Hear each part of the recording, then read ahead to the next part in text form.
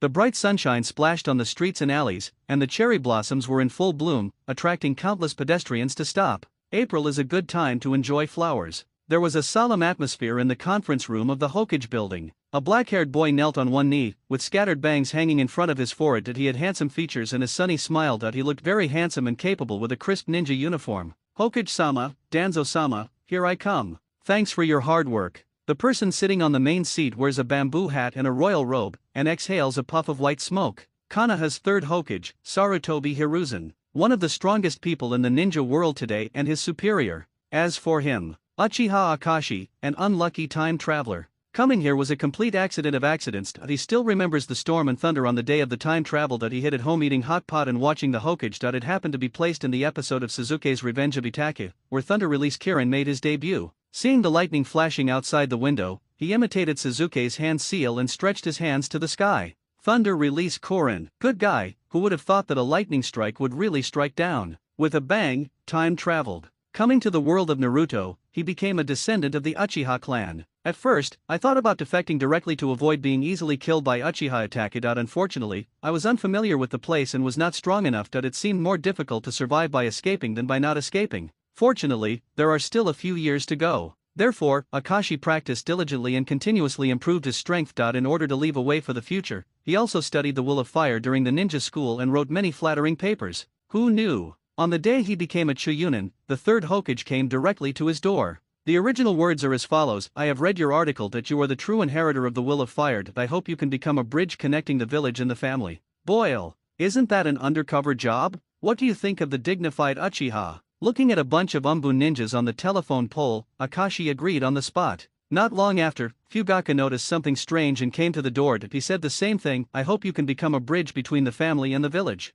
How could Akashi refuse? So he had to agree skillfully. The exciting double agent work begins here. Today is also a day for routine reporting. Is there any special movement within Uchiha recently? As far as I know, Chief Fugaku has no objections to the relocation of the clan and is in the process of planning it. The rest of the clan does not know the inside story yet and is acting as usual. Do you think there will be opposition? This definitely exists, but I think if the money is enough, it should be able to solve it. Akashi replied. Well, try to take care of Uchiha's emotions. Sarutobi Hiruzen nodded. The village can increase the compensation appropriately, adding 5,000 taels per square meter. As soon as these words came out, Danzo next to him couldn't help but snorted. This is a remedy for the damage caused to the nine-tailed knight. Everyone knows that the incident is related to the Sharingan. What do they have to complain about? Danzo, don't go too far. Uchiha are part of the village after all. Your indecision will be taken as giving in by them. The two predictably got into an argument. Uchiha Akashi was used to this scene happening every time he reported a situation. Sometimes two people don't really have any differences, they just like to fight each other. An old married couple is nothing more than that. It often ends with two famous lines: I am the Hokage, Hiruzen, you will regret it. 6 months ago, the Nine Tails rebellion broke out in the village. Konoha suffered a serious blow, and the fourth Hokage died in the line of duty. At the same time, the Uchiha clan was also caught in a storm of public opinion and a comprehensive investigation. Although it was concluded that it was not the work of anyone in the village, Uchiha's reputation plummeted. Danzo took the opportunity to act like a monster and came up with a policy to relocate the clan's territory. However, the senior management had different opinions on how to operate it. The third Hokage wanted to focus on comfort. Danzo plans to enforce it forcefully. After they debated for 5 minutes, Uchiha Akashi intervened. It's none of my business, so I'll leave now. Ahem, Akashi, you have always done well, don't be confused. All this is for Uchiha and Konoha, understand? The third generation Hokage's face was full of kindness, which made people feel like spring breeze. Understand. Akashi kept his fake smile, said goodbye, and left. Danzo narrowed his eyes slightly and stared at the boy until the door was closed, then slowly said, Hiruzen, he is a member of the Uchiha clan after all, is he trustworthy? Look at this. Sarutobi Hiruzen took out a large stack of paper from the information cabinet behind him and placed it on the table. 2 resumes, the rest are all papers. My opinion on the spiritual core of the will of fire in the new era, on the correct handling of Konoha's internal conflicts, how to unite closely around an outstanding role model headed by Hokage-sama. Thoughts after reading the manuscript of the third Hokage 10 guidelines for implementing the will of fire. Is this? Danzo's eyes widened when he saw it. Some of the contents of the articles he wrote since he was 7 years old were beyond my imagination. After reading them, I was amazed. Sarutobi Hiruzen said with emotion, he is simply a genius who understands the will of fire. Wait a minute, how come the beginning of your last speech is exactly the same as the introduction of this one? Do not mind the details. Sarutobi Hiruzen's face turned slightly red. He had indeed borrowed some sentences. There was nothing he could do about it. Who made Akashi write it so well? Especially, lick him perfectly. The god of ninja, the strongest Hokage in history, the one who has never been seen before or since. It made him feel a little ashamed, and he wanted to say something humbly, just did a little bit of minor work. Danzo frowned. Is that why you trust him so much? It's impossible to start pretending from a young age, right? Besides, he's just a child and can't touch the core secrets. Why not let him be the mediator between the village and Uchiha? Sarutobi Hiruzen blew out the smoke ring and sighed leisurely. 2. It's tiring to act with these old Bidens. After leaving the Hokage building, Uchiha Akashi put his hands in his pockets and spat lightly. It's just that being an undercover agent is difficult, but Konoha's top management still doesn't pay him a salary, which is simply exploitation by Akira Luo. Before taking 2 steps, a familiar voice came from behind. Brother Akashi. Hey, it's Itaki. Akashi turned around and put on a smile instantly. Uchiha Itaki is 8 years old and is already a genin. He has a handsome and cute appearance, is kind-hearted, and has extremely high qualifications. Almost everyone's evaluation of him is in 2 words, genius. Akashi, however, has never had a good impression of him, so he left after saying hello. Uchiha Itaki hurriedly took 2 steps and followed up. I went to your house first, but my uncle said that you went out early in the morning. I guess you must have come here. Oh, you're smart. Akashi blinked. Do you have a problem with me? Uchiha Itaki looked at the Hokage building and said hesitantly, well, I think it's best for brother Akashi not to get too close to the top management of Konoha. As expected of Itaki, he has grown up and speaks with a sense of maturity. Akashi chuckled. Do you still mean what the clan leader means? It's the result of my personal thinking. Itaki quickly distanced himself from the relationship. Think? You're a little kid who graduated from a ninja school in 1 year. How many books have you read? How many things have you seen? Do you think that when you were 4 years old and you followed Fugaku to witness the brutality of the ninja war and killed people with your own hands, you would be sensible? Dare to think about decisions related to the fate of the family with superficial knowledge? And according to the timeline, you will be the one closest to Konoha's top management in the future, right? Mad, mentally retarded. Akashi raised his head disdainfully. Are you teaching me how to do something? No, I'm just reminding. If you come to me specifically to chat, let's talk to you next time. I'm very busy and don't have much time to play with my children. That you are also a genin. It's time to catch cats and mow grass. Don't waste your precious time. Ah, wait. Uchiha Itaki quickly stretched out his hand. I'm here to inform brother Akashi to attend the clan meeting at 1 o'clock in the afternoon, in the meeting hall. Akashi's eyebrows trembled when he heard this. After the Nine Tails Rebellion, family meetings were held too frequently. This time, they were probably discussing the relocation of clan territory. I'll be there on time, Akashi replied. Then I'll go back first. Uchiha Itaki saw that he was not very popular, smiled, and waved goodbye politely. Akashi also waved with a fake smile. When the figure went away, his face gradually became tense. Uchiha Itaki. This is a cold-blooded monster who slaughtered a whole clan. On the surface, he was carrying great benevolence and righteousness, but in fact, he was a hypocrite and executioner who only wanted to satisfy his own selfish interests. To this day, Akashi still can't figure out how the human brain can come up with a solution like genocide. Is there anything worse than killing an entire family? Many of the Uchiha tribesmen he killed were just ordinary residents with no power, and there were even many old people and children. How could he kill them? Do they have no brothers and sisters, no parental affection? Oh, he even killed his own parents. What a horrible guy. Akashi sighed to himself, a chill creeping up his spine. If you want to stop the genocide plan, the most convenient way is to find an opportunity to kill Itaki. But this also leads to a moral paradox. After all, Itaki hasn't done anything evil yet. What if he changes his ways? Furthermore, if Itaki is killed, Obito will have another candidate, and Danzo will come up with another plan. The most important thing is, are there any benefits to doing it? No. Akashi thought about it and figured out that killing an Uchiha in the village would only cause endless trouble and would do him no good. Besides, he didn't know how far Uchiha Itaki had grown. If you have this time, it's better to improve your own strength. There are only 6 years left before the night when the Uchiha clan was exterminated. By then, if you want to survive, you must have stronger power. Stronger than now, stronger than Uchiha Itaki, even stronger than Uchiha Obito. He is currently only a Chunin, 13 years old, possesses double Megatama Sharingan. He may seem to be outstanding among his peers,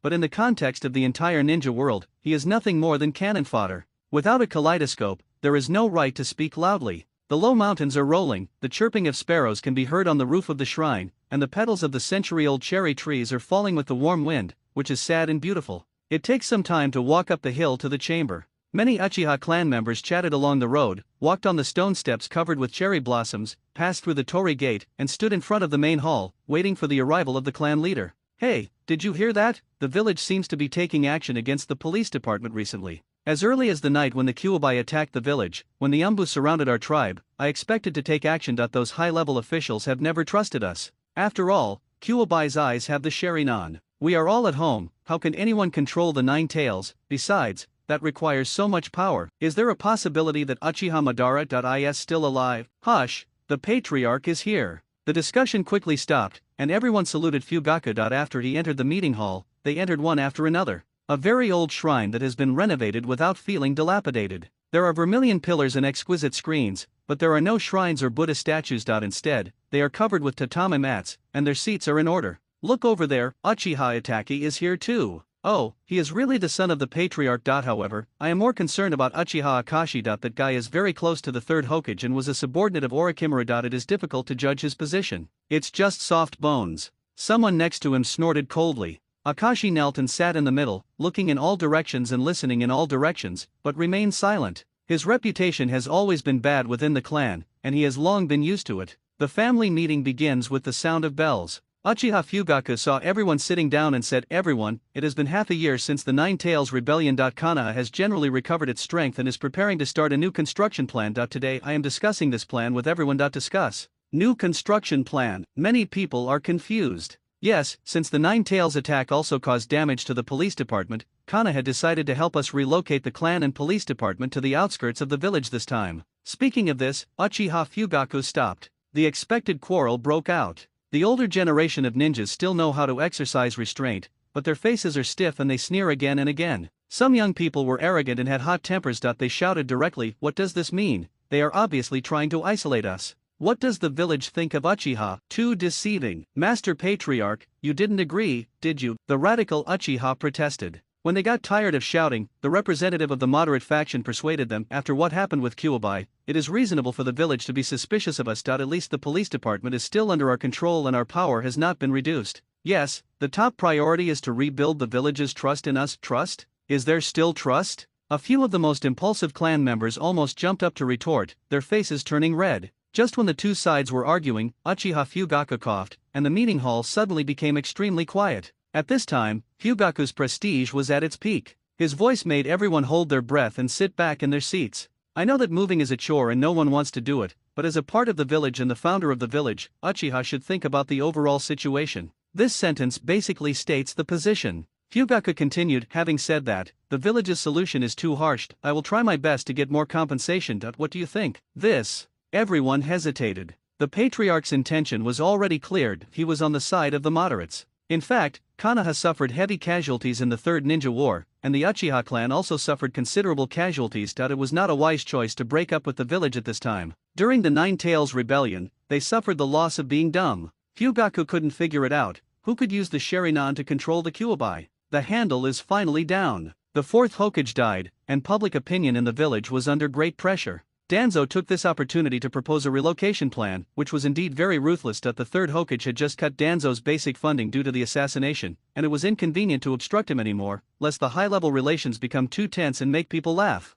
After all kinds of considerations, Fugaku chose to compromise. After all, the most cowardly person in the ninja world. Akashi already knew the result and yawned softly. "What did you say?" Shisui next to him turned his head curiously. "Ah, I say the patriarch has great views." Akashi smirked expertly. Amid everyone's whispers, Uchiha Takehiko stood up and said, "Master Patriarch, with all due respect, this decision is really difficult for us to make." Fugaku sat upright, glancing at Akashi from time to time. "The meaning is very clear. It's your turn to play. If it is spoken well, it can pave the way for his conclusion. If it is spoken poorly, it can also attract the firepower of radicals. Anyway, this child has not been ridiculed once or twice. He has a good psychological quality and he can be trusted." Akashi received the signal and immediately grinned. "Is it difficult to do it? I don't think we should do it." As soon as these words came out, everyone in the conference hall was shocked, even Fugaku was stunned. "What the hell? Where are you from?" Uchiha Inari snorted coldly. "What do you think this is? My idea is that I have no idea. We will discuss here from morning to night, and from night to morning. Can we discuss with the top management of Konoha? In the end, we will not accept the decision with dissatisfaction."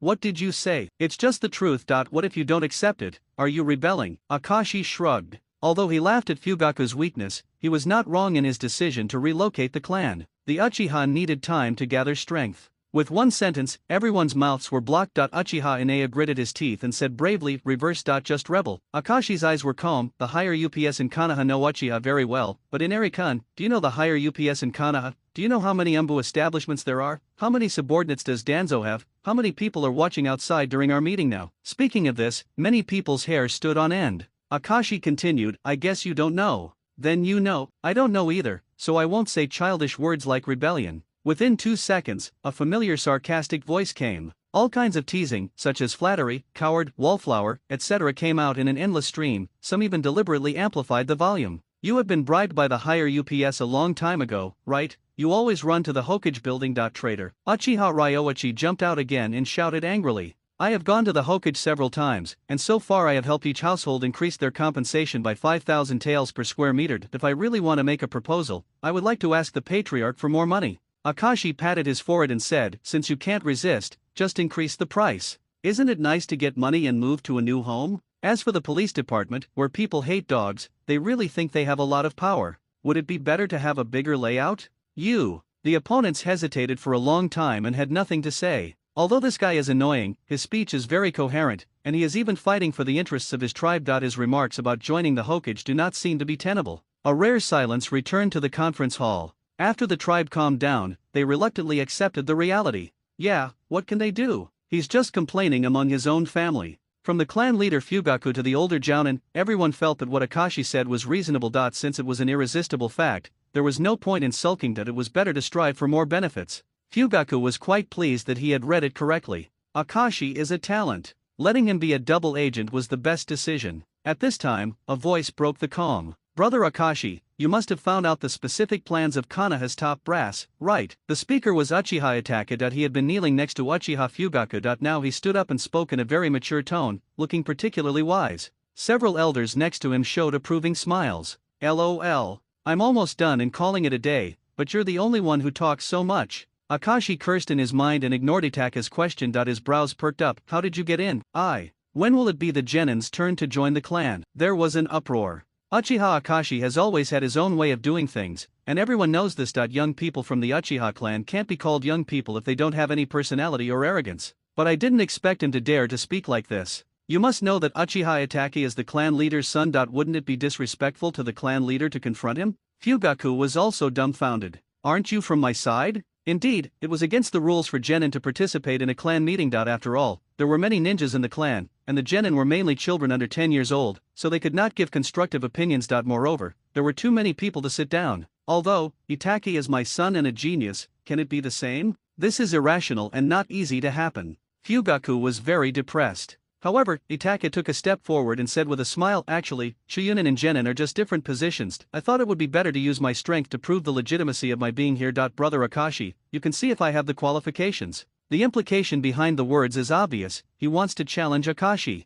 But, what do Shuyunin and Genin mean, just different positions? Does this mean you are stronger than a Shuyunin? Now some Uchiha Chunin were unhappy. Ninja World Uchiha wants to rebel. Chapter 3 I've long wanted to beat this kid up. MTL Books MTL Books Report Settings Term Replacer Toggle Play / Pause TTS Add to Library Reading History Chapters Toggle Invert Mode Enable Translator A Profile Previous Next 3 Chapter 3 I've long wanted to beat this kid up. Behind the shrine is an open space, which is very suitable for physical communication. The restless Uchiha were in high spirits. Someone was already slowly getting up. Bullshit. However, Fugaku suddenly raised his voice. Itachi, don't be willful. Uchiha Itachi unexpectedly did not obey, but stepped forward firmly. Father, I was wrong to insist on participating in the clan meeting this time, so I have to fight for this qualification. Moreover, Brother Akashi seems to have some misunderstandings about me. If I win, I hope to know the reason. What if you lose? Akashi asked. I will no longer attend clan meetings until I become a Jonin. Akashi thought for a while and smiled wickedly. That's not necessary. Just go out wearing cat ear hair accessories for a month. Oh no, a week.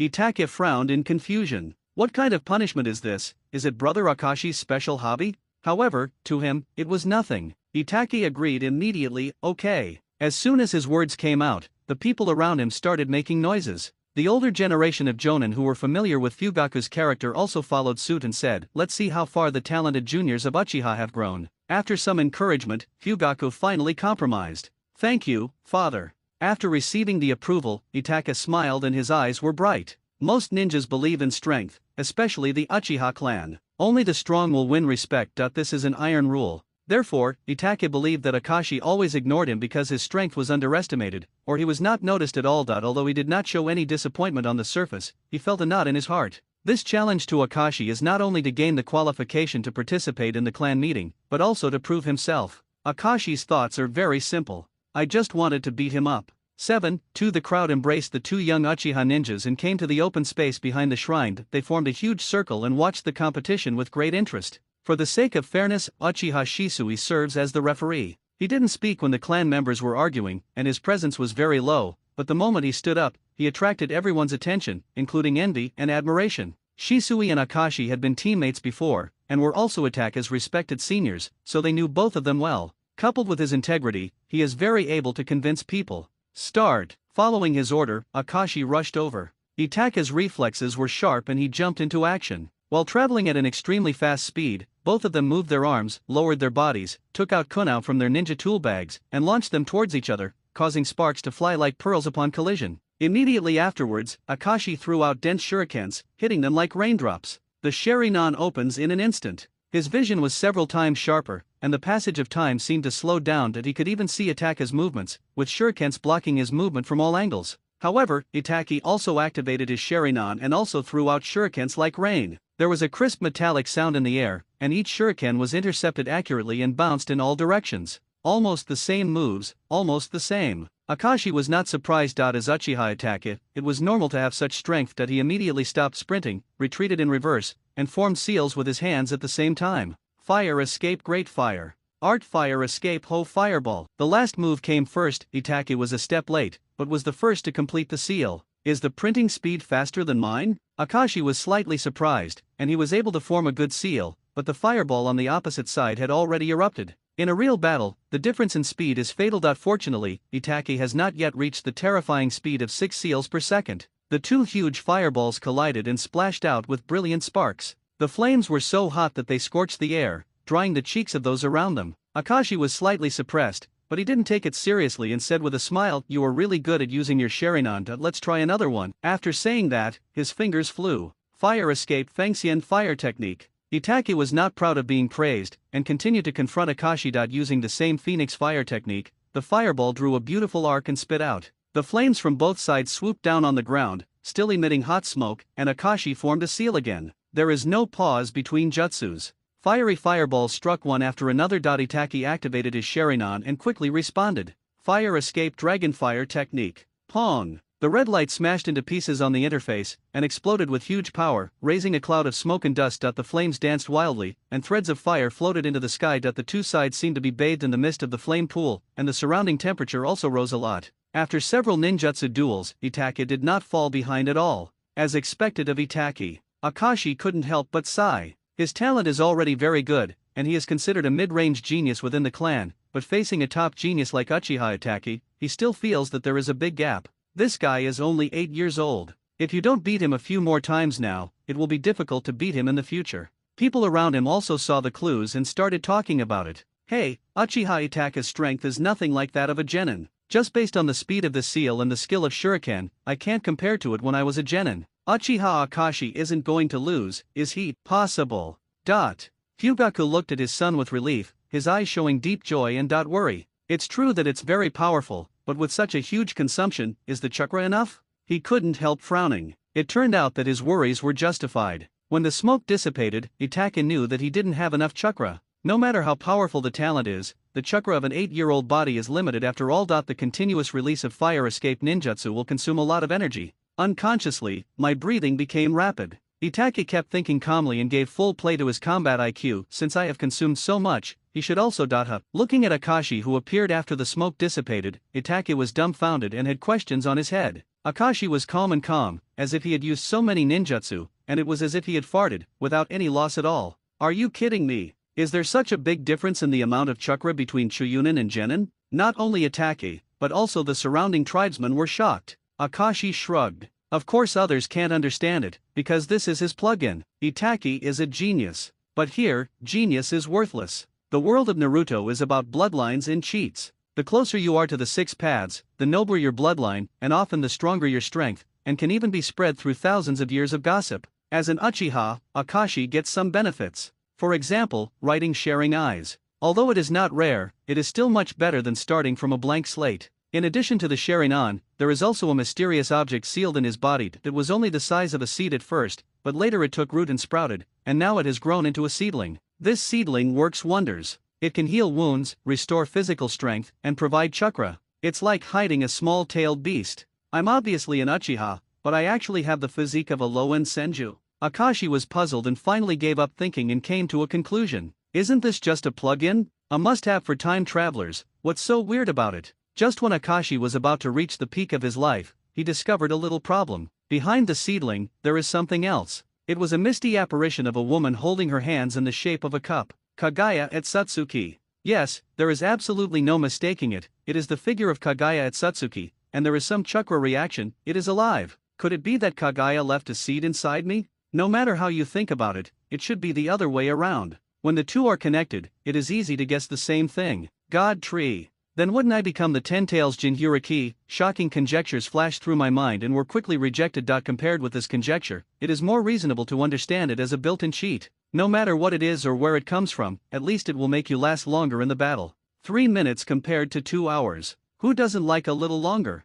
After all, with chakra you can do whatever you want. For example, now, Uchiha Itaki is very tired, but I have just become excited. Akashi smiled faintly, then suddenly smiled. Uchiha Itake's thin body almost slipped into the crowd, his pale face showing shock that could not be concealed. Without any pause, Akashi strode forward, raised his leg and kicked it again. Itaki, who was lying on the ground, forced himself to stand up. Facing the menacing attack, he turned sideways with one hand, letting the sharp kick pass by. However, the next second, another fierce leg struck at the waist, like a windmill sweeping up fallen leaves. Leaf whirlwind. It was originally a two-stage kick, aimed at the moment Itaki was dodging. Akashi had observed Metkai's training with his Sharingan, and with his physical talent, he imitated this move and kicked Itaka several meters away again. This time, Itaka gritted his teeth, endured the pain and twisted his hips in the air. When his right leg landed, he firmly planted his foot on the ground to prevent himself from falling. I lost a lot of energy and my breathing became heavier. As soon as he regained his composure, he immediately concentrated on catching Akashi's movements, but they had already disappeared from his sight. Suddenly, a chill ran down Itaka's spine. Akashi came up behind him as expected. Next, it's a complete crushing. Simple fists and kicks landed on Itaka's body one after another, using the big one to bully the small one, which was very satisfying. We were evenly matched just now. Why? Some Chiyunin were surprised. And more people recall that Akashi, who has double Megatama Sharingan at this age, is actually a genius. It's just that the light was covered up a lot by the amazingly talented Itaki. In this battle, Itaki failed to prove himself, but instead let Akashi show his face. It's too harsh a blow. Fugaku's brows trembled when he saw it. Ahem, Shisui. Shisui, who was watching the match, was so serious that he forgot that he was the referee for a moment. He was reminded by the coughing sound that he remembered. He quickly stood in front of Itaki and raised his palm to block the oncoming fist. The victory has been decided, let's call it a day. Is this over? Akashi smiled and stopped. Although Bien was very happy, he was the clan leader's son after all,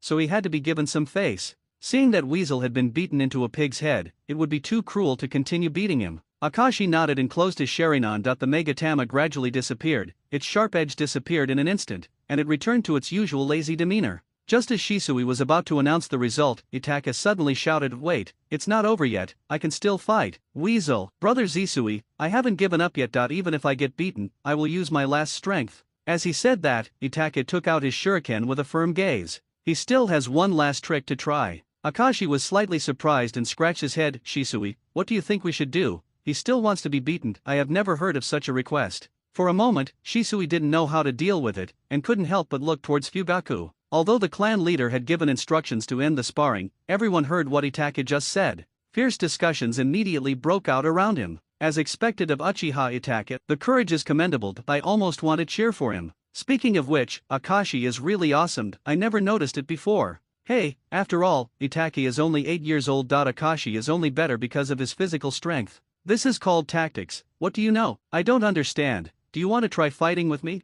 The messy discussion drowned out the chirping of birds and raised the atmosphere to another climax. Fugaku is riding a tiger and can't get off. If he favors his son, just stop it. Itake himself is actively asking for a fight, and the eyes around him are watching. If he doesn't stop it, if he continues to fight, the result will be obvious, unless Itake has another move. After much thought, he nodded. Shisui received the signal and waved, then, continue, you all should be careful. After that, he left in an instant, incredibly fast. On the scene, only Akashi and Itake were left, but neither of them took action immediately. Itake held the shuriken and said in a deep voice, Brother Akashi, please be careful, this move may hurt you. Oh, Akashi was confused. Don't you have anything to say? Yes, I do. I want to wait until you lose before talking about it. It's not convenient to say it in front of everyone. Itake felt a tight breath in his chest and almost stopped breathing. Why does this guy always not play his cards according to the rules? However, because of this, Itake's fighting spirit became even stronger. His physical strength had bottomed out and he had to give it a final try. Seeing Akashi slowly walking towards him, he took the initiative to attack. The shurikens poured out, rustling through the air, and flying chaotically. Another ninja tool throwing technique? Akashi frowned slightly and suddenly noticed something. He smiled faintly and threw a dozen shurikens, making a jingling sound in the air. Many shurikens either passed by or were simply deflected, posing no threat at all. No, Itake can no longer control the shuriken, a Chuyunin exclaimed. You are wrong. Look carefully, there is something on those shurikens. The jonin next to him was thoughtful. Have something? Sure enough, in the next second, the shuriken rose into the air, regained its vitality in a way that defied physical logic, and jumped and danced with Itake's fingers. His shurikens were coming from all directions, shooting at Akashi. At the critical moment, Akashi also pulled his arm, and the shurikens launched one after another also bounced up, like a sparrow rushing to eat, and collided with the flying shurikens, creating bright sparks. The art of shuriken. If you don't look carefully, it's hard to spot the silk thread wrapped around the ninja tool. What Itake said before was just to delay time so that he could complete the preparations secretly, but he was still dumbfounded. It was obviously his own idea. Why would Brother Akashi do the same? The big blow was like a hammer hitting his heart. At this time, Akashi cut the thread, approached him closely, and punched him in the stomach. A low voice sounded in his ears, and only Itake could hear, Stupidudu madness? Really, I actually thought I could win with this trick. Itake laughed at himself, grabbed Akashi's clothes, barely stabilized his body, and was ready to accept the ridicule and instruction, but he couldn't hear the rest for a long time, and said feebly, what else? Akashi suddenly laughed, I forgot the last word. Itake's chest felt tight and he almost couldn't breathe again. At this time, Akashi said with a solemn expression, for ninjas, intelligence is crucial. You don't understand my abilities, and you just want to win easily with ninjutsu. Who underestimated who? Itake, you let me down. Disappointed? No one had ever said this to him. His father, teachers, and friends all said that he was a genius. He was excellent in everything he did from childhood to adulthood. The amount of honors he received made him feel numb. Will he also disappoint? Itake's heart skipped a beat as he regained his balance. Break the defense. He looked up and saw scarlet eyes. Megatama turned, leading him into a dark night. The crows swarmed and suddenly flew away. A bright moon rises from behind the eaves, reflecting the black figure on the telephone pole. Ferret is himself. And the words that came out of his mouth were exactly the same as Akashi's, my stupid ado. It seemed like he was talking to himself, and also seemed to be declaring some kind of despair to someone. Immediately, the figure disappeared into the night, and the ground became a river of blood. Itake shouted suddenly, shattering the scene in front of him, and then fell to the ground, as if all the blood had been drained, and his clothes were soaked with sweat. Illusion? Itake woke up and lay on the ground panting with lingering fear. Shisui came to the field again and announced the result without asking for any opinions. The winner is Akashi Uchiha. Everyone could see that the outcome was obvious. Akashi knew that Itake's chakra was weak and that his mind was sensitive, so he used ninjutsu to consume his energy, physical skills to gain an advantage, and finally psychological attacks to break the defense and illusions to solve the battle. The plan worked perfectly. After some venting, I feel refreshed. Zisui lifted Itake up with a bruised nose and swollen face, and sighed, he is still a child, please be gentle. Why, he still wants to thank me. He lowered his head and leaned against Shisui, extremely weak. People's eyes couldn't help but show a hint of sympathy. Facing Akashi's crushing, Itake was able to persist to this point, which was already very good. However, this should be a serious blow. There was a small episode at the clan meeting, and the conflicting atmosphere actually diluted a lot, and the topic gradually turned to the prospects of the younger generation of Uchiha. Akashi's speech was wonderful, and he showed great talent in the battle, which made people look at him. After a while, everyone returned to the shrine. Fugaku took the opportunity to cut through the mess quickly and made the final decision. With Akashi's foreshadowing and an unexpected fight, the opponent's attention was divided again and again. They lacked the momentum of a concerted effort and their voices became much quieter. The policy of clan relocation was completely finalized. Seeing that the clan leader's attitude could not be changed, everyone shook their heads and sighed or nodded in agreement, accepting the result. In the meeting hall, the atmosphere relaxed. Okay, that's the end of today's clan meeting. Let's go back. Fugaku rolled up his sleeves to see off the guests, and suddenly added, Akashi, please stay here for a while. Akashi mingled in the crowd and was about to run away when he was stopped, causing many people to look gloating. Makes you arrogant. JPG, you offended the clan leader and still want to run away? After everyone dispersed, Akashi faced Fugaku alone. Seeing the poker face, he felt worried. He didn't want to avenge his private revenge, right? It was obviously your son who started the trouble. Fugaku seemed to have read Akashi's thoughts, and smiled helplessly. Go to the back hall, let's talk alone, it's not about Itaki. Master Patriarch, I know you are magnanimous. Akashi sneered and followed into the back hall. At this moment, there were only two of them in the huge space, sitting face to face. Fugaku brewed 2 cups of scented tea, pushed 1 cup to Akashi with one hand, and said, as for the relocation of the clan, you just said that you would ask the village for more compensation. There is already an increase of 5,000 taels per square meter. Are you talking nonsense? No, this is what Hokage-sama said, that you can add up to 5,000 taels, but when you discuss it, you have to bid more than taels. Otherwise, you won't have taels left after you pay off the price. Fuio nodded. He knew that this was the bottom line of the village and their best interest. In addition, he wanted to know one more thing. Akashi, do you think I did the right thing? Wrong. Okay. Fugaku raised his eyebrows. Is this so direct? Akashi spread his hands, but there is no other way. Now is not the time to fall out with the village. Not the time. Fugaku's eyes darkened slightly. That's right, not the time. Konoha 49 years. Not long after the Nine Tails Rebellion, people were calming down. Orochimaru, one of the 3 ninjas, is still in the village and has not yet defected. Danzo's roots and Naruto's Umbu are very strong, and the families are also on guard against Uchiha. If you really make up your mind to fight to the death, your chances of winning are only about %. The Uchiha clan are all face-saving people. They are unwilling to take the initiative to rise up and bear the reputation of traitors unless absolutely necessary. Even if the action is successful, will it be able to convince the public? It must be difficult for Uchiha's character to make other families happy. When the time comes, they will inevitably have to deal with many internal battles. If other villages take the opportunity to get involved, the consequences will be disastrous. As for escaping, it is inevitable to face endless pursuit. Furthermore, ninjas can escape, but what about the old, weak, women and children? If you worry too much, nothing will happen. Akashi didn't think as much as Fugaku and the others. All the problems boiled down to only one problem. Weak. With Madara Uchiha's strength, how dare Konoha's top brass fart? Because I don't have enough strength, I need to be patient. This is the root of Uchiha's tragedy. Many Uchiha clan members have not realized this yet. They still think that Uchiha are very powerful, and that the trouble is caused by their arrogance. It is hopeless. Akashi doesn't expect to rely on them to awaken his mind, he can only rely on himself for everything. Fugaku held up the teacup and blew on it. Thank you for your hard work during this period. Is there anything else you want to say to me? Then I'll say it. Akashi grinned and said, the 3rd Hokage asked me to report to him the situation in the clan every 3 days. He promised to give me an Umbu establishment and double salary in 2 years. Of course, there is no money for the internship now.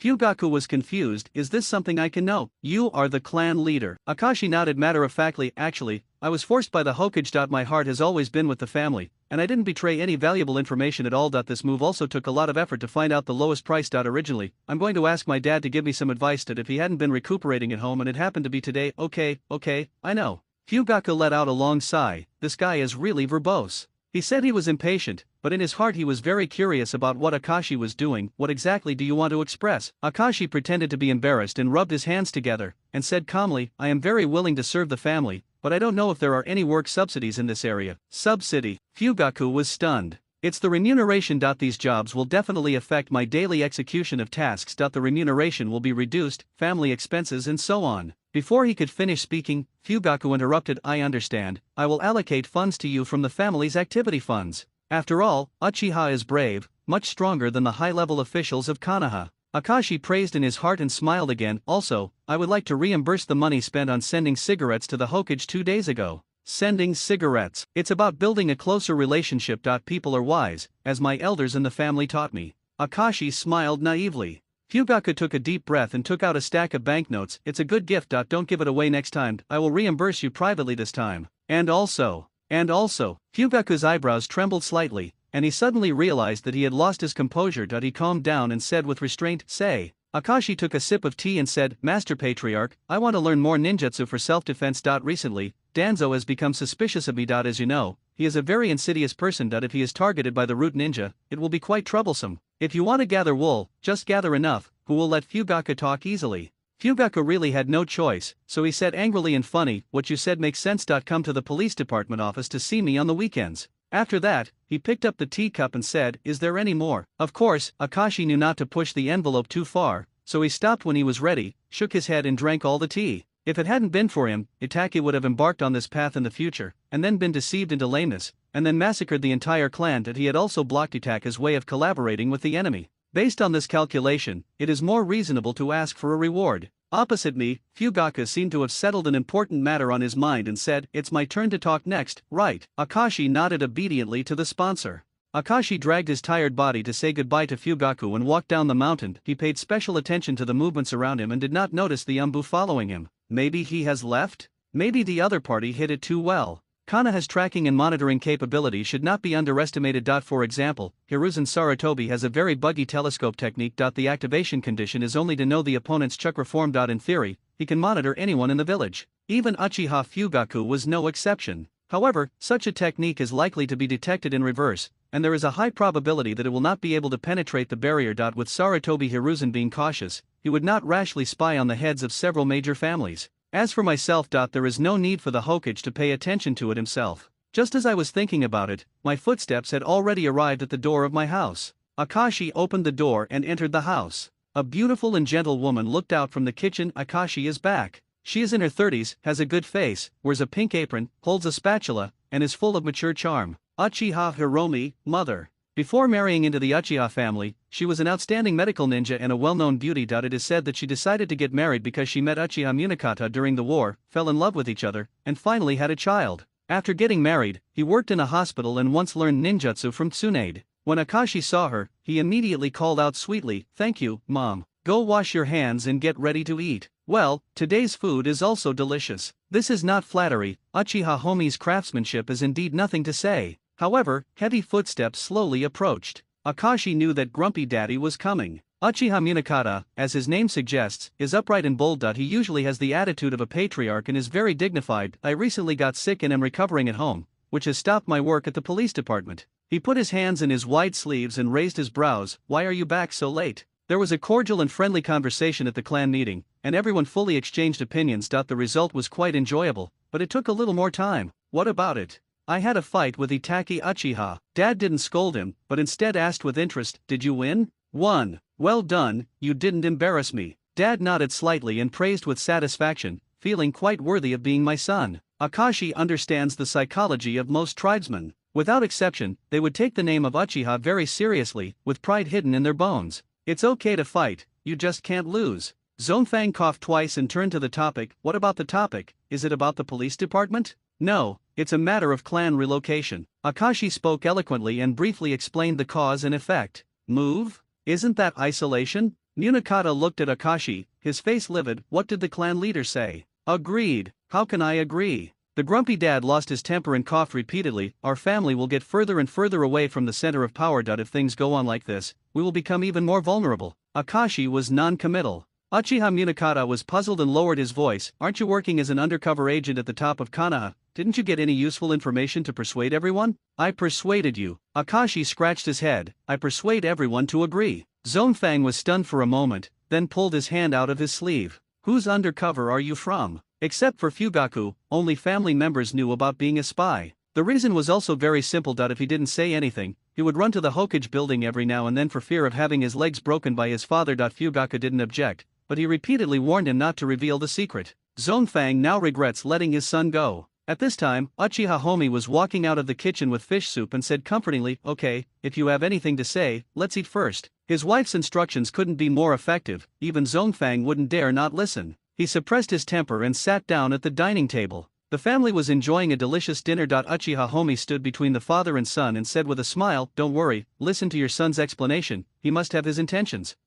No matter what he says, it doesn't make sense." Zonfang glanced at him intentionally or unintentionally. "If I hadn't been sick, I would have beaten you today." Akashi shrank back. Actually, it's not that serious. As he spoke, he listed the advantages and disadvantages of relocation one by one, and repeated the difficulties that Fugaku had described in detail. After hearing this, Zongfang fell into deep thought. Why does it seem like the Patriarch's plan is really the optimal solution? No, that's not right. Why should Uchiha move the farthest and be lower than other families? Akashi persuaded, we, the Uchiha clan, have always shown our talents in battles. If we cannot compare to them in terms of skill, we should leave this kind of thing to them. That's quite a decent statement. Zongfang's clenched fist gradually loosened. When it comes to fighting, we won't lose to any family. Following the words, Akashi couldn't help but said filially, yes, I have been looking forward to when I can go into battle with you, so that I can open my eyes. Wait until you become a jounin first. Zongfang snorted coldly and pursed his lips helplessly. Although he is strict on the outside, he is not willing to be too harsh on the inside. It's already a miracle that this child survived. He almost didn't survive a serious illness that year, and the doctor even said the word sorrow. As a result, thanks to the blessing of the heroic spirits of the ancestors of the Uchiha clan, Akashi suddenly woke up from his near-death state. From then on, Uchiha Homi took special care of Akashi. Once Munakata's education exceeds her understanding, the scene will immediately reverse and she will educate Munakata, and the family status will be clear at a glance. Although Munakata is a jonin and possesses the 3 Megatama Sharingan, he does not dare to lose his temper in front of his wife. Thanks to this, Akashi can always escape unscathed. In fact, he also knows his father's temperament, serious on the outside but soft on the inside.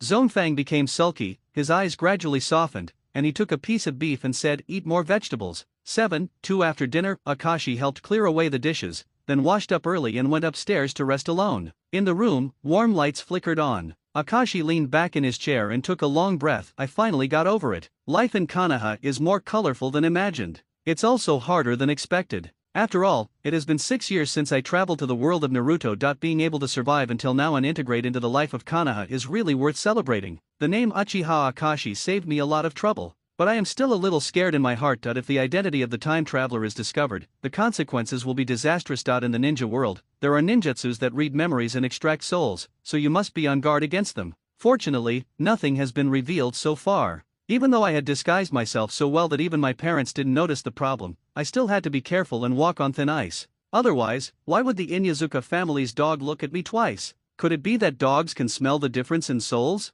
I'm rightly afraid. April 3rd, another boring day. I passed by the ninja school in the morning and saw many children rushing to school excitedly, talking about graduation and missions, as if they couldn't wait to shine and burn themselves for Konoha. They are obviously leaks waiting to be cut. When the war breaks out, these newly graduated children will be sent to the battlefield no matter how old they are. It is so cruel that it makes people feel cold from head to toe under the sun. Ninjas are essentially killing tools. Ninja Village is a mercenary base. No matter how many nice words they use to whitewash it, such as peace, justice, and love, it will not change this nature. I am deeply aware of this, but in this world, the weak will prey on the strong, and if you don't become stronger, you will be dead. I was very afraid of being voluntarily sacrificed, so I had to follow the local customs and practice extremely hard. As long as I'm useless enough in other worlds, no one can take advantage of me. But the world is different, waste is also reused. Oh shit. April 3rd, being born into the Uchiha clan, having these eyes is a sin. The attitude of the people in the village towards the Uchiha ninjas was very cold, and they even put on colored glasses towards the residents of the entire family. There was respect but also fear. There were many children among them, who seemed to be afraid of Uchiha,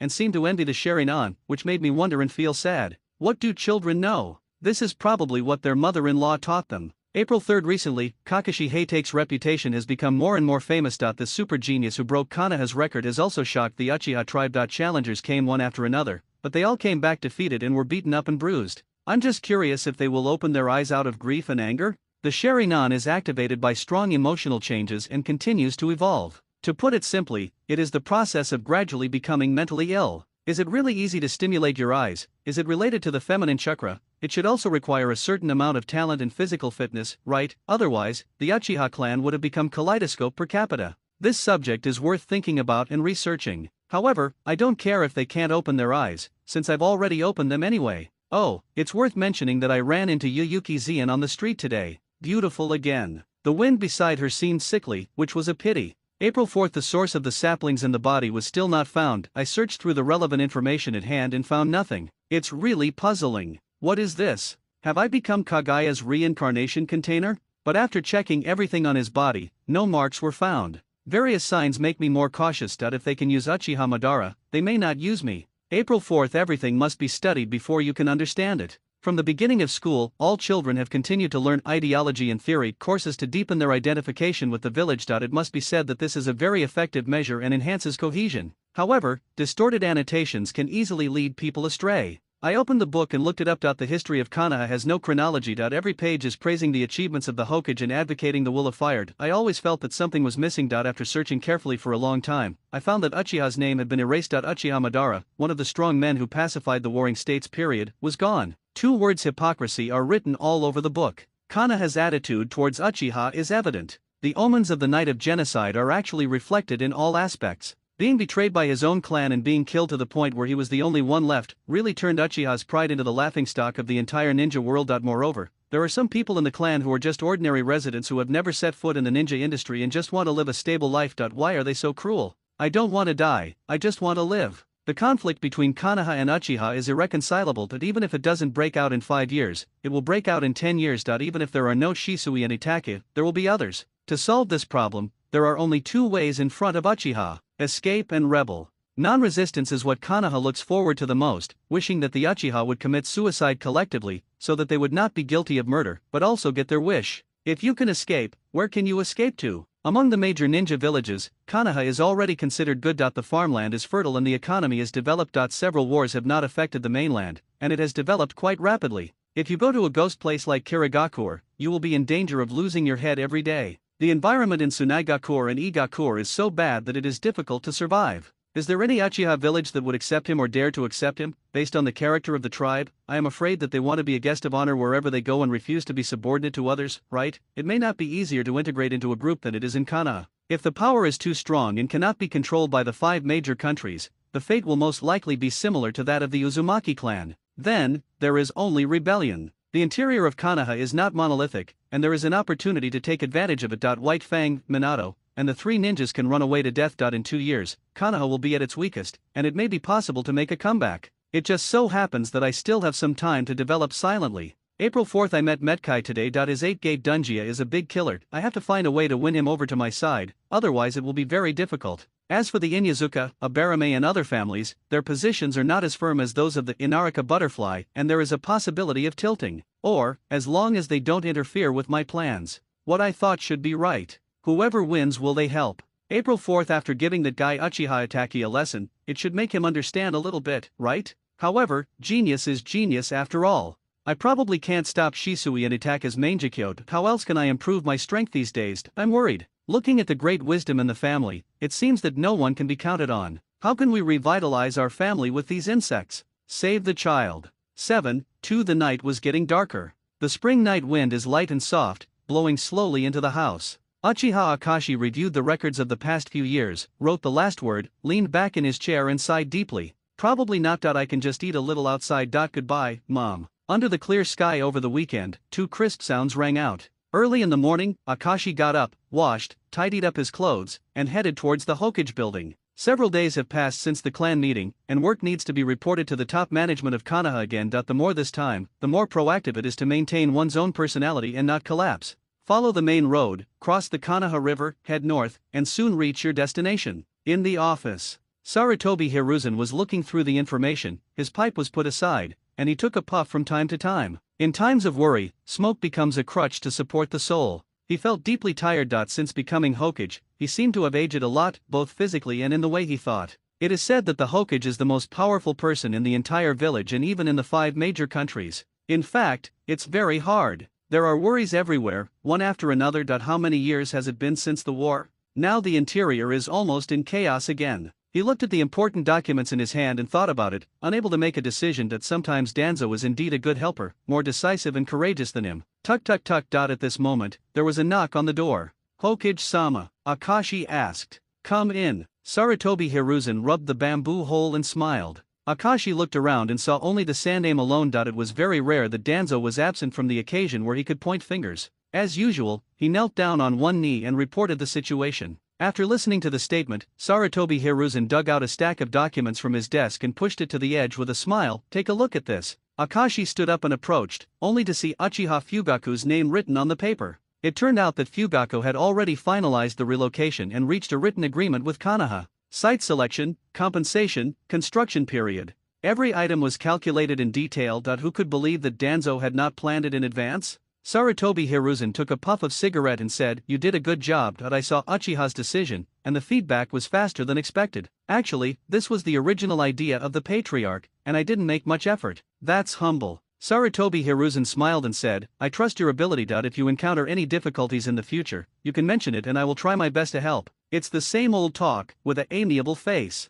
It makes it such a glorious thing to be a second and fifth-year-old boy. Akashi stood up straight and said shamelessly, "Hokage-sama, there is really a bit of trouble at the moment." "Oh, talk about it." "To be honest, I offended a lot of people at the clan meeting this time. I'm afraid I won't be strong enough and will be ostracized and bullied. As you know, many people in the clan have bad tempers." As he clicked, Akashi's voice gradually became weaker. But how could Sarutobi Hiruzen not understand the meaning? I think he had been doing undercover work conscientiously for a long time, but he had not received any benefits. If this continues, it does seem unkind. It takes some money to win people over. He thought for a while, walked down from his seat, came to Akashi, and patted his shoulder with his generous palm. "I'm sorry for you. There is a ninjutsu suitable for you here. Give it a try, practice more, and you should be able to do something. Help." After that, he took out 2 scrolls from somewhere. Atmosphere. He usually keeps silent about his remuneration, but at critical moments he is quite generous. Akashi changed his impression of Konoha's high-level stingy, reached out to take the scroll, and thanked him profusely. "Thank you, Hokage-sama. This is what you deserve." Sarutobi Hiruzen smiled and said, "With you here, I feel relieved." The two chatted for a few more words, and the atmosphere was very harmonious. Akashi achieved his goal and resigned. After walking out of the Hokage building, he opened the scroll in no hurry and walked straight towards the police department. After the third generation's idea, it was Fugaku's turn. For doing 2 jobs, he naturally had to receive 2 wages. Although it was the weekend, Fugaku was already sitting in the police department office. After settling the clan relocation proposal, he felt very relaxed. In this spring, when everything is full of vitality, the village is peaceful, and the work of the police department is almost daily wandering around to maintain basic security, and it is not busy. Fugaku was also a lot more tolerant of the paddlers who drank tea and read newspapers. He is only waiting for one person now. Akashi Uchiha. This kid is simply a weirdo of the Uchiha clan. His actions are unexpected, and he can hit the right spot, making him unpredictable. "Master Patriarch, can I come in?" A familiar voice came from outside the door.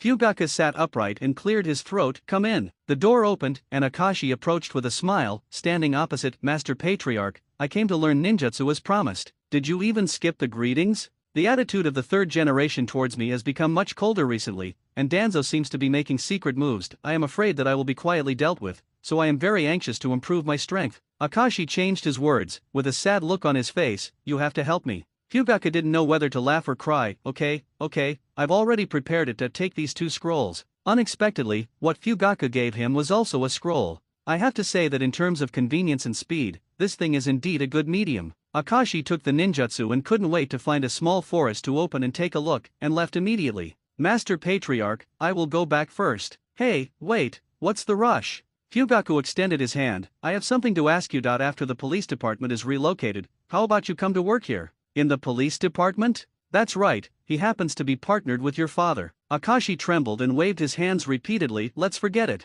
Fugaku was stunned. "Why?" "With little power, great responsibility comes with great trouble. With little money, many things offend others. In a department like this, you are the only treasure." But he couldn't explain it clearly. Akashi sighed. "My father asked me to become a jonin in 2 years. You also know that he is quite rigid. Usually, I need to concentrate on training during this time, and there are some daily tasks. When you babble, it's like chanting sutras." Hearing this, Fugaku quickly stopped. Okay, whatever you want, don't be verbose." "Thank you, Patriarch." Akashi felt like he was being pardoned and quickly left the office and headed south. There are mostly forests around Konoha, and there are usually few pedestrians. He found a place near the stream, opened Fugaku's scroll with great anticipation, and saw several big words, Dragon Fire Jutsu. Oh, surprisingly not bad. The difficulty of fire escape ninjutsu is not high, it is B-level at most, but this type of escape technique involving changes in chakra properties is not taught in ninja schools. Before officially becoming a genin, teaching is often based on the basics.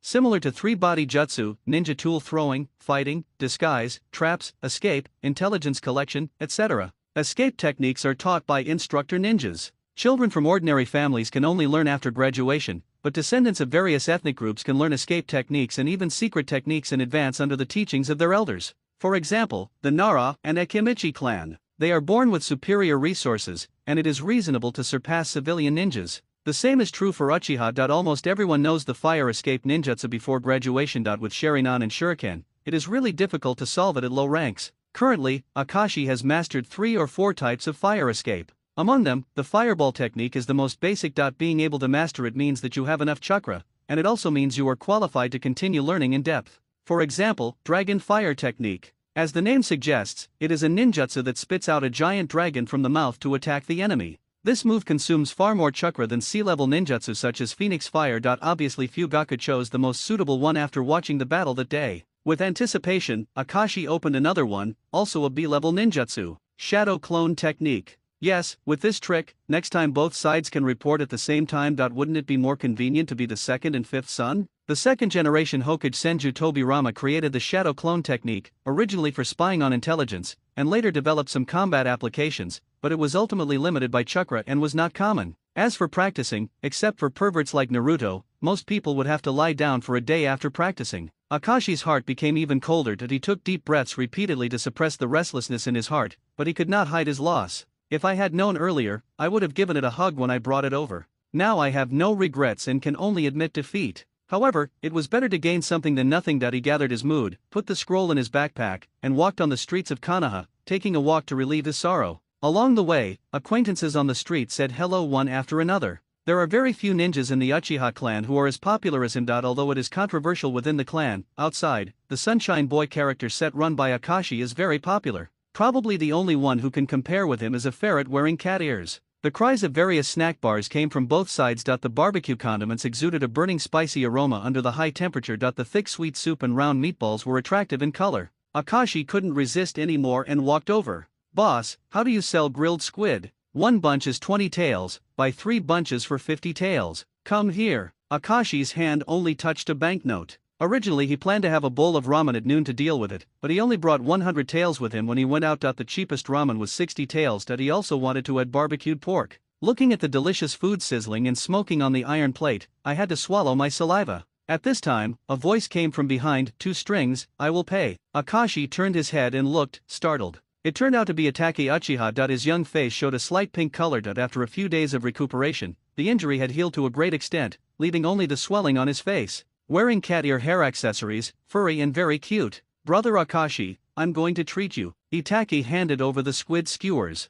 His title remained the same, and even gained a bit more respect. "I'm so sorry. I'll return it to you next time," Akashi said politely, took the skewers and ate them. "By the way, you really are wearing cat ears." "I lost, of course I have to keep my word." "Yes, it suits you quite well." Akashi smiled. After saying that, he waved goodbye, turned around and left. Itake immediately caught up with him and forced a smile on his face helplessly. "Brother Akashi, don't leave in a hurry, let's talk?" "I'm very busy, I'll do it next time." Gollum. Suddenly, my stomach rumbled at an inappropriate time. Next door is Ichiraku Ramen, and the chef is none other than Mr. Tizuna. Since becoming independent, business has been good every day. When Weasel saw this, he immediately used his killing move, "I'm treating you." Akashi, who had no intention of staying, paused and hesitated for a few seconds. Finally, for the sake of money, he reluctantly agreed. The two walked into the ramen shop. The old man wearing a towel greeted him. "You too, what do you want to eat?" "Large portion of ramen, 2 bowls, plus a side of barbecued pork." Akashi stretched out his hands skillfully and smiled brightly. Under the chef's hat, the hand-beating uncle showed a gentle smile on his generous face. He nodded in agreement, walked backstage, and started preparing meals. Soon, 2 bowls of hot ramen were served on the table. The handmaid uncle also thoughtfully added some extra ingredients, and the aroma was permeated. Akashi immediately started eating, while Itake was at a loss. The atmosphere was inexplicably awkward. Finally, he mustered up the courage and broke the silence. "Brother Akashi, do you hate me?" "Okay. I can detect that every time you look at me, there is a sense of alienation in your eyes, but when you look at other people, you don't have that look. Is there any?" Akashi stopped with his chopsticks, without even realizing it. Speaking of which, Itake is a child with a sharp mind, and it is precisely because of this that he embarks on a path of no return. His face turned red. "Please tell me why." Akashi slurped down the soup, finished a bowl of noodles heartily, and patted his belly. "Do you care about other people's opinions? In fact, I have no objection to you. It's because you are ignorant." "I'm 8 years old," Itake argued. 8 years old, ha ha ha. Akashi couldn't help but laugh. "At this age, it would be great if you study more in school. Your problem is that you know little, think too much, and are self-righteous."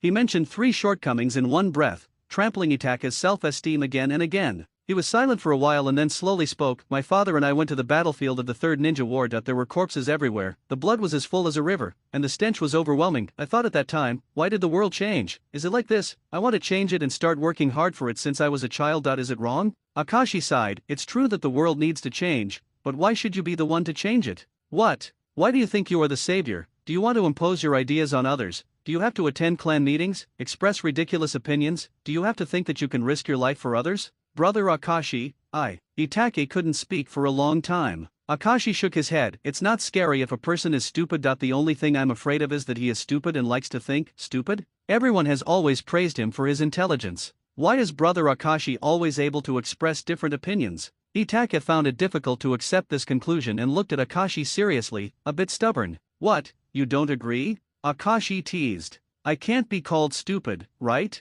Okay, let me ask you a question. Akashi burped and said, if our 3-person team encounters a rebellious ninja from Sand Ninja Village, how can he go to the top of the mountain when his strength is about the same as yours? Itake thought for a while and replied, I will attack with the ninja tool first, observe his abilities and response methods, and get the corresponding information that the opponent should be good at wind style, which happens to be restrained by my fire style. With the Sharingan, I can strike before he can use his ninjutsu. The analysis is okay, but it's a pity that it's wrong. Akashi shook his head. Itake frowned. Then let's fight with Taijutsu first? Wrong. Shadow clone? Wrong. Akashi shook his head again. Itake was silent in embarrassment that he obviously even said, no, the other party's information, that this is where I suffered last time. I thought Brother Akashi was asking this question to test this knowledge point, but many of the answers were decisively rejected. What's the correct answer then? Of course we'll go together.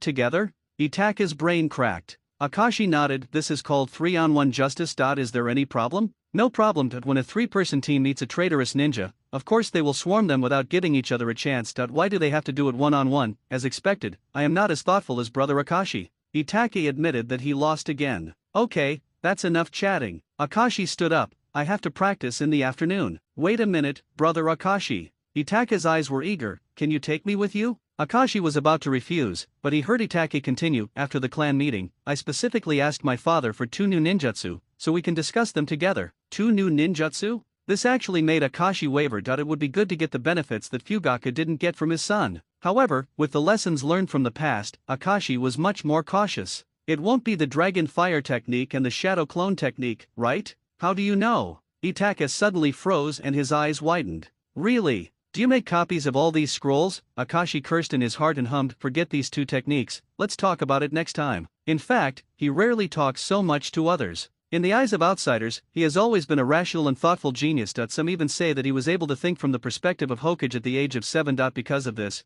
he appears to be particularly mature and lonely among his peers. He really thought he had grown up, talking about the village's decisions with his father, and thinking about the future with brother Zisui. Only Akashi treats him like a child. Still, that stupid kid. I really didn't know whether to be angry or happy. Itake shook his head helplessly, his 2 cat ears swaying and their fluff fluttering. After returning home, Itake's mood suddenly brightened. The mother was walking in the courtyard with her younger brother in her arms. Suzuki, who was crying from time to time, saw Itake and immediately stopped making noises and started to giggle. A warm scene. Itake, it seems Suzuki likes you more. Uchiha Mikato joked. Let me hold you for a while. Just take off your cat ears at home. Akashi-kun was just joking. You were too serious. No, this is my promise. Itake teased Suzuki and smiled softly. This child will definitely be very good when he grows up, right? Looking at Suzuki, he seemed to see himself in Akashi's eyes. Just a naive child. Itake hesitated for a while and finally said, Mom, are there any ninjutsu at home that are suitable for me? Why, those 2 have already learned it. Not yet, just. You must have other uses. Mikato carefully noticed Itake's unspeakable secret. Yes. Itake lowered his head. Mikato didn't ask any more questions and reached out to touch Itake's head. You have grown up and have your own ideas. Mom will support you no matter what. Let's do this. I'll give you an illusion scroll. Don't tell your dad. He won't if you are happy. Just keep it a secret between us. After saying that, she winked at Itake. Yes, I understand. Itake nodded obediently, and it seemed that Suzuki also felt his joy, with a runny nose on his white and waxy face and a wide grin. 7:3 The next day. As soon as Akashi walked out of the clan, he was stared at by Itake like a bug. Hey, please don't follow me. Didn't I tell you that I want to practice? Brother Akashi, I just want to see how you practice and discuss new techniques. Itake quickly added, I just got the illusion technique yesterday. This is not a problem with illusions. Are you sure it's new? Akashi was still moved. After all, the quality of the techniques that Weasel can get is not bad. The son of the clan leader certainly has more resources than ordinary people, but how can such a fat sheep not get a wave of wool?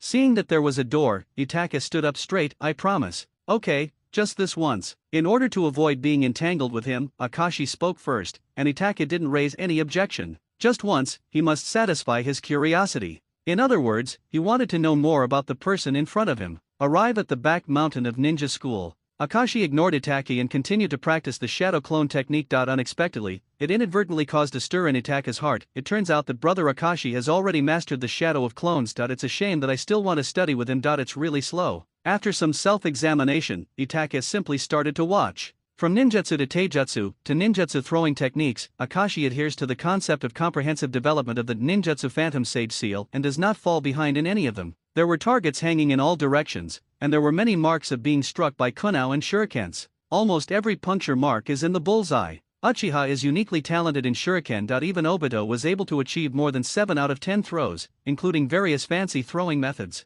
Under normal conditions, Akashi can make almost 9 out of 10 shots. Once you activate the Sharingan, you will never miss a beat. Here we go. With a low groan, Akashi reached for the ninja bag on his waist, threw a full set of shurikens into the air in front of him, and then subconsciously held the kunao. Uchiha Munakata said that the hand holding the sword must be steady so that speed and power can be maximized. In the same way, the same is true for kunao. The moment he raised his hand, the Sharingan opened, and the angle at which each shuriken was launched was clearly reflected in his eyes. He stepped forward, swung the kunao quickly, and made continuous metal collision sounds. Dance-like steps turned around in the forest, sparks flying everywhere. The kunao changed the trajectory of the shurikens and launched them towards targets in all directions at extremely fast speeds. Da-da-da machine gun-like sounds echoed one after another. 8 shurikens, all hitting the red heart. Perfect! Itake cried out. Akashi didn't even use any strength, but his movements were very precise, and he accurately judged the landing point of each trajectory. At the same time, he looked at all 4 directions and hit 8 targets at once.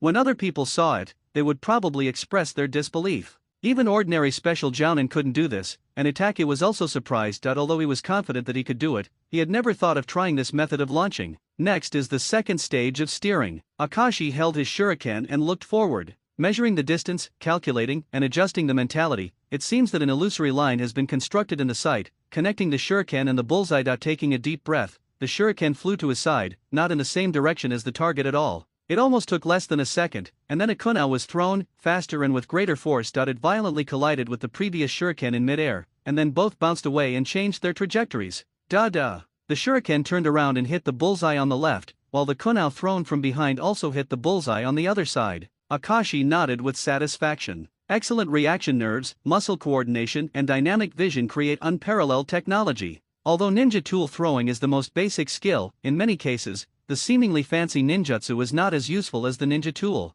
Fire escape can't burn people, but ninja tools can stab people to death. Most Chunin and Genin have enough chakra to release 1 or 2 decent ninjutsu at most, and most of the time they still rely on shurikens, kunao, or detonating talismans. After watching too much Gundam vs Todoroki, it's easy to overlook this point.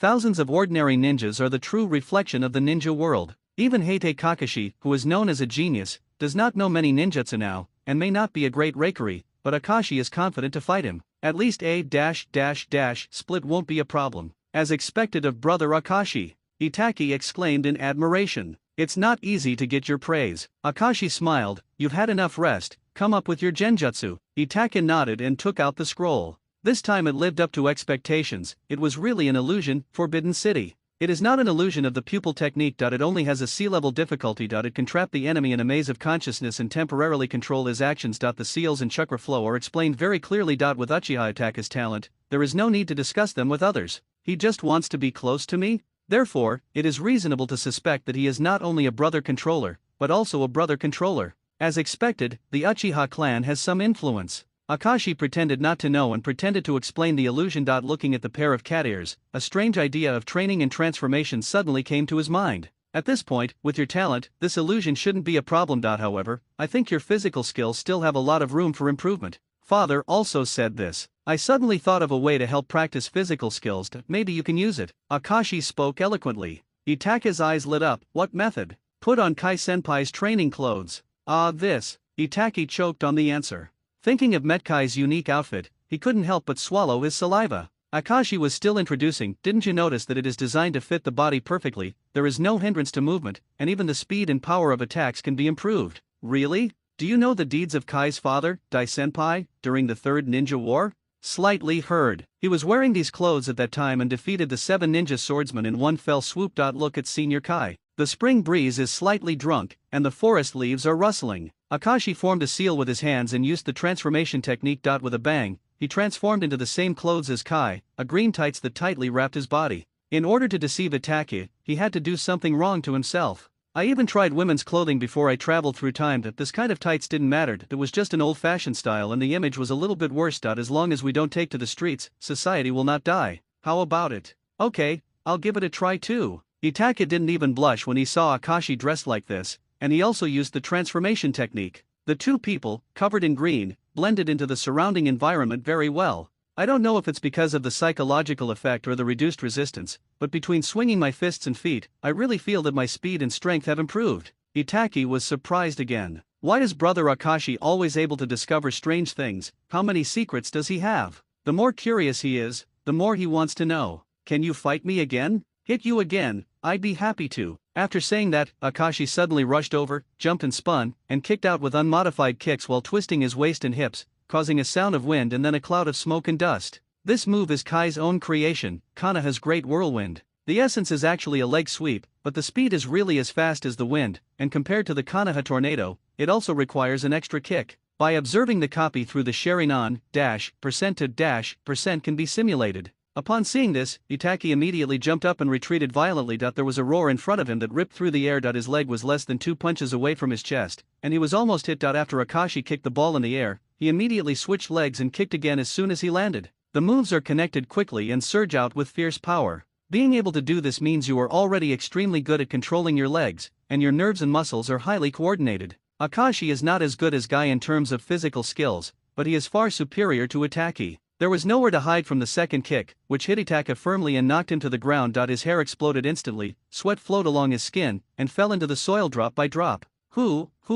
After just one blow, Itaka knew there was no need to fight anymore. Was he beaten again? It didn't take long for him to regain his confidence, but he fell into despair again. At this time, Akashi came over and said with rare encouragement, "You have made a lot of progress, but you still need more practice. Let's run 50 laps around Konoha in this suit. If you can persist every day, there will definitely be unexpected surprises." "No problem, I will impress brother Akashi." Itaka gritted his teeth and stood up. He didn't want Akashi to look down on him, so he just took a few breaths and ran down the mountain in a green outfit. Tights and cat ears are a perfect match. Looking at the figure walking away, Akashi tooted and praised, "You little bastard, you run so fast." Back in the village, Itake could probably understand what it means to be dead. "It would be even more fun if I met Kai. It would definitely be a big show of the year." Kai is a being that even Danzo doesn't dare to accept. It is probably because he is afraid that he will distort the entire atmosphere of the route with his own strength. If Itaki is infected by this kind of personality, maybe his brain will change. At that time, 2 people in the village would run around in green clothes every day. You would face the rising sun, and I would chase the setting sun. The scene was so beautiful that it was unimaginable.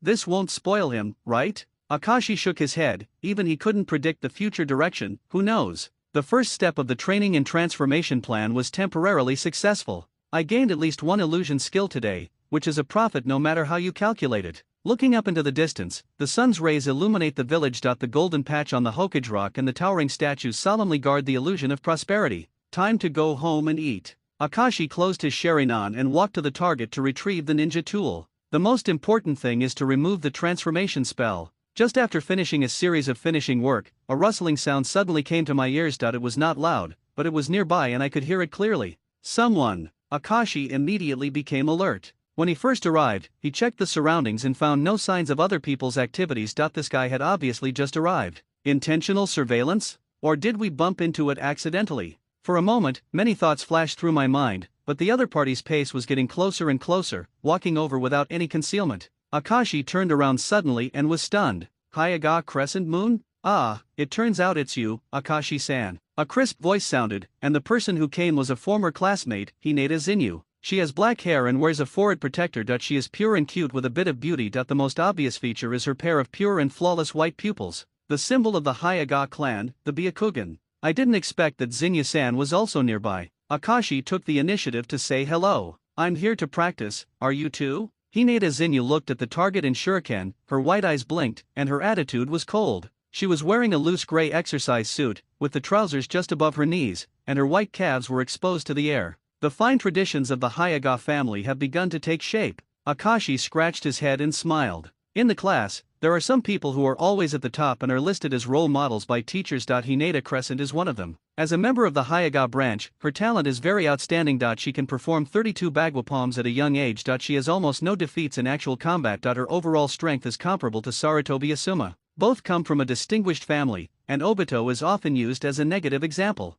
Akashi is not familiar with her, because Hyaga Shinjutsu has a relatively cold personality, and has the pride common to members of a large family. He often keeps to himself, and is not difficult to get along with, but he is not the type to take the initiative to make friends. The atmosphere was a little awkward for a while. What topic should I find, or should I just run away? That. You don't need to say anything, I will help you keep the secret. Before Akashi could think of words, Hinata Zinyu spoke first, with a trace of indescribable surprise on his face. Akashi wondered, what secret? Hinata Crescent said meaningfully, I didn't expect that as an Uchiha clan member, you would have such a strange hobby. Wearing tight clothes alone in the woods is really exciting for some perverts. Hobby? A sense of foreboding came to my mind. Akashi was stunned for a moment, then waved his hand quickly, I'm not a pervert. Everyone has their own quirks. Hinata Zinyu had a cold face, but also showed an understanding look. I understand. You know a hammer. This is how rumors tend to spread. Apart from being handsome, he doesn't seem to have any outstanding talents. When he was in ninja school, Akashi's grades were average, except for the name of Uchiha, which was mediocre. I heard that he grew up very quickly after graduation. He opened the double Megatama Sharingan and successfully passed the Chunin exam in just 1 year. He was considered a potential genius. Usually, Hyaga Zinyu didn't pay special attention to him, but today he discovered something incredible by chance. Why wear such a sheet tights in the woods? Judging from the marks on the surrounding targets, the hit rate of the shuriken is astonishingly high. Is it all his work? What a weird guy. Akashi was stared at so hard that he always felt like he had no clothes on under Byakugan's gaze. Suddenly, Hinata Zinyu said, these marks on the target are all left by you, right? Didn't you see everything? Hey. Zinyu raised her eyebrows, I happen to be practicing as well, do you want to come and compete? I remember when we were in school, we didn't play against each other that often. This is a good opportunity. Eh? Didn't you say that dressing like that can increase your attack speed? I want to try it. Crescent Moon's supplementary notes. She didn't think Akashi was telling the truth. In school, the teacher did deliberately control the confrontation between Uchiha and Hinata to avoid some misunderstandings. Furthermore, Akashi's performance was unremarkable. As a top student, Hinata only paid attention to the top 3. This unexpected encounter aroused her interest in Uchiha. Then what happened today? Akashi looked a little embarrassed.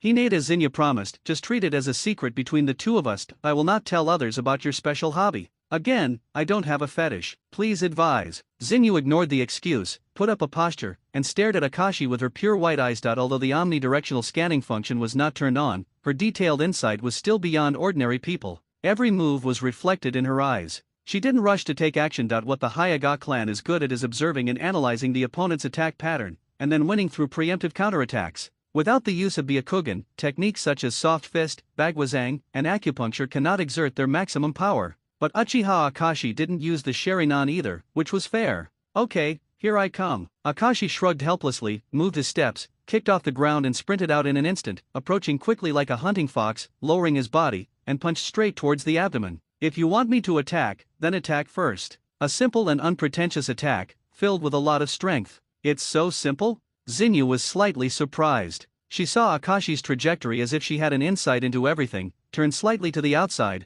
and dodged the full-charged straight punch at a clever angle. While leaning forward, he held Akashi's elbow with one hand and pushed it out with one palm to hit his ribs. A muffled sound. Akashi flew out diagonally, sliding along the ground for several meters before hitting a rock and stopping. Hiss, it hurts, girls are so harsh. Hearing the scream, Hinata Crescent frowned dissatisfied. Hey, be more serious. Faced with her dissatisfaction, Akashi was also helpless. His taijutsu was still on the rise. It happened that the Hyaga clan was good at close combat and had an advantage. However, they were afraid of bullying her when they switched to ninjutsu and shuriken. Difficult. But it would be nice to take this opportunity to touch Hinata's bottom. After pondering for a moment, Akashi launched another attack, swinging his legs like windmills, twisting his waist and hips, and smashing his head and face with the force of his legs like a small whirlwind. Leaf whirlwind. Pirate Kai's unique skills are becoming more and more proficient. This is ridiculous. Xinyu suddenly concentrated. Her expression became excited, her reaction speed and counterattack speed were astonishingly fast, and her hands drew arcs along the direction of Akashi's legs from bottom to top. Just like Tai Chi, I spread Akashi's legs and turned them with the flow, dissipating the power. Finally, he pushed with both palms, sending Akashi flying far away. This time, Akashi did not slide on the spot that he rubbed the dirt with one foot and forced the brakes that he took the opportunity with both hands to take out a few shurikens from his ninja bag and fired them while retreating. The sharp blade cut through the air and circled to block the movement of the crescent moon. She dodged left and right, as if she was confined in a small space. At this time, Akashi, who was retreating, pressed forward again and struck her face with a simple punch. Xinyu's eyes were sharp, and she twisted her body at an unimaginable angle, lifting her legs and sweeping across. So white. Oh no, so fast. Although children around 12 or 13 years old would not be very powerful no matter how powerful they were, the family heritage of the Hyuga clan was different from that of ordinary ninjas. Observe, judge, and counterattack all in one go. Akashi's fist was in the air, and his tender white calves had reached his chest. Having gained experience from 2 consecutive losses, Akashi quickly retracted his move and took the initiative to distance himself, but he barely dodged the kick and staggered back several steps. The shuriken technique of the Uchiha clan is indeed troublesome, but you underestimate me. Xinyu made a judgment and lifted her hair confidently. But something beyond expectation happened. Several threads sprouted from the ground. Her eyes were always fixed on Uchiha Akashi, but she ignored that there was something tied to the shuriken. Now she suddenly woke up, but she was a step too late. I saw Akashi's fingers moving wrongly, pulling the shurikens on the ground, like fallen birds flapping their wings again and dancing gracefully. At the same time, Akashi also ran quickly. The wires pulled out graceful curves and bound her body. The loose gray clothes were stretched out. Hinata Xianyu looked down, her cheeks suddenly turned red, and white steam seemed to come out of her head. This binding technique. And you said you're not a pervert. Xinyu drank sweetly, her face full of shyness. Akashi was about to cry but couldn't cry. This is fuck. What the fuck? Watch the trick. Although Xinyu was tied up, a kunao had already slipped into her hand. This was prepared by her to prevent the Uchiha clan's shuriken technique, and it came in handy. The metal cut through the threads and made a sharp scream. The next second, Xinyu took the initiative to attack. No matter what acupuncture point or not, the soft fist method Bagwazang directly bombarded Akashi. There is no rolling eyes, and it doesn't matter where the attack is. The punches poured out, and Akashi could only barely parry, getting hit one after another. Ha. Seeing that he couldn't support it, Xinyu gave up and snorted, "Quickly get rid of these habits and become a normal person, otherwise you will be beaten even if you are handsome." Akashi was beaten but could not complain. One thing we can know is that before using Bagwazang, Hinata Xinyu also hid part of her strength. From this point of view, she has already reached the level of Chuyunin or above. After a while, Xinyu said again, "Let's get here first today." "Hey, that. Don't worry, I won't tell anyone else." Xinyu turned her head, her cheeks still slightly blushing. "I am the only one who knows you are a pervert." Akashi habitually gets up early and is in a happy mood. Recently, he has been traveling between his family and the village, sometimes performing a few entrusted tasks. Once he is free, he will intensify his practice, and his life is busy and fulfilling. As for yesterday's misunderstanding, he actually didn't take it to heart and just regarded it as a minor incident. What's wrong with wearing green tights? At most, he was being complained about his aesthetics and taste that he was so thick-skinned that he didn't care much about it. Moreover, Hinata Xinyu was not the kind of person who talked nonsense. Just don't meet him again. After packing up his equipment, Akashi walked out of the clan area, and when he came to the first major intersection, his steps suddenly stopped. Fearing what might happen, an unexpected figure came into view. Crescent Sun. She put her hands on her hips and looked around, as if waiting for someone. It was too late to hide. Xinyu's gaze came over. "Hey, this way, this way. Xinyu-san, good morning." Akashi couldn't avoid it, so he could only smile skillfully. Are you waiting for me?" "Yes, I want to say I'm sorry to you." Xinyu's tone was calm and she didn't seem to apologize at all. It was obvious that she rarely said these 3 words. Akashi was confused and looked suspiciously. "What do you mean, idiot?" Xinyu flattened her mouth helplessly. "I may have been a bit harsh yesterday, but you don't mind, right?" Akashi couldn't help but smile after some explanations. She actually apologized for such a thing. She seemed arrogant and frustrated. After all, she was still a child. Akashi shook his head. "It doesn't matter, I can handle it." "Then let's continue today." "Continue?" Akashi was stunned. "You mean, in the back mountain of ninja school, practice?" Xinyu said concisely, "Your skills are not bad, so please give me some advice." "Technology? Are you saying that your fighting skills are not good?" "Wait, you actually came here to get me to practice, right? Is apologizing and all that just foreplay?" Without giving Akashi a chance to express his opinion, Zinya's indifferent eyes were slightly threatening. I know that you didn't use your true strength yesterday. Do you want to try the Sharingan against the Byakugan? Such an interesting practice. Would you agree? Akashi hesitated. If you don't refuse, then you agree. A trace of expectation flashed in Zinya's clear eyes, and Akashi noticed that she was holding a gray training uniform in her hand, and she had already planned it. She turned around gracefully and tossed her long black hair. 2 o'clock in the afternoon, the same place. See you there. Where's the apology? Why do I feel like I've been kidnapped? Akashi raised his forehead. However, Sharingan versus Byakugan sounds interesting. It is true that he has never seriously competed with Byakugan. Thinking of this, I couldn't help but ignited some expectations. 1:30 in the afternoon. Akashi walked towards the back hill as agreed. Passing by the gate of the ninja school, a loud voice came out through the loudspeaker, causing him to stop and watch. The content is too familiar. Isn't that the beginning of a paper I once wrote? The Hokage must be giving a speech again. Akashi guessed it quickly. This is a common practice. The school attaches great importance to children in the graduation season and arranges a special speech every month. This time it was even more important. The third Hokage gave a speech directly on the playground. You could tell from the applause that the atmosphere was very lively. The content is nothing more than that. Konoha village needs everyone to work together to protect it. If everyone gives a little love, the village will become a beautiful world. We are a family that loves each other. Young people need to work harder. Don't be afraid of hardship or fatigue. This is an opportunity for you to experience. Don't ask what the village has given me, ask more what I have done for the village. In the end, the third generation will always raise his arms and sum up. Konoha is ours, but it is yours after all. Work hard for your Konoha. Maybe the next Hokage is among you. Good guy, the next Hokage. It's so inspiring. Naruto symbolizes status, strength, and ideals in Konoha. What can be greater than ideals? This set is best for fooling children into counting. It's easy to be deceived if you don't read enough. Akashi shook his head slightly. However, his eyes still glanced at the gate. The more he understood about this former place of teaching, the more absurd he felt. The ninja school is equivalent to a reserve military force training center. It is one of the important institutions in Konoha, on the same level as the police department and the medical department. Created by Senju Tobirama. Before this, ninjas had family training methods and did not need to go to school. The establishment of the ninja school is undoubtedly a revolution. First, it broke the class monopoly and allowed ordinary people to learn ninjutsu. It gained the support of a large number of civilians and united the hearts of the people. Secondly, Konoha's effective combat power increased rapidly. The key to winning the 2 great ninja wars was Konoha's massive talent pool. Thirdly, by encouraging all clans to abandon their barriers and integrate into the Konoha collective, it has built bridges between families, master-disciple, classmate and other relationships, and has well maintained the stability of internal development. Simply serve multiple purposes. Although there are many benefits on the surface, the major families think clearly. The ninja school also has fatal flaws. For example, in order to take care of students with different talents, the teaching level will only set a lower limit, which is undoubtedly a quagmire for real geniuses. Furthermore, the thinking of the cultivated students will be affected, and they will be more inclined to the village system and dilute the concept of family.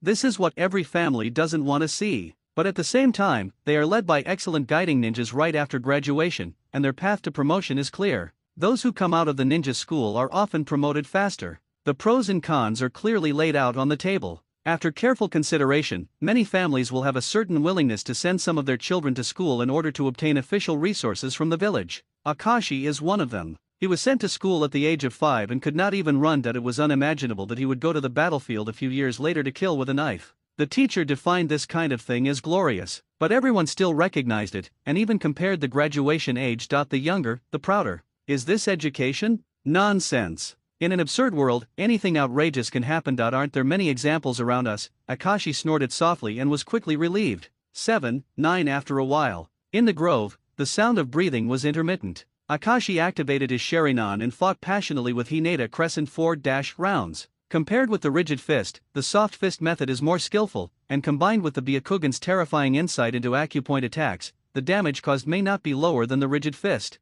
Fortunately, the Sharingan saw through several attack routes. Despite this, Akashi was still knocked to the ground and suffered a big loss. Of course, it is installed.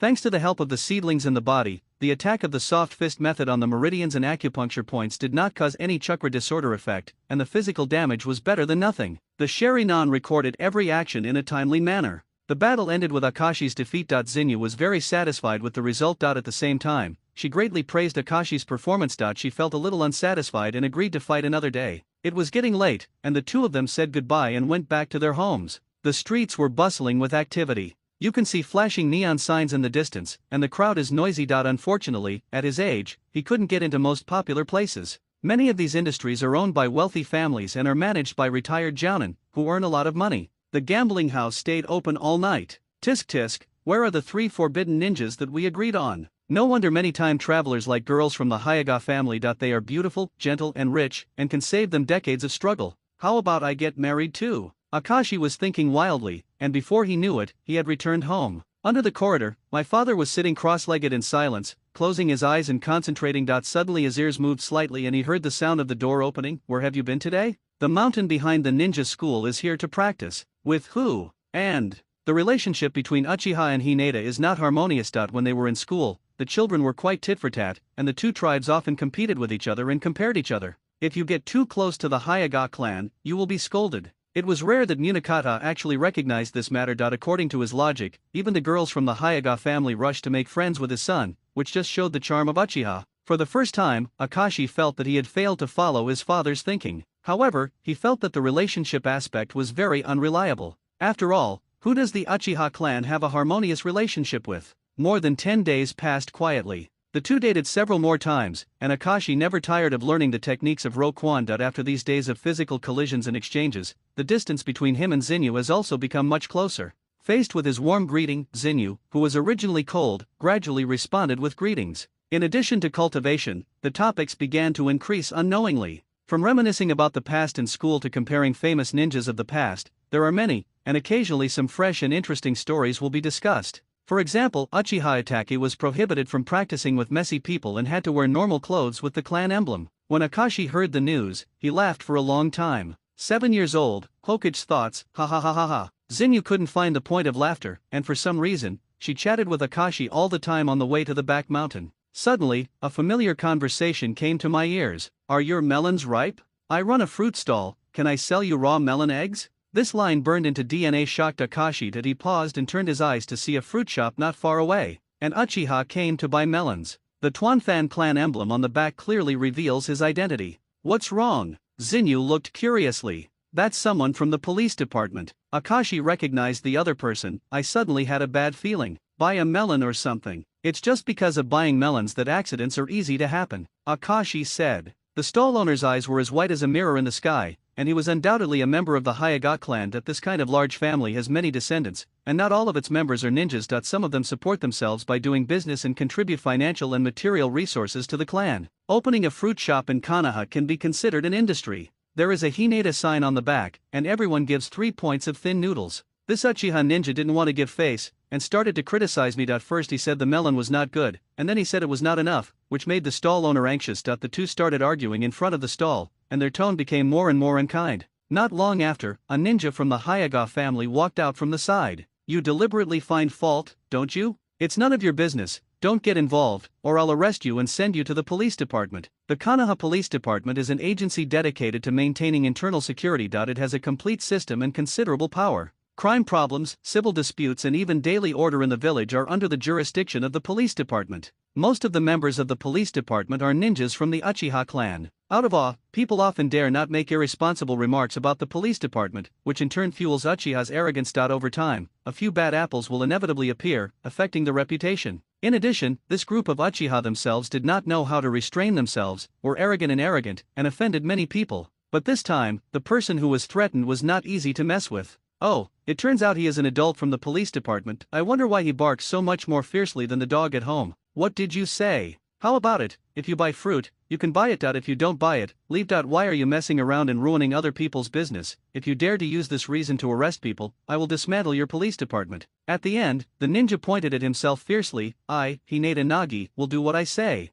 Okay, I don't believe you have such ability. Have a try. You. The two held their own opinions and had a heated argument. The conflict between Uchiha and Hinata is deeper than imagined. Both groups have their own pride and persistence, and there will definitely be friction in the distribution of interests in the village. In other words, this is a deliberate differentiation strategy by the core of Konoha's top management. Secretly supporting one faction, quietly suppressing another faction, openly acting as a peacemaker, and finally holding power firmly in his own hands. This village management model has certain uses, but it also buries the root of disaster. Akashi and Zinyu looked at each other and said nothing in a tacit understanding. Pedestrians passing by on the roadside were quickly attracted to the scene, but they did not dare to come forward to watch, so they had to prick up their ears and peek secretly. Hinata Nagi took her face into consideration and did not want to get entangled, so she smiled coldly. This is how Uchiha behaves, how great he thinks he is. It's a joke. You, the Hyuga clan, are just relying on the support of others. If we really fight, it's not certain who is afraid of who. The Uchiha ninja snorted. As for you, you are just the clan's dog. Akashi clearly noticed that Zinyu's hand beside him was shaking. The clan's dog.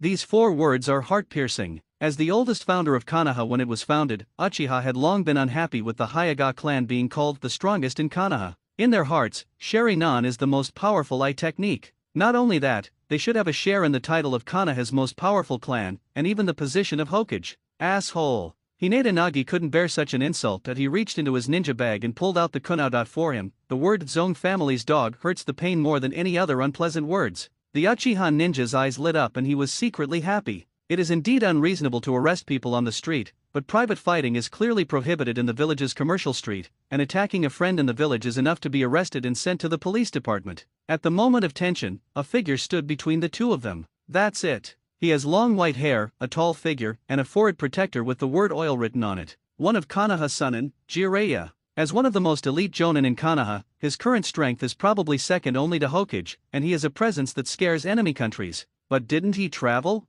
Came back? As soon as Jiraiya appeared, even Uchiha and Hinata were inferior by 3 points and fell silent in unison. He has a generous appearance, just like the uncle next door. He wears a rough brown jacket and wooden clogs. He really doesn't look like a master, but his serious aura is invisibly awe-inspiring. We are all from the same village. Why is there such a quarrel that we have to get into trouble? Jiraiya-sama, Okay, I just came back and I don't want to hear these arguments. If you insist on making things bigger, I don't mind talking to Hinata and the Uchiha clan leaders. Jiraiya intervened and calmed down the situation with just a face-to-face meeting. They knew that even the clan leader would give this Konoha Sunin some mercy. After all, their strength lies there. For a moment, even the two proud and arrogant people fell silent. Jiraiya looked both sides and said calmly, okay, let's go back. No matter what, they didn't dare to be presumptuous in front of the Sunin, so they had no choice but to agree. Humph, you're lucky. Hinata Nagi hummed and walked away quickly. Afterwards, the Uchiha ninjas also left silently, and the onlookers dispersed. Jiraiya glanced at Akashi and Zinyu, frowned slightly, then confirmed that nothing was wrong and left the scene. In just a few minutes, everyone's emotions continued to rise and fall.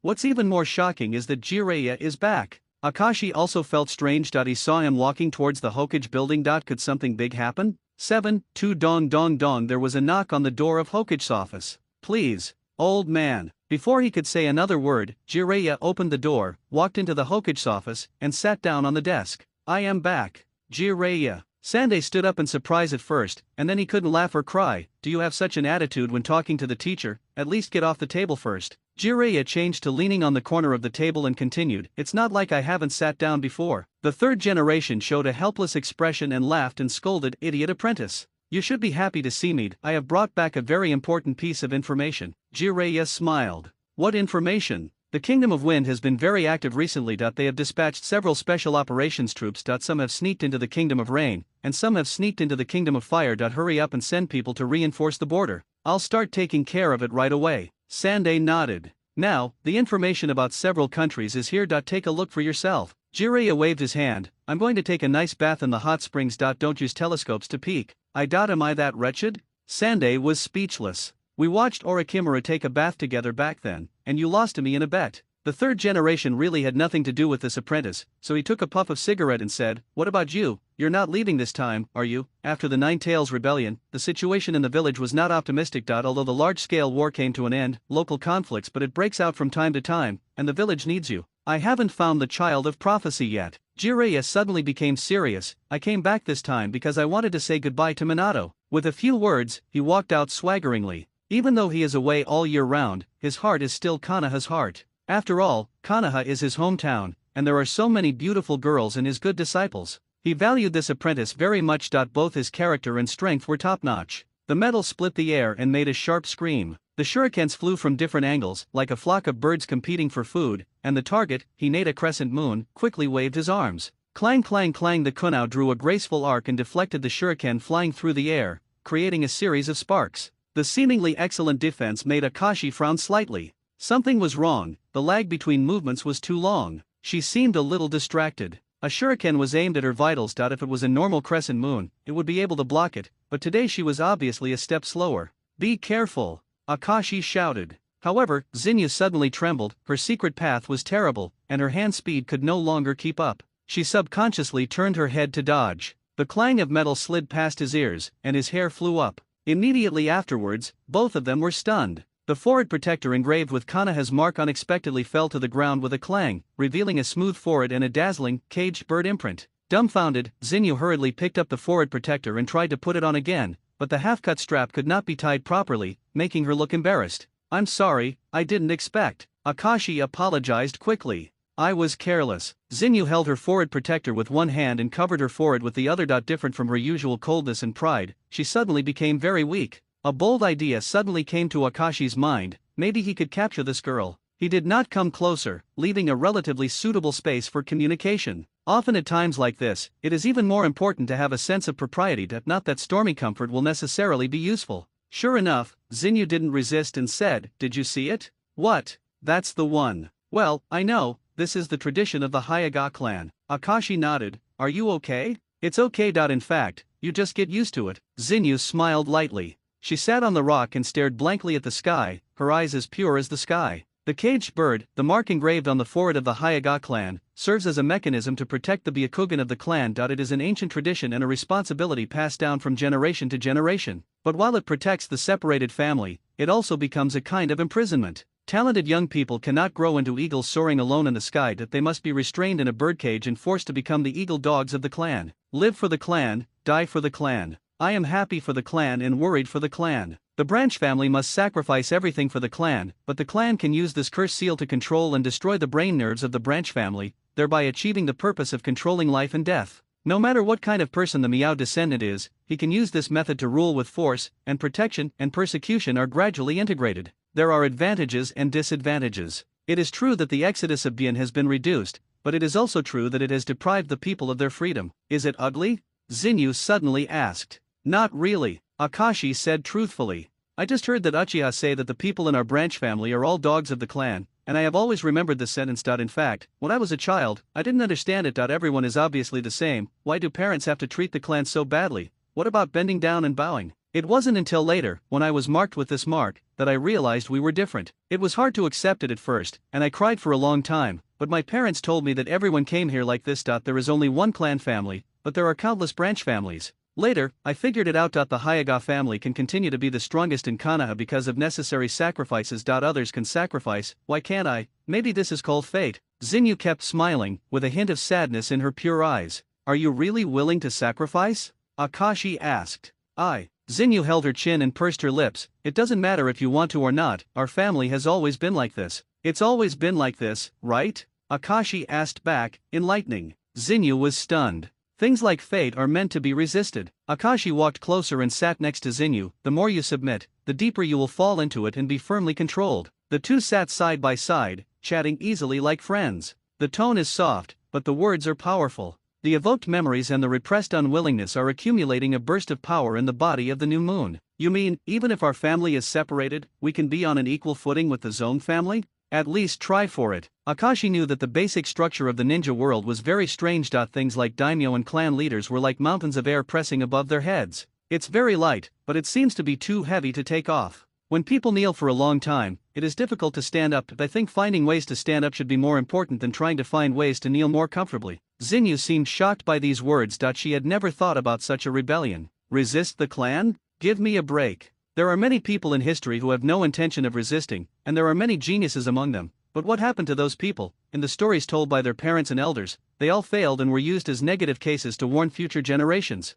The moment the caged bird mark is stamped, the separated family has lost the right to dialogue. You don't know us. Besides, the caged bird is a kind of protection for us. According to what you say, your friends, children, and children's children will make the same mistakes again. The caged bird protects not the separation of families, but the supercilious look. Akashi slowly opened his mouth. His voice was not loud, but the words touched his heart. You are afraid of the caged bird, but in fact the clan is afraid of you. Once everyone is no longer afraid of the caged bird, what can the clan do? Kill all of you. A clan without a branch is no longer a clan. That's crazy what you said. Zinyu shook her head slightly, responding to Akashi's concern, but that was all. A foreigner cannot understand them after all. Akashi pressed on and asked, don't you want your freedom, your dignity, and your dreams? Become a slave who obeys orders, act based on other people's faces, and accept what has been instilled in you since childhood. Are you really willing to give in to your thoughts? Zinyu bit her lips, her eyes confused. Those deep-rooted thoughts have long been planted in her heart, but what Akashi said today was different from any truth she had heard before.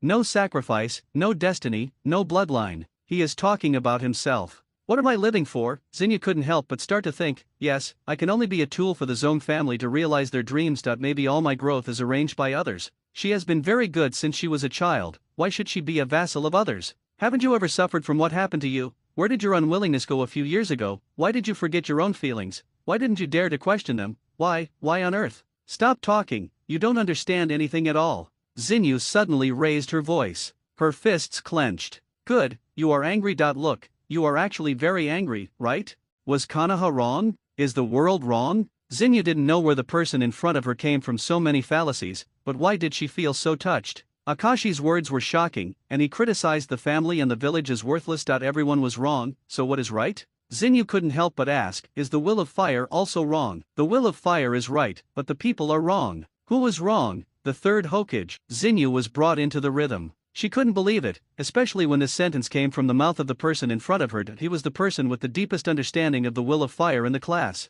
Akashi shook his head unhurriedly. Maybe it has gone astray since Senju Hashirama. How come? Zinyu was shocked, with deep doubts in her eyes. Akashi sighed softly. The first Hokage single-handedly established the ninja village system, hoping that everyone could be protected, live and work in peace and contentment, and no longer have to send their children to the battlefield. But the reality is completely reversed. Instead, people went to the battlefield to protect the village. There are still countless children coming forward. What is the original intention of establishing Konoha and the connotation of the will of fire have long been distorted. Senju Hashirama even said, as long as the interests of the village are threatened, even friends will never forgive. Who defines what a village is? Who decides who belongs in the village? In any case, the Konoha now is no longer the Konoha of ordinary people, they are just the nutrients that must be produced for the growth of this big tree. This kind of forced sacrifice is exactly the same as a caged bird. The top leaders of Konoha have become the main family, and the others have become branch families. Zinyu was greatly shocked and subverted her original concepts. She had never thought about this matter from another perspective. Yes, it was obviously the older generation who should have made sacrifices to light up the future, but how could it have turned into using the blood and bones of countless people to prop up the shell of Konoha? The top management of Konoha has become a clan. This metaphor makes people shudder. Akashi-kun, your idea is terrible. I just know a little more than you, Akashi said calmly. Back then, Senju Hashirama stabbed his friend from behind. Uchiha Madara said that he was putting the cart before the horse, which would bring darkness to the village, which was quite reasonable. Zinyu has fallen into chaos and confusion. There were too many voices arguing in her mind. Some said it was bondage, and some said it was fate. Thinking of those unfair treatments, she suddenly felt a sting in her heart. Akashi knew that there was only one last chance left. His voice also became stern. Even if you understand this, you don't dare to do anything, right? Under your strong shell, you actually have a cowardly soul. I do not have. You are unwilling, but you are afraid to resist. No. What were you thinking about when you were humiliated? Do you have to bear the mark of a caged bird for the rest of your life? Do you have to bear this as a branch? Why, the whites of your eyes are empty and have no color of their own at all. Shut up, you don't understand me at all. Zinyu opened her white eyes, and her eyes were as bright as daylight, burning with blazing flames. Her chakra surged, she raised her palm, and was about to hit Akashi in the face the next second. Soft boxing technique Bagwazang. There has never been such a surge of power, and in an instant, it was like a mountain torrent. But she paused. Akashi struck head-on with greater force, his Sharingan flew in his eye sockets, and he used the same move. How come? Could it be that when he was sparring with me, he had already learned my Bagwazang? Thoughts are fleeting, and the outcome of the contest is decided. It only took Akashi 2 seconds to capture Zinyu, firmly grasping his wrists, pressing his knees against his lower back, and pressing him tightly underneath him. But without the Byakugan, the true power of the Ro fist cannot be exerted, but to deal with the identical Bagwazang, all one needs to do is crush it with a stronger force. You have been hiding your strength, so what? Akashi let go of his hand. Are you awake? You. Zinyu was speechless, and after the outburst of anger, she did sober up. Thinking back to Akashi's words, I was devastated. Yes, why? Why should we be controlled by fate? She still remembered the expressions of her parents when she was a child and cried and refused to accept the curse seal. They said words of comfort, but their faces were filled with sadness that was difficult to conceal. Xinyu finally admitted that the Branch family respected the Zong family, and there was fear in the respect, and there was also anger in the fear. But so what if you understand? What can be changed? She relaxed her body, slumped, and said softly, I'm sorry. Even if you are right, it is of no use. No one can break the curse seal. I can help you. Akashi stood opposite her and stretched out his hand. As long as the technique is developed, there must be loopholes. One day, the bird in the birdcage will be able to spread its wings and fly high. I also want you to take me to the sky. Have a look. You want me to antagonize the family? No, I don't have this ability. I just saw your appearance and gave you some suggestions. Akashi showed a very seductive smile. Everyone ultimately chooses the path he takes. You have to stand where you are, or move forward. How can I control it? It is unrealistic to expect Xinu to completely change her mind with just a few words. Therefore, Akashi did not directly provoke her to confront the Zong family, nor did he advise her to act rashly. He just gave her another path that she had never imagined. What people fear most is that after sleeping, they wake up with no way out. Not only to wake her up, but to give her a way out. Akashi smiled and said, I will fill the holes in your white eyes, and you will become my wings to fly. How about it? Just one question, why help me? Because in the eyes of the top management of Konoha, Uchiha is also a separate family. Akashi said one word at a time, I feel the same way. Xinyu took a deep breath and said decisively, as long as I can crack the caged bird, I can do anything. Next time, expect you to hold me down, if you can. Akashi nodded contentedly. To touch a girl, you don't have to go deep, the key is to be on point. He knew that the point of the new moon had been poked. Let's seize this opportunity first. As for the caged bird curse seal, which is likely to involve the Otsutsuki clan on the moon, we dare not make any conclusions as to whether it can be cracked. Don't worry, the days are long. 7. 9. The clan of the Hinata clan. The 31-year-old Hinata Hisashi finished his busy day and stayed in a secluded room, sitting cross-legged and looking at the courtyard in trance. Beside me, birds were chirping in exquisite cages. He is already the head of the family. He didn't feel much pressure with heavy responsibilities on his shoulders, and he didn't feel much happiness in being in a high position. From the moment you are born, your destiny is written. Hisashi doesn't have a choice, does he have it? The clan and branch families are divided by a strong consensus within the clan. The clan elders and many seniors adhere to this iron rule, and it is not something that one person can change. The larger the family, the more important stability is. Everything he did was for stability, and the best way he could think of was to continue their tradition. Regardless of whether they are complacent or unwilling to make progress, at least the Hyuga family has survived to this day. He also became the nominally strongest clan in Konoha. Master Patriarch, do you want to have dinner? Suddenly, there was a voice from behind. It was his maid and a descendant of the Hyuga clan. The wind blew through the forest, and Hinata and Crescent Moon broke into a cold sweat. She was immersed in Akashi's words, and her mind became a mess. The family's teachings, the school's ideological education, and Akashi's violent remarks were entangled together.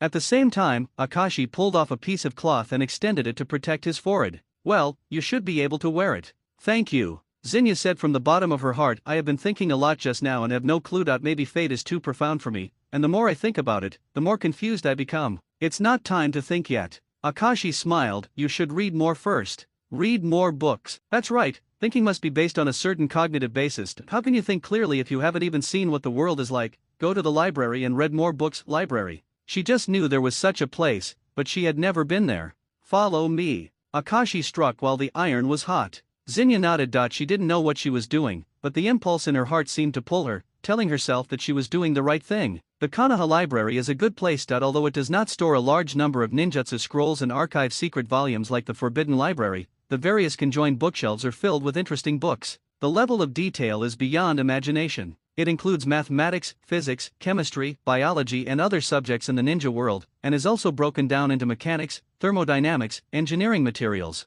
This knowledge is almost ignored by children and cannot be understood by children. Adults are busy raising families and at most read some literary novels to relieve their fatigue after a hard day's work. Ninjas generally pay more attention to ninjutsu and often sneer at such books. Most people are not interested, so the library rarely has visitors and is usually very empty. This is exactly what Akashi wants. Walking into the museum, it was completely empty. This was the first time Xinyu came, so she couldn't help but be surprised. Why is there no one? Akashi smiled and said, it's just the two of us, isn't it good? He has been here many times in order to find information about the sacred tree, so he is very familiar with this place. The two of them read as they walked, their eyes wandering on the bookshelves. They were mostly serious papers. When they glanced around, they found that there were also some less serious books. Postpartum care for psychic beasts, appreciation of wooden architectural art, 3 steps to fight a tailed beast also comes with a guide to eating tables. Akashi finally selected a few ancient books describing the limits of blood inheritance, and also picked up some chemical and biological theories from various countries,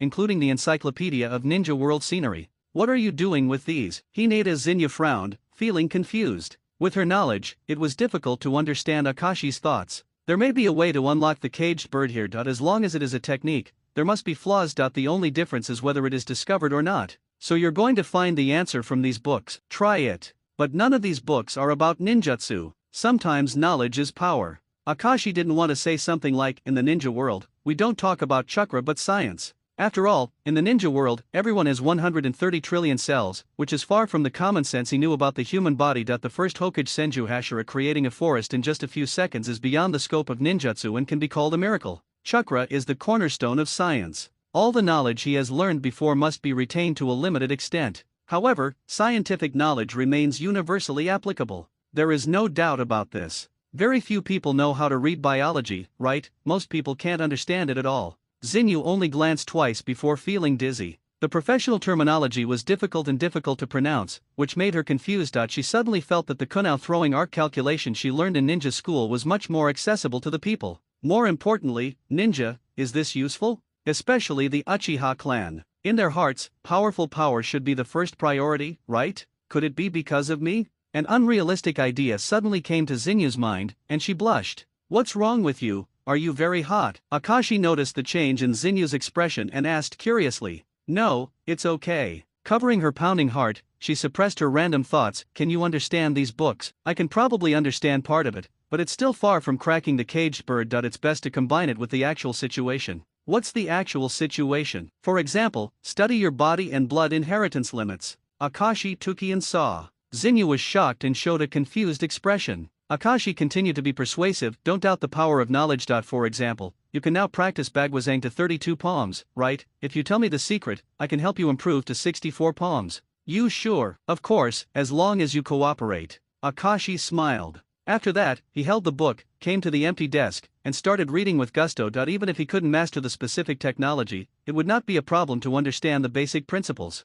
Zinyu read Encyclopedia of Ninja World Scenery for a while, and also borrowed knowledge about human body structure and anatomy. Akashi's previous words had an effect. She felt that she should know more about the world and then make judgments, but some of the illustrations were very explicit and made her blush. Is this what boys' bodies are like? She couldn't help but glance at Akashi, her chest rising and falling. Half an hour passed without knowing it. The librarian, who had had a good sleep, yawned and stood up from his seat, stretched and walked around as usual. Suddenly he heard a sound. Feeling strange, he followed the sound and saw 2 people reading at the table. Figure. One is Uchiha and the other is Hinata. Heck! He was stunned immediately and rubbed his eyes. No way. 7, 2 time flies, and a month passes in a blink of an eye. Akashi's life is still very regular. He practices daily, performs tasks, reports work, researches materials, occasionally meets Zinyu, learns the techniques of Rukwin, and discusses the future of his family. Slowly, Zinyu began to understand Hinata's corruption, and even more understood Uchiha's embarrassing situation. Taking advantage of the opportunity of studying, Akashi gradually began to instill some concepts of modern society. A change in thinking is quietly taking shape. The library administrator is also used to the visits of these 2 children. She usually works normally, dozing off, flipping through newspapers, waiting for her shift to take a break, and then receiving her salary next month. It seems to be another plain and boring day. Why are these books here? Suddenly, a hoarse voice sounded. The administrator suddenly woke up from his sleepiness, stood up, nodded and bowed. Lord Orochimaru. The voice of the visitor was so distinctive that no one in Konoha could mishear it. That was one of the Sunin of Konoha. Orochimaru is a frequent visitor to the library. He doesn't care about the administrator's fishing behavior and frowned slightly. Answer my question. He ran his fingers through the spine of the book with a curious look on his face. There were not many people in Konoha who could understand this, and even fewer had the same taste as him. Orochimaru-sama, I'm sorry. A child came back just now, and I haven't had time to sort it out yet. I'll go right away. Child, can you tell me who it is? His signature is Akashi Uchiha, and I borrowed it for about half a month. Akashi-kun, half a month. Orochimaru's eyes darkened. He turned to the top book, Biological Genetics, and couldn't help but chuckle. Haha, interesting. The administrator was confused, not knowing what was interesting, so he could only flatter and smile. Orochimaru knocked on the table. No need to sort it out, leave these books to me. Understood. What else does he do besides borrowing books? Read a book with a Hyaga child and write something on paper. Where were they sitting? On a May day, there is already a touch of warmth in the air. Akashi got up early as a habit and went to the forest downstream of the Konoha River. Today was the training of fire release in Sharingan that he chose to practice alone and did not call Hinata New Moon. Even if the other party becomes more and more trustworthy, he cannot reveal all his trump cards. The two shadow clones are ready and training begins. Due to the chakra transportation of the seedlings in his body, he could barely supply the consumption of the shadow clone. He was defeated again and used again. However, despite this, after an hour, his physical strength gradually became exhausted. Sure enough, it makes sense for multiple shadow clones to be classified as a forbidden technique. Akashi sighed and took a soldier's grain pill. He found a rock to sit down and rested for a while. Next to him was a rice ball made by Hiromi Uchiha, and he planned to have lunch on the spot. After a while, Akashi stood up again. Just when I was about to continue practicing, I suddenly realized that something was not right around me. Is it too quiet in the woods? I didn't feel it when I was practicing, but I felt strange after I rested. The chirping birds and insects that usually chattered seemed to be forced back by some kind of momentum. His scalp felt numb, and his keen intuition told him there's danger nearby. At this moment, several shurikens were fired, the dense forest leaves were pierced, and a black figure approached with a strange path. So fast! Akashi turned around suddenly and opened his Sharingan at the same time, and an awe-inspiring aura burst out from his body. Several thoughts quickly flashed through my mind. Konoha's guard force consists of the police department, barrier squad, patrol team, umbu, etc. Even though the forest downstream is relatively remote, it is still within the scope of the village, and it is not easy to sneak in. What's more, the other party wants to kill people in the village. You are too brave. Do you think you are Orochimaru or Pain? Akashi's Sharingan improved his observation ability, and the rapidly approaching black shadow was clearly revealed in his eyes. The movement seemed to be slowed down, and he could see the opponent's movement trajectory. Every landing point of the shuriken flying in the air was expected. He immediately pulled out his kunao, blocking left and right, deflecting every attack with precision. The Sharingan is really useful. Akashi sighed, shooting kunao at the rushing black shadow, and skillfully forming seals at the same time. His speed was already faster than that of ordinary Chunin. At such a critical moment, the speed of forming seals was even faster. Art Fire Escape Ho Fireball. The Uchiha clan's compassionate fireball spurted out from its mouth, and the blazing flames engulfed the opponent. Substitute? No, that's a snake. In the flames, the black coat was burned to pieces, and Gray Snake slapped the ground, rolled and hissed, and fled away. An icy chill crawled from his spine to his head. Sweat suddenly broke out on Akashi's forehead. An attack several times faster than before came from behind, and the cold and deep voice was even more chilling. The Hidden Shadow Snake Hand. This set of signature ninjutsu is currently only known by Orochimaru in Konoha. Almost instinctively, Akashi took out all the throwable items in his ninja bag, and threw them in a net like a reflex. With the powerful dynamic vision and nerve reflexes of the Uchiha clan, he covered every incoming snake in the attack. Middle. 4 long snakes collapsed on the ground, bleeding. Haha, not bad. A hoarse voice sounded, and Orochimaru, wearing a ninja uniform, walked over slowly. The Megatama earrings swayed, the pale face was completely drained of blood, and the long golden pupils exuded a dangerous aura, like the eyes of a snake. At this moment, he was still wearing Konoha's forehead protector. As one of the 3 ninjas, he is already at the top in terms of strength and reputation. The attack of the latent shadow snake hand was ineffective and he lost several gray snakes. He didn't take it to heart. Instead, he showed a satisfied smile on the corner of his mouth and some appreciation in his eyes. Orochimaru. Sir. Akashi tried to calm down and found a suitable title. At this point, Orochimaru should not have coveted the power of the Sharingan. At most, he knew something about the Uchiha clan, and was a little interested in blood succession limits and even the Sharingan. The focus of human experiments was still on physical transformation. You wouldn't want to drag me to the operating table to take slices for study, right? Akashi's whole body was tense and he didn't dare to move rashly. Orochimaru stood still, with some doubts in his eyes. You seem a little nervous. I didn't expect to meet you. Is it? Orochimaru looked up and down thoughtfully. I really miss my former subordinates. Akashi was stunned for a moment, sweat oozing out slightly. Yesterday, when I went to the library, I saw a few books you had borrowed. I didn't expect that you were also interested in this knowledge. Orochimaru hit the point again. As he spoke, he took out a torn roll of scratch paper from his pocket. Is this your manuscript? Although the text is very strange, I can decipher part of it. It seems to be very thoughtful. The moment he saw the draft, Akashi's pupils trembled. Several torn pieces of paper were pieced together. The glue seams were tight, just like when they were intact. The words on them were densely packed, and the numbers and symbols were messy. Ordinary people don't care at all and can't understand these strange words. They will only regard them as children's graffiti. But in Orochimaru's hands, he actually completely restored it. Not only that, he also deciphered about %. Should I say, as expected of you. At this point, Akashi had nothing to argue with, so he simply admitted it directly and spread his hands. That's right. Orochimaru asked, can you tell me what the specific research is? Akashi's mind was racing, and he remembered a line that fit the occasion, and then said, developing ninjutsu. He was the first person in the world to mix yellow and blue, and named the color he saw green. I'm just doing the same thing. It's just a matter of, okay? Isn't this a metaphor I came up with a few days ago? How does he know? Orochimaru was shocked, his eyes shining. Akashi-kun, you are so interesting. I still need an assistant here. Do you want to follow me? A very seductive tone and a voice full of magnetism. Akashi scratched his hair. Well, I've been quite busy recently. Rejected me? Orochimaru felt incredible. He understood ninjas and people's hearts very well, and no one would ever refuse him. Especially with his status and reputation in Konoha, a mere Chuunin was not easy to catch. Could it be the pride of the Uchiha clan? This kid is even more interesting. Orochimaru's curiosity was aroused, and he couldn't help but stick out his tongue and lick his lips. In fact, Akashi had guessed the general purpose from the moment Orochimaru showed up. Otherwise, Orochimaru, a scientific research maniac, would come here to play house with someone while he was busy. Obviously he wanted to use his skills and abduct children. To be honest, Akashi was a little moved.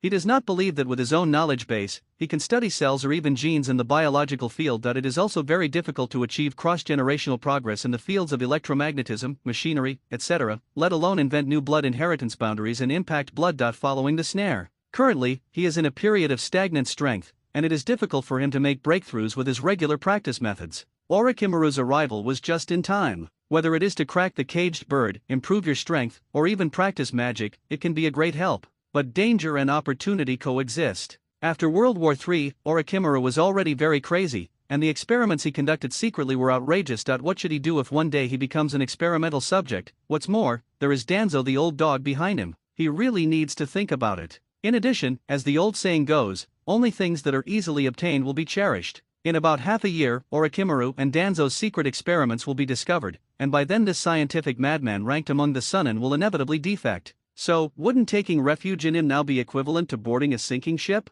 This is also what Akashi is worried about. You must know that no matter which village treats a rebel ninja, it will be dealt with seriously. As a former subordinate of the rebel ninja, most of them will face strict interrogation and even bloody purges. Logically speaking, Akashi wouldn't want to do such a risky thing, unless he gives enough. Orochimaru got closer and closer. Don't you think it is interesting to pursue the truth and learn all the ninjutsu? Chakra contains endless possibilities. Akashi looked aggrieved. But I'm really busy. What the hell are you up to? Practice. Akashi untied the package around him and took out the rice ball. Father asked me to be promoted to Jounin within 2 years. No, I practice ninjutsu every day without sleep and food, and I don't even have time to eat. What's this? Orochimaru choked on his breath, stretched out his hand and said, I can help you improve your strength and personally teach you ninjutsu, including my unique moves. You can be promoted to Jounin in up to 1 year. Is it a ninjutsu like the hidden shadow snake hand? If you want to learn. From Orochimaru's point of view, this technique is not a treasure, and it is worthwhile to exchange for it. Besides, Akashi's strength has improved and he can do more things. The conversation between the two seemed more like negotiating the price. Akashi got the reply he wanted, but still had some doubts, and asked, Lord Orochimaru, you should have a lot of talents there, why do you still need me as your assistant? Follow me. Orochimaru stopped explaining in words, put his hands in his pockets, turned around and led the way. Akashi followed and came to a 4-story building, Konoha Official Research Institute. This place was funded and built during the second Hokage period to develop new ninjutsu. It is said that there was also an attempt to develop artificial tailed beasts. In the end, it was sealed for a period of time due to an experimental accident. Later, Danzo was reactivated and played a major role in the preparation stage before the Third War. Currently, Orochimaru is the top person in charge. Entering the Official Research Institute, Akashi's eyes were opened. The first floor houses conference halls and offices. There are divided laboratories upwards, and Orochimaru occupies the 2 largest ones. Various unknown equipment and bottles are placed on the table. The huge instruments make rumbling sounds and shake violently. The glass covers are full of ink. Green liquid and bubbling organs, test tubes, beakers, evaporating dishes, and other common chemical utensils are all available, and all kinds of pharmaceuticals are neatly arranged. On the zigzag table, there are microscopes and computers. Paradoxically, there are scrolls and brushes next to the computer. The ninja world is such a world full of contradictions, where advanced technology and backward lifestyles coexist. It is said that the Land of Fire has modern metropolises with high-rise buildings everywhere. Akashi has never seen it, but he can clearly feel the disconnect of the times in Konoha alone. There are too many unreasonable things, causing chaos to become the norm. What is even more eye-catching is the bookshelf against the wall, which can be said to be a collection of knowledge about the ninja world. Subjects such as mathematics, physics, and chemistry that ordinary people don't pay much attention to, you can find the corresponding information here. Even if Orochimaru is not involved in deep electromechanical knowledge, it still accounts for a large proportion. The total quantity is not as good as that of the library, but the quality of the books is higher than that of the library. How is it? Orochimaru asked. This is amazing. Akashi sighed sincerely. Orochimaru walked to the stage and picked up a tube of reagents, shaking it leisurely. That's why, you will be amazed by the endless possibilities hidden in the walls of books and reagent bottles, but other ninjas will not. Of course, there are other reasons. For example, I can see at a glance that you have the talent to be a ninja. Furthermore, your talent in research is very good. 3 sentences in a row, praising Akashi very highly. The explanation is very reasonable, but I'm afraid the deeper reason is Orochimaru's inner desire, the desire to get good things when he sees them. With the resources of Konoha's official research institute, you should be able to get a lot of benefits, plus snake ninjutsu. After much struggle, Akashi finally decided to seize this opportunity. After all, Orochimaru has so much to offer. He has the dual identity of the Uchiha faction and the Hokage faction. Once Orochimaru was about to defect, he immediately betrays him and informs the 3rd generation of the information in advance, pretending to be a hidden stump deliberately lurking around him. Lord Orochimaru, I am willing to follow you. Akashi made up his mind and agreed reluctantly. Orochimaru's hand shaking the test tube suddenly stopped. Through the glass, Akashi's honest and gentle look was reflected in his eyes. There was a cold aura in the snake eyes, which made people shudder. Standing in front of him, the pressure was huge. Soon, the gloomy atmosphere dissipated. Orochimaru put down the test tube and crossed his arms. Very good, you made a wise choice. Come with me to meet your old friends.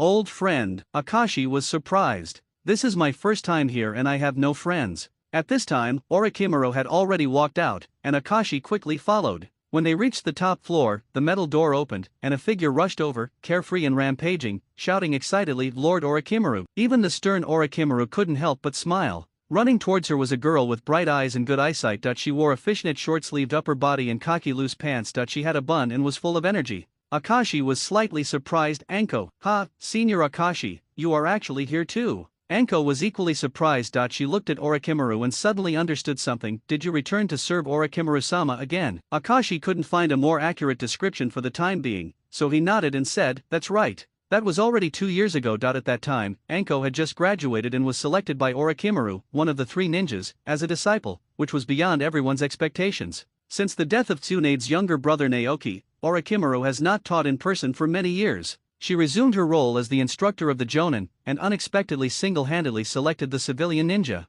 Anko was extremely excited. However, her talent was average and her strength could not be called outstanding. During the execution of the mission, she was full of loopholes and almost got killed. Fortunately, she was saved by her teammates. Among the people on the team at that time was Akashi. Not only did he take good care of her, he also taught her some practical experiences. Hundu has always been grateful. She was particularly happy to meet again this time and bowed with a smile. Please give me more advice. You're welcome. In the jungle, the sound of blades clashing constantly sounded, frightening the birds. The 3 figures moved at high speed. Kunao and shurikens collided and sparks were produced. There were many scorched earth and potholes on the ground, and trees of all sizes fell to the ground sideways. Orochimaru kept his promise and took Akashi to practice. I have to admit that as a tutor, he is very competent. He not only taught the snake clone, but also personally guided the actual combat. But the scene was a bit more tragic. Art fire escape ho fireball. Uchiha Akashi drank in a low voice and quickly formed seals. The blazing flames rushed straight away, but were blocked by the rising water wall. The vast mist was steaming, and Orochimaru shuttled through it like a ghost before kicking out. Akashi was instantly kicked more than 10 meters away,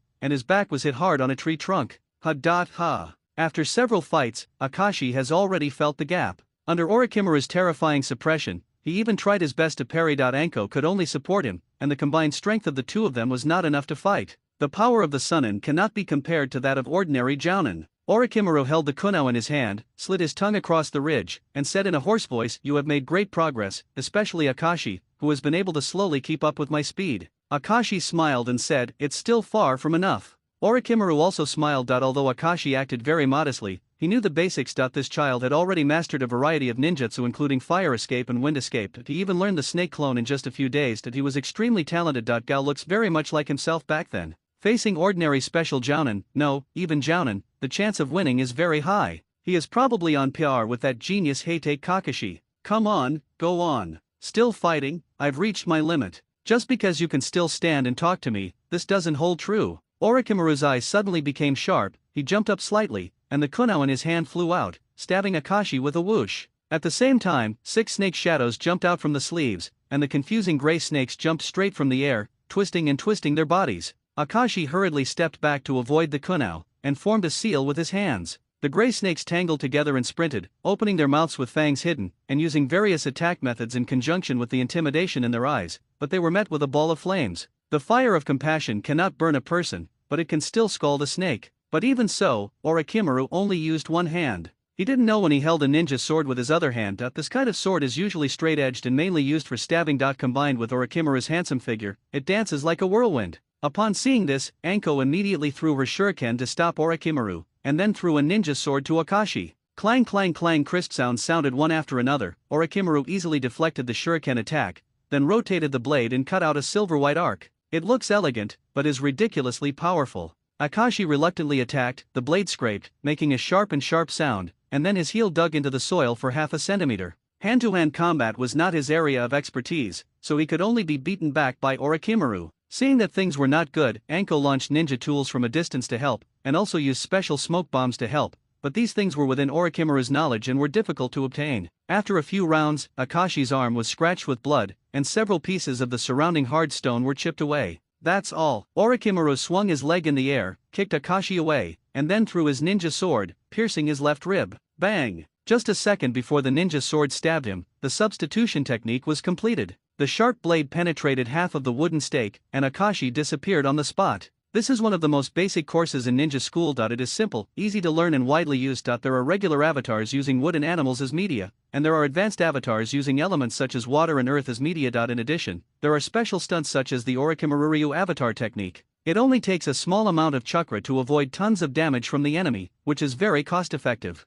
Of course, the substitution technique also has limitations. In the final analysis, it is just a cover-up method and is not a life-saving skill that can be activated at any time. It requires preparing a substitute object in advance, and predicting the timing of activation in advance, and the replacement distance generally cannot be very far. The emphasis is on getting ahead. The use of a double is mostly to use illusions to confuse the opponent during a battle, so as to avoid danger and counterattack vulnerabilities, or when preparing to hide traces, use it to attract firepower in order to escape. It is completely different from the reality-reversing techniques of Tensho and Izanagi. Akashi completed the exchange with the wooden stake in a puff of white smoke, and his figure appeared on a thick branch. Before he could take a breath, a snake rushed over from below, as if his actions had been seen through by Orochimaru. It's so miserable. Akashi complained silently and fired his shuriken, knocking the snake down. He quickly returned to the ground, only to see Orochimaru approaching, and hurriedly formed the seal wind release breakthrough. As the chakra accumulation in his mouth reached its limit, a huge wind pressure moved away. The strong wind caused the trees to bend and resist Orochimaru's charge. But Orochimaru smiled lightly, his long hair flying while his fingers moved wrongly. Wind release, great breakthrough, isn't it? Akashi grimaced, his body was blown away by the strong wind coming from behind, and he fell solidly, landing at Anko's feet. He stood up, but there was no one in his sight. It's too slow to form the seal. This is your shortcoming. Suddenly, a sound came from very close, and the ground shook. Akashi and Anko realized that something was wrong, but it was already too late. The soil layer was broken through, and several gray snakes jumped out from the ground and wrapped around the ankles of the two people. This time, Akashi had no clones or substitutes, and was tied tightly. If Orochimaru is willing, the venomous snake can bite him immediately. Latent Shadow Snake Hand. Akashi swallowed his saliva, looked sideways at those ferocious long snakes, and felt a shiver in his heart. You are very skilled in using various ninjutsu and have sufficient chakra that you are worthy of being a member of the Uchiha clan. I may consider teaching you the hidden Shadow Snake Hand. Orochimaru let go of his hand, and the gray snake slithered back into his sleeve. You flatter me. Tomorrow's experiment, you are here to help. Orochimaru put his ninja sword back into its sheath and slowly walked towards the jungle with his back turned. As for Anko, you can ask Akashi-kun for advice in the future. After that, he jumped up and disappeared. Akashi looked at the empty forest, and his tense nerves finally relaxed. Orochimaru is very strong. I originally thought that he just had high panel data, mastered all kinds of strange skills, and couldn't do much damage. But carefully looking back at the battles he experienced, he was either the third Hokage or the cage-level masters of the four-tailed Naruto and Akatsuki organizations, and in most cases he was not at the peak level. State. You have to say that he is powerful, but he seems to only use those two moves. You have to say that he is not very powerful. He is the only person alive in the ninja world who knows those two moves. If he hadn't ruined his body, he would have accomplished a lot after learning the magic. It can only be said that fate played a minor joke on him. Akashi isn't particularly interested in the Shadow Snake Hand. After Akashi became Orochimaru's scientific research assistant, he didn't have much added burden. He had to eat and drink when he should, regardless of training or tasks. All you need to do is rush to the scene as soon as possible when Orochimaru summons you. The usual research tasks are very easy. I can handle it by submitting a report almost once a week, and the pay is not low. How else could we say that Orochimaru is a successful entrepreneur with so many people following him? They are willing to spend money.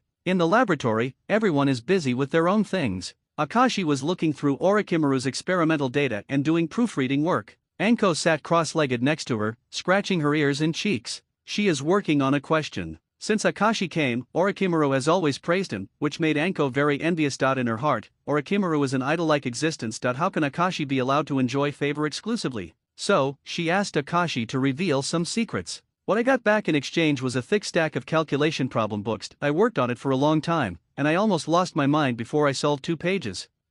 It's so difficult. Anko couldn't stand it anymore and began to cry. Why, you said you want to impress Lord Orochimaru, but you can't even do such a simple question? Akashi glanced sideways. Hongdo hesitated. This kind of question is useless. Then what do you think is useful? Akashi asked back. Hongdo's eyes were full of light, and she closed the difficult question book. Her voice was not loud, but she mustered up her courage. Of course I have to learn powerful ninjutsu. A powerful ninjutsu? Akashi raised his eyebrows. Generally speaking, students who graduate from ninja schools have very limited ninjutsu, so they need to practice by performing novice tasks, and at the same time learn some powerful ninjutsu from the instructor ninja, which is the so-called internship. After the internship period, you can independently receive tasks or go to the battlefield. Even so, ordinary ninjas are nothing more than cannon fodder. They have no access to the secrets of each family, and it is difficult for them to learn advanced ninjutsu. I know there's still a long way to go. Anko smiled, but her eyes were full of confidence. But I will work hard and I will definitely live up to Lord Orochimaru's high expectations. Effort?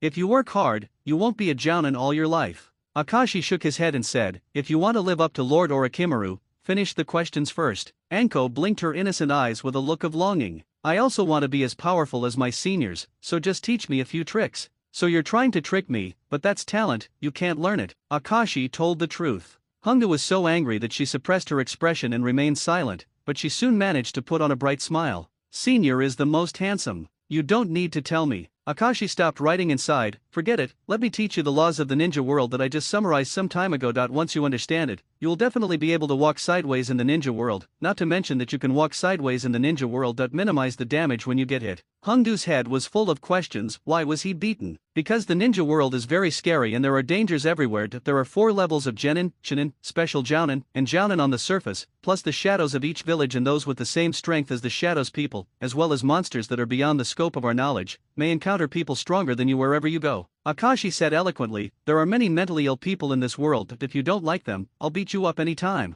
Anko was dubious. It's not that serious, right? Actually, it's more serious than a beating. Have you studied history? Red Bean nodded. It is said that the average lifespan of a ninja during the Warring States period was about 30 years old. What do you think it is now? Akashi said word by word, 36 years old. Anko couldn't help but be stunned. What she had learned since childhood was that the war between families was eliminated after the first generation established the ninja village, and everyone lived in harmony and lived in peace and contentment. But seems like nothing has changed for ninjas? It is true that the establishment of the ninja village has eased family conflicts, but it has not resolved the fundamental contradiction between productivity and demand. Frequent family disputes are no longer there, but instead, big countries are attacking each other on an unprecedented scale. Hongdo asked tentatively, does this mean you will die if you are not careful? Akashi said in a teachable tone, that's right. So the theory I'm going to teach you today is very important. Listen carefully and memorize it carefully. Learn the basic laws of the ninja world and you won't be afraid of it all over the world. Yeah. Hongdo nodded vigorously. She had never been so serious in ninja school. Is it chakra control skills? Or the unique ninjutsu system summarized by Lord Orochimaru? Could it be a quick fix for Jounin? The more she thought about it, the more excited she became. She couldn't help but lean forward, her eyes full of curiosity. But when Akashi said the first sentence, she suddenly paused. The first law of the ninja world is, there is no harm if there is smoke. Yuyin. Washang? Hongdu's eyes widened. Akashi emphasized again, yes, there is no harm if there is smoke. When your opponent's strength is better than yours or about the same, once explosive smoke appears in the battle, you must consider this law. Usually the opponent will not lose combat effectiveness because of this. Be cautious, be careful. What kind of theory is this? She seems to have never heard anyone say it. It's strange, but it seems to make sense. Are you listening? Akashi saw the stunned Anko and waved his hand in front of her. I'm listening. Hongdu came back to his senses. No matter whether it is really useful or not, just write it down and talk about it later. Akashi continued, the second rule is the law of death if you take off your clothes. Take off your clothes? Hongdo paused again and tightened her coat. Don't worry, this law is more applicable to male ninjas, especially those who are strong and handsome. If they wear some kind of uniform, they won't even have a chance to be rescued. Having said that, don't take off your clothes when fighting. It's a sign not good. Then. The law of residual blood explosion. The law of backhand amplification. The law of fire escape and no killing. Many theories that he had never heard of jumped out of Akashi's mouth. After describing more than a dozen laws in a row, he still had more to say. Anko felt her head buzzing. It even felt like he was joking with her. But Akashi-senpai seems to be serious and talking nonsense. It's really different from other ninjas. No teacher has ever said anything like this before, and it is no exaggeration to say it is shocking. Honda realized that he might have been led astray. Based on her trust in Lord Orochimaru, she reluctantly accepted these theories at first, but later she gradually became interested in them. Although I don't want to admit it in my heart, these theories are getting more and more popular with me. Obscene and exciting. When Akashi finished speaking, it felt like a novel was out of chapter, which made me scratch my head. Senior, I still want it. Anko sat obediently and looked at Akashi with her big watery eyes, eager for knowledge. That's it for today. Are you going to exhaust me to death? Akashi stopped in time and waved his hand. These things are enough for you to learn. They are more practical than many ninjutsu. Anko pouted. I feel like I have gained a lot, but I feel like I have learned nothing. Seeing that the senior was a little impatient, Anko responded weakly and immersed herself in reviewing her notes. At this time, Akashi finished sorting out the data, stretched, and inadvertently caught a glimpse of Orochimaru's test bench and analyzer, which were very advanced equipment for collecting samples from the human body. On weekdays only Orochimaru uses it, but today he happens to be away. Let me give it a try. As long as he is not discovered, nothing will happen. As for the material, the most suitable candidate suddenly appeared in front of him. Akashi looked at Anko. Now, if you think doing the questions is boring, do you want to do something interesting tonight? What's up? There was silence in the institute. At this time, the huge place was already empty, which was perfect for them to have fun. Hongdu was very confused. Why was the experiment so mysterious? Under the bright light, the two people were surrounded by various report books and experimental equipment. You have been very tired from studying these days, so it's time to relax. I want to take you to do something different. Do you remember what I said? To follow Lord Orochimaru, you must have the consciousness to dedicate yourself to science. Hongdu didn't know why. What do you want me to do? I have a research here and I need your cooperation. I wonder if you are willing. Akashi showed a friendly smile.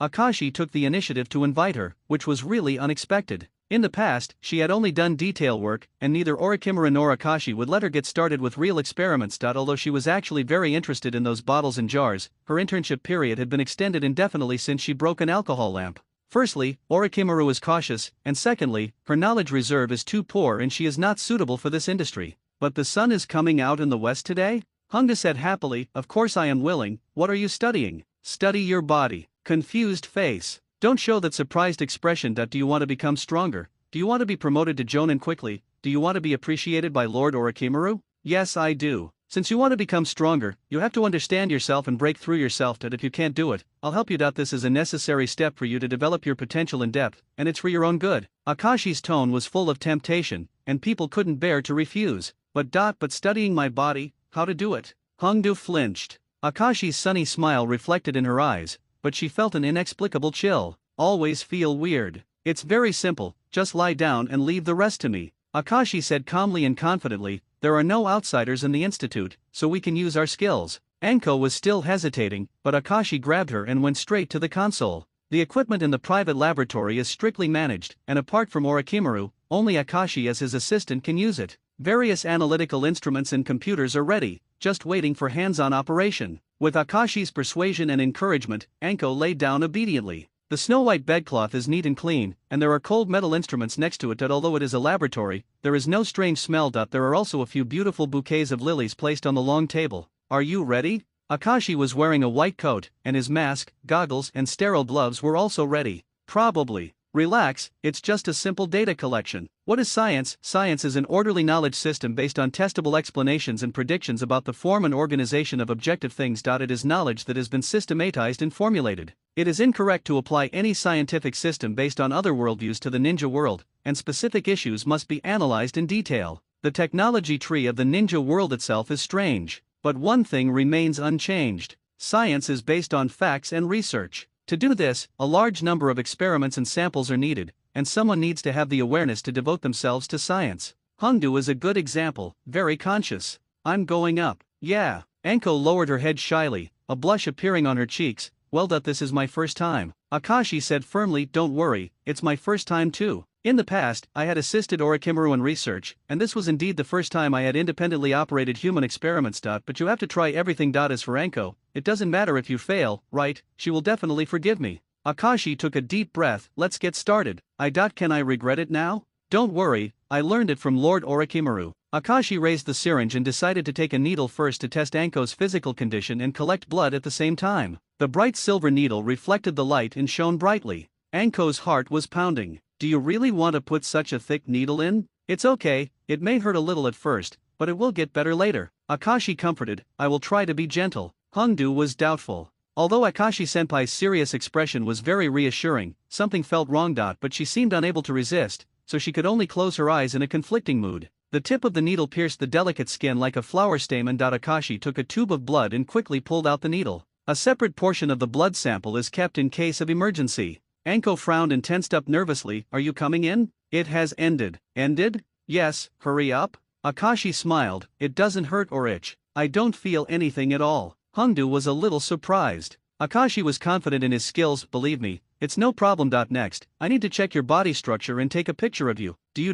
want to take off your clothes? Anko, who was always carefree, had a flushed face and her ears felt hot. Akashi's head was full of black lines. Whatever is thinking in your head, just use these instruments. The sensors will input the detailed body data into the computer and then analyze it. Anko's face turned even redder. The patch was cool and somewhat comfortable the moment it touched the skin, and Anko felt relieved. She chose to believe Akashi. Many tubes were connected to her body, and some long needles were inserted into acupuncture points without much pain. The computer connected to her back had already started working, collecting her body data. The computer screen flickers. Akashi looked at the data on the screen, and the analysis result only had 2 words. Ordinary. All physical values are a little above the average, and the amount of chakra is medium, which is comparable to that of a ninja of this age and level of strength. Mitarashi red beans are indeed average. Why did Orochimaru take notice? You must know that Orochimaru's standards for selecting characters are very high. Those who have neither bloodline nor uniqueness are just chess pieces at most. Anko's treatment was completely different.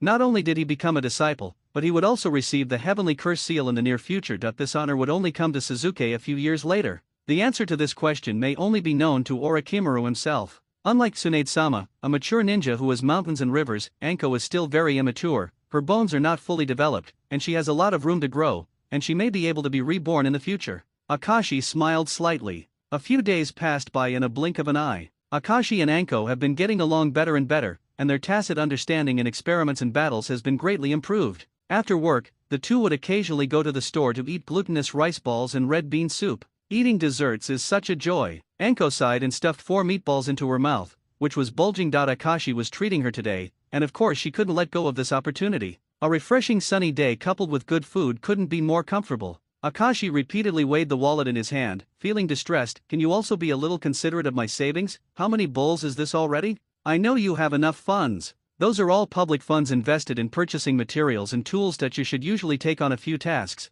which is enough for your daily expenses. Hongda sucked up the last drop and said with a satisfied smile, wouldn't it be better to follow senior and eat for free? Akashi feigned anger and nodded her forehead. I'm eating and drinking, but I'm still feeling confident. Stingy guy. Anko muttered, looking towards the street. By the way, what is Orochimaru-sama busy with lately? It seems like there's another problem at the border. Akashi got wind of it. The third generation has been holding frequent meetings recently and revealed part of the content. I heard that the fighting on the front is gradually easing, but there are heavy casualties along the border. The Kingdom of Wind, which has ceased the war, is ready to take action again, secretly tampering. It had only been a few years since the battle between Tsunagakure and Konoha at Mount Kikyo, so a large-scale conflict should not happen. The clouds of the 3 wars have not yet dissipated, and local frictions will become the norm. These days, although there are no family melees like during the Warring States period, battles dominated by countries are more lethal. Fortunately, no one used tailed beast weapons. First of all, the tailed beasts are not very controllable, and even a perfect Jinchuriki cannot be 100% trusted. Secondly, the use of tailed beasts will bring the conventional battle to an irreversible stage, and by then it will probably be a fight to the death.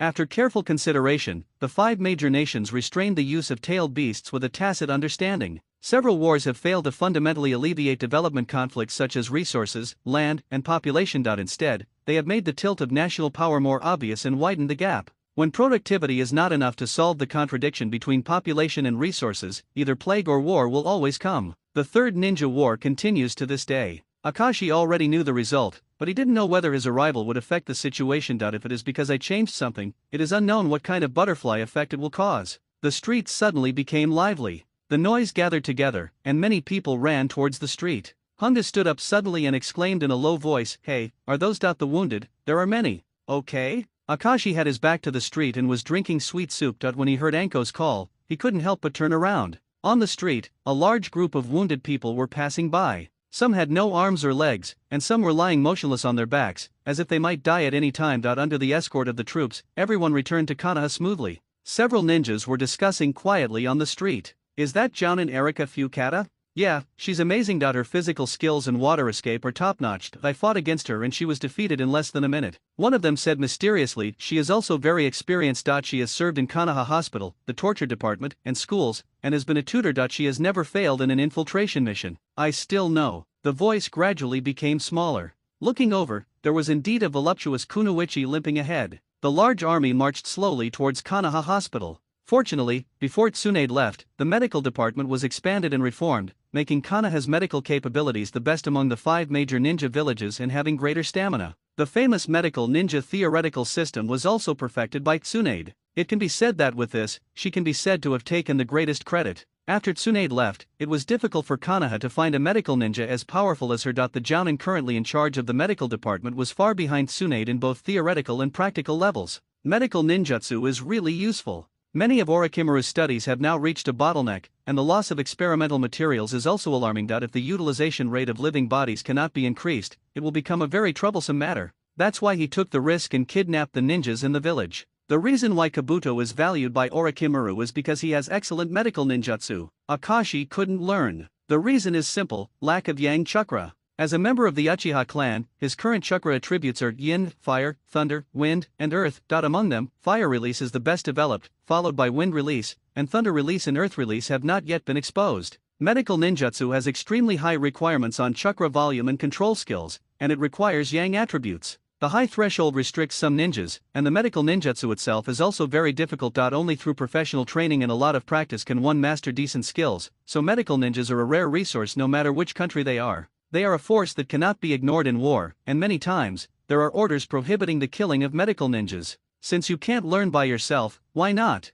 A name came to his mind, Hinata Crescent Moon. With Byakugan, wouldn't he be born to be a medical ninja? Thinking of this, he couldn't help but smile. Pedestrians made way for the wounded, and some spontaneously applauded to welcome the return of the heroes. The figures gradually walked away. As expected of a Jonin, Akashi suddenly sighed. "What happened? Didn't you notice that she doesn't have any fat on her legs?" Anko was angry. "Where are you paying attention?" Akashi said seriously, "Of course it's science. Do you know which major muscles a human thigh and calf are composed of? How many ligaments are there in the knee joint?" "I don't know. I don't want to know." Anko pouted, mentally cursing the pervert. At this time, Akashi picked up the porcelain bowl and smiled excitedly. "I don't know if it's because I followed Orochimaru, but now that I see this tight and graceful body, I want to study it." Seeing Akashi staring into the distance, Anko murmured to herself, "Is that kind of figure really attractive? But it's too big, right?" She gestured on her chest and pouted. "Some jealousy and injustice.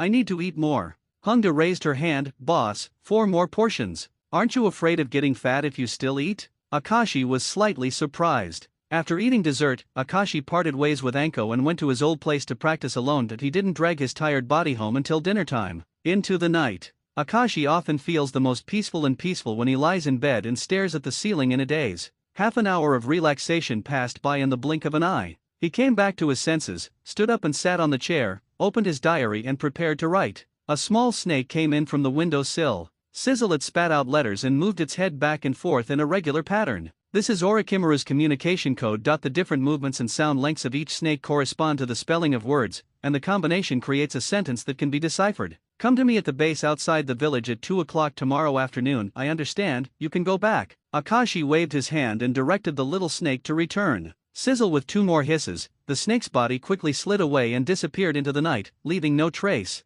A base outside the village. Akashi muttered to himself. This base had been established before he followed Orochimaru. It was 20 miles away from Konoha village. It was hidden in the jungle and had very good concealment. Some experiments that are not suitable for doing in the village are often conducted there. In addition, Akashi has also seen the code names of several secret bases, but he didn't know how many strongholds Orochimaru had. The next afternoon, in the cave outside the jungle, a secret door was opened, revealing an extremely lifelike snake head with sharp fangs, exuding an eerie and terrifying aura. There are dim lights on both sides. Walking along the narrow road is like walking in the belly of a snake. Orochimaru once said that this is also the village's research institute, an official institution, but it is managed by him and kept confidential. As for this decoration style, do you think it's from Konoha? I don't believe any ghosts. Akashi walked to the laboratory in a familiar way. Immediately after entering the door, he shouted respectfully, "Lord Orochimaru." The slender figure stands in front of the tall cylindrical transparent container, making people feel awe for no reason. Something was bubbling in the container.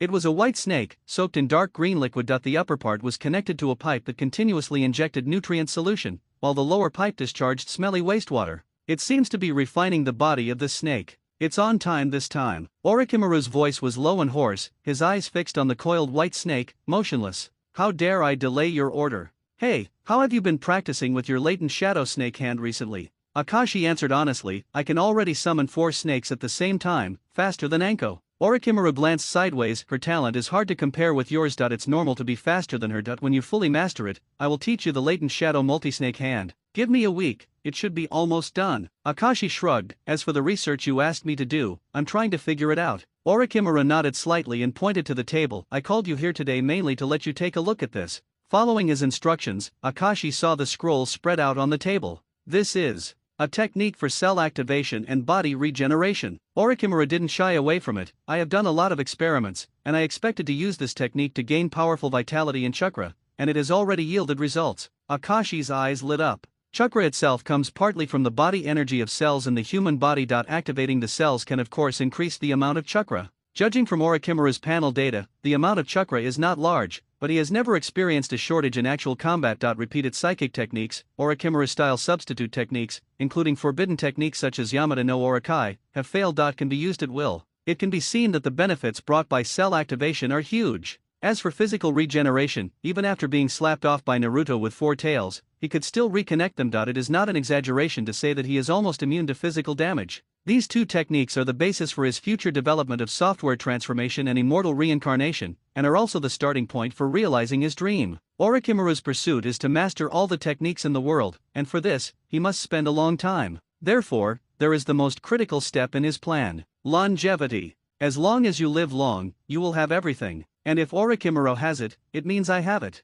Akashi congratulated. Congratulations on your breakthrough. But Orochimaru's words changed. The cells of the human body are limited and will not increase out of thin air. If the method of proliferation is used to repair and regenerate, it will affect the lifespan, because the number of cell divisions in a person's life is also limited. Having said this, Orochimaru shook his head. The theory is not perfect enough. Human beings have limits. The deeper he studied, the more disappointed he became with the short life of man and the limits of the body. Unless abandon the decaying body and let the soul live forever. Is it possible? It seemed that at that moment, inspiration flashed. Akashi didn't know what Orochimaru was thinking, so he couldn't help but ask, "What help do you need from me?" "It's simple," Orochimaru said lightly. "The body regeneration technique is still a little bit mature, but the cell activation technique has been developed to the final stage. You can try it first. I know you have a lot of ideas. Find the loopholes for me and think about it. How do you want to solve the follow-up problems? If you need materials, just tell me." Finally, he added one more sentence. The so-called materials are the people used in live experiments. Orochimaru has extra plans for every mission he goes out on. He has many dealings with some overseas black markets,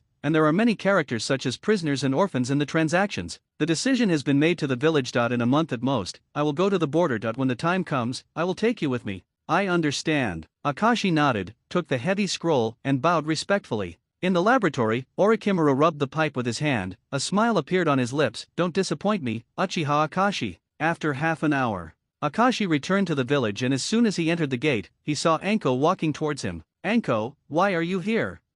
I've been looking for you for a long time, but Uncle Oda, who was guarding the door, said that you were out, so I found out that you sneaked out to practice. You actually left me behind. I want to complain to Lord Orochimaru." Anko yelled loudly. Akashi couldn't argue. He couldn't say that he just had a private meeting with Orochimaru, right? But he didn't bother to explain to her, so he waved his hand and said, "What's the matter?" Anko pouted and grabbed Akashi's clothes. My shuriken skills have improved a lot in the past 2 days. Come on, come and practice with me. Sparring. Didn't we just fight yesterday? That happened the day before yesterday. We obviously had dessert together yesterday. Hongdu rolled his eyes. Akashi scratched his head and laughed awkwardly. The watermelon-headed boy with thick eyebrows and big eyes was running enthusiastically. He was wearing a dirty green tights and was full of personality. He almost attracted the attention of the whole street and turned heads. Others looked sideways, showing strange expressions. Kai didn't take it seriously and shouted, "Youth never ends, let's run another 100 laps." He trained hard every day without slacking off. Ninjas who are good at physical skills are often late bloomers. After all, the growth of skills can be accelerated by talent, but physical fitness cannot violate the natural laws of growth and development. Young children, no matter how talented they are and how hard they train, will never achieve explosive results in physical skills. But after Kai develops, he will definitely advance by leaps and bounds, and his future is limitless.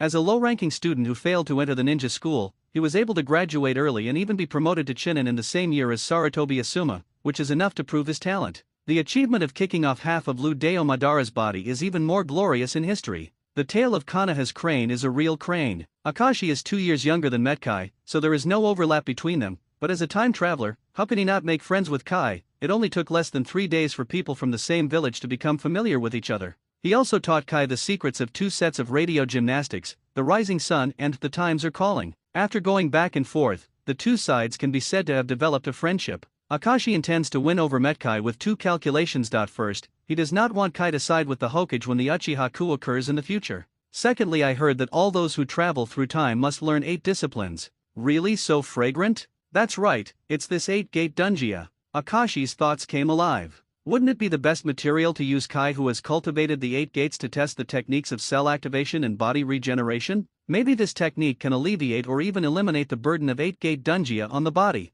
In my impression, there was a guy named Shen Nong who did just that. A flash of inspiration flashed in his mind. Akashi did not chase Kai, but walked slowly with Anko, waiting for him to run by in the next lap. Anko, go buy 2 ice creams. Akashi was in a good mood and waved, my treat. Ah, aren't we going to spar? Why are we taking a rest? It's rare to have such good weather. Let's get some sunshine and practice after eating ice cream.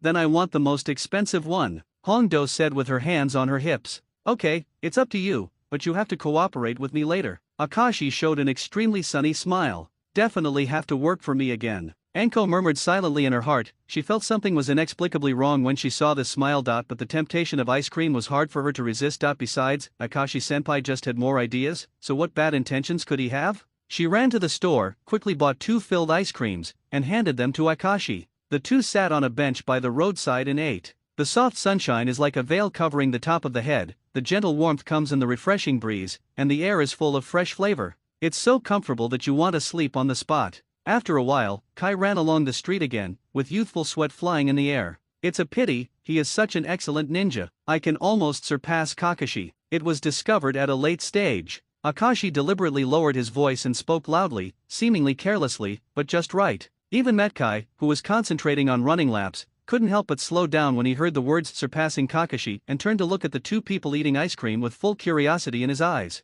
Ha, it's Akashi, what a coincidence. Kai raised his legs and greeted enthusiastically. Long time no see, Senior Kai. Anko and I were out shopping, and we didn't expect to bump into you. After long experience, Akashi lied without blushing. Kai asked doubtfully, were you talking just now? I see a little problem. It's okay. You don't need to worry about it. It's just a minor problem. I just discovered it accidentally. Akashi was vague. The more this happened, the more curious Kai became. Problem, is it related to me? Akashi nodded reluctantly and asked with concern, have you felt that there is something wrong with your body recently? Body? No. Kai clenched his fists, his eyes bright. He trained step by step, day after day, and he felt pain and tiredness, but it was never related to physical problems. On the contrary, he felt himself getting stronger day by day. Akashi said, you are sick. Ill? Kai was stunned for a moment, then retorted, it's impossible. My body has always been very good, and I'm fine even if I do so many high-intensity training every day. Akashi did not argue with him and continued, it's okay to take 2 steps. Go. Take 2 steps? Well, come with me to the training ground. It's a bit wider there. Akashi remained calm, but he was also a little worried. He couldn't guarantee whether Kai's IQ would be lame. In short, it's not wrong to try it. Akashi gave Anko a look and accompanied Kai all the way to the training ground in the village. When we arrived at the venue, there were only 2 or 3 ninja school students practicing ninjutsu, so it had little impact. Akashi stopped and stepped forward seriously. Did you find it? Fa. What did you find? What's your symptom? Do you feel tired or slightly sore in one area? Kai couldn't react, but saw Akashi staring at his lower body, and couldn't help but test legs. Akashi nodded affirmatively. No way? Kai wondered, his face became melancholy. Under the constant psychological suggestion, he really felt that his legs were sweating, but this was a normal reaction he would have when running. After all, anyone who runs hundreds of laps will inevitably get tired. Taking advantage of the victory, Akashi pursued the attack and said, let's do another experiment. Lift your leg and smash it down hard, 10 times in a row. After that, Akashi gave a gentle demonstration. Kai dubiously followed the example, suddenly raised his thigh, and quickly brought it down with great force. He stepped on the ground 10 times in a row and stepped firmly on the ground. Akashi asked, Ma? Kai looked shocked. I'm numb. At this time, Hongdo, who was giggling as if watching a show, was also startled. He came up and asked softly, why is he numb? Nonsense, even if you stamp on it, you'll be numb. Akashi pinched Anko's face and said, eat the ice cream quickly and don't interrupt. Then what should I do? Listen to my instructions later and you will show your performance. The two of them discussed quietly, but Kai on the other side began to doubt life. He had never paid attention to this aspect. Sometimes when he kicked tree trunks or rocks too hard, he would get numb from the shock. This is normal. Is this a phenomenon or is the body really suffering from hidden injuries? Looking at Akashi's words, it doesn't look like he was talking nonsense. What is this disease? Actually, this is an illness or not? Akashi shook his head. It's just that you often do overload training, which overloads your body. So far, it doesn't seem to have much impact on the surface. If you continue, it may become more and more serious. He might become a vegetative state. What is a vegetative state? Kai scratched his head. I just can't move at all. The heat of youth can no longer burn. Akashi's simple explanation shocked Kai and turned pale. What he wanted was this effect. Seeing that the time was right, Akashi coughed dryly and said, it is not difficult to recover. I am researching body repair technology and can help you for free. Great! Kai shouted in surprise and thanked him sincerely. Akashi-kun, you are such a good person. Akashi smiled and waved his hand. You're welcome, we are all old friends. But before treatment, I have to understand the cause of your illness. What's the cause of my illness? Kai was confused. Anko, on the other hand, had a sure enough expression. How could you let go of someone who came to your door? Akashi quickly added, I suspect that you practiced some special physical skills that caused the sequelae. So, why not find the root cause in actual combat? Hearing the actual battle, Kai suddenly became more energetic. Is it right here? It's right here. Akashi looked at Anko with a smile. What do you think? Anko was eating ice cream, with some residue hanging from her mouth. Suddenly she was called on, and she subconsciously replied, I think it's okay. Then get ready. Akashi patted her shoulder with an expression that said, I've left it to you. Okay. Wait, why is it me? Hongdo reacted, and the ice cream in his hand fell to the ground with a clatter. Akashi shrugged. If it wasn't you, could it be me? It's disrespectful to the opponent to let him go, and besides, Kai hasn't entrusted him to such an extent. The competition between ninjas is not just a physical competition, it also tests the use of ninjutsu and even the attainment of illusions. Although he has also mastered some basic ninjutsu, he is still best at taijutsu, and victory is often achieved with fists and feet. Akashi also told Anko to be careful. When he was in ninja school, Kai's performance was very inconspicuous at first, but in the end, he was one of the batch who graduated early. Perhaps because his naive appearance and overzealous state masked his talent, people overlooked one thing: Kai is a genius. It's still unclear how far Kai has grown now. Just let me have a good look at it. Akashi chuckled. Let's get started. As his words fell, Hongdo and Kai removed the seal of opposition and rushed towards each other, the dust flying under their feet as they were left behind by the figure. Kai started with a series of rapid punches, which were powerful, and fast, immediately putting Anko into a passive position. Fortunately, Anko has been trained by Orochimaru and Akashi, and has improved not only in ninjutsu, but also in physical skills. The initial attacks were all within her ability to resist, but that was all she could do. Bang bang bang. Fists and kicks intertwined, and the two fought in the most direct way. Kai's attack was not as gorgeous as she imagined, not flashy at all, but it was this direct bombardment of fists that troubled her endlessly. Taking advantage of his physical skills, Kai became more energetic, and the power poured into his fists gradually increased, forcing Anko back. After several flips in a row, Anko landed firmly on the ground, her hands sore. Every time she parried seemed perfect, in fact it was very difficult. She couldn't help but said angrily, besides fists, don't you have any other tricks? Hee. There aren't many other tricks. Kai laughed awkwardly and continued to attack. Leaf whirlwind. The twisting body accumulated huge power, blowing like the wind sweeping down the fallen leaves. The legs clashed with each other, breaking through the air and making a sharp scream. Green whirlwind, so fast, Anko reacted immediately. Substitution technique. Bang! Half of the wooden piles were swept away and flew to the ground. Anko escaped and jumped behind Guy, throwing a series of shurikens. Although it was a sparring match, the guy on her body was not a toy of the ninja school. Once it was stabbed, it would definitely be injured. Seeing this, Kai quickly dodged and his attack turned to defense. Immediately afterwards, another round of shurikens was fired from the front, and at the same time, the distance gradually widened. For a while, the two of them actually fought back and forth. Akashi's interest gradually faded that he didn't see what he wanted to see, the 8-gate Dunjia. Obviously, the pressure given by Honda was not enough. I can only provoke him again. Akashi thought and loudly said, Senior Kai, this won't work. It's hard to see the root cause of the disease at the moment. I remember you said you were practicing 8-gate Dunjia, right? Could it be that? Because where is this technique? It's best to show it to me. This voice interrupted the fight between the two. Kai was very embarrassed, but my father said that the technique can only be used when protecting companions, and I have only practiced it to the 4th gate. Enough is enough. Akashi Shin said, who can withstand it if it is open to the 8th gate? Let's try it. It is very likely that the 8-gate Dunjia is the cause of your illness. We are just comparing, not fighting, it doesn't matter. Kai thought for a few seconds, seemed to be convinced, and made up his mind. Okay, he pulled away, put his hands on his waist, and his momentum was as sharp as a blade. This technique is not very mysterious, because the concept of the 8 gates is a part of the existing theoretical system of the ninja world, which is related to the transportation and restriction of chakra, and many ninjas know it. There are also many people who know about 8-gate Dunjia, and many jonin have even dabbled in it, but there are almost no people who can successfully practice 8-gate dungeon. The cost of training is too great, it takes too much physical talent, and requires a lot of hard work to increase the body's endurance limit. It's not cost-effective to just look at the effects of the first 3 courses. It's too difficult to get to the 4th course, and the side effects of learning are also great. As a result, basically no one is willing to follow the same path to the end. Kai is different. He has perseverance that is unmatched by ordinary people, the so-called eternal burning youth. The first door, open the door, open it. Second door, shut door, open. The third gate, the gate of life, open. In a moment, Kai had already opened the third door in one breath,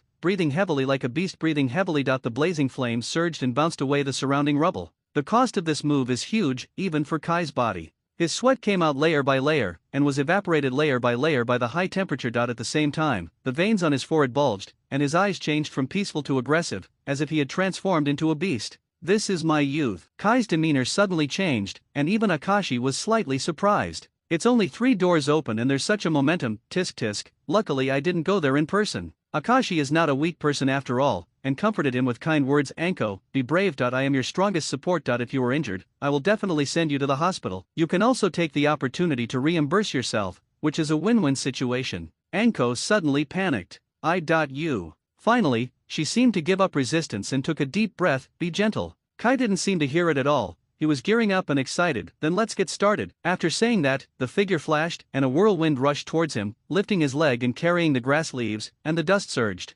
So fast. Hongdo shouted inwardly, feeling that the power of this blow would be extremely powerful. She did not dare to take it hard and hurriedly stepped back. At the same time, his fingers had already pushed aside several shurikens and shot them in front of him, blocking Kai's attack route. The whirling shuriken passed through a long arc, and the wind roared. Kai's body rushed forward for a moment, and then he turned around in an emergency, avoiding the shuriken attack. His speed also slowed down slightly, allowing Anko to escape. Taishu is all about speed and strength. Akashi had personally experienced Anko's taijutsu, and when he looked at Kai's taijutsu, he instantly noticed the difference. What's more, Kai, who opened the third door, was so fast that Anko could hardly catch him. Even if you do it yourself, in terms of physical skills alone, you will probably only be completely defeated, right? Konoha's great whirlwind, Kai shouted. The circling legs were like the wind twisting up countless blades. They were extremely sharp. The pressure on her face made Hongdo involuntarily take 2 steps back. The stones under her feet slid and the grass blades trembled. The speed is so fast that the legs are stretched into tassels.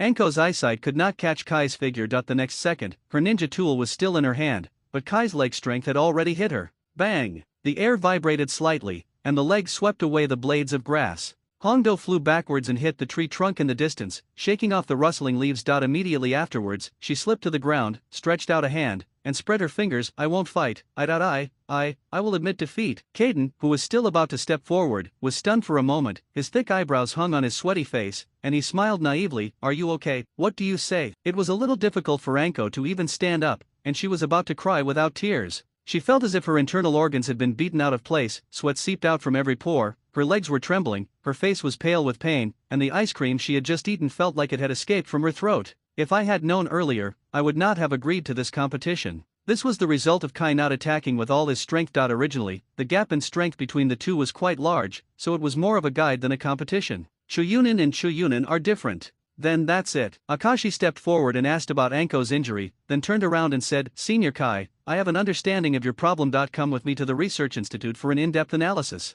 Kai showed his white teeth, smiled and gave a thumbs up, thank you. He immediately returned to his original state, his green clothes already soaked through. For him now, opening 3 doors is quite expensive. If he fights for a long time, he may not be able to hold on for long. Because of this, Akashi is even more looking forward to the effect of combining cell activation with 8-gate Dunjia. Shen-non, a remnant of the Kingdom of Kong, the leader of the Sky Ninja who lost his homeland because his motherland was destroyed in the Second Ninja War, traveled to various countries in an attempt to avenge the Konoha village of the Country of Fire for committing crimes during the war. His own strength is not strong. Before he got a series of plug-ins, Dingtian was an ordinary jounin. In the face of a strong enemy, naturally we cannot take it by force. That's why he disguised himself as a doctor and sneaked into Konoha, keeping an ulterior secret. If Akashi didn't know him, he might have been fooled by that very deceptive face, but Akashi still remembered Shenning's appearance and knew Shenning's purpose. It's nothing more than trying to steal the 8-gate Dunjia and zero-tail techniques. In addition to studying would escape, Konoha also studied artificial tailed beasts,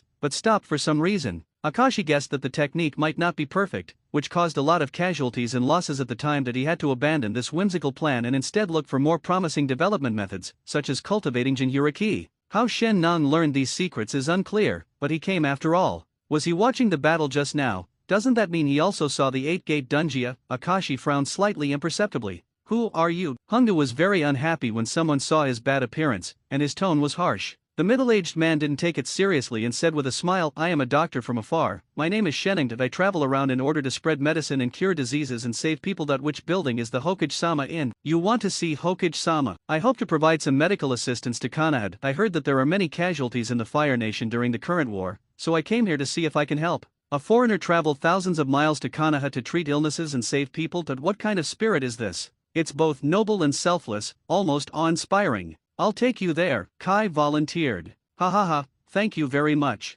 Shenning laughed heartily, his eyes lingering on Kai's body, thoughtfully. As cunning as he was, he must have discovered what was different about Kai, but he didn't show it. Akashi decided to follow the old fox and quickly set up Anko. Let's go too. I want to rest more at this time. When Dr. Shenning meets Mr. Hokage, please ask him to diagnose and treat you. Akashi looked at him with a look that was harmless but also admiring. Dr. Shenning, is that okay? Faced with such a request, Shenning naturally agreed. Using medical skills to gain the trust of Konoha ninjas was what he wanted to do. Of course, the Hokage cannot be seen casually, only after notification and permission. However, it was an extraordinary period and Sandei was very happy to hear that a doctor was visiting. He immediately met Shenning in person and had a pleasant conversation. There is not much age difference between the two of them, and they have a lot in common when talking about their experiences from various countries. His extensive experience further proves that Shenning traveled far and wide. He gained the approval of the 3rd generation with little effort and was entrusted with training doctors and treating patients at Konoha Hospital. In addition to medical ninjutsu, he is far superior to ordinary doctors in folk remedies, secret recipes, and herbal medicine from various countries.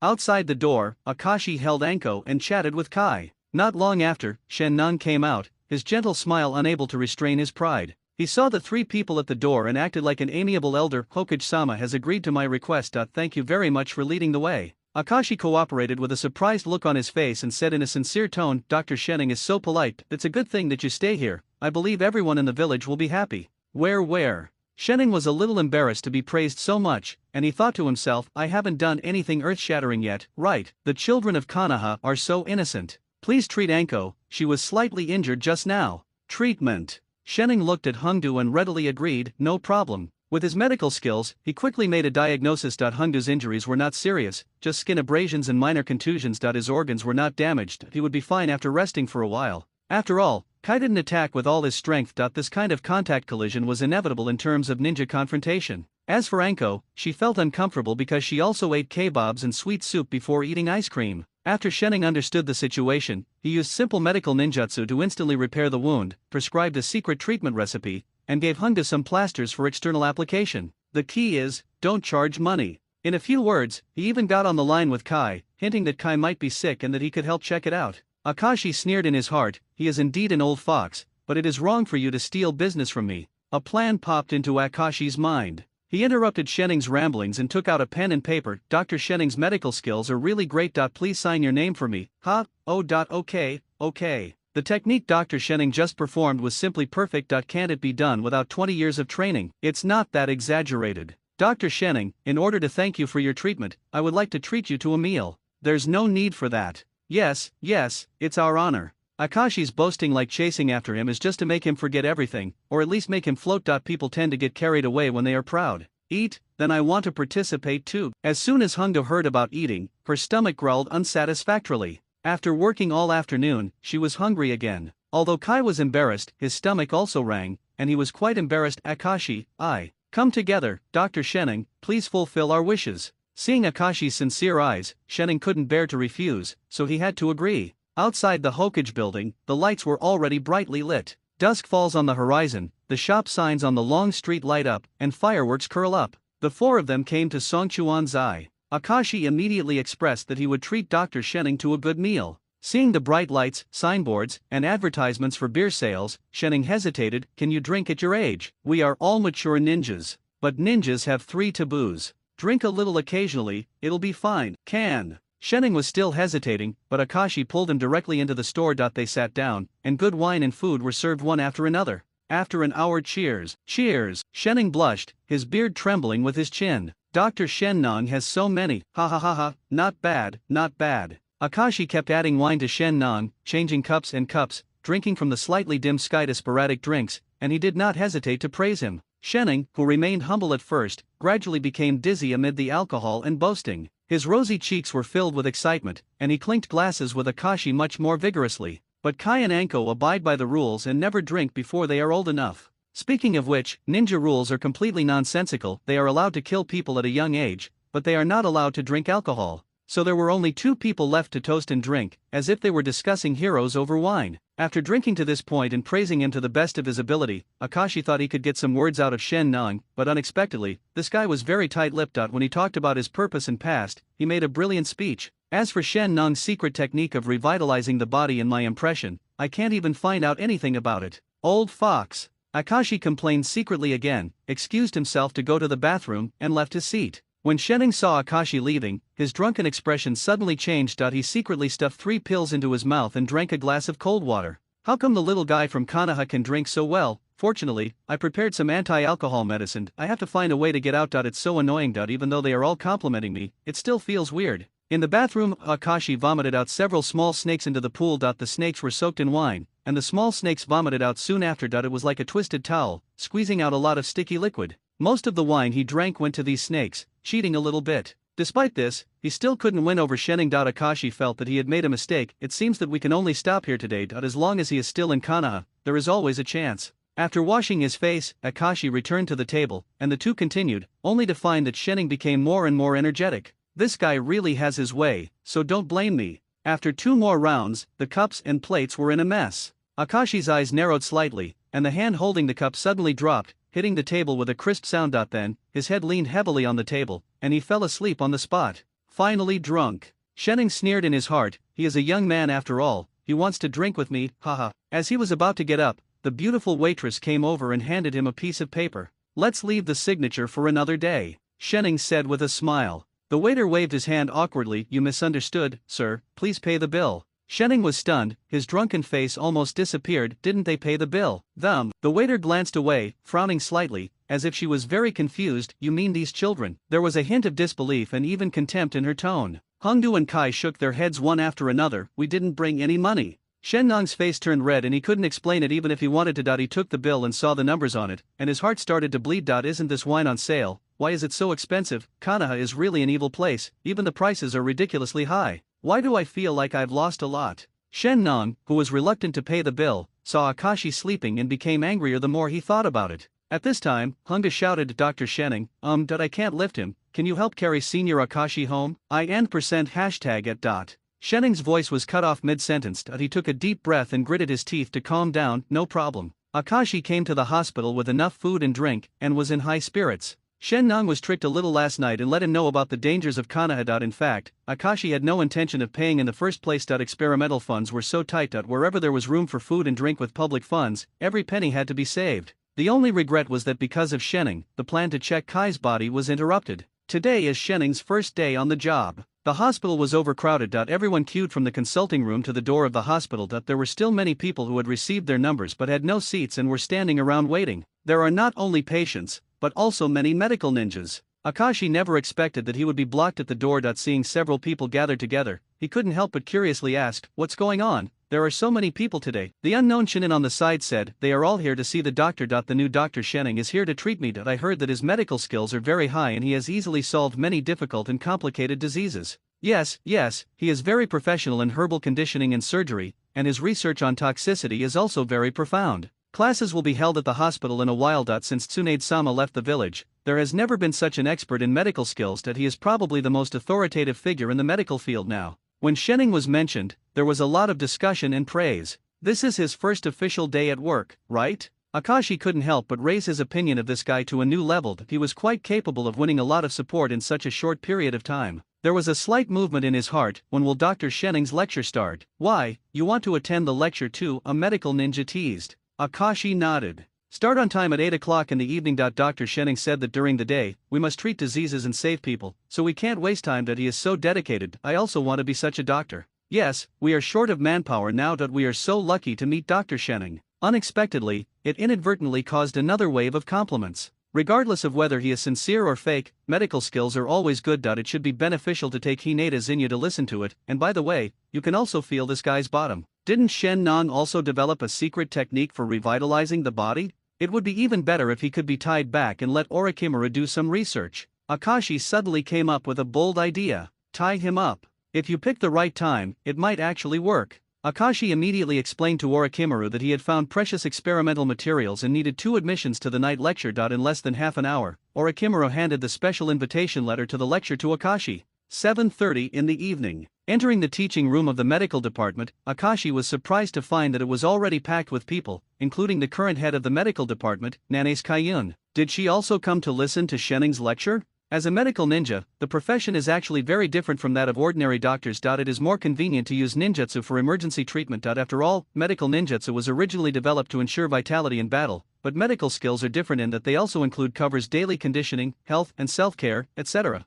Therefore, many ninjas who were seriously injured on the front line still had to return to Konoha to recuperate. Zinyu looked around. "What did you bring me here for? This is a good opportunity." Akashi glanced at Zinyu. "I have always believed that the use of Byakugan should not be limited to soft fists. It has great potential in medical ninjutsu. Not limited to soft boxing? Yet another new theory has popped up." Zinyu felt that she was used to his endless fallacies and said, "So you think I should be a medical ninja?" Akashi smiled. "Not entirely. In short, you will gradually discover a broader world." "I see." In Zinyu's eyes, Akashi is already an authority. Although he is similar in age to her, he can see further than the elders in the family. Sometimes she didn't even know if the body hidden in this body was the soul of this world. Following him, how far can we go? There were some special expectations. After Akashi finished arranging the new moon, he looked at Shenning, who was mingling lively with everyone beside the main podium, and walked over with a smile. "Hello, Dr. Shenning. Oh, it's you. Are you also a medical ninja?" Shen Nong tried, and for some reason he felt a little embarrassed when he saw Akashi.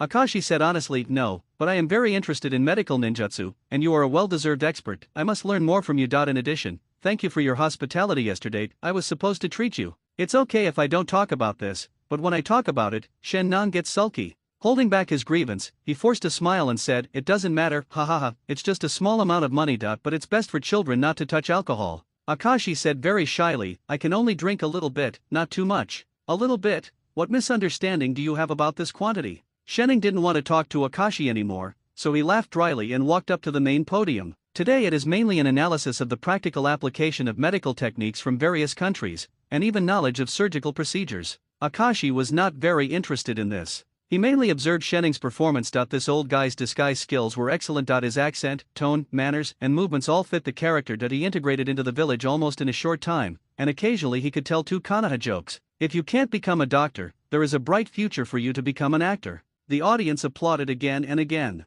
Zinyu, who was very ignorant at first, actually became interested in medical ninjutsu as she listened. 7 week flies by. Shenning was very busy with diagnosis and treatment work every day, and he was also very busy with teaching that he could hardly see any time for rest. He had almost assumed a disguised identity, and for some reason, he thought he was a native of Konoha. But after dinner, Shening always likes to hang out. On the top floor of the research institute, Akashi could see him leisurely walking out of the hospital gate and walking down the street. Several times, he sent shadow clones to follow him. Shening's walking route is not fixed, sometimes along the Konoha River, sometimes along the Nikakin line. But no matter how he changed his route, there was one place he would always go to: Konoha's library. That's right, the old fox still showed his tail. Suddenly, a voice came from behind, and Shening was so startled that his heart suddenly twitched and he broke out in a cold sweat. He turned around with bated breath and breathed a sigh of relief when he saw the person coming. It turns out to be Akashi Uchiha, the annoying kid. "Ah, I'm here for a stroll. I just had dinner. It's more suitable for a walk. Ha ha ha ha. The night view of Konoha village is really nice." Shening interrupted, but glanced at the library from time to time. Of course Akashi knew what he was thinking and pretended to be enthusiastic. "How about I take you around? I'm very familiar with Konoha village." No, I'll be back in a moment. I still have to prepare for the 2 days of teaching." "Then you should be careful. By the way, that's a forbidden area. There are a lot of Konoha's documents and forbidden arts information hidden there. It's best for outsiders not to go there." Akashi made a good intention to inform. Sure enough, Shen Nong's heart was clear, but on the surface he was calm and suppressed his inner joy. "I know, I'll go for a walk by the river. See you then." Akashi waved goodbye and ran away in the opposite direction. Goodbye. After finally getting rid of Akashi, Shening's eyes condensed and became sharp. After lurking for several days, his target is right in front of him. He needs to seize the time to take action while everyone is not on guard against him. Once you get what you want, leave Konoha immediately to avoid long nights and dreams. After making up his mind, Shening did not walk towards the river, but turned into a remote corner. Akashi was hiding in the dark and could see clearly. It seems that he is going to take action, so I have to prepare. Moon and night. In a place covered by trees, there was a rustling sound. Suddenly, half of his head quietly emerged from the grass. Akashi was holding a leaf on his head, as motionless as a stone, staring steadily at a room in the distance. There was no other sound except the wind. This is not a place for casual visits. There are 4 guards around, and it would be very troublesome if they were alerted. Even so, the security was not very strict. The guards were chatting and patrolling, and some even had a cigarette in their mouths. They never imagined that someone would come and steal things from the library. Who would be stupid enough to do such a thing in the village without fear of being discovered by the Hokage? In fact, Akashi has always found it incredible. How did Shening do it? The fact that Naruto was able to steal the sealed book was probably the result of the third Hokage's deliberate design and secret design. Orochimaru was able to break into the library and snatch away all the forbidden arts. That's how powerful he was. But Shen Nong was a mediocre guy. How did he manage to steal the 8-gate dungeon and zero-tail techniques in the heavily guarded Konoha? Apart from the fact that Konoha was in a weak state at the moment and the guards were short of manpower, there must be other reasons. In a place where such important items are sealed, there are not only people guarding them, but there must also be a perception barrier. If there is no way to break it, you will be discovered as soon as you break in. Akashi is convinced of this. Coming. A figure came into his sight. Seeing that person's appearance, Akashi endured his temper and lay down in the grass. He was waiting, while the mantis stalked the cicada and the oriole followed. It would be best if Shen Nong's operation succeeds, and then he catches Shen Nong and all the stolen goods. Shening, who couldn't restrain his ambition, finally took action. He carried a small cloth bag and walked leisurely, as if he was passing by chance for a walk, pretending to be extremely natural. The guard recognized him and stepped forward quickly. "Dr. Shening, why did you come here? It's not convenient for walking here." Shening pretended not to understand, stood not far away, and said with a smile, "I want to take a walk after dinner. Entry is prohibited." "What kind of place is this?" "The library where some important information is stored. No one is allowed to enter without the Hokage's consent." "So that's it. I saw someone here and thought you were having a party." Shening smiled and took out a few small blue pills. During these days at Konoha Hospital, he has established a very bright image. The titles of a doctor with superb medical skills and an elder with high moral character are deeply rooted in the hearts of the people. Seeing him take out the pills, several guards couldn't help but look over. "This is a nourishing little blue pill I developed. It can increase the amount of chakra and replenish energy. It is very suitable for those of you who need to stay up late or stand for a long time. I will give you 1 pill each." "Dr. Shening, why are you so embarrassed?" "Since Dr. Shen Nong has already presented it, I will accept it shamelessly." "I'll try too." At first some people declined, but once someone was rude, everyone accepted Shening's kindness. In their opinion, how could Dr. Shening harm them? Moreover, this position does require standing for long periods of time and staying up late, which is quite taxing on the body. Ninjas are human beings too, and they have to take care of themselves. Shen Nong was very happy. As he watched them eat, he greeted them with a smile and turned to leave. Everything is back to normal. There was a rustling sound in the grass again, and Akashi stuck half of his head out. "After watching it for 10 minutes, I didn't see any changes. Is there something wrong with the pills given to them, or is it a simple test? This guy's behavior is a bit difficult to guess." Akashi waited for a long time, but when Shening didn't turn around, he couldn't help but hesitate in his heart. While they were hesitating, the steps of the 4 guards suddenly froze and became motionless. After a while, he started walking back and forth mechanically, like a clockwork doll. Shening appeared again, and he approached openly under their gaze. Then he formed a seal with his hands and used the hand of one of the guards to break the barrier of perception. Then he strutted across the seal and got in. The words "no entry" are in vain. Akashi noticed something strange about the guards and went to investigate, but saw that everyone's eyes were dull, but they did not fall unconscious, as if they were in some kind of dream. Is it an illusion potion? A thought flashed through Akashi's mind. Indeed, if these people are directly knocked unconscious with medicine, it will be difficult to break the perception barrier, and it may also alert other ninjas that once something goes wrong, Shening's whereabouts will be completely exposed. Using potions to induce hallucinations can not only resolve the barrier, but also leave no trace behind. When they woke up, everything was intact, and Shen Nong was as if he had never been here a second time. Even if he escaped, he would not be wanted by Konoha. There is something worthy of being Dr. Shen Nong. While praising Shening in his heart, Akashi also followed his footsteps and tiptoed into the house. Akashi originally wanted to take advantage of Shening, so of course he would not wake up the guards. The next step was to control Shening. In the dark night, only the pale light of the moon splashed on the earth. And this secret room where countless precious scrolls are stored cannot even be penetrated by light. There was no such thing as a window when it was originally designed. After all, it wanted to remain secretive, leaving no room for prying eyes. Who would come here in the middle of the night to check the secret volume sealed here? No one expected that Shening would quietly sneak into the forbidden areas of Konoha and take risks to steal. The bright candle illuminated the area in front of him, and he was eagerly searching for the information in it. In order to prevent omissions, he also specially copied the things he was interested in, including of course his goals, the 8-door dungeon and the zero-tail technique. Shening opened his falcon-like eyes, his eyes wandered, he concentrated, and his breathing was heavy and rapid. For him, the desire for revenge was urgent, but when he actually committed the crime, he still felt extremely nervous. After all, this was Konoha. If he was discovered, it would be difficult to break through with his skills. It's really scary just thinking about it. It feels like someone is standing behind you. Shening trembled. At this time, Akashi was standing behind him and witnessed the entire crime process. When it comes to sneaking and hiding, Shening's skills are still far behind. At least he should take some precautions after coming in. Thanks to this, it can be solved quickly. Akashi's sleeves trembled slightly. Soon, 2 snakes fell from the cuffs. Their slender bodies swam against the cold ground with their upper bodies raised. When they got very close to Shening, Zinza vomited slightly and made a hissing sound. At this moment, the flames suddenly disappeared. In the darkness, Shening's crouched body jumped up and spun around, throwing out 2,000 books and shooting them at the gray snake. With a sharp piercing sound, the snake's body was nailed to the ground. In the dark environment, only the sound of breathing could be heard, but the two sides were already facing each other tit for tat. Shening turned his wrist slightly, and a kunai slipped quietly into his palm, and the bones in his body made slight explosions. And turned out his actions this time were very secretive. After entering, he immediately closed the door from the inside without leaving any traces. Even if the guards outside wake up, their memories will still be connected to the past, and the erased part will only be the same as the dream, without any suspicion.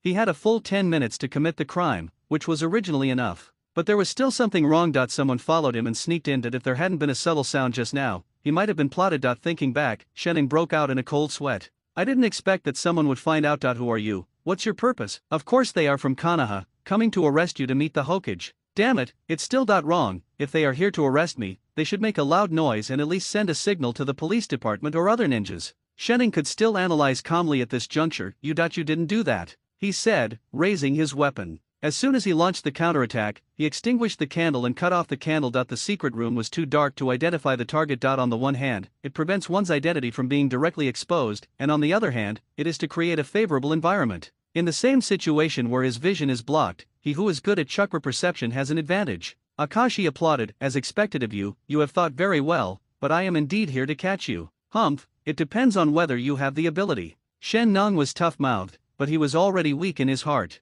After all, he committed a crime in Konoha's base camp. Although the other party didn't seem to intend to make the matter a big deal, the pressure on him was even more unbearable. Once discovered by the Hokage, this behavior would be enough to kill him hundreds of times. Akashi's calm tone gave him an inexplicable sense of oppression. Suddenly, Shening regretted it. Wait a minute, why don't you tell us your request first? Maybe we can cooperate. I'm very simple and I'm afraid of being deceived by you, so I'd better forget it. Shening was stunned. He was neither cooperative nor asking for help. What on earth did this guy want to do? At this time, there was a hissing sound in his ears, and he jumped up, not attacking, but retreating again, pulling away in the opposite direction, and touching the frame of the bookshelf, feeling a chill down his back. Snake, you guessed it right. Akashi continued to shake his cuffs, and small snakes and big snakes appeared one after another, but it's of no use, Dr. Shenning. When Shen Nung heard this, he seemed to have noticed something, and he gritted his teeth and laughed. Your voice. Ha ha ha, who do I think you are, a child, pretending to be a ghost? He suddenly felt confident, and the person in front of him turned out to be Akashi Uchiha. Hee, if you can't defeat Konoha's elite, how can you still subdue a child?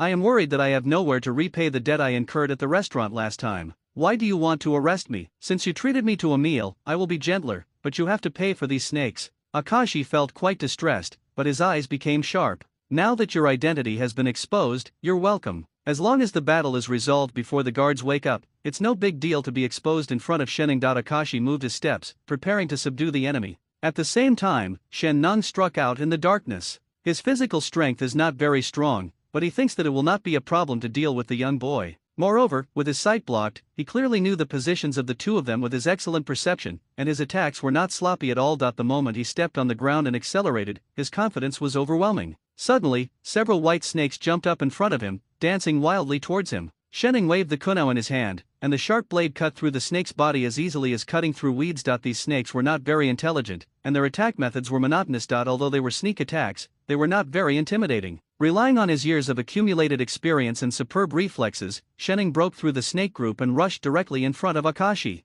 The konoha stabbed straight through. Clang! Akashi was very calm, far beyond Shen Nung's expectations, and the two's konoha clashed together, making a harsh sound. Shenning suddenly exerted force, rotated his body, and continuously changed his techniques, hoping to defeat Akashi through a pure competition of speed and strength. It is difficult to use escape techniques in this secret room. Defeating the opponent is a small matter, but alarming Konoha's personnel is a big deal. Sparks flew, illuminating their faces for a moment. But instead of being defeated, Akashi resisted his attack with ease. Time can no longer be wasted. Shenning used to flaw to lure Akashi into the trap that he had to risk being stabbed and find the right opportunity to counterattack. Even if he killed the opponent, it didn't matter. Akashi chuckled, such a low-level trick. What would happen if I rushed forward? Puffed. Konoha stabbed each other into each other's bodies, and they each attacked the opening, both injured. However, in the next second, Akashi's body collapsed and turned into a dozen white snakes that scattered. Doppelganger. Shen Nung sensed something was wrong and his heart sank to the bottom. Be careful behind you.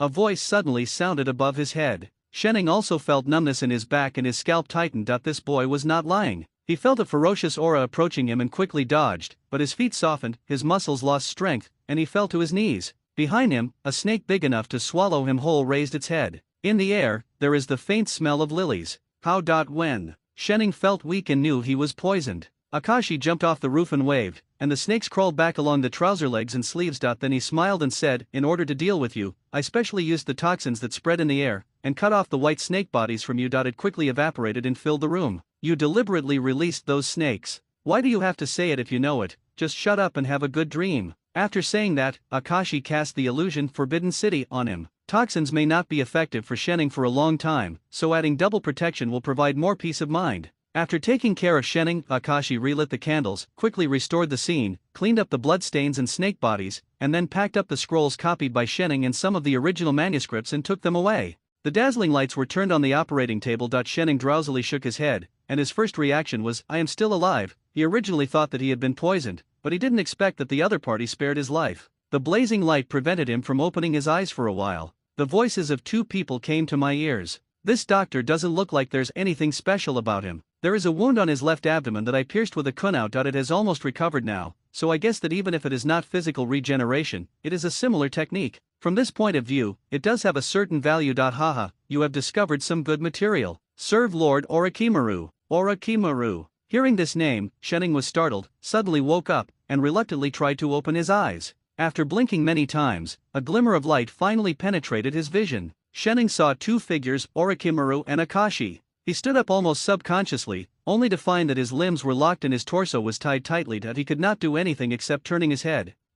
This guy is awake. Akashi smiled and looked back at the screen. How are your vital signs? Everything is normal. Orochimaru also walked over, with an evil smile on his face, but his golden pupils were flashing with a terrifying ferocious light. Just one glance made people tremble all over. Akashi pressed Shenning's shoulder and comforted him, don't be afraid, as long as you cooperate, we won't do anything to you. How to cooperate? Shenning became alert. Don't sound so nervous. I'm not a bad person, I can't do a petty theft like yours. We just want your cooperation in research. What research? Studied. Lying on the white operating bed, Shenning looked panicked and struggled hard, but the snake venom was injected into his body, making him weak, and there was no way to escape. You are actually doing this kind of thing in the village. Who told you that you are still in the village? Akashi said with a smile. Shenning was stunned. He turned around and looked around. The equipment around him was so professional that he couldn't even name some of them. It turned out that Orochimaru and Akashi had built such a large research institute outside the village. What did these two people want to do?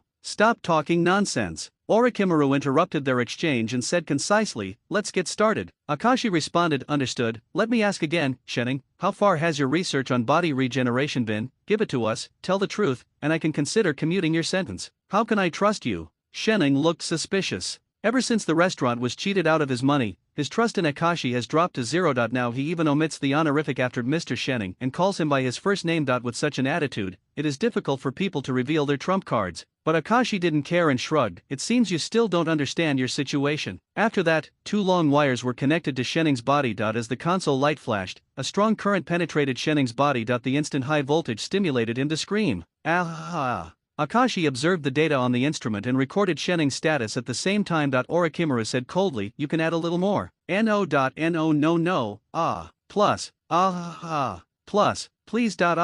Akashi couldn't bear to watch the horrific screams that echoed in the research institute. He finally understood why Orochimaru took him outside the village to conduct the experiment when he proposed to use Shen-Nung for experiments. If these screams had been heard in the village, they would have been heard. The Hokage was alarmed. Cruel, not really. If you want to survive in a world, you must adapt to the rules of this world without the ability to change the world. The ninja world is a place where people eat people. If I have to offer some comfort, I can only say that Shenning is not a good person, which can somewhat alleviate the psychological burden. Akashi was writing reports one after another. In addition to the one in his hand, there were several others spread out on the table. A preliminary attempt at the destructive effect of the Thunder Chakra mode on the body, study on the resistance of physical regeneration to snake venom, conjecture on the feasibility of rebirth after amputation, proof of the limit of explosion propagation speed of detonating talisman. Each of these studies caused great damage to the experimental subjects. If it hadn't been for meeting Shen-Nung, they would still be trapped at the bottom of the box. The electric current passed through Shenning's body over and over again, simulating the effect of thunder escape. Although it was very crude, it still had value for reference.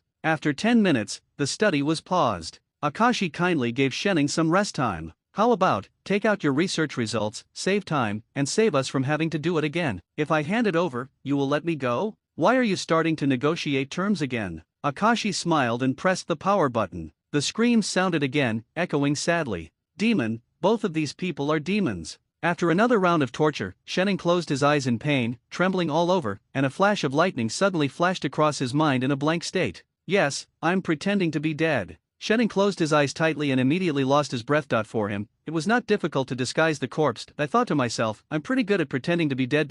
When you throw me out, I'll take the opportunity to slip away. Orochimaru frowned. It seems he can't hold it any longer. No way? Akashi breathed deeply, knowing it well, and exchanged a look with Orochimaru, and the two understood. Just when Shenning was still proud of his acting skills, Akashi's voice came, What? I'm still regenerating my body. These few times are too much. How about making him a specimen and preserving it, or take out the brain and slice it for study? Throw it to the snakes. Orochimaru was more direct. You are simply not human. I'm not as cruel as you. Shenning cried out in his heart. Having seen Akashi's methods, he had no doubt about the authenticity of the discussion between the two, and suddenly choked. Wait a minute, old, I think we can still save him. Oh, life is quite tenacious. Akashi still smiled jokingly, which made Shen-Nung shudder. Have you thought about it? Think about it. I'll give it to you. I'll give you all my research results so far. Very well, then let's skip this experiment. Shenning was granted amnesty. Even though he has the technology to regenerate his body, it has not yet been developed to perfection that he can survive repeated exposure to such high-intensity currents for a few minutes,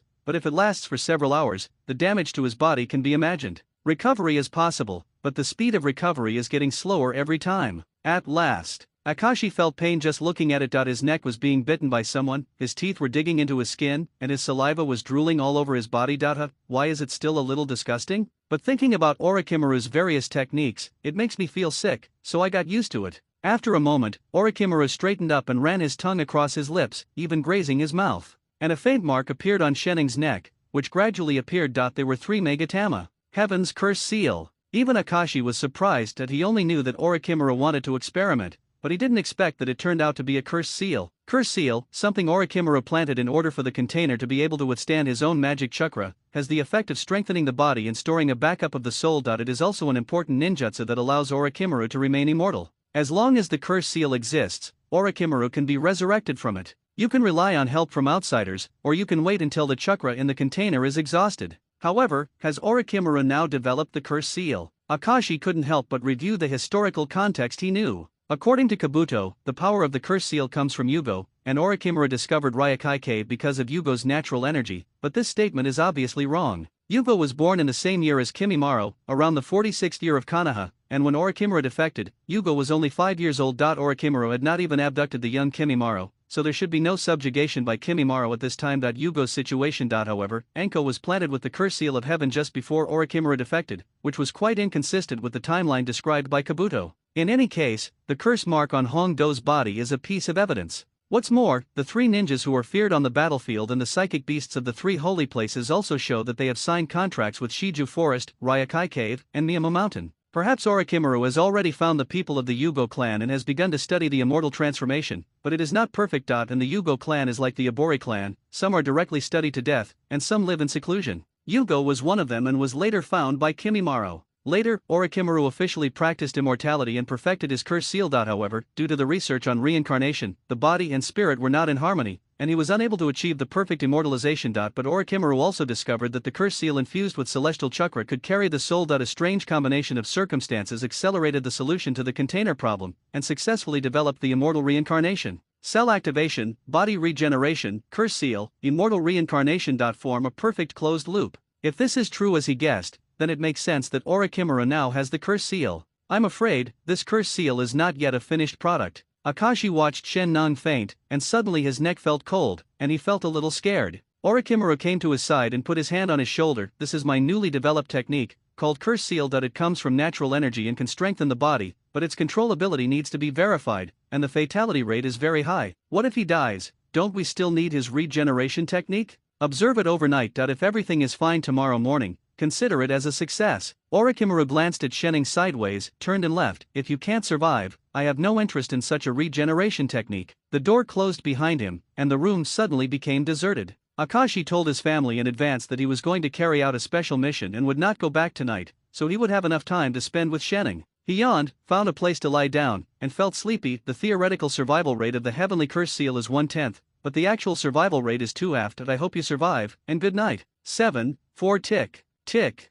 The green liquid slowly fell from the reagent tube and hit the bottom of the glassware, causing beautiful splashes. Several slender white snakes quickly raised their upper bodies and twisted wildly. Akashi is wearing a white coat, holding a report book in his hand, and his pen is flying. The 101st experiment of feasibility study on active stimulating agents for snakes successful. It's finally done. Akashi closed the transparent cabinet, showing an expression of relief, and breathed a sigh of relief. Looking up at the clock, it was already 7 o'clock in the morning. Shening was lying on the operating table, twitching frequently and still not opening his eyes. This was by no means a pretense. I believe he was really in pain and made many dull calls for help in his sleep. The black lines appeared and disappeared several times, as if they were playing a game in his body. The stability of the initialized curse seal is probably not as good as that of inoculating Suzuki. Fortunately, I wasn't used for experiments. It was simply torture. Tisk tisk. While he was sighing, Akashi saw Shening wake up. Due to the need for observation, Shening was not tied up, so he raised his upper body as soon as he woke up, his eyes full of shock and joy. The feeling of being reborn rushed to my head,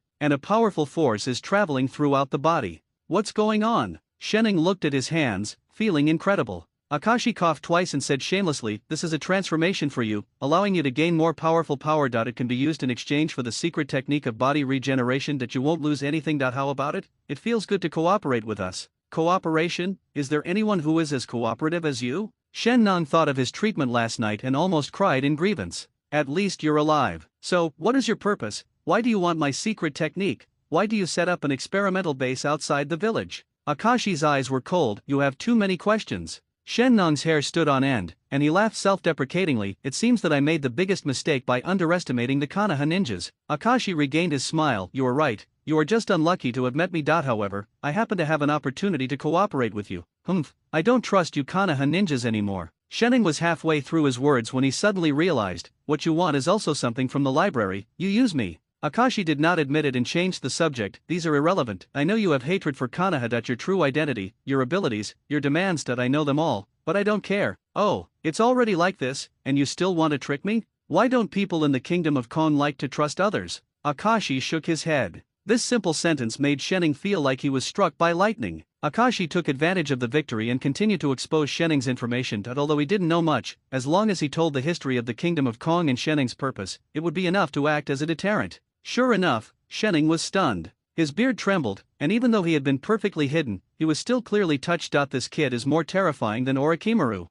What exactly do you want to do? First, complete Lord Orochimaru's mission and keep all the knowledge you have gained so far about medical skills, ninjutsu, etc. Second, I want you to use your position as a doctor to get me some samples. Then, I let you go. Such frankness made Shen Nang at a loss as to what to do. I want to do harm to Konoha. Do you really let me go? Akashi said, I am not interested in the survival of Konoha. If you have the ability, you can give it a try. Shen Nang was even more strange. He jumped off the operating table and said with a surprised look, aren't you afraid that I will reveal your and Orochimaru's secret? As soon as he finished speaking, there was a sudden stabbing pain in his neck, followed by an overwhelming amount of heartbreaking pain. He just fell to the ground and fell to his knees, covering his neck with one hand and supporting the ground with the other, gasping for breath. Orochimaru walked in from the door, his cold pupils filled with great pressure. Under the threat of the curse seal, Shening did not dare to act rashly and obediently handed over his secret regeneration technique and some of his medical research results. It was getting late, and Orochimaru decided to send him back first for fear of arousing suspicion in the village. In order not to expose the location of the laboratory outside the village, they still summoned a python and swallowed Shening. Then the two returned to the village, found a secluded place and released him. The whole process seemed like a perfect dive. Shen Nang tidied up, pretended that nothing happened, and went to the hospital for consultation and lectures in a refreshed mood. To be honest, his acting skills can definitely be called superb. Orochimaru looked at his retreating figure and said, I want to refer to his research results, so just keep an eye on them. If you have any questions, please feel free to contact me. With your curse seal, he won't dare to do anything. Anyway, I leave it to you. Understood. Akashi nodded. In the hospital, Shening sat in the clinic diligently as always. After being tortured all night, his chest was as hot as fire, and sweat broke out from time to time on his forehead. However, he still pretended to be very good, with a smile on his face, gentle and polite. Doctor, you seem very tired. You should pay attention to rest. Several patients said this. Dr. Shening looks bad. Did he not sleep well? Some patients also said this. You guys are really verbose. What does it have to do with you? Shening smiled on his face but cursed in his heart. When I mention this, I think of last night's torture. He no longer wanted to remember it. Although the severe pain disappeared, the stinging pain from time to time still made Shening feel extremely distressed, as if it always reminded him that his life was not under his control. He did not dare to disobey Orochimaru and Akashi's orders before thoroughly analyzing the curse seal. After all, he lives just for revenge, and he will cherish his life until he achieves his goal. It was precisely because he cherished his life that he was manipulated so hard that he had no room for resistance. There is a burden due to weakness. Akashi knew this and used the Avenger's obsession to easily control him, just like Orochimaru seduced Sasuke many years later. But what Akashi really cares about is not Shening's purpose, but the curse seal planted by Orochimaru, which is a representative of another kind of energy. Magic. The original power of the ninja world, the power of nature. In addition to the three holy places, dragon veins and monsters should also be powers in this category. They belong to nature and are endless. People can use them, but they cannot seize them. After the arrival of chakra, today's ninja world was born, and the use of chakra became a mainstream practice method and became very popular. The immortals didn't pay attention, and stayed quietly in their own land, watching the reincarnation of the world. Whether it's Uchiha Madara, Senju Hashirama, the ninja sects battle with Asura and Indra, or the Otsutsuki aliens, everything is still in the hands of the old man from MT Mayaboku. But immortal magic is not easy to learn, and natural energy is extremely difficult to master. Furthermore, no matter what kind of magic, it seems that it cannot play a big role in the face of the Otsutsuki clan, which is as powerful as a god. Akashi had already had an idea. One kind of magic is not enough. What about two? Two kinds are not enough. What about three? Is it possible to master three kinds of magic at the same time? If possible, how should the three kinds of magic coexist? Should each account for 1/3, or should they be divided into proportions? Simple addition will definitely not work, and they must be reconciled through secret magic. What kind of magic can combine magic with magic? From my previous thinking, I came to the conclusion that natural cycle. Snakes defeat frogs, frogs defeat slugs, and slugs defeat snakes. There is a cyclical and mutually reinforcing relationship between the three. If the three great immortal arts follow this principle and are connected from end to end, without end, wouldn't they be able to be perfectly integrated?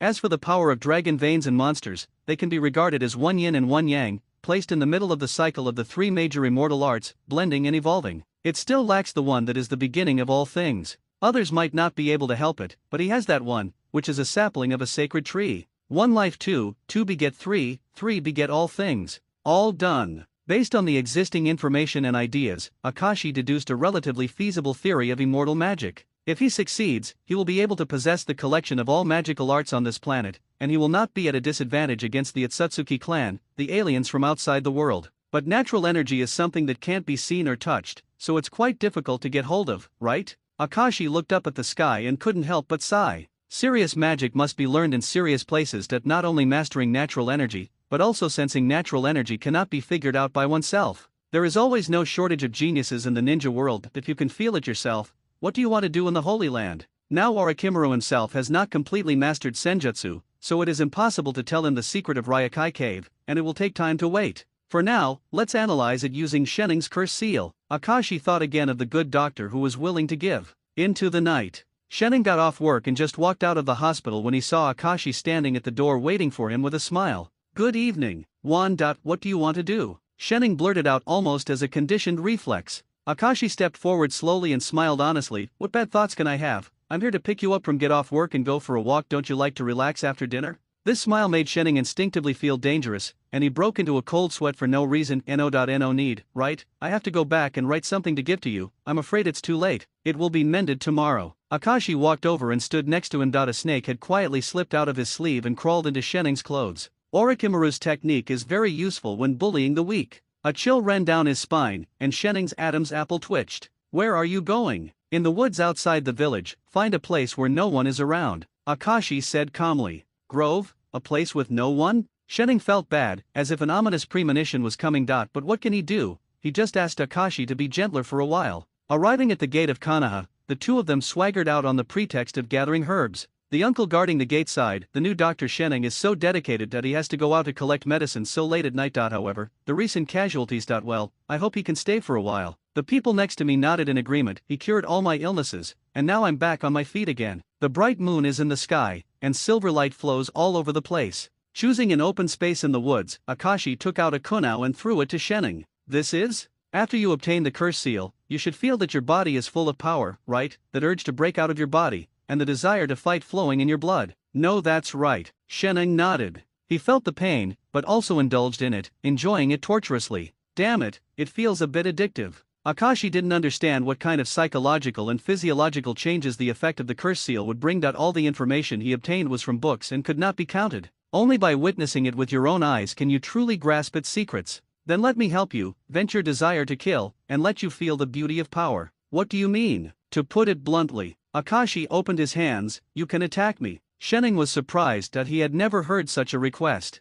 He couldn't help but get excited. Okay, let's settle the old and new grudges together, and I'll give you a good beating. Thinking of this, he rushed over with a kunao in hand, a fierce light flashing in his eyes. At this time, Akashi's figure suddenly disappeared. The speed was so fast that it was difficult to catch the sight, and it flashed in front of Shenning like a ghost, and the two collided head-on. Akashi raised his hand and delivered a solid punch. Pong! Huge power penetrated the body, making a muffled sound. Shenning was beaten until his cheeks twitched and he suffered severe pain in his abdomen. Didn't you agree to let me attack? I didn't say I wouldn't fight back, right? Akashi waved his hand and kicked Shenning away with a powerful kick. The figure that flew upside down hit the tree trunk hard, smashing it hard. Pain and anger quickly surged into Shenning's heart, and his emotions drove the curse seal to expand rapidly. The curse seal of the sky spreads out, and the black lines continue to spread. Different curse seals have different effects and textures. Sasuke's lines are in the shape of flames, while the four sound ninjas tend to be in the shape of smooth spots. Sporadic electric patterns climbed up Shenning's body, like branches extending vertically and connecting, splitting from the neck, straight to the back and arms, and finally covering the whole body.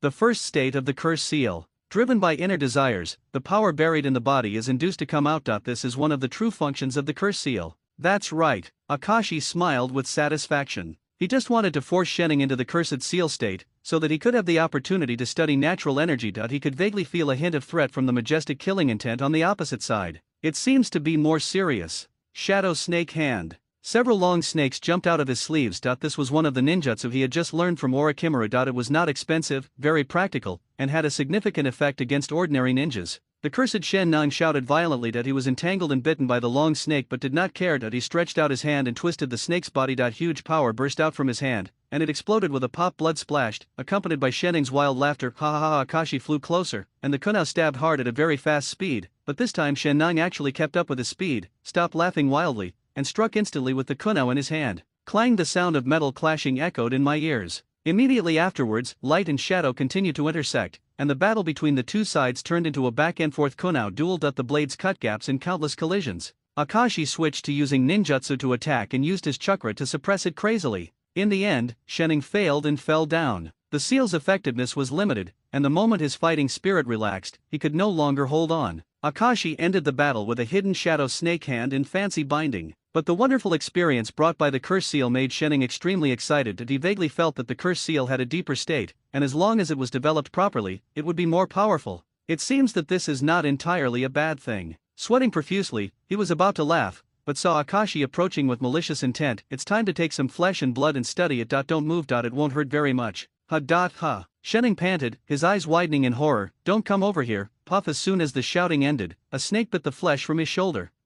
Bastard. I even did gynecological work for you. Shenning was so angry that his whole body trembled. I've worked so hard, but I'm still being ripped off. Is there any reason? Akashi shrugged. That's for yourself. The sooner you help me complete the task, the sooner you can be free. Isn't it great? With that said, the snake loosened its body and let Shenning down. Now, don't say I don't take care of you. Take the Bingliang pills and hemostatic pills. Do you think this can make up for the harm done to me? Shen Nang blew his beard and glared, then took it over honestly. Don't think that I covet this from you. With my financial resources, I can buy as much as I want. Akashi heard the key word, financial resources. He sat calmly on the ground, looking up at the stars with a smile on his face. Mr. Shenning, actually I didn't mean to hurt you. I'm just very interested in curse seals. I'm also a researcher. You should understand my curiosity and helplessness, right? This was the first time Akashi seemed to reveal his true feelings, just like chatting. Shenning had just removed the curse mark. The fire in his heart was extinguished, and he regained his composure from exhaustion. He also sat down. I can understand it if the subject of the study is someone else. Ha, Mr. Shenning is so honest and unpretentious. Akashi smiled and said, by the way, I have a question for you. What? You know what's most important for research? Shenning was a little surprised. This guy actually asked a serious question. It seems that he is still young and wants to ask me if he has any doubts. He suddenly regained some of his energy and sneered, for research, the most important thing is naturally the mind. Foolish people can often only see the surface and never touch the essence of things. No. Akashi shook his head. Shen Nang was angry. I was wrong again. Curiosity and imagination, he ventured. No. Akashi shook his head again. It can't be hard work, right? Wrong. Akashi objected for the third time, which made Shenning grit his teeth in anger, but the handle was in someone else's hands, and he couldn't easily get angry, so he could only suppress his anger and said with a smile, then what do you think it is? Of course it's money. Akashi smiled and said, any research requires a lot of materials and time. Materials are money, and time is also money. For example, the research that Lord Orochimaru is doing now is expected to cost 500 million, but more than 600 million have already been spent, still no success, so Mr. Shenning, who is always willing to help others, is he. Akashi followed Shenning to the hotel. As soon as he entered the door, he sat down casually, picked up the kettle on the table and poured himself a glass. You really don't see outsiders. Shenning snorted coldly, aren't you afraid that the water is poisonous? Mr. Shenning, why are you so mean? Give me the research funds quickly so that I can go home and sleep early so as not to delay you in writing materials. Then I have to thank you. You're welcome, Akashi said with a smile. Did I thank you? This guy is so thick-skinned. Shenning was so angry that he almost jumped. However, people had to bow their heads under the eaves. He obediently dug out 50 taels of property from his luggage and handed it to Akashi, with his heart bleeding with pain. Akashi didn't even look at it. Is it gone? No. How much money can I save as a doctor? Then I have to check it carefully, Akashi said, got up and walked towards the luggage package. Hey, don't look around. Okay, the last 100 million taels are gone. Wait, that's not it. These 100 million taels are for old age. There really is nothing left. Shenning explained feebly, looking at the assets that were turned out. His whole body became stiff. Akashi held 2 stacks of large denomination cash in his hand and joked, you are not very honest. These should not be all, right? But who wants me to be kind? I will leave you some money. After that, he packed the 250 million taels into his bag and waved out. Intermittent curses soon came from behind. 7:5 A new week comes with the rising sun. Shenning walked out of the hotel, touched the curse mark on his neck that was covered by plaster, and tried to keep a smile that he was about to start another day of suffering in Konoha. Girls in white dresses passed by on the street, laughing and talking. Today is the summer solstice. Calculating carefully, it has been more than half a month since he sneaked into Konoha. Thinking back to when he first came here, he was full of confidence and planned to steal the 8-gate armor formation and use it with the secret technique of body regeneration to complete his transformation. Within 5 years, he would be able to punch the Hokage, overturn Konoha, and kick Sarutobi Hiruzen's head like a ball. Unfortunately, the first step of the plan went bankrupt. Now, he has handed over all the information he could give to Orochimaru and Akashi, and had most of his money stolen. He also planted a curse seal, suffered life-threatening threats, and worked for Konoha every day in vain. It's a pain in my heart. Hey, Dr. Shenning, good morning. Suddenly, the voice that made him shiver sounded from behind, and Shenning trembled violently. The ominous premonition came again. He turned around stiffly and gritted his teeth. Whatever you want to do, I'll give you everything I can. I'm giving you something this time. Akashi shook the baggage in his hand and said with a smile, you can leave now. Leave the village in 15 minutes and meet in the woods where we went before. Shenning was stunned and didn't understand what he meant. What do you mean? Just let me go? In a daze, Akashi was already walking towards the entrance of the village. Shenning was immediately elated. No matter what, he no longer wanted to stay in this ghost place. This is the only good news he has heard recently. Fuck Konoha Hospital, I don't want to pretend anymore. Come to the familiar jungle. Shen Nong recalled the painful experience of being bitten off a piece of meat that night, and couldn't help but feel a chill in his neck. I saw Akashi leaning on a tree trunk, carrying a baggage with one hand, and he had been waiting for him for a long time. You finally came. Are you the only one? Where's Orochimaru? Shenning looked around cautiously. Master Orochimaru is busy and has no time to care about a bastard like you. Akashi frowned. Do you still want to be a test subject? Shenning waved his hand quickly. No, but that you can't break my curse seal, can you? Akashi asked back. Don't you like the power it brings? To tell you the truth, it can't be solved, not even Lord Orochimaru can. As soon as these words came out, Shenning froze immediately. Knowing what he was afraid of, Akashi explained, don't worry, the curse seal has been stabilized and will not kill you. You are free. Freedom. Shenning covered his neck and trembled slightly. It would be nice to really be free. The occasional pain from the curse seal was like a warning, leaving a lingering shadow. If you rely on the curse seal to locate him, you can probably find him at any time. At this time, Akashi handed over a baggage. Shenning was already scared and didn't dare to pick it up. Who knew if there were snakes and scorpions hidden inside? It was already outrageous to suggest sending him away in the first place. If the pig is fattened, it should be slaughtered. How could it be justified to let it go? Akashi was angry and funny, and opened a corner of the bag. Do you recognize this? This is the tailed beast. SHH.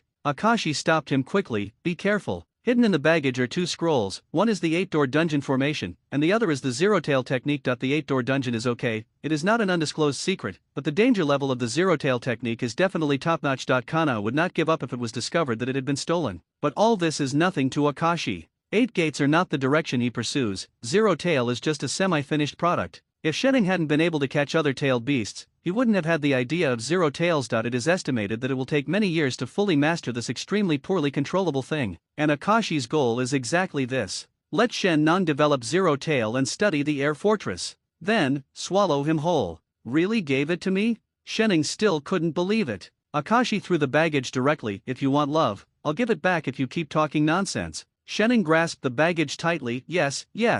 I let you go and gave you the technique of the artificial tailed beast. Why don't you thank me? Thank you. Shenning's mouth twitched. You're welcome. Akashi smiled. Let's go. If we have the chance to contact you again, our cooperation will be very pleasant. Pooh. Even if I kill you, I don't want to see you again. Shen Nong cheered up, his clothes fluttered slightly, as if he had returned to the state he was in when he first entered the village, but the questions in his heart still made him breathless. He suddenly stared at Akashi. One last question, okay? Just ask. What's your purpose? Shenning thought about it and was still puzzled. In terms of what he deserves, Akashi has already gotten it. In terms of his own value, he has already been squeezed out. However, he still allowed himself to leave Konoha, still carrying Zero Tail's technique. This is not reasonable. This guy is definitely not a good person, but why? Shenning scratched his head and couldn't figure it out. Akashi didn't expect that Shenning would be so persistent and bent on exploring his purpose. Maybe people who like research have an inexplicable desire for knowledge. Smiling, Akashi approached and motioned to Shenning to lower himself, and then whispered, I let you go because I hope that one day, Kelbandian will be able to fly over Konoha.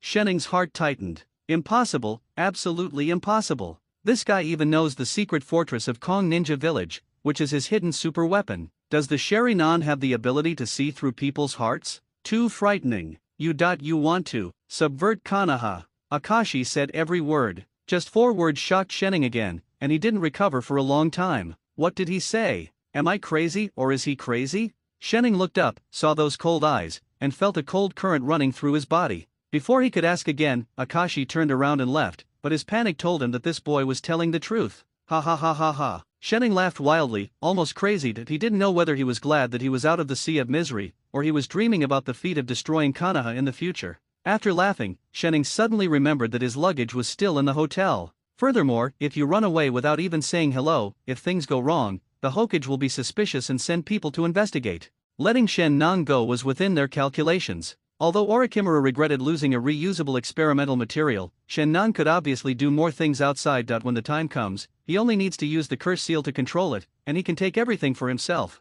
This fat sheep has been put away first. Akashi's thoughts are the same as Orochimaru's, but I'm afraid the two will have to fight over Shenning's inheritance. Say less about 5 years from now. It shouldn't be a problem for me to deal with Orochimaru at that time, right? Akashi-kun. A call brought him back to reality, and he saw Orochimaru staring at him. You are also thinking about how to embezzle everything from Shenning, right?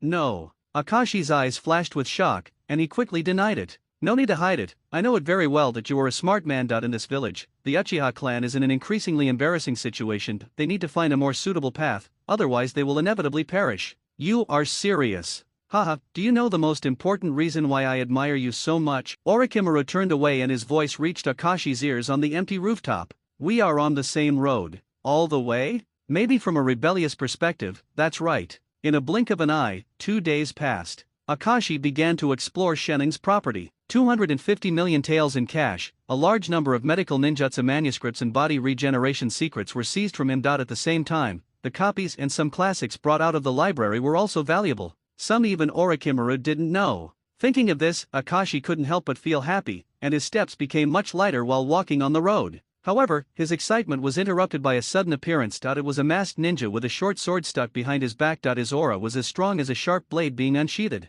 Umbu Ninja. Akashi took half a step back alertly. Who are you? The other party did not answer, but said concisely, Hokage-sama invites you. I know, I'll be there right away. Akashi said with a fake smile, but his brows furrowed slightly. The next second the Umbu Ninja left. We just reported the situation yesterday, so we shouldn't be summoned today. What happened to the old man again? With doubts in his heart, Akashi walked quickly to the Hokage's office, but when he entered the door, he saw 2 serious faces. Not only was the Sandai there, Danzo was also there, and there was an Umbu Ninja by his side. This is the first time I've seen this kind of scene. Akashi said hello as usual and stood respectfully, waiting for the 2 leaders to speak. The third Hokage considered his tone, waved away the Umbu Ninja, and spoke slowly. I called you here temporarily to confirm something. I hope you can tell me the truth. You know, I have always trusted you. The tone was gentle, but the expression was not pretty. Akashi became cautious after hearing this. I will tell you everything I know. Danzo threw a stack of information on the ground and said condescendingly, okay, then you can explain why you have been in and out of the institute many times in the past 2 months and come into contact with Orochimaru. Seeing those investigation materials, Akashi understood clearly. It turns out that Danzo the old dog is looking for trouble. It is estimated that when he came into contact with Orochimaru, he discovered his whereabouts and felt guilty. Danzo's rejection of Uchiha has been deeply rooted, but such a person is extremely eager to obtain the Uchiha clan's Sharingan ability, and even does not hesitate to transform his own body. It's ridiculous. Fortunately, he was prepared for this situation. Akashi and Danzo looked at each other and said calmly, I used to be a subordinate of Lord Orochimaru. Let's catch up on old times. Is there no problem? Reminiscing about old times. Danzo's eyes were sharp. In the research institute. Obviously this explanation did not convince him. Sandai took a puff of cigarette to relieve his fatigue, and the image of his proud disciple appeared in his mind. The genius he was once most optimistic about and relied on gradually drifted away from him for unknown reasons. He even switched to work at the root of Danzo for a period of time, and then directly immersed himself in the research institute, silently tinkering with no one else. Something to understand. Is it because he was not chosen to be Hokage? Or can't let go of the death of the rope tree? The third generation felt that it was necessary to talk to Orochimaru. As for Akashi's behavior, it was indeed a bit abnormal. It sounds very strange for the Uchiha clan to seek out Orochimaru to reminisce about the past. His eyebrows were slightly furrowed and he looked in confusion. Seeing the 2 people's gazes on each other, Akashi came up with his second excuse. Okay, I admit, there are other reasons besides reminiscing about old times. Tell me. Danzo pressed. It's an undercover agent. I'm an undercover agent. Akashi shrugged, with a helpless expression. They were all too familiar with the word undercover. The third generation suddenly looked at Danzo, and Danzo suddenly looked at the third generation. The two looked at each other, searching for the secret in each other's eyes. Is it you? Soon, the two people who knew each other very well saw denial in their eyes. They looked at Akashi again. What do you mean? Many of the corpses of the Uchiha clan on the battlefield were either missing or had their eyes gouged out. The clan leader speculated that the enemy was poisoned for the Sharingan. After investigation by the recovery team, Orochimaru was suspected. Because I once he is a subordinate of Lord Orochimaru, so he asked me to be an undercover agent. Akashi suddenly looked at Danzo. What do you think? Danzo's heart skipped a beat. I don't know. He couldn't understand more clearly who dug out the Sharingan. The person who coveted the power of the Sharingan the most was not Orochimaru, but him. Akashi also understood, so he deliberately raised this question. Rebel army. Danzo was no longer aggressive now, his face was gloomy, but he said nothing. The third generation pondered for a long time and said, Akashi, Orochimaru would not do such a thing. You should report the voice of the Uchiha clan to me first, and I will deal with it appropriately. In fact, I don't doubt your intentions, just feel doubtful, ask a few more questions, lest you go astray. Thank you, Hokage-sama, for your concern. Akashi sneered in his heart, one was really a good person and the other a bad person. The third generation nodded, comforted him for a while, and then stood up to send Akashi away. Snap, the door was firmly closed. Danzo, you are wrong again.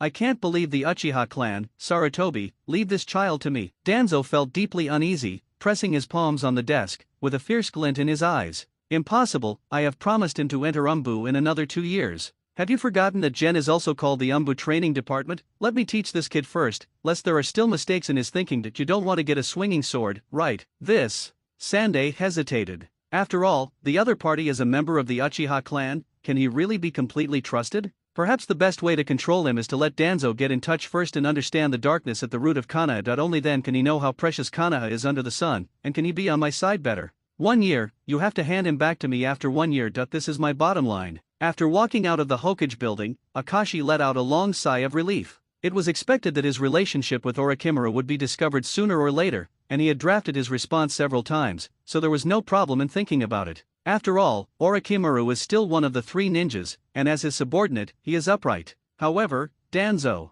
Just when he was hesitating, a figure flashed out of the narrow alleyway, also wearing a mask, but the pattern was different from before. Several flames were carved on half of the face, entangled like snakes. Before Akashi could speak, the man took the lead and said, Danzo-sama, please come. Really? If you don't provoke him, he just comes to your door. Akashi paused in his heart and laughed. I'm very busy today. Can I visit another day? Please set off immediately to the waterfall canyon. What if I don't go? That's offending. The man stretched out his finger, and there was a small black insect resting on his fingertip. If you looked closely, you could see that it was vibrating its wings rapidly and twisting its body, which was very strange. Akashi was keenly aware that there were similar bugs on his shoulders, and before he knew it, he was surrounded. Insect? The only one in Konoha who used this weird method was the famous Ibarame clan. Their clan usually acts in a low-key manner and sometimes has no sense of presence, but it is probably the most underestimated force. Danzo has more than one member of the Ibarame family at his root, which shows his level of appreciation. Akashi's face darkened. You threatened me.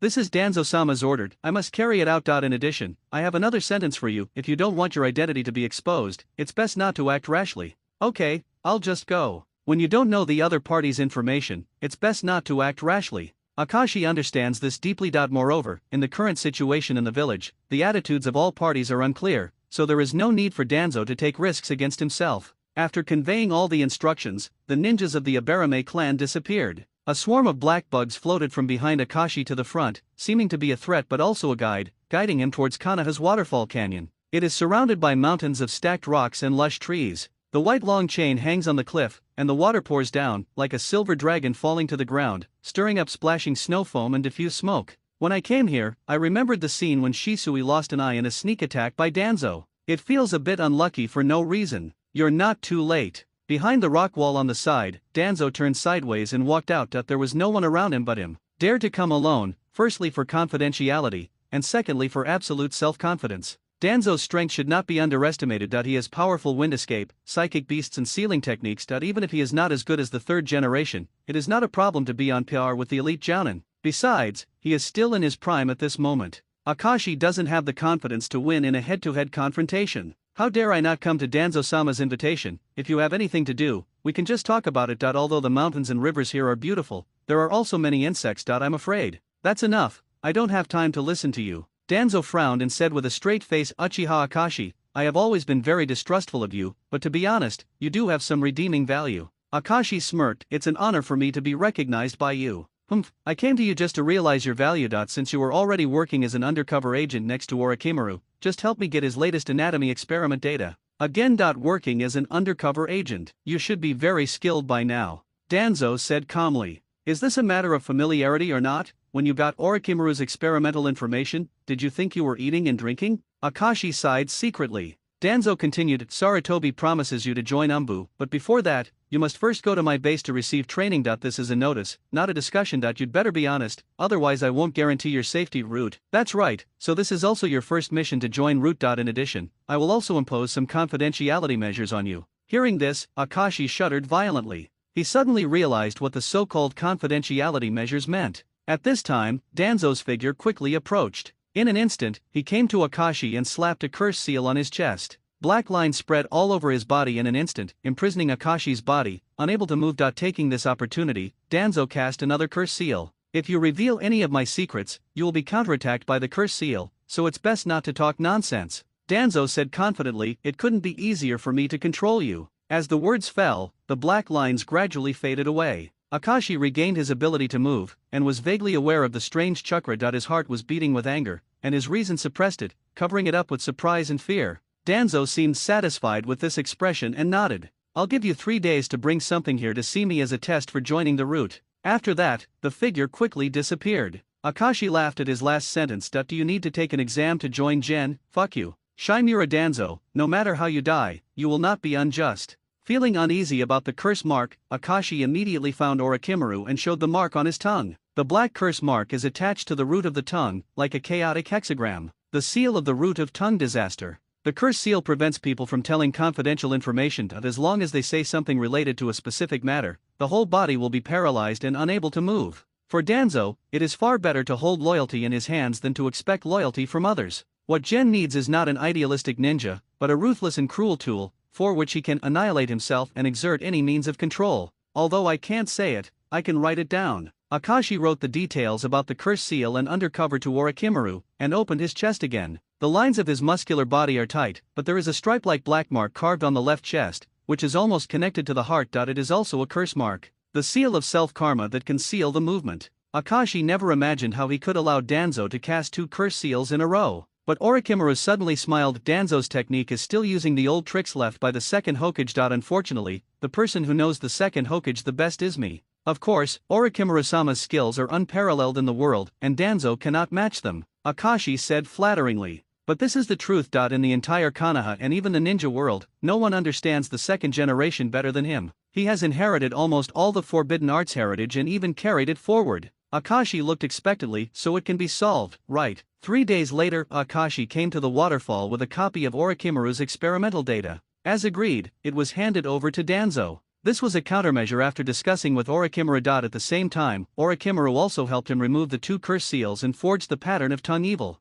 Danzo was overjoyed to get new information and couldn't wait to read it. No wonder Sarutobi likes you, you do have a way of doing things. Thanks for the compliment. However, these experiments of Orochimaru always repeat the same old research on physical endurance. Has his wisdom come to an end? Danzo snorted disdainfully, discarding his shoes. It seems that I overestimated him. Of course, Danzo-sama's skills are unparalleled in the world. No one can compare with Orochimaru. Akashi smirked. Danzo was not shy about flattery. Looking at the young man in front of him, he accepted it calmly, with a poker face and a serious smile. Let's go to the roots of Konoha. Remember your code name, Yasha. Isn't there something nicer to say, Dragon King, Shura, Judge, or something like that? No. Can I get one myself? No. Danzo suddenly felt that this boy was different from other Uchiha, a little nervous. In the backpack where the experimental materials were placed, he actually found a book, The Will of Fire. Could this be the reason why he trusted Sarutobi? But, it doesn't matter anymore. Anyway, I was just using him for a while. Thinking of this, Danzo's tense face relaxed and he handed over a mask with purple patterns.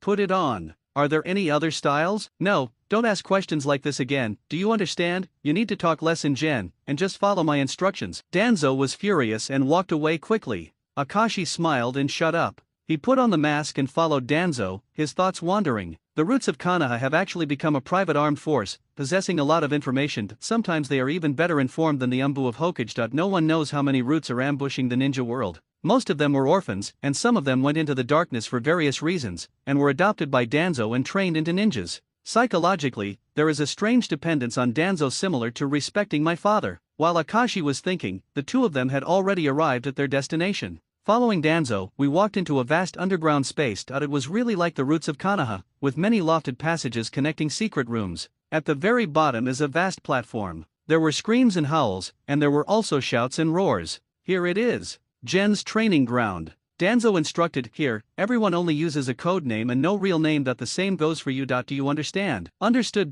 By the way, what is your code name? I don't have a code name. Then. Where are they? Akashi saw two people hiding in the shadows of the corridor in front of the training ground. A standard ninja vest, a ninja sword on his back, and animals depicted on the mask. He is about 1.7 meters tall, half a head taller than Akashi. Danzo introduced, Night Owl and Tanuki came 2 days earlier than you, so they can be considered newcomers. Akashi was slightly surprised. I thought the admission rate for Ninja was very low. Come say hello, Danzo called from a distance. This is the new guy, Yasha. After saying that, he raised his chin. Yes. The two agreed in unison and slowly walked towards Akashi. Just when Akashi was about to say, Senior, please give me your advice, something unexpected happened. Night Owl and Tanuki suddenly rushed over, launching more than a dozen shurikens within a few seconds, like a large spread net, covering the sky and covering the sky. Akashi was puzzled. Is this? Danzo immediately stepped back a distance and said calmly, the welcome ceremony for entering the route. Is this how you all greet each other? Akashi raised his eyebrows, and this ninja tool throwing technique is too bad. As soon as he finished speaking, the Sharingan opened behind the mask, and 6 shurikens came out of his hands, making a metallic sound when they collided. What's strange is that these 6 shurikens jumped repeatedly in the air, moving left and right along Akashi's fingers as flexibly as snakes. They not only blocked the opponent's attack,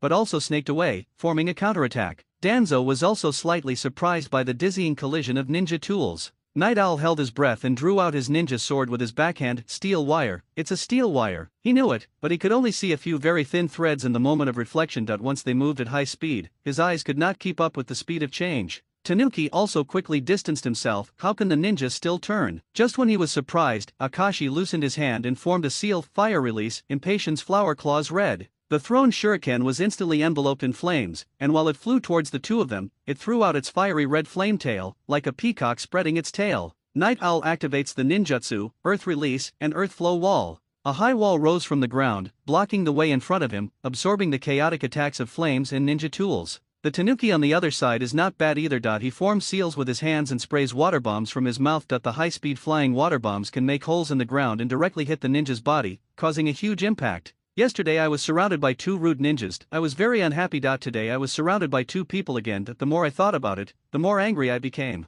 Akashi sneered and formed a seal in his hand. Then let me say hello to you too. The water escape shot towards the front door, and the seal was completed under the frame of flying fingers. The chakra accumulated in Akashi's mouth burst out, and a huge fire dragon condensed with highly compressed chakra began to fly. Flames are rising, heat waves are rolling, and the hot body is spinning in the air, swallowing the water bullets in one gulp. It stands to reason that water defeats fire, but in the face of a crushing offensive, the tiny water bombs disappear in an instant like sugar balls. The moment Danzo saw the fire dragon, his pupils shrank. It's not about how fast the seal is formed, nor how rare this technique is, but because this fire dragon is just too big. The difficulty of fire escape is generally not high. So everyone is a B-level ninjutsu. I also master it, and you master it too. Wouldn't the power be the same? The difference lies in control and chakra. The fire escape of ordinary people may be flames, but the fire escape of Uchiha Madara may be the sea of fire. Akashi's dragon fire jutsu contains huge amounts of chakra, which shocked Night Owl and Tanuki. Where's your water escape? It can't be blocked. It's impossible to block my water escape. Flick away.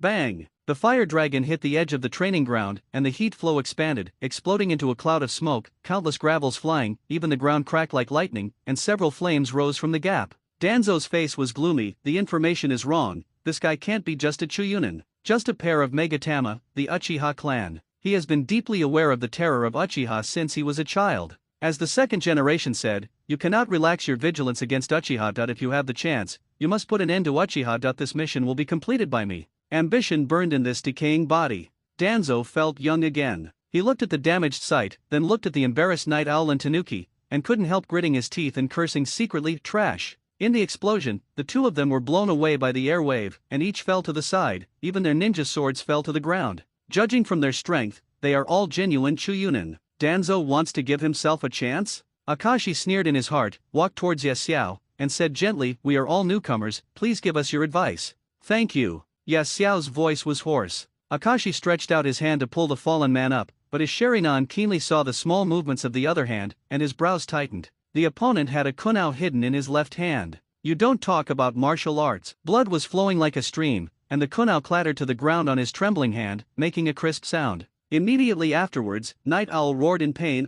Seeing this scene, Tanuki stepped aside with a surprised look on his face. But it was his turn next. Akashi opened his mouth and spit out fireballs again. The red flames were bombarded like cannonballs, shooting around in a circle. "That's right, it's shooting. The Phoenix Immortal Fire technique is like a meteor shower. It seems to be organized, but in fact it has no rules at all." Akashi is using the pretext of chasing Tanuki to cause havoc. Danzo watched calmly, his old face turning blue and purple. Not only was he depressed because of Akashi's misjudgment, but the two members he had taken in were really Tsunade doing the splits. Her hips were stretched. "Even if a sneak attack fails, you won't even lose face. If this continues, how can I compete for the position of Hokage? Not to mention the position of Hokage, even the position of assistant elder will not be preserved." "That's it." With a shout, both fighting parties stopped. The ground was filled with fire and was a mess. The Night Owl who fell on the ground groaned and held back the pain, while the raccoon was turned gray by the flames and looked very embarrassed. However, Akashi adheres to the principle of diligence and frugality and has already begun to recycle ninja tools.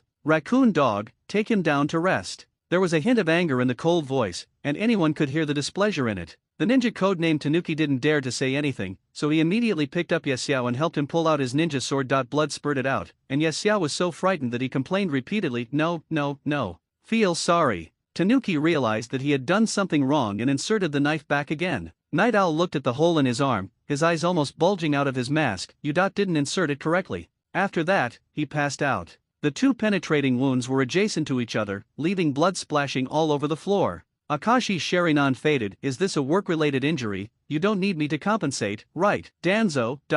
Originally, I wanted to teach this kid a lesson, letting him understand that Root is not a simple organization responsible for eradicating all threats inside and outside the village. He must know how to be ruthless and become the sharpest sword." However, the plan completely failed. Not only were two members injured, but the training ground was also damaged. The show of force was not successful, and a lot of expenses were incurred. Danzo was holding his breath. But face must not be lost, and the image must be stable. "Well done." Danzo praised sincerely. "This is what a ninja at the core is like, decisive and sharp in his attacks. You have already started." In 2 or 3 sentences, the situation was restored, and the attitude was still under control. He glanced upward, and soon someone jumped in front of him from the darkness and whispered something. Not long after, when the man appeared again, he had an extra scroll in his hand. Danzo said as if he was holding a secret treasure in his hand, "Uchiha Akashi, as long as you do your best for me, I will not treat you badly. I promise to give you more than Sarutobi can give. There are many secret techniques suitable for Uchiha to learn on this scroll. I can teach it to you in the future. Do you understand?" "Clear,"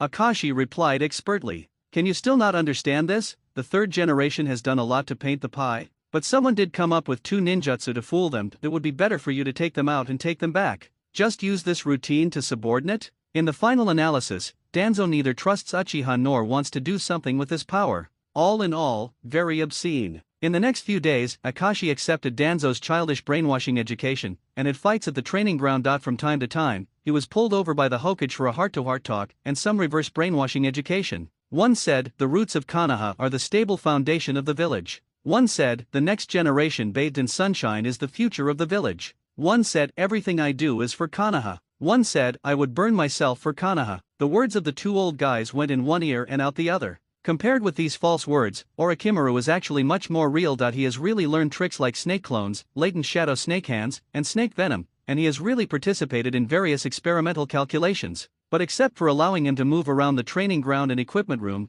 Danzo did not grant permission to any other department. Strictly speaking, Akashi can only be regarded as a peripheral member. Being freed from surveillance and inhuman repressive management, Akashi certainly came at the right time. Apart from the undercover missions from all parties, he still had a normal life after all. 7-5 I'm out. Akashi simply saluted his father on the sofa after having breakfast. Uchiha Munakata, who was carrying the newspaper, glanced at it and suddenly stood up. His tone was gentle but dignified. "I'll give it to you." Akashi felt strange. As soon as he reached the door, he heard a slightly interrogating tone. You've been leaving early and coming back late lately. Last time you said you were on a mission and you went out all night, but I didn't find your record in the mission filed. What are you busy with? Zanfang's face showed no expression. I hope to hear a reasonable explanation. Akashi turned around, slightly surprised. Although the father in my impression is serious and strict, his mind is not delicate. Unexpectedly, he would pay attention to the mission files. I guess it must be the time when Shenning was tortured, right? Even if it is a mission like assassinating a daimyo, even if there is no specific description, it will leave an S-level mark and be written into the resume, becoming a highlight of the ninja career. What kind of tasks don't even have records? Uchiha Munakata had to be worried. Akashi thought quickly, trying to find a perfect explanation, but when he saw his mother silently wiping the table behind Munakata, she also cast a worried look, and his words suddenly froze. Oh, forget it. Zonfang sighed slightly, and his determination to cross-examine suddenly disappeared. The child has grown up. He has been bathed in blood at the age of 13 or 14 in the ninja world and understands many things about the world. As a member of the Uchiha clan, bearing the pressure of the family and having to face the top management of Konoha, there must be a lot to hide, right? He waved his hand. Don't be late, hurry up and leave. Yes. Akashi nodded and walked out of the house. Munakata's voice came from behind again. Akashi, you must be careful. After a pause, Akashi stretched out his hand and made a no-problem gesture, then sped up. The sky was azure, with velvety white clouds floating in it. The rays of the morning sun scattered scenes of warmth and gentleness, and the patches of grass in the distance were dyed golden and stretched out in the distance. The clanland was quiet and peaceful. At this time, some people had just gotten up, and some were chatting in front of the door. Housewives were walking on the road carrying baskets, and several children were playing on the street, bragging about their dream of becoming Hokage in the future. When we walked to the river, there were still people following us. Akashi used the teleportation technique and appeared behind the opponent in the next second, with leaves fluttering around him. Hey, are you spying on me? A konoha hit it, but the opponent dodged out at high speed, out of the attack range, turned around and jumped in front of Akashi. His agility was extraordinary. At least he's a jounin. He is not tall and has a very arrogant hairstyle. He feels a little familiar, but he can't place it for a while. The only unique feature is that the mask depicts a cat with white and green patterns. Boo. The other party asked very calmly, how did you find me? I have a certain level of perception, and you are making quite a lot of noise, right? Akashi looked cautious. As expected of Uchiha, the cat-faced Umbu said without any restraint, unfortunately, I didn't monitor you. You recognized the wrong person. Guess I believe it or not. It's up to you.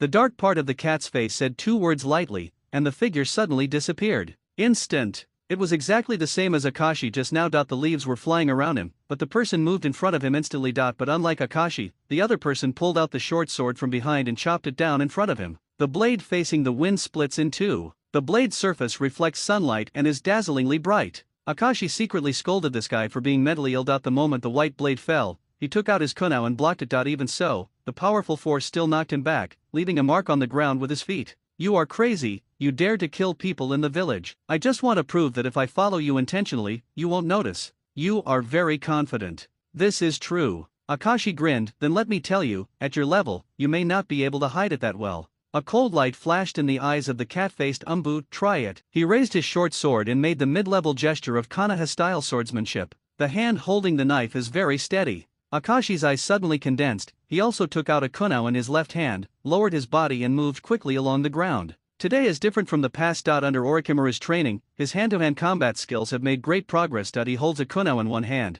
and his whole body rushes like an arrow from the string. His movements are erratic but his steps are steady. Use konoha to imitate the two-sword style swordsmanship. Clang! The blade shone brightly, and the metal scraped with a harsh and long groan. Akashi's attack was unexpectedly blocked. The two konoha attacked from the left and right, but were blocked by the short sword. The sharpness of the white blade made the konoha tremble, and sparks flew with a sharp sound. Akashi couldn't help but be surprised, twisted his body, and attacked again. Continuous thrusts and swings were blocked by the blade. After dozens of rounds, there was a snap, and the edge of the konoha cracked crisply. A blue light of chakra clung to the blade. Akashi immediately took action and gave up the konoha. This is a chakra knife. A technique born out of samurai, it is also an extremely powerful ability in the ninja world. Using chakra to strengthen weapons can achieve great benefits. Konoha White Fang, who once left a great name in the ninja world with a short sword, used this, and many more. Akashi looked at the cat-faced Umbu in front of him and was suddenly startled. Could it be that this guy is Kakashi?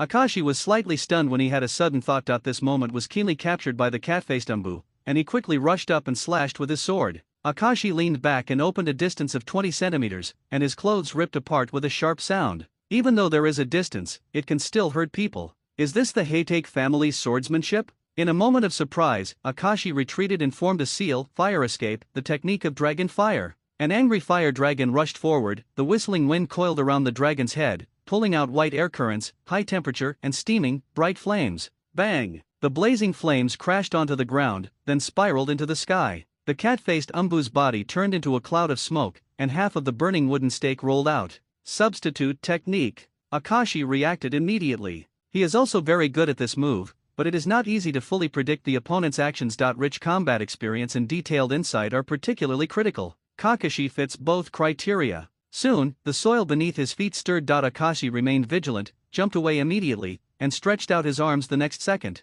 Two-done heart beheading technique. Both sides moved almost at the same time, grabbing the air with one hand. The cat-faced ninja rushed out directly, while Akashi jumped into the air and vibrated his sleeves. Shadow snake hand. Orochimaru's ninjutsu. The cat-faced ninja was surprised, and at the same time, he quickly waved his short sword, and the white light that split the air made a sharp scream. Several snake bodies were cut off by the light of the sword, and hot blood was splashed on the grass before their mouths could be closed. That high-speed slash could even cut through steel. Akashi did not intend to fight with swords anymore and distanced himself. Wind escape breakthrough. The howling wind spurted out, and the sweeping power was like a barrier, blocking the progress of the sword light. The grass blades on the ground were rolled up like a tidal wave. The opponent put away his ninja sword and dodged behind the big tree to avoid the sharp edge. He circled around and then rushed out again, with jumping lightning condensed in his hands. There seemed to be 1,000 birds chirping in the thunder escape. That's right, thunder released Chidori. Akashi has determined the identity of this Umbu ninja. Heite Kakashi is undoubtedly.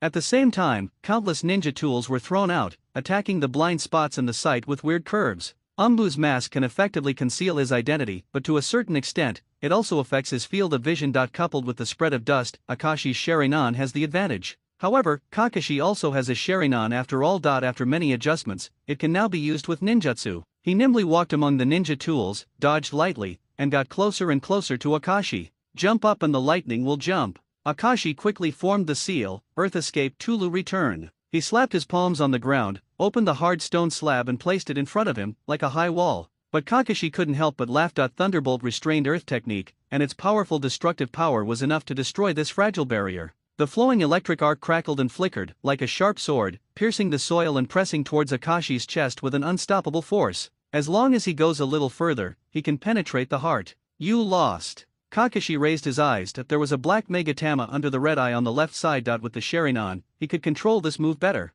His hands were steady, and he calmly declared victory. Just like his countless previous victories, there were countless people who challenged him, whether it was Uchiha or Hinata, but they were all defeated by his strength. The scattered white snakes were scattered on the ground, and they suddenly rushed towards Kakashi, like water gathering together. Kakashi was only surprised for a moment. His keen fighting instinct alerted him immediately. He leaped up, flipped back in the air and drew out his short sword. The gathering water flow was cut off, and light blue chakra was attached to the blade, followed by rapid lightning. Thunder attribute chakra transmission. The crazy white snake was engulfed by the spreading current, roaring, and turned into charcoal. But instead of pursuing him, he distanced himself. Kakashi was already a Jonin when he was 12 years old, and later became a member of the Shadow Guards of the 4th Hokage. After the death of the 4th Hokage, he was bewitched by Danzo to join the general later. He betrayed the 3rd Hokage when he assassinated him, and was won over by the 3rd Hokage. Umbu. In just 2 years, I have experienced a wonderful life. However, it also proves that he possesses extraordinary qualifications.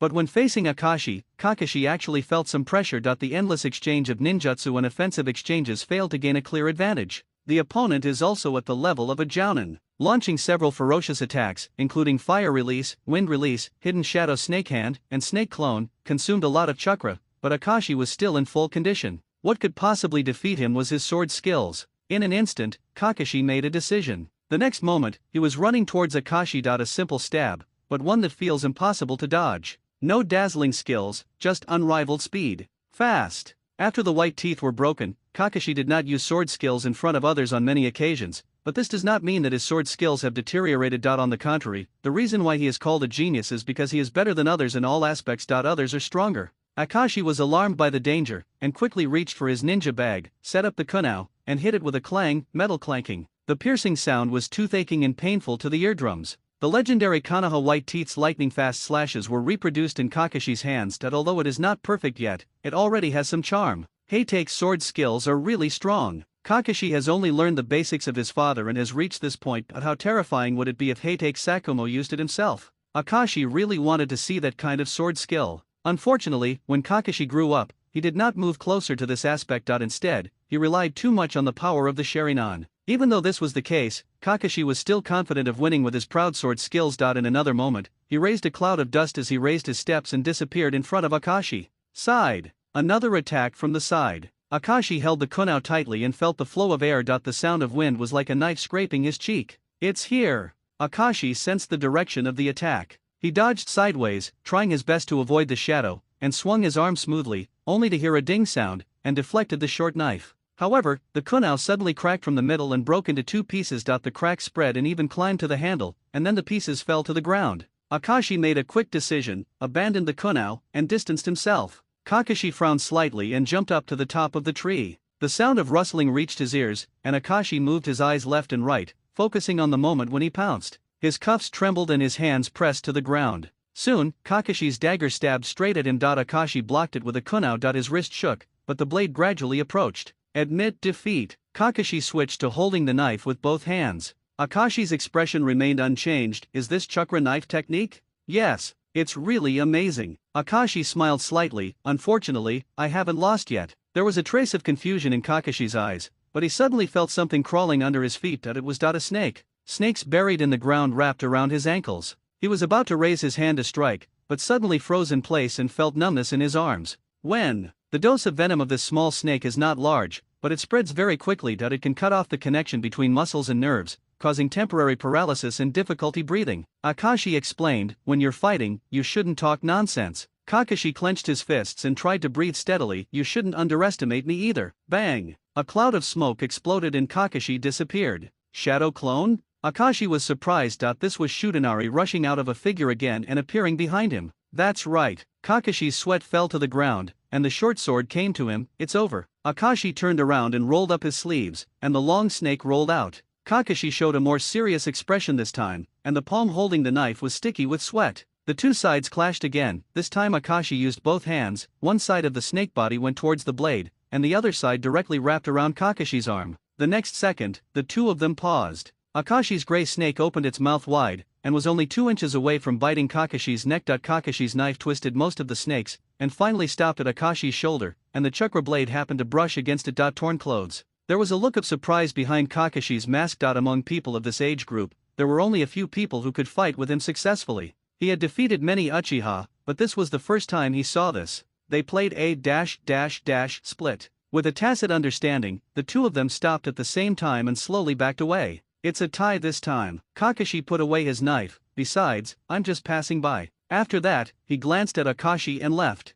Akashi looked at Kakashi's retreating figure, his face darkened, and he changed direction and walked towards the outside of the village. At this time, Orochimaru should be conducting experiments at the base outside the village. Walking through the long and narrow stone path, inside the heavy door, Orochimaru was playing with various reagents. Although his back was to Akashi, he could distinguish his footsteps. Why are you here? I didn't call you today. I want to help. Ha! Orochimaru obviously didn't believe it. He turned around and saw Akashi covered in dust, and was curious, what happened today? Fighted with Kakashi Haytake. Oh? Orochimaru suddenly became interested. That genius, who is stronger compared to you? Who is stronger? Akashi quickly reviewed the battle just now, a duel between ordinary ninjutsu and taijutsu. The strength of the two was about the same. Haytake's sword skills are indeed sharp, and the power of his ninjutsu is not much different, but he has more tricks. Kakashi only has one Sharingan, and it consumes a lot of energy. If the two continue to fight, Akashi is expected to win by a narrow margin. He thought for a while, not under me. In this miserable world, everyone has various misfortunes, and Kakashi's experience is definitely the misfortune among misfortunes.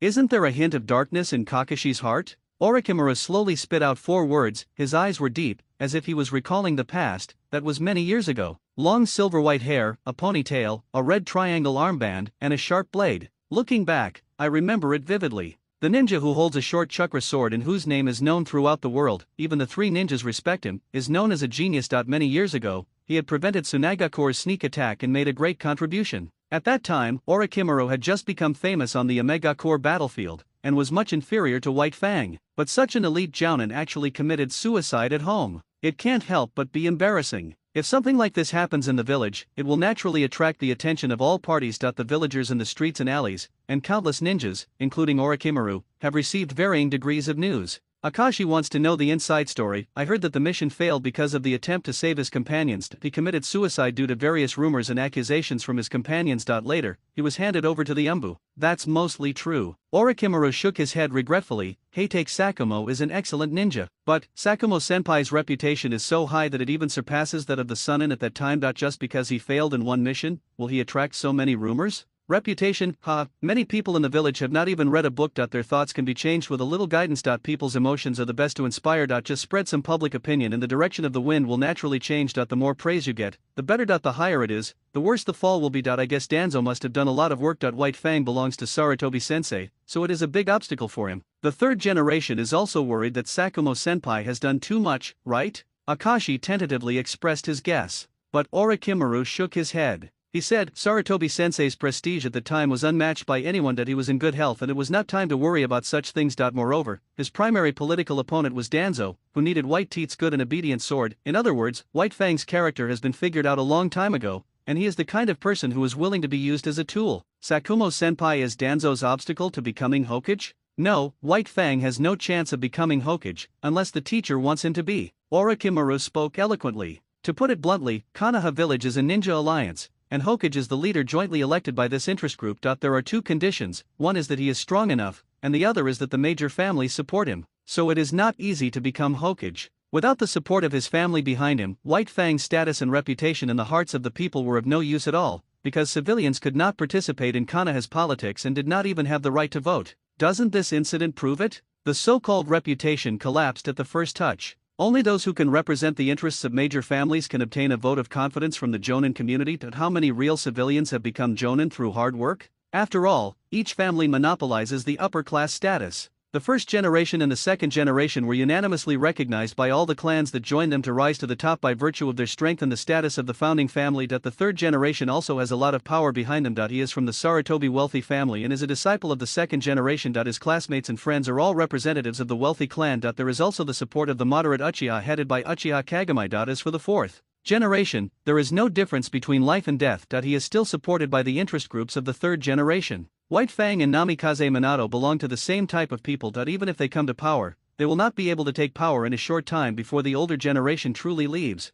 White Fang is just a victim made by Danzo against the teacher, Orochimaru concluded. According to this, the third generation master should come forward. War. Orochimaru raised his head slightly and looked at the crescent moon in the sky with a solemn expression. At that time, the Earth Kingdom's actions became more and more frequent. The last war did not completely solve the problem of uneven development among the big countries, but instead aggravated the unfair distribution of resources. The peace bought with war could not be maintained soon, so the mission carried out by Sakumo senpai. Akashi reacted. Orochimaru nodded. Yes, this mission caused serious losses to the Fire Country, and there was a game between the daimyo and the senior officials. In normal times, White Fang's actions may not cause such an extreme reaction, but at the juncture of the upcoming war, such a thing is not allowed to happen. If someone abandons the mission for this reason, he will be forgiven or even praised, because of his reputation. If they are treated differently according to their status, then the morale of the military will be shaken when war begins. What the nobles of the Fire Country care about is not a person's honor in life and death, but the upcoming third ninja war. They just need a negative example to knock everyone off.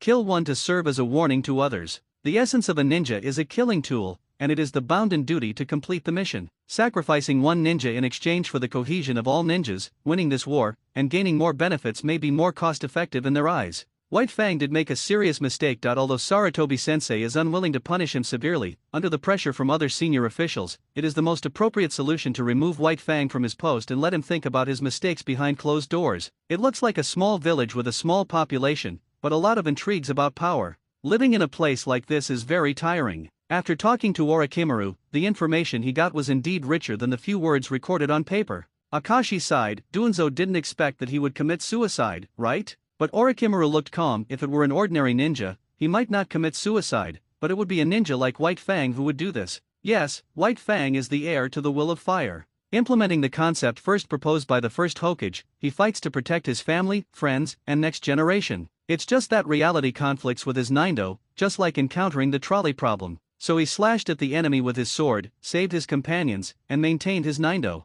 He slashed himself with a knife, apologized to the village, took responsibility for his mistakes, and found a way out of the predicament he couldn't get out of. Orochimaru, who had seen through death, expressed regret for White Fang's death, but his tone was cold. as if he was watching the tragedy from a high wall, and then made comments. That's it. Although it has little to do with him, it has a profound impact on Kakashi. Alas, losing your father at a young age is one of the cruelest epitome of the ninja world. The crescent moon in the sky is like a hook, and its light is even colder. After a month, Orochimaru came here again, feeling like a rare visitor. He held the list in his hand and handed it to the third generation. As the pressure on the border increased, Konoha began to gradually send more men to the front lines. Although the battle was not as intense as the large-scale battle 2 years ago, Konoha itself was severely damaged due to the departure of the 4th Hokage. In addition, Tsunade left, and Jiraiya was away all year round. The only one who could really rely on Orochimaru was Orochimaru. One person. The third generation carefully read the report and tapped his index finger on the table. The current situation is not going well. Even the Earth country that signed the agreement has begun to make small moves. According to Jiraiya's intelligence, they are in the country of birds and the country of grass. There are no less than 10 teams distributed. Orochimaru said calmly, there are not many people. Yes, they are waiting to see the success or failure. The main enemy is the Tsunade Special Forces. Since their failure on the frontal battlefield, they have turned to border harassment tactics, which has left us at a loss. Rat just likes to mess around. Orochimaru made a dismissive comment. When the Third Ninja War was in full swing, Minato was in charge of Kumagakure's side. Karigakure's surprise attack was resolved by Hinata and Uchiha. Iwagakure's side was left to Jiraiya to resist in the early stage, and was later replaced by Minato. And the long battle of Kikyo Mountain was directed by Orochimaru throughout. He is very good at dealing with these enemies. The reason why the third generation wanted Orochimaru to go was because he considered this relationship and planned to make a quick decision to eliminate hidden dangers. Otherwise, once the situation worsens, the consequences will be disastrous. Chen Bing's Earth Kingdom will definitely take action, and the restless Kumagakure will also find excuses to cause trouble. The peace agreement is, in the final analysis, a piece of waste paper. Only strong military strength can stabilize peace. Konoha wants to show the ninja world that it still has the confidence to clear holes in the garden. Sandai took a puff of cigarette. Orochimaru, I'm leaving it to you this time. Where's Jiraiya? Didn't he come back before? I didn't expect you to let him go. Well, he has his own ideas, and a lot of information was passed back by him. It can be considered a special mission. The third generation shook his head helplessly. The village that was originally in its heyday suddenly went downhill for some reason. In just a few years, I have been dead and gone. There is no one left to confide in. Orochimaru said disdainfully, does he still believe in the so-called child of destiny, a boring prophecy? Everyone has a different choice. The third generation sighed slightly and looked at the most valued disciple in front of him. The supplies are already being transported. I can assign some Umbu teams to your command. In addition, I saw that you submitted as Uchiha Akashi on the list. Do you want him to follow you to the front line? Yes, as my subordinate, there is no problem, right? If he doesn't have any objections, of course there is no problem, but Uchiha. When the words came to his lips, Sandai didn't know what to say.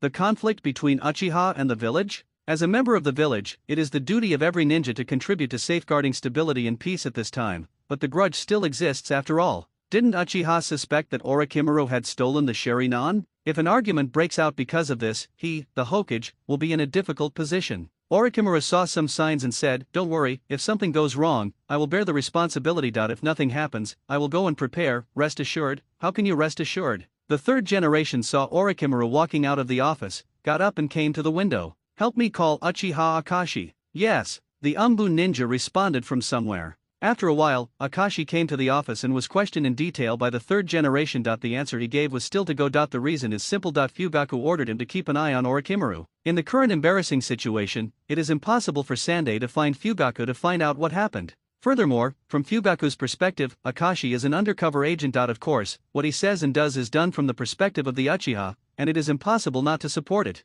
Akashi actually has quite a bit of autonomy. After hearing this, Lien Sandai just nodded and said, protect your life. However, Akashi is not all nonsense. There are indeed many reasons for wanting to go to the battlefield. Part of it is because of Orochimaru, and part of it is because of himself. He wanted to sharpen his sword on the battlefield. During the Third Ninja War, he was still young. Although he had been on the battlefield, the tasks he performed were not high level and the risk factor was very low. As cannon fodder, under the protection of his family, he returned safely without any danger. The battles in the village are all done from point to point. Those wandering ninjas in the commissioned mission couldn't stand up to him and were finished in just a few moves. What he wants to polish is not only his strength, but also the mentality to match it and accumulate combat experience. Akashi is not bloodthirsty, but wants to improve himself. It would be better if he could find an opportunity to advance the 3 Megatama. After dealing with 3 generations, I returned home. The dining table is filled with delicious dishes, and the meal is just about to begin. After washing his hands and sitting down, Akashi ate the delicious food. After struggling for a while, he decided to tell the truth and tell the whole story about the upcoming support for the border.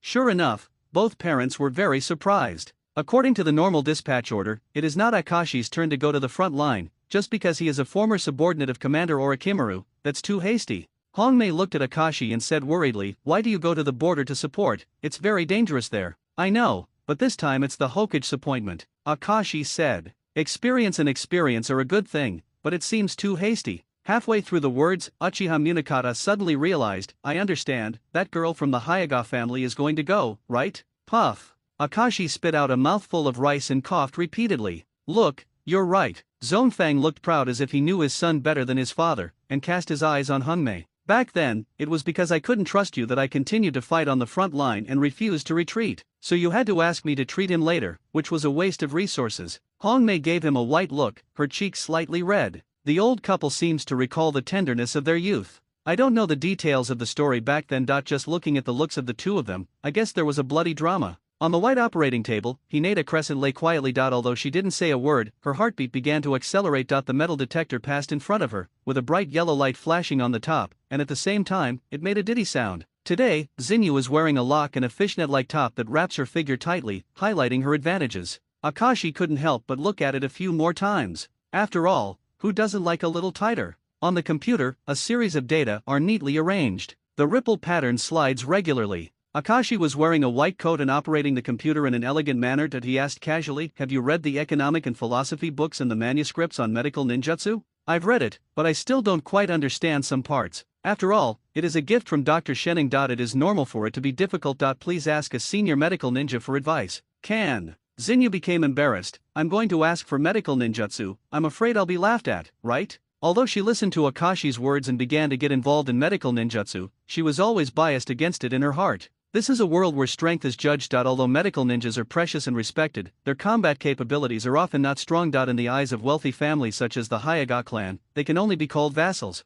Hinata Shinjitsu, who has been aiming for genius since childhood, has accepted the ideological indoctrination from his elders, so naturally he doesn't think highly of medical ninjas. Except, of course, Tsunade. Akashi finally got the manuscript from Shenning and gave it to her, but he didn't want to give up halfway. "It seems you haven't figured out the correct way to use the Byakugan yet. Let me teach you." "You teach me?" Xinyu seemed to have heard a joke. "The Byakugan of the Hyuga clan, you, and Uchiha, are here to teach you." "I'm serious," Akashi emphasized and pressed the button. "Okay, get up." Xinyu, who was lying on the operating table, unplugged various sensors and raised his upper body. "How are you doing? What did you find?" "Just a simple physical examination to lay the foundation for future research. No major problems can be found, but it is not without gain. For example, here looking along Akashi's finger, it was a human figure. Except that there is no chakra flow and meridian showing, the effect is almost the same as being analyzed by Byakugan. Although it is a serious scientific analysis, it always feels weird to look at your own body with other people. There. Is there a blind spot with a white eye on the second bone on the back?" New Moon nodded. Because of the caged bird, Sekai's Byakugan has a fatal flaw. The so-called 360-degree absolute field of vision has a 1-degree blind spot, which is located on the vest. There is actually a technique that is enough to deal with the flaw. It is called Bagwazang Huishin for absolute defense. Akashi smiled. "Your family has a technique called Kaiten, right? If you learn it, can you make up for your shortcomings?" Xinyu nodded, then shook her head. "You know quite a lot. Unfortunately, Huishin is a secret technique and cannot be learned by the branch family. This technique is firmly in the hands of the clan without flaws. I can help with the deduction." Another 64 palms, another return to heaven. "I suspect you are joking." Xinyu didn't believe it more and more. Without further explanation, Akashi took off his white coat and put on his ninja vest. "Let's go to the old place." The so-called old place is the mountain behind Ninja School. The two couldn't be more familiar. Coming to the wide grassland, Akashi took out a hand crossbow. Xinyu frowned and looked at it for a long time. She had no clue and looked at Akashi curiously. "What is this?" "Crossbow arrows. These are tailor-made by me for your Byakugan. The strings and arrows are metals that can conduct chakra. The loading quiver can also contain a stack of detonating charms, which are added to the arrows that are fired. The speed of the explosion it will be difficult to resist." Akashi held it up and made 2 gestures. From the introduction, it seems to be very impressive, and it is not a troublesome thing to carry this kind of weapon. However, Xinyu was puzzled. "Why can't you use it if it was specially made for me?" "Only by the Byakugan can it exert its greatest power. Akashi handed the hand crossbow to Zinyu. The soft boxing technique that the Hyaga clan is good at is indeed excellent in close combat, but it is difficult to use against enemies at long distances. Being constrained and consumed, it is easy to fall into passivity. We can use shurikens and kunao. Try it and you will know the difference. Akashi insists on practice to gain true knowledge. Zinyu raised the hand crossbow, set up the arrow body, and wrapped the detonating talisman tightly in the front section. His white eyes opened, and his veins jumped. He took everything within 1 kilometer into his eyes, and could clearly see every move of birds and animals. The sight is connected and shot out instantly. Whoosh! A whistling sound pierced the air, followed immediately by a bang explosion, flames bursting into flames, and thick smoke billowing out. If it hits a person's body, coupled with this explosion, the other person will definitely die. Zinyu was so surprised that she couldn't believe it.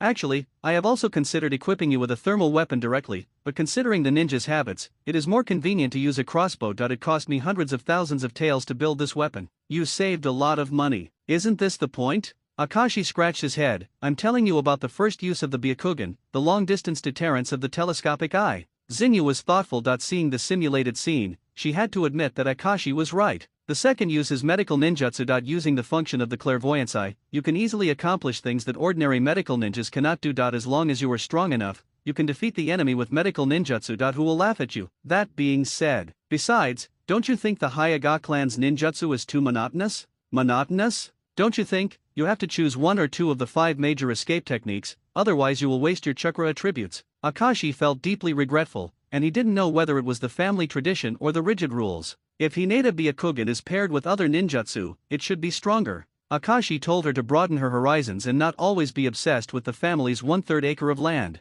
The Uchiha are also an equally powerful clan, as are the Kurama clan, the Abarame clan, etc., including talented ninjas like Namikaze Minato who rose from the plains. They are all objects that can be learned and surpassed. Crescent is deeply inspired. Then she repeated, border, you want to go to the border? Yes, I specifically invited you to come with me. I guess you will agree. Akashi acted extremely sincere. Of course, Zinyu knew the current situation. Tsunagakure kept testing the bottom line, just to get some benefits when Konoha had just escaped from the quagmire of the frontal battlefield and was attacked by the Kyuubi, and its vitality was greatly damaged. But I never thought that Uchiha Akashi would also go on an expedition. Moreover, did you come to me specially? Humph, stop being so sentimental. Zinyu turned her face away. Why should I definitely agree if you invite me? No, however, if you can really deduce Bagwa's 64 palms and Hoshin, I might consider watching it. Look, easy to say, easy to say. Akashi looked at Zinyu with a smile and raised his hands. At the same time, the Sherinan began to rotate.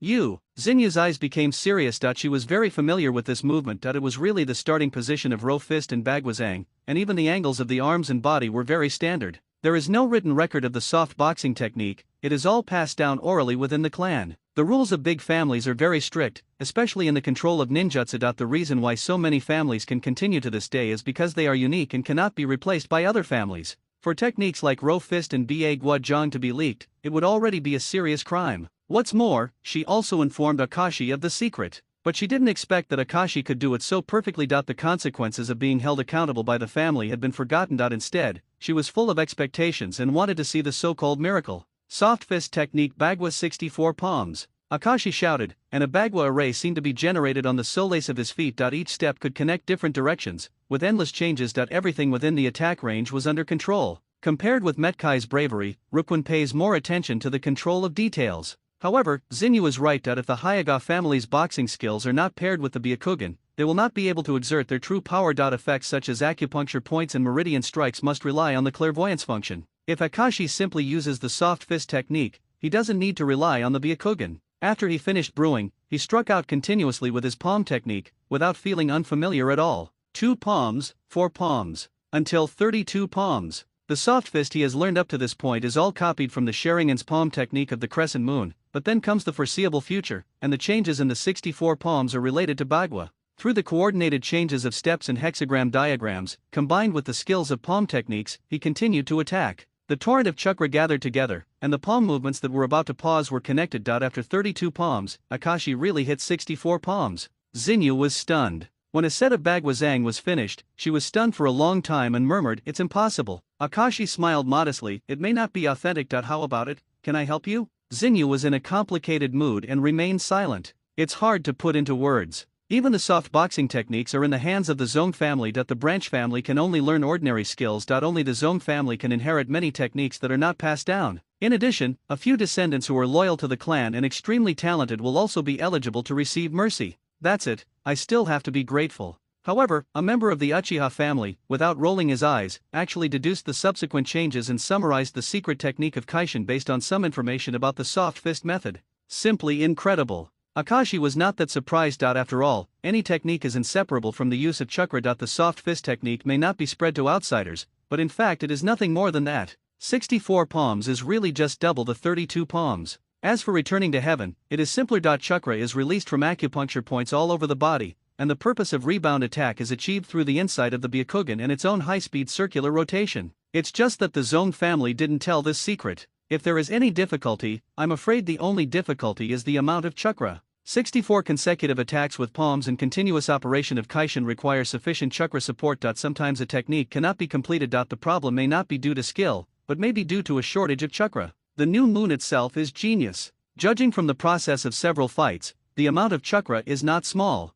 It is only a matter of time before you master the 64 palms and return to heaven. Akashi struck while the iron was hot. Then, the next step is Kaiten. I lack the Byakugan and I can't demonstrate this move. I can only tell you the principle and let you explore it yourself. The simple principle was explained clearly in just 2 minutes. As for how to release chakra from the acupuncture points, the people of the Hinata family obviously know better than themselves. After hearing this, Zinyu understood. After simulating it several times out of thin air, and having a preliminary look, Akashi jumped to the top of the tree and threw the ninja tool. SHHHHHHH in the jungle, an astonishing number of shurikens and kunai flew towards the same location from different angles. The precise strikes and almost equal strength formed a 360-degree attack with no blind spots. Apart from Uchiha, Zinyu had never seen such a gorgeous throwing technique. Like a torrential rain pouring down. But she could see clearly, her eyes reflected the position of each attack, her hair fluttered in the wind as she stepped out, then spun like a dance. Bagua Zhang Huishan. The hemispherical chakra wall forms an airtight defense circle, known as absolute defense. The secret technique unique to the Hyaga clan appears in the branch family at this moment.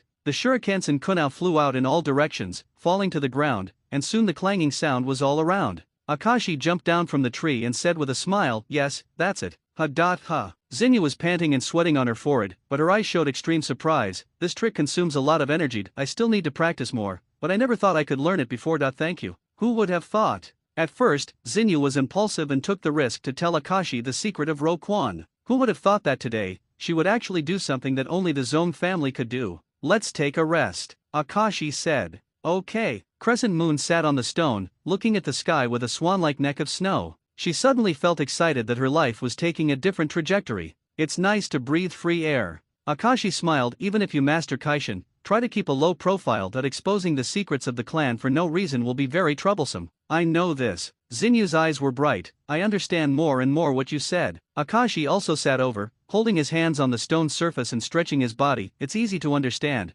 but it's still difficult to walk the road behind. Never mind, let's talk about it after we get back from the border. Zinyu lifted her hair. You agree?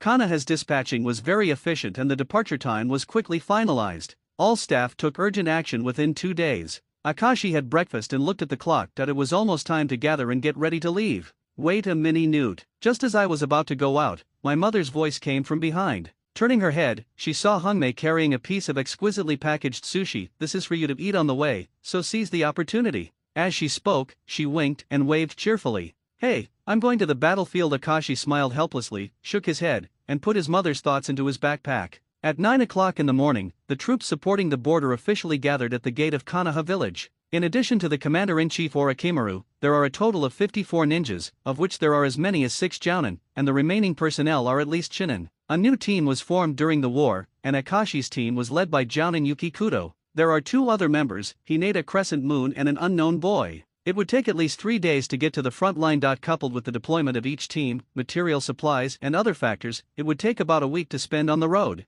Fortunately, Kudo was dressed similarly to an ordinary jounin, and his appearance made him stand out from everyone else. Although he had no special features, he was easy to get close to, and his laughter was particularly hearty and contagious. He didn't have the airs of a so-called jounin and said with a smile, "Let's set off immediately and get to know each other on the way." Yes. The 4 of them galloped and traveled a long distance. Due to the special nature of rushing to the border front line, taking into account the maintenance of status, the daily journey as planned, and the supply points will provide corresponding food and drinking water. Kudo was lucky enough to open up the topic while galloping. Okay, let's talk as we run. My name is Kudo Yukaku, I'm 27 years old, and I will serve as your captain for this mission. My hobby is origami, I hate eating mushrooms, and my dream is to become the teacher of the next Hokage. A very standard self-introduction, almost a tradition in the Leaf Village. Only dreams are unique. Zinyu felt strange and couldn't help asking, why is he the teacher of the next Hokage? There was a bit of shyness on the generous face, haha, because the next Hokage cannot be me. There is still some hope of being a teacher. When I retire, I will still have the capital to drink tea and brag. After that, he turned around and glanced, how about you, let's get to know each other. The three of them looked left and right, and finally Zinyu spoke first. My name is Hinata Zyanud. I don't like many things and hate many things. My dream is to become one of the strongest in the family. My name is Uchiha Akashid. I am good at fire escape and ninja tool throwing. My name is Qingfang. The introductions are getting shorter and shorter, especially this Qingfang, who always has a dull face and doesn't seem to be able to smile. But Akashi noticed that his actions were decisive and very capable. Kudo is fortunate to be very satisfied with his team. There are two members from wealthy families and one has rich experience. The key is that everyone is obedient without making noises or arguing, making the team environment very friendly. It was rare that the two most important descendants of the blood family, Hinata and Uchiha, were on the same team. There is a lot of pressure in leading a team. Captain, what is our mission? Akashi asked proactively. The order from above is for us to be responsible for the investigation. The requirements for skills such as concealment, tracking, and information transmission are relatively high. Fortunately, there are white eyes in the team, so it won't be difficult. Isn't there a head-on battle? Zinyu was confused. If there are special circumstances, the mission may be changed at any time. Kudo was lucky enough to become serious. Don't be careless, the place you are going to is a battlefield. Learn. Akashi was not afraid and analyzed calmly. A total of 13 teams were dispatched this time, plus the garrison troops on the border itself, and the combat strength used has exceeded 100 people, enough to fight a small-scale team battle.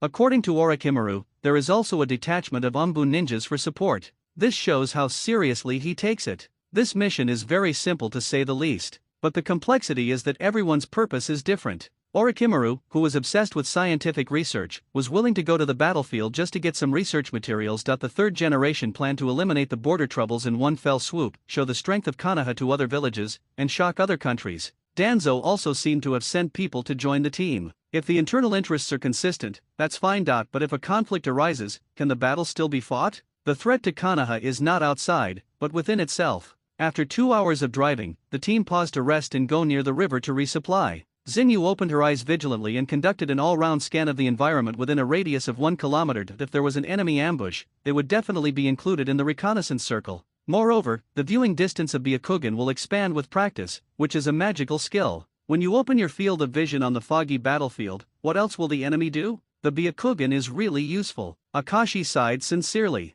On the battlefield, one-on-one, the Sharingan may be better, but the strategic significance of the Byakugan is definitely higher than that of the Sharingan. No wonder the Hyuga clan is the strongest in Konoha. Perhaps this strongest refers to its value in war. Fortunately, Kudo also cast an admiring glance, as expected of a ninja from the Hyuga family. He is so cautious even though he is very strong. Zinyu nodded, for safety's sake. Don't worry, this is still under Konoha's control. No matter how bold the Suna ninja is, you won't be able to rush to the door of Konoha's house. Eat something to replenish your strength first. Okay. Zinyu closed her eyes and walked to Akashi naturally to sit down. Kudo was stunned for a moment. Is the relationship between the two families so good? Hey, are you almost sitting next to each other? On the contrary, the other side. Qingfang sat alone by the river, seemingly intending to be alone. This team is not as simple as it seems. Kudo was lucky enough to use the sense of smell of an experienced person to smell something amiss, and the three of them were all a bit confused. The sun gradually rose higher. Under the shade of the tree, Akashi opened his backpack. Do you want to eat it? It should taste good. He drank water and asked politely.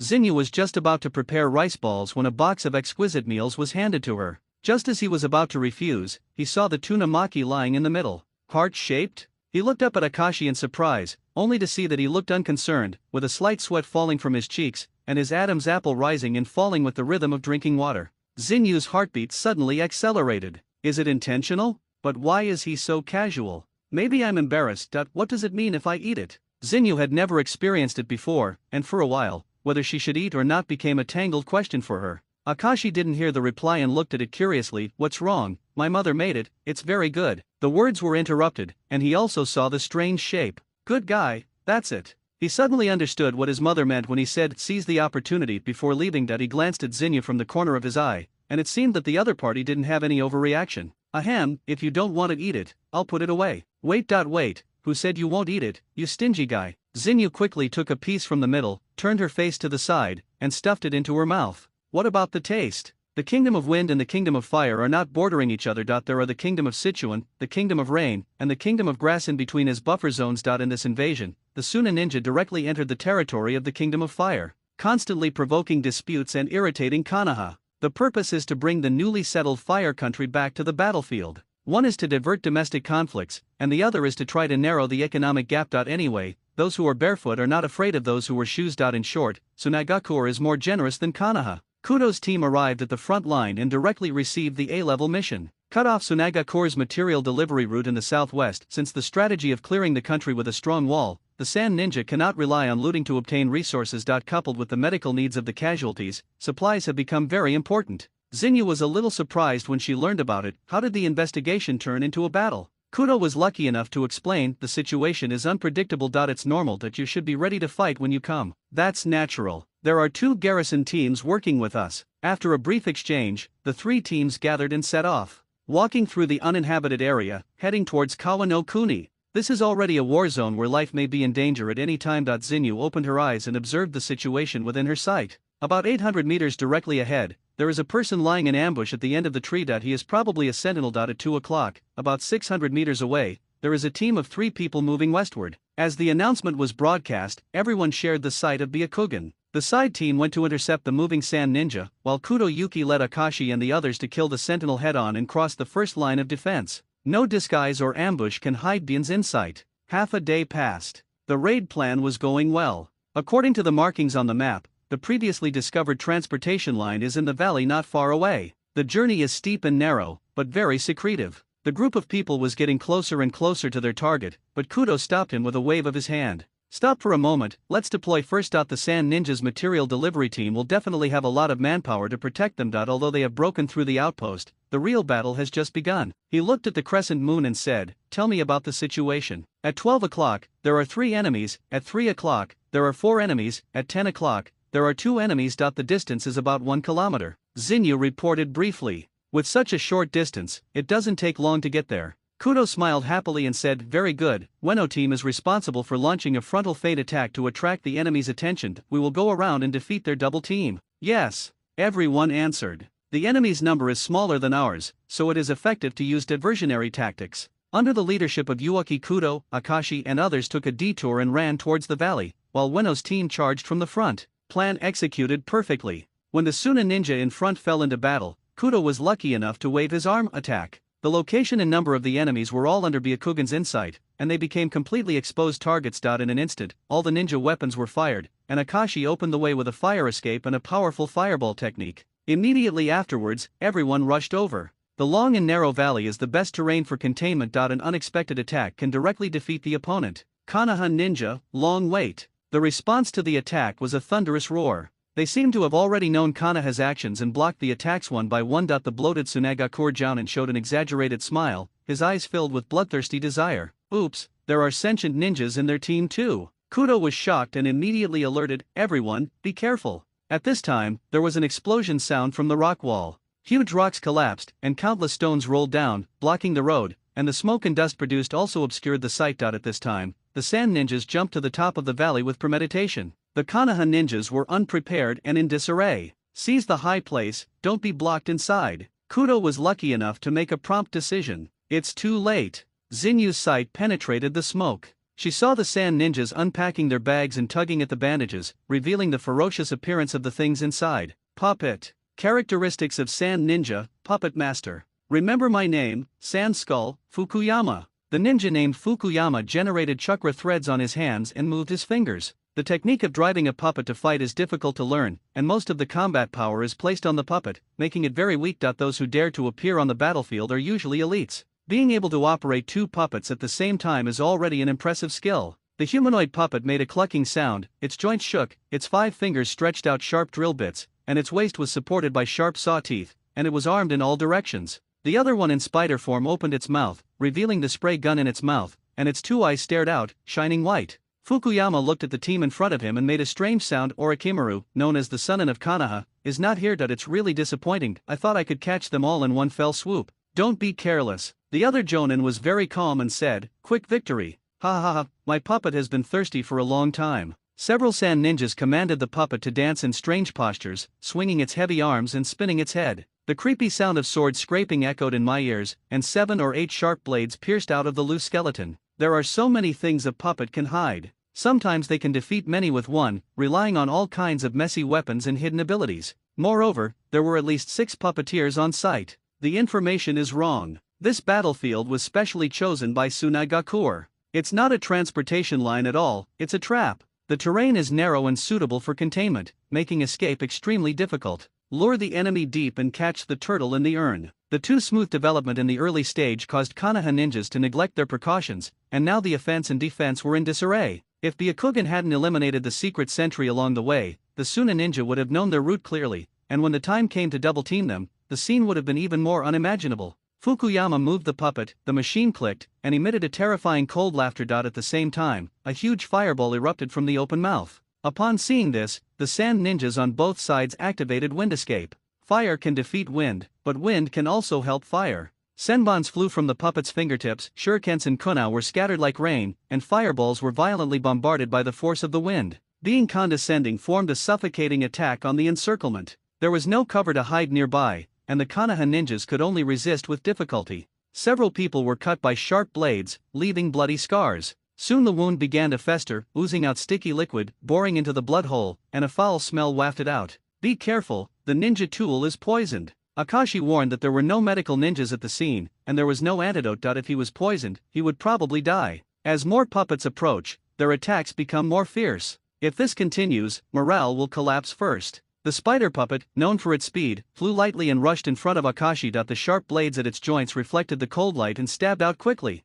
It's obviously a puppet, but it releases strong murderous intent. Akashi used his Sharingan to clearly see the opponent's movement of pulling the chakra thread. Wind escape, big breakthrough. In an instant, a powerful wave of air and impact broke out. The spider puppet's attack paused in mid-air, the blade bent, and then bounced away 2 seconds later. This guy's wind escape is very strong. Fukuyama was shocked. He can survive the first wave, but not the second wave. The sand ninja next to him didn't care. But before he finished speaking, the storm struck again. Wind escape, big breakthrough. The sand ninja who were about to organize a second attack hurriedly resisted, looking at the Uchiha boy in front of them in shock. Again, I want to see how much chakra you have. Several sand ninjas held up the humanoid puppets and released ninjutsu, mixed with a rain of poisonous needles, as fine as hair and extremely sharp. And Akashi formed seals again, and continued to form seals. Wind escape, wind escape, wind escape. Big breakthrough, another big breakthrough. The air vibrated to form a high wall, layer upon layer, making it difficult for them to move forward. The puppet's joints vibrated continuously under the pressure of the wind. The precision machinery collided with each other in multiple vibrations and squeezes, and finally collapsed. The sand ninja, who had lost his shield, faced Akashi. However, another big breakthrough came oncoming. Again? This time, it was the sand ninja himself who was thrown forward. Although the damage was not serious, he fell to the ground in a disgraceful state. Asshole, is this his normal attack? Fukuyama yelled, should he have so much chakra at his age? Akashi alone restrained 3 or 4 sand ninjas, and with the advantage of chakra, he actually stalled the battle. At the same time, Kudo was lucky enough to summon a psychic beast and ran up the valley. Another Jounin launched a large-scale earth escape counterattack, and the Konoha ninjas who were tired of dealing with it got a brief respite. Of the 12-man team, 4 were seriously injured and 3 were slightly injured, while 9 were on the enemy side. There were 4 puppets left, and they made a rattling sound in the sand ninjas' hands. The machines were running, and the joints all over the body seemed to fall apart at any time, and they seemed to be able to draw out weapons in an instant. The limbs are equipped with sharp knives, and the joints have secret doors that can launch ninja tools. Deterrent. Although the Konoha ninja asked the Suna ninja to suspend the attack, the situation between the two sides never changed. Faced with this situation, we must break out as soon as possible. The warm wind blew by, not bringing any coolness. Out of the corner of his eye, Akashi caught a glimpse of his other companions who were locked in a bitter fight. Zinyu had the ultimate insight of Byakugan, which was enough to protect himself. However, several of his sudden advances were blocked. On the other hand, Aobo, who had always been unknown, actually performed exceptionally well, fighting against 2 people alone. Not even the sand ninja were left behind. This guy is anything but simple. The sand ninjas obviously didn't want to delay it any longer, so they looked at each other and got together. I'll give you a big gift. Fusion's arms suddenly shook, and all the puppets activated their mechanisms. The humanoid puppet waved two big knives and stirred up the strong wind. Several other sand ninja puppets opened their chests, revealing a huge hole. They formed seals behind the puppets and activated wind escape. A series of actions are completed in an instant. At the same time, Fukuyama shouted, "Vacuum tornado!" Boom! The air exploded, and the two wind holes caused the airflow to dance wildly. The wind escape was amplified by the puppet, forming a terrifying vortex. The surrounding puppets formed like a stack of arhats, and suddenly opened countless sharp blades. The blades were dotted with cold light and rotated rapidly, forming a huge meat grinder. The tight cooperation seemed to have been rehearsed long ago. Puppetry was originally an art performed on the stage. It was transformed into a ninjutsu by ninjas. Unexpectedly, it turned into a good show in the hands of the puppet master. The rock wall vibrated, the airflow was turbulent, and the gravel was drawn in one after another and ground into powder. The strong suction force firmly grasped the konoha ninjas. The wounded who could not hold on were knocked head-on into the sharp knife as soon as they were unable to hold on, blood and water splashing. Don! Damn sand ninja, ah! Seeing the death of his teammates, the konoha ninja simply rushed forward. Kudo had the chance to yell, "No!" But it was too late. The sand ninja, who had been prepared, cut it open with two wind cuts, one on the left and one on the right. The cross-shaped scars spurted out bright red lines of blood. Zinyu kept rolling her eyes all the way. The consumption was very considerable, and she was a little unable to hold on at this moment. She bit her lip, and was about to try to risk breaking through the center of the wind pressure and use chitin to solve the dilemma, but she saw Akashi blocking her in front of her, and a loud shout came from her ears. Hidden Shadow Snake Hand. Sometimes shouting is not to announce moves, but to boost morale. Several long snakes rushed out, and the konoha ninjas were shocked. The snake's body is sucked into the wind hole at a speed visible to the naked eye. Its ability to tighten, intimidate, and contain it has no effect on the puppet. Even the last bite can only destroy the outer shell and cannot apply poison. Moreover, the suction power of the tornado was so powerful that the latent shadow snake hand collided with the sword before it even touched the opponent. However, Akashi's pupils condensed and he shouted, "Explode!" The long snake opened its mouth, the detonating talisman sparks flickered, and exploded in front of the puppet. Boom! The puppet combination ninjutsu collapsed instantly. Several sand ninjas were unable to avoid it and were thrown away by the shockwave. The swords of the puppets collapsed, and some even stabbed their masters. There was a defensive gap in the valley, and they had no time to defend. The Suna ninja was stunned, and even the Konoha ninja were shocked. Is the hidden shadow snake hand a move of Orochimaru's? How could Uchiha? And using the long snake with the detonating talisman to rush into the center to break the wind escape, no one expected it. Kudo was surprised and at the same time felt energized. He raised his knife and shouted angrily, "Counterattack! You bad boy!" Fukuyama was shocked and angry, roaring and waving his fingers. The unexpected attack caused the puppet to lose a large part of its body in the explosion, leaving only the skeleton that could be driven. The sharp bayonet was not seriously damaged and continued to stab Akashi. However, the next second, Qingfang stepped on the rock wall and flew forward, his sword shining brightly, cutting off the chakra threads. The puppet folded forward and fell to the ground. What a powerful swordsmanship! Akashi couldn't help but frown slightly, feeling inexplicably palpitating. At this time, Kudo was lucky enough to lead two wounded people, break through the obstacle under the cover of the new moon, aim behind several puppets, pull out the kunao and raise his hand suddenly. Clap clap, the last puppet also fell to the ground. The Suna ninja's advantage gradually collapsed. Fukuyama took a look at the current situation and saw that the casualty situation was not optimistic. There were still 7 people in Konoha, and there were no more puppets on his side. The puppet master, who lost his most powerful weapon, was quickly killed, leaving only Fukuyama and 4 others. Atsushi's child is just 1 month old, he could go home after the mission. The Konoha Jonin looked at his dead companion and clenched his fists. I want to avenge him. Fukuyama sneered again and again, Konoha ninjas have children, don't we Sunagakure ninjas have children? No one wants to die, no one wants to lose their loved ones, but who told you to come and fight? You can't even try to excuse yourself. Naive. Fukuyama shouted angrily, this is not my fault, but the necessity of war. No matter how much you say, you are just a puppet. Puppet. Akashi killed a sand ninja and stopped. Yes, the direction of the entire ninja world is like a puppet show. Fukuyama's knuckle fingers were spread out, and the corners of his eyes were twitching. He looked at his fallen comrades with tears in his eyes. Ninjas are just like puppets, they are things that are controlled by others.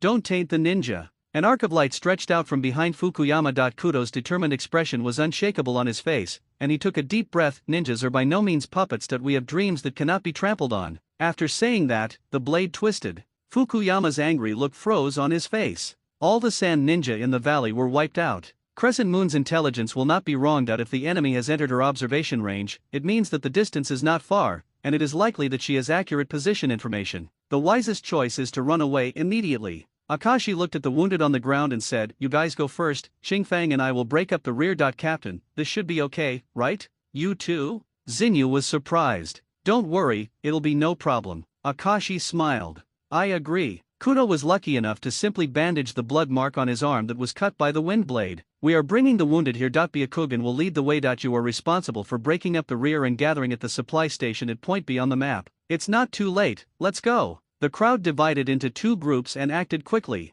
Xinyu and others, carrying the wounded on their backs, took the lead and ran towards the jungle. Akashi and Aofang followed behind, setting up a few simple traps. Seeing that the distance gradually widened, the speed of the feet also accelerated. The two looked back, and it seemed that the Suna ninja had no intention of pursuing him. It's just that Akashi and Aofang are always several positions apart, as if they are wary of each other. Occasionally, Akashi took a peek and realized that Aofang was also looking at him. Calculating carefully, they spoke no more than 10 sentences while traveling from Konoha to the border. It was probably normal for them to remain silent. The delicate atmosphere was unexpectedly broken. Qingfang took the initiative to speak for the first time. "Do you know Orochimaru's ninjutsu?" It's neither surprising nor much change in tone. In short, it's just a question. Akashi did not answer directly. "Didn't you see it? If you want to know how I learned it, you can just ask Orochimaru." Yes, I also saw you continuously releasing powerful wind escape, and the amount of chakra is also amazing. Why, not allowed? Akashi asked back. Qingfang was choked and paused, not knowing how to continue the topic. Just as he was about to speak, Akashi looked at him with a sharp look in his eyes. "What mission did Danzo give you?" Qingfang's open mouth suddenly stopped. "Qingfang, this name is very unfamiliar. You are about the same age as me. You should have an impression in the ninja school, but unfortunately you don't. Moreover, your skills and acting style are extremely clean and neat, and have nothing to do with strength. This is because habits developed in the environment you live in. The most important thing is that the aura on your body makes me very unhappy. Akashi has been observing it since it was sent out. I always feel inexplicably uncomfortable when I see this guy. After thinking about it, this discomfort comes from one place. Root." Whether it was intuition or judgment, he determined that Qingfang was the nail sent by Danzo. The purpose is not clear, and it does not need to be clear. How many good things can Danzo do? There is no injustice in beheading first and then memorializing. Are you here to spy on me or Orochimaru?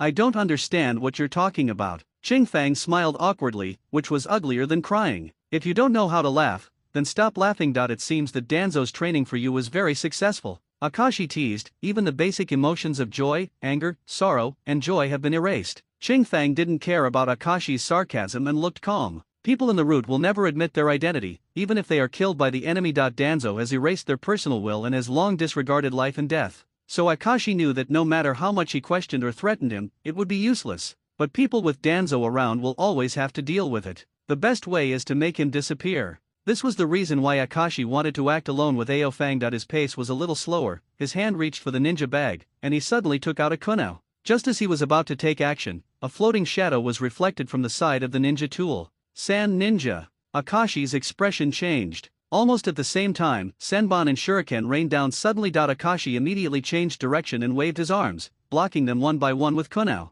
Qingfang was also shocked. He felt the murderous intent behind him and thought it was Akashi who was going to harm him, but it turned out to be an enemy attack. Immediately, several San Ninja jumped out from between the trees. Finally found the ninjas of Konoha. There are only 2 of them, so disappointing. The playful teasing made people feel numb. They had already formed a seal while talking. The strong wind swept through the forest, and the huge trees were blown off. The power was astonishing. Akashi retreated while fighting, his Sharingan focused on the Suna ninja's seal formation method. Learning while fighting, his eyes shifted to Aobeo, and a new idea came to his mind. "Hey, let's run separately. I'm afraid if we separate now, we will be defeated one by one and we may not have no chance of fighting together." Qingfang hesitated. "My escape skills are the second in the ninja world, so you're right." Akashi quickly approached and said, "I'll teach you 4 words." "Ha!" Qingfang pricked up his ears. Time was running out, and he couldn't bear to wonder who was the best in the ninja world. Akashi suddenly tightened his eyes, twisted his body hard, and the Konoha whirlwind kicked Aofang without warning, kicking him into the group of Suna ninjas.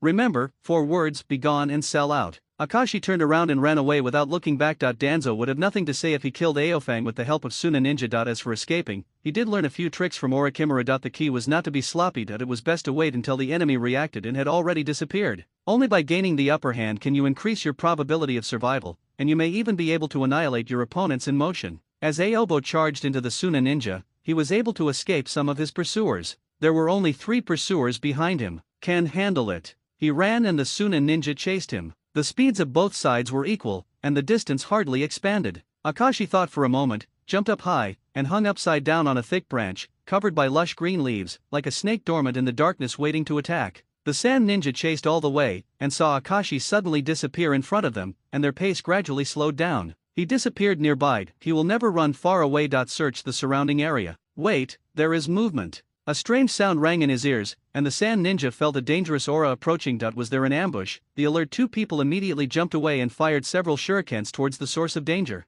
Haha! Continuous attacks nailed the target to the tree trunk, making a strange hissing sound. Snake? Come to think of it, it's not strange to encounter a snake or two in the wild. Several sand ninjas felt terrified. This snake gave them a different feeling from ordinary snakes. Its cold eyes seemed to have murderous intent. Watch out, explosive talisman. One person suddenly screamed. The snake that was firmly nailed to the tree trunk was not completely dead. It opened its bloody mouth, and the detonating talisman attached to the upper jaw emitted sparks. Boom! In the flames, the sand ninja who was closest had no time to retreat and died on the spot. Although the other two people saved their lives, they were affected by the powerful impact and flew far away. Akashi jumped down from the top of the tree and raised his hand to pick up the ninja sword. One person stabbed them straight down, ending their lives. In ordinary ninja battles, ninja tools kill many more people than ninjutsu. Most ninjas are fragile, and no one can withstand the direct penetration of konoha into their vital points. After getting rid of the Suna ninja's pursuit, Akashi took a long detour and returned to the place where he was attacked that he had carefully and observed for a while. It was finally confirmed that there were no enemies nearby. Reverse flash, who would have thought? He had to see Qingfang die before he could feel at ease. The surrounding trees were slanted, and there were traces of the corpse being dragged. The remaining part had not been dealt with yet, and it was obvious that the more valuable ninja had been taken away. On the battlefield, corpses can also become tools for the enemy. Many ninjutsu can obtain information and secrets from the dead, especially blood successor ninjas. Even if they are destroyed, they cannot fall into the hands of the enemy. There will probably be a recycling team coming soon. He has to hurry up. After careful identification, Akashi discovered Qingfang. This guy was lying between two sand ninjas, holding a sharp blade in both hands and pierced each other's chest. He himself was stabbed through the kidneys by a kunout. Although he was covered in blood, he was still breathing. Qingfang is not dead. I don't know whether it was his loyalty to Danzo that gave him the will to survive, or whether the Suna ninja was too careless and didn't hit the last hit. In short, he was dying at the moment. Akashi used his transformation technique, and a mask appeared on his face. He walked over and looked at Aofang coldly. Before finishing him off, I wanted to test him one more time. You.R? The weak Qingfang's eyes were blurred. Yuksha. As soon as the code name was announced, Qingfang immediately opened his eyes as if a flashback had come back to him. Although Danzo didn't trust Akashi, he still gave him the most basic organization and passwords, and he walked at the route with the code name Yuksha, which everyone recognized. Otherwise, it will be bad if our own people start fighting. So Akashi knew that Aobo was a root member, but he didn't know his code name. Qingfang knew about Yasha, but he didn't know that Yasha was Akashi. Yuksha, come. Danzo-sama was worried about you and asked me to act as a backup. Now it seems that your mission has failed, Akashi said in a slightly hoarse voice. Well, Qingfang breathed weakly and said intermittently, I was plotted. You. Akashi Uchiha. Yes, he. How is he? No, you know me. Good guy, I have been talking nonsense for a long time. If I could write a novel, I could write words. Akashi complained silently, thinking, can you hurry up? Qingfang seemed to have taken a breath, and a trace of blood appeared on his pale face. I couldn't get the Sherinan. Writing wheel I? Behind the mask, Akashi couldn't help but chuckle. I did it for a long time, not to monitor Orochimaru and my movements, but to come here for the Sherinan. Are you afraid that if I die on the battlefield, no one will collect my body? Danzo, you are so damn considerate. How many such ninjas are there in the Sunagakure border guard force? Unknown. But this one is going to die. Akashi released the transformation technique and revealed the Sherinan. He chuckled at him. Is it this kind of eye? Qingfang's pupils were shaking and his whole body was twitching. Poof. Under the mental shock, he finally couldn't hold on any longer, kicked his legs, and breathed his last. Sleep peacefully. Akashi expressed his blessing to him, stabbed him in the heart, set a fire, and then ran all the way. Near sunset, we finally arrived at the supply station. There are medical supplies, food, and water supplies here, and the wounded can be properly accommodated. Fortunately, Kudo and others had arrived a long time ago, and there were no obstacles along the way. Everyone who was tired went to rest, but Captain Kudo was still waiting for the team members. He was relieved when he saw Akashi. Great, you are finally back. Let's go rest first. Where is Qingfang? In order for me to retreat first, he was willing to be surrounded by Suna ninja. Now he is probably. Akashi's acting skills exploded, and he forced out a look of discomfort. Kudo was lucky enough to be silent for a moment and sighed, "This is war, don't blame yourself too much. The search team has been dispatched and will find him, hopefully. Speaking of which, you are hiding very deep. I just found out that you were once a subordinate of Lord Orikimura. No wonder you can hide the snake hand." Akashi scratched his head, pretending to be shy.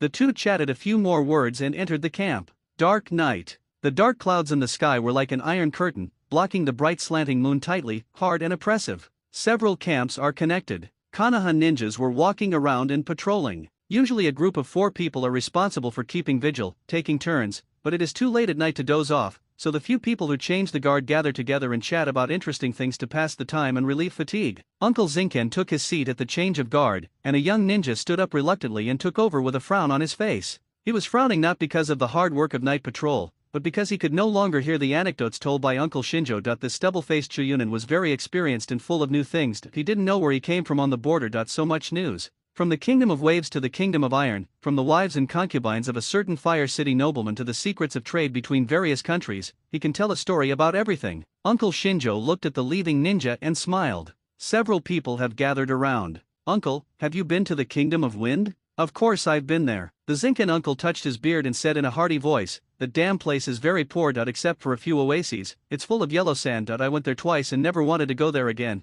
But the wind, there are so many beauties in this country." These words caused several people to exclaim in surprise. "Tell me about it, tell me about it. I heard that Elder Cho of Sunagakure was also a great beauty when she was young, and some people even treasured her swimsuit photos." "Well, I can't accept this aesthetic." Several ninjas burst into laughter. Only Akashi on one side only slightly twitched the corner of his mouth and did not make a sound. Someone noticed his expression and asked, "Akashi-kun, what kind of girl do you like? The Uchiha clan are all so handsome, so they are very popular with girls, right?" "Me?" Akashi smiled, not interested. "That's because you haven't met the person you're interested in yet, and you'll be interested when the time comes." One person laughed. After chatting for a while, they talked about the products and customs of the Kingdom of Wind. "Finally, we talked about the protracted war." Suddenly, Uncle Shinjo sighed and shook his head slightly. "After all, I have been a ninja for decades, and now I am just a Chuunin. The little money I have saved is just enough for one person." His face was wet. With a lonely look on his face, he said, "If I stay here for another 2 years, I will either die on the battlefield, or I will retire, and then I will settle on a piece of land for my retirement." Uncle Zinken. It was the first time they heard him say such sad words, and several ninjas looked a little sad. "Haha, you are different. You are in your prime, and the beauties of the Kingdom of Wind will be left to you." Before he finished speaking, Akashi's eyes changed sternly, and he looked into the darkness, his heart beating rapidly. In the night, a piercing murderous intention came. Suddenly, a black thorn shot out of the air and hit his head with a whooshing sound. The gun is easy to hide, and the dark arrow is hard to prevent. He fired silently. The weapon was not a normal ninja equipment, but a black spike. Judging from the wound, it was soaked in poison. Probably the puppet master again. The Sand Ninjas have discovered this supply point. Taking advantage of the cover of night and taking action at 2 or 3 o'clock when people are most sleepy, they should have planned it in advance. "Be careful, the opponent is in the dark," the captain on duty shouted. Another black sharp thorn flew and shot through his throat with precision. Bang! Another body fell. The patrolling personnel had not yet discovered the direction of the attack, and the silence of the night was broken by the whistle. In the camp, the Konoha ninjas who were resting did not know what had happened, and they got up in a hurry. At this time, the Sand Ninja troops jumped out from the forest. The wind burst out, and for a moment the violent air currents danced wildly, pulling many wooden fences up from the ground. Konoha ninjas who had no time to react were also knocked to the ground, and their bodies were cut by the strong wind like a knife. There was almost no stagnation, and another hidden arrow struck from above. Akashi quickly pulled out the kunai with his Sharingan and blocked it accurately, but the powerful kinetic energy made his wrists numb and his body tilted slightly. Such long-range attacks are difficult to deal with. You have to deal with the enemies in the dark first. Akashi looked around and saw Zinyu just rushing out of the camp, and ran immediately. Taking her with me was the right decision. Seeing the chaotic scene, Zinyu hurriedly asked, "Is it an enemy attack?" "Yes, the situation is not optimistic. Do you still remember how to use the hand crossbow last time?" "I understand. There is no need to explain." Zinyu understood Akashi's thoughts tacitly. Even though it was dark and it looked like the enemy was in the dark, to the one with the Byakugan, it was the same wherever they were. Akashi took out the hand crossbow sealed in the scroll. The improved chakra crossbow has a maximum range of 800 meters and an effective range of 300 meters. When you occupy a suitable position, you can snipe and kill enemies one by one as long as you can spot them. It just so happens that the current location is perfect. This time it was Konoha's home court, but how could he miss the target that was sent to him? See it. It's very clear that there are 8 people on the other side, and their positions have been grasped. Xingyu opened her eyes and took in the Suna ninjas' deployment. I went to the library to borrow relevant books after that day and learned how to adjust my shooting under the influence of factors such as wind speed and height. I will not miss at this distance. Akashi was a little surprised. She actually took the initiative to go to the library to borrow materials. I have to say, this is a good change. Here, all 10 arrows are in the quiver. I think the detonating talisman will be used. There are only 6 of them. Try not to waste them. After Akashi ordered, he rushed out. Where are you going? Inform Orochimaru. When Akashi heard that the opponent only had 8 people in total, he felt something was wrong. Even if Tsunagakure was more confident, it would be impossible to send only such a few people to siege the supply depot. It's more like a deliberate test of strength. No matter what, Orochimaru must be informed first. He pressed one hand on the ground, and with a bang sound, several small snakes snaked out of the white smoke. After receiving the message, they disappeared with a bang. On the tall tree canopy, the 2 sand ninjas activated the puppet mechanism again, loaded various weapons into position, hid their figures, and took serious aim at a distance of 200 meters. The defeat of the puppet master's troops brought a painful blow to Tsunagakure. This blitz could be said to be a battle of revenge, but they did not dispatch any more large-scale puppet master troops and only sent 2 people to support the sneak attack. Take advantage of time and environment to achieve maximum results at minimum cost. The plan was a success. Konoha was caught off guard. Another black thorn shot out of the puppet's mouth and hit the target. After the melee began, in order to avoid accidentally injuring companions, the frequency of hidden arrows was much lower, but it could still be effective at critical moments. The puppet just kept staring at the battlefield, waiting for the opportunity. In the eyes of the puppet master, it is a work of art, and every detail and ferocious line is a violent beauty. Is it said that Yekang of Burning Escape is also coming? One of the puppet masters asked. To deal with Orochimaru. Orochimaru only arrived at the front line yesterday, and Yekang moved so quickly. When Konoha mobilized Orochimaru, the higher UPS had already received the information and started making preparations, another person said. He looked around subconsciously, as if he was afraid of being heard by others, and lowered his voice. However, there were only 2 of them at the top of the tree, and it was impossible to hear anything they said. It's just that his heartbeat was a little inexplicable, and he always felt that they were clearly staring at the prey, but instead they were stared at by something in the dark. Looking far away, I suddenly saw a white light flying out of the tent. What followed was a tragic cry. A sand ninja was pulled far back by the huge force, and hit a tree trunk. His chest was pierced by a sharp arrow, and blood spattered. What's going on? The puppet master exclaimed, and the shouts of his companions rang in his ears. Careful! Another sharp arrow cut through the evening wind and shot straight at it. The word be careful was barely spoken at such an astonishing speed. The arrow had already penetrated the puppet and pierced into the sand ninja's body. The puppet master at the end of the tree fell down and was smashed. The puppet he was so proud of also had its skeleton shattered. The iron shell and brass tubes were scattered on the ground, soaked in a pool of blood. The remaining puppet master's face turned pale. Impossible! Hidden in the darkness, they occupied the high ground and had an excellent view. Switching positions after every sneak attack, how could the opponent find you? And with such accuracy, it was like you could see everything at a glance.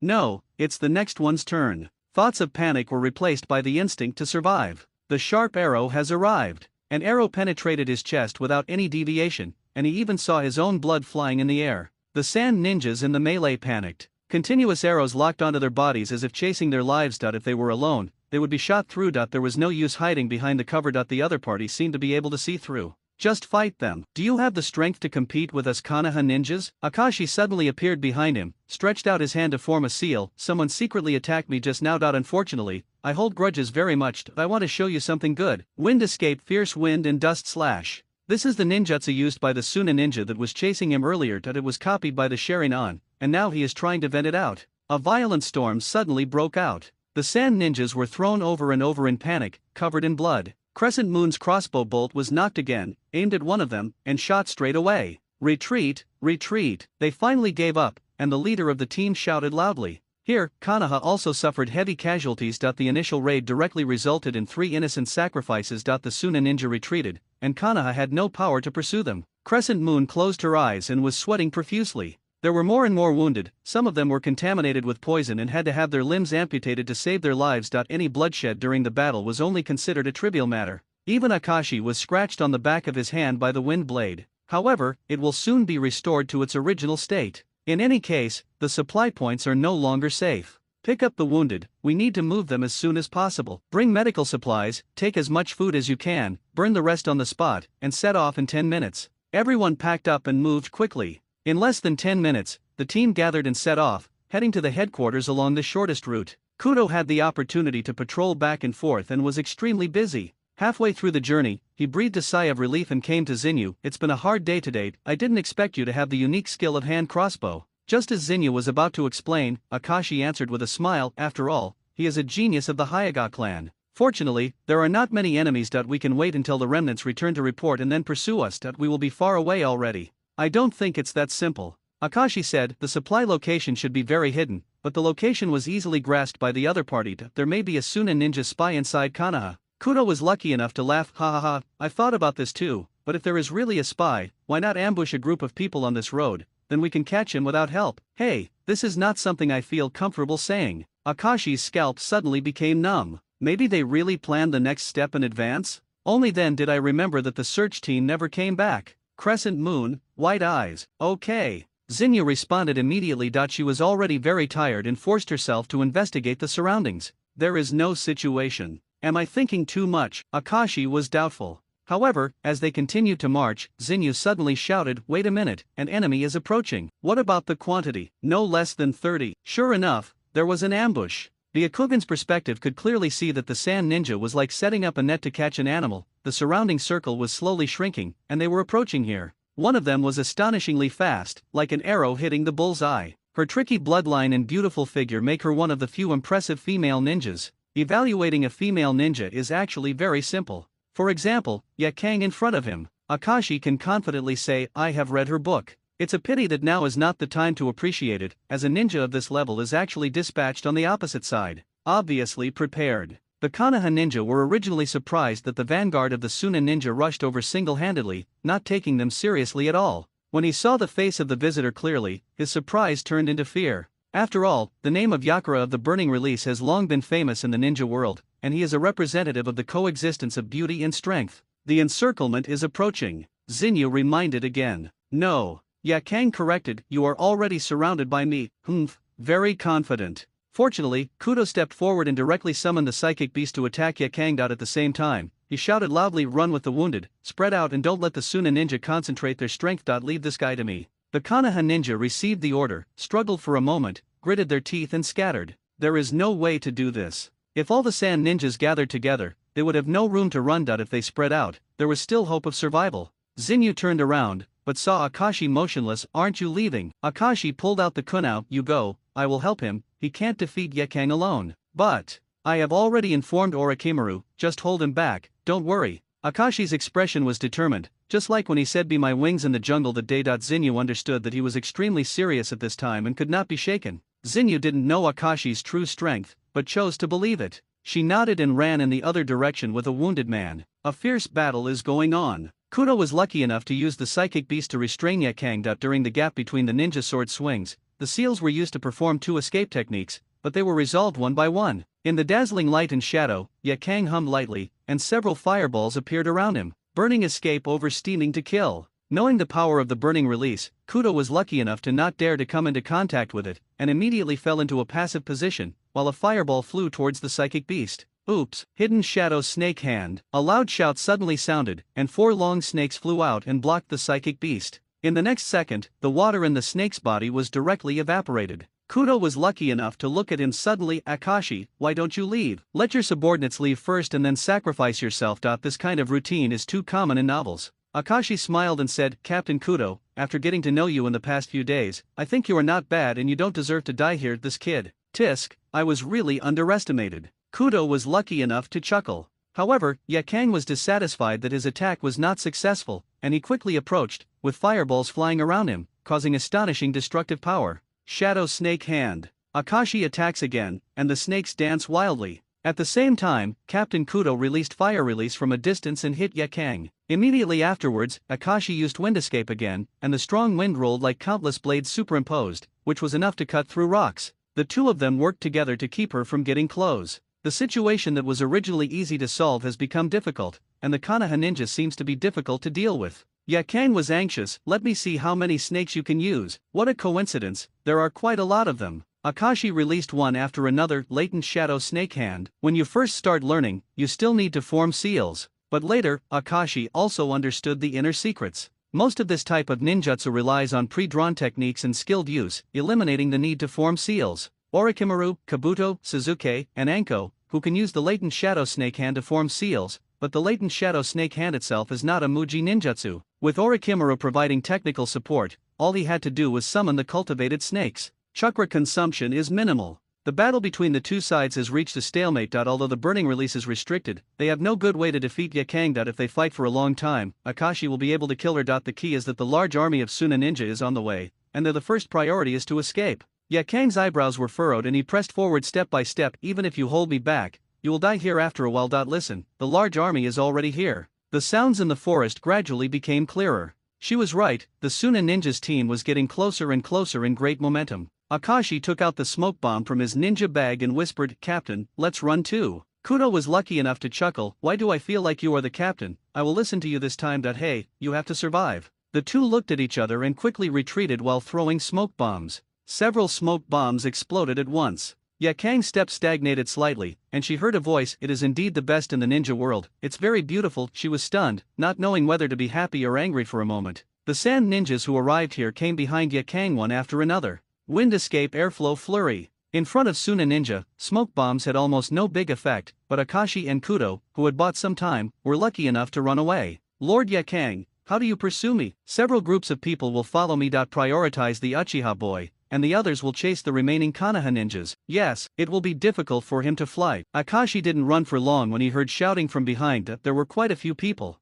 Yakang, in particular, seemed to have his sights set on him. Turning left and right, he couldn't get rid of the pursuers. Instead, he met his teammates. A Chuyunin was carrying a wounded man on his back. His escape speed was not very fast. If he continued like this, he would definitely be caught up. The sand ninja also found prey. There is a situation ahead, prepare to attack. Hidden shadow snake hand. Akashi turned around and cast a genjutsu Naraka no Jutsu on the sand ninja rushing in front, followed by a snake ninjutsu attack, killing one person. But soon, Yakang rushed in, and his blazing fireball was powerful enough to block the killing god. "Come on." At this time, a familiar feeling approaches. A smile returned to Akashi's face. He came to the two konoha ninjas and stopped. "No need to run, reinforcements are coming." Reinforcements. The Chuyunin was stunned. "The sand ninja troops are rushing towards them, where are the reinforcements?" Questions just flashed through my mind. A kunao fell from the sky. The speed was extremely fast, and he inserted himself diagonally between the Suna ninja and the konoha ninja. The blade of the kunao reflected bright light, and the ground cracked, revealing a clear line. Immediately afterwards, several groups of konoha ninjas jumped forward.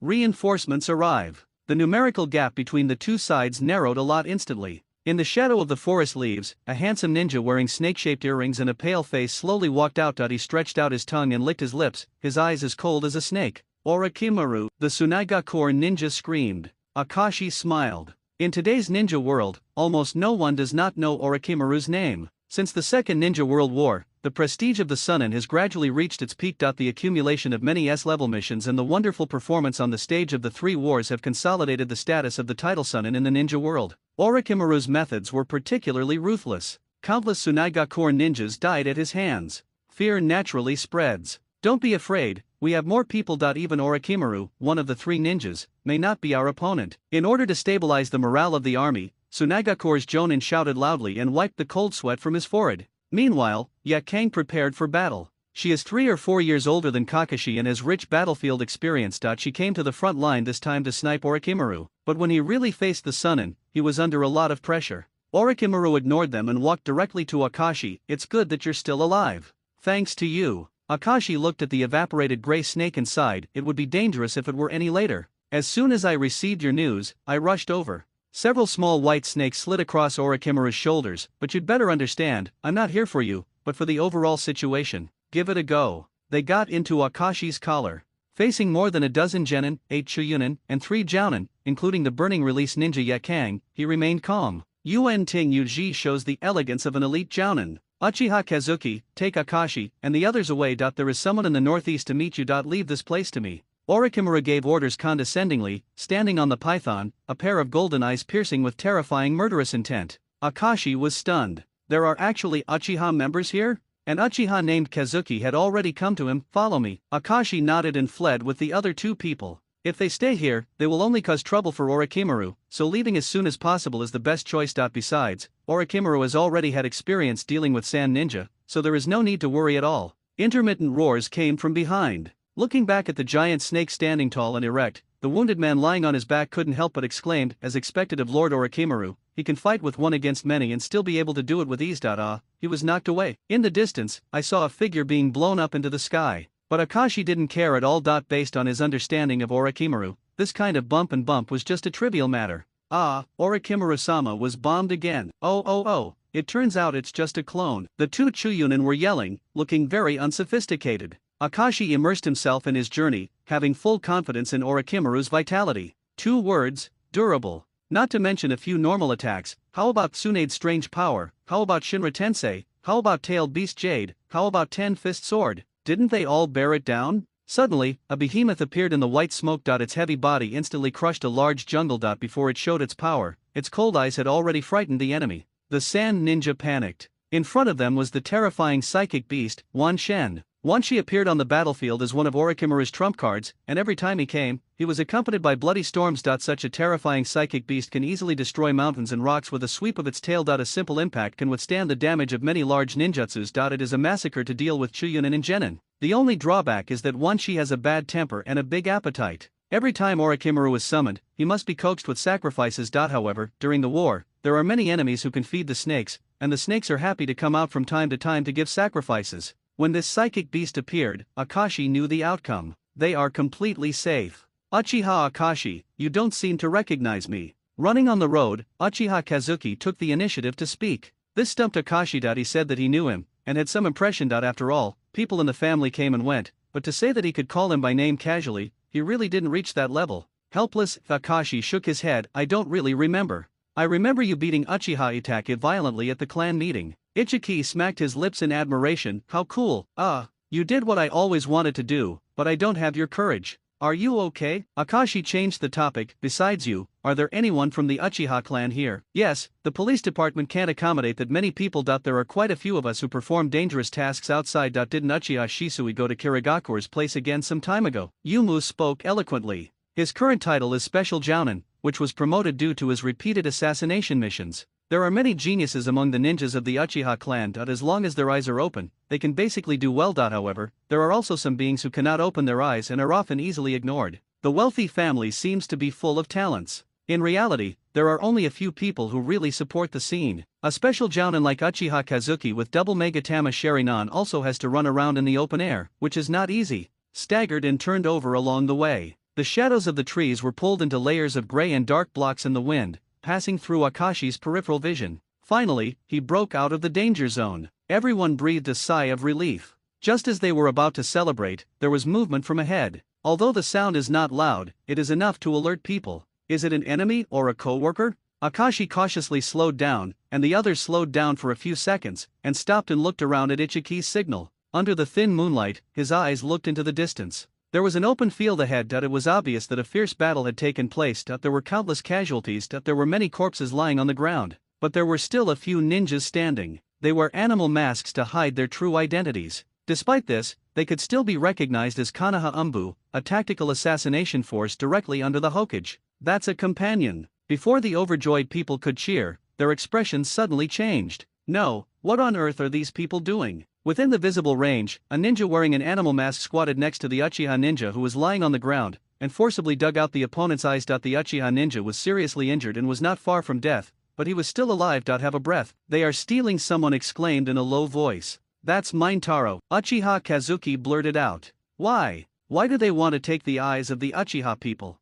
The angry Yumu didn't think carefully and jumped out. Stop. Akashi was too late to stop him. Kazuki's exposure surprised several masked ninjas. Strong anger supported him, and he opened his eyes instantly, only to see 2 Megatama flowers spinning and blooming in the eye sockets, covered with bloodshot eyes. People from Uchiha, the masked team leader muttered to himself, turning the kunao in his hand, and several people looked over in tacit understanding. Akashi frowned. That's not the dark side of Hokage, but the root of Danzo. The roots are hidden deeper than the dark parts. In view of Danzo's attitude towards the Uchiha clan, I am afraid that he has already been planning a purge campaign. At the same time, he also coveted the power of the Sharingan. It is very difficult to obtain the Sharingan in peacetime, but it is much easier during war. Although the Uchiha family will send people to recover the Sharingan, there are always fish that slip through the net and he is caught, such as at this moment. The root ninja has found the target and is about to complete the mission. Unexpectedly, he met Uchiha Kazuki, who ran out like a headless chicken and crashed into the crime scene. There are also a few miscellaneous fish.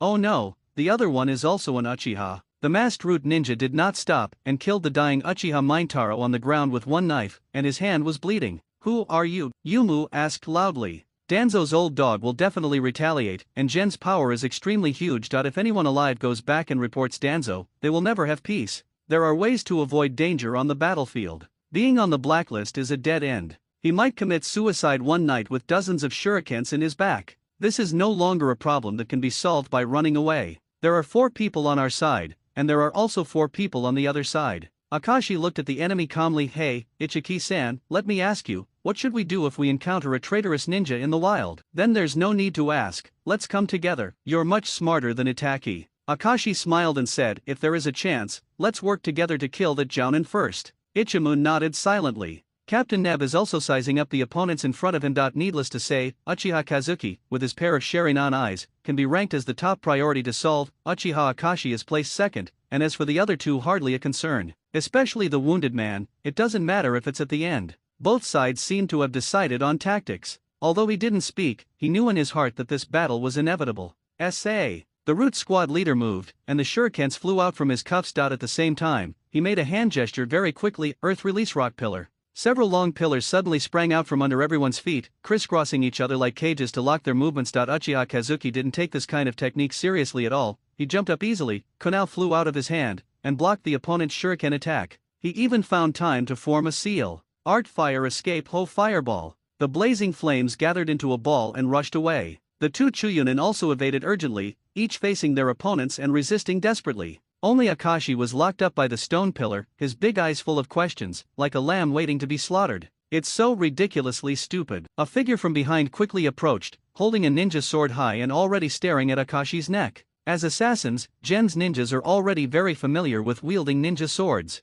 This knife is fast and ruthless. The shadow of the knife flickered, and the blood flowers turned into foam in the sunlight. The moment the root ninja slashed down, he fell to the ground, and a sharp kunai was stuck in the back of his heart. Akashi's kunai. The root ninja was dumbfounded and stared blankly as the Akashi in front of him turned into several small white snakes and scattered away. A faint voice came from behind. Snake clone. Akashi's dull eyes suddenly became brighter, and they were so sharp that they disappeared in a flash. He grabbed the ninja sword and thrust it straight into the opponent's heart. One more stab to ensure death. People who were still fighting everywhere turned their heads when they heard the screams, and were stunned for half a second without exception. No one paid attention to the battle here, but the winner was decided in the blink of an eye. Akashi stood holding the ninja sword, looking very innocent, while the root ninja lay in a pool of blood. The root team leader was greatly shocked. His inexplicable uneasiness made his heart beat faster, and he decisively ordered, "Kill that Uchiha first." Yes. The remaining 2 root ninjas shook off their opponents and used the teleportation technique to approach Akashi. Uchiha Kazuki was about to help, but his way was suddenly blocked by a swarm of insects. Countless insects floated out of Captain Root's body, like a black cloud, shrouded in darkness, and the insects danced wildly and rushed toward everyone. A Abarame clan? Akashi's expression changed. He had seen ninjas from the Abarame clan before, but he didn't dare to take action. To be honest, I am quite afraid of this family. Those bugs are too weird, with many types and powerful functions. The effects of detection, attack, and poisoning are not the same, which is very difficult. Uchiha Kazuki used fire escape to eliminate a wave of bugs, but another wave of bugs appeared. The other 2 Chunin were injured and bleeding. At this moment, he was entangled by the swarm of insects and couldn't get out. Akashi faced the 2 root ninjas alone and retreated continuously. The root ninja confidently pressed forward with all his strength. His eyes reflected Akashi's hurried retreat, and a sneer appeared on his lips. My teammates must have been careless just now. How could you lose in the face of something like this? The next second, kunai flew in front of him. With their dynamic vision, they could easily see the detonating talisman tied to the end, and the first reaction came to their mind to block it. Ding! With a quick swing of the sword, the kunai was effortlessly flicked away. The corner of the root ninja's mouth twitched. It's a small trick. But strangely, the moment the flying kunai hit the ground, it rose up against gravity and flew towards the 2 of them again. At the same time, several more kunai were launched in front of them. This Uchiha retreated not because of cowardice, but because he was worried that the explosion would affect him. The 2 realized something was wrong and quickly formed seals. Boom, bang bang bang. The explosion rumbled, and the flames were wrapped in thick smoke and exploded like clusters of gorgeous flowers. 2 ignited wooden stakes fell to the ground, accompanied by the long sigh of the root ninja who survived the disaster. So close. Just as they were still in shock, Akashi turned his handheld sword in an arc, rushed forward, and swung the ninja sword skillfully and crazily. The 2 root ninjas had no time to breathe and hurriedly parried, causing fierce sparks to collide. Even a professional assassination team couldn't take advantage of 2 against 1 in terms of sword skills, and they retreated while fighting. The teacher who teaches Akashi swordsmanship is called Orochimaru. Although Orochimaru is good at using forbidden arts and psychic arts, he is actually very skilled in physical arts, especially hand-to-hand combat. After fighting Kakashi, Akashi even got a glimpse of some of Heitake's sword techniques. What makes the root ninja vomit blood even more is that this guy seems not to be afraid of getting hurt. Where can anyone dare to advance against the blade? Simply crazy. After several confrontations, cold light flashed. Both sides had their clothes torn and bloodstains cut open. Akashi didn't care at all. He suddenly jumped back to close the sword and formed a seal. Fire escape, the technique of dragon fire. Wind escape, fierce wind and dust slash. The fierce wind pressure swept away immediately, boosting the fire dragon, roaring and burning the front into a sea of fire. Release ninjutsu continuously to engulf the opponent. The 2 of them rolled and landed in embarrassment, spitting out a mouthful of dust and gasping for breath. Large areas of their bodies were burned, blood flowed profusely, and their masks were about to shatter. Captain Neb used the insect swarm to kill 2 Chunin, and returned to his teammates without chasing Uchiha Kazuki. I didn't expect that. I was mistaken. It's my turn to deal with him. Akashi took a deep breath. On his side, there are only 2 people left. There are 3 more enemies. But the only real opponent is the ninja from the Abarame family. It seems that there is no need to talk about martial ethics. Akashi took out the smoke bomb and stretched out his hand to form a seal. Wind escape breakthrough. Simple wind escape is not very powerful and cannot move their footsteps. But the keen root team leaders suddenly shouted, "Beware!" He saw something round and round mixed with the wind blowing in front of him. When he was reminded, it suddenly exploded and purple smoke rose with the wind. Poisonous fog. The poison developed by Orochimaru has the effect of temporarily paralyzing the nerves. The 2 root ninjas were already injured, and before they had time to react, they were surrounded by poisonous mist and lost their combat effectiveness. Even Captain Gendu couldn't escape Tangfeng's poisonous circle. Akashi felt happy. The next moment, the other party rushed out. He was not affected in any way, only a group of bugs fell off his body and fell to the ground in dense numbers. They absorbed all the poisonous mist. Akashi was also shocked. The black bugs were divided into several strands and had already pounced in front of them. Uchiha Kazuki's fire escape was not as fast as the insects, and after several attempts, he was retreating steadily. Soon, he was pinned to the ground by the bug. Akashi on the other hand is not having a good time either. The special ninja tool can only be used once unexpectedly, and it will be difficult to use it the second time. He released escape techniques one after another, but was resolved one by one, and finally his arms were entangled. Just as he was about to fight back, he felt chakra flowing away. Bugs can not only absorb poisonous mist, but also chakra. Akashi has a lot of chakra, but there are more bugs. The seedlings in his body continuously provide energy, and they are constantly converted into chakra, and then they are continuously sucked away by the bugs. Captain Root looked at the jumping swarm of insects and was quite shocked. The reaction was so intense. How much chakra is there? He spent a lot of money, so he simply connected his hands to the bug and transferred the absorbed chakra to himself. Akashi's seedlings are different from the tailed beasts. Tailed beasts are a vast ocean. It is an aggregation of chakra that is so huge that it is difficult to calculate. Every time it is used, a part of it can be extracted as needed.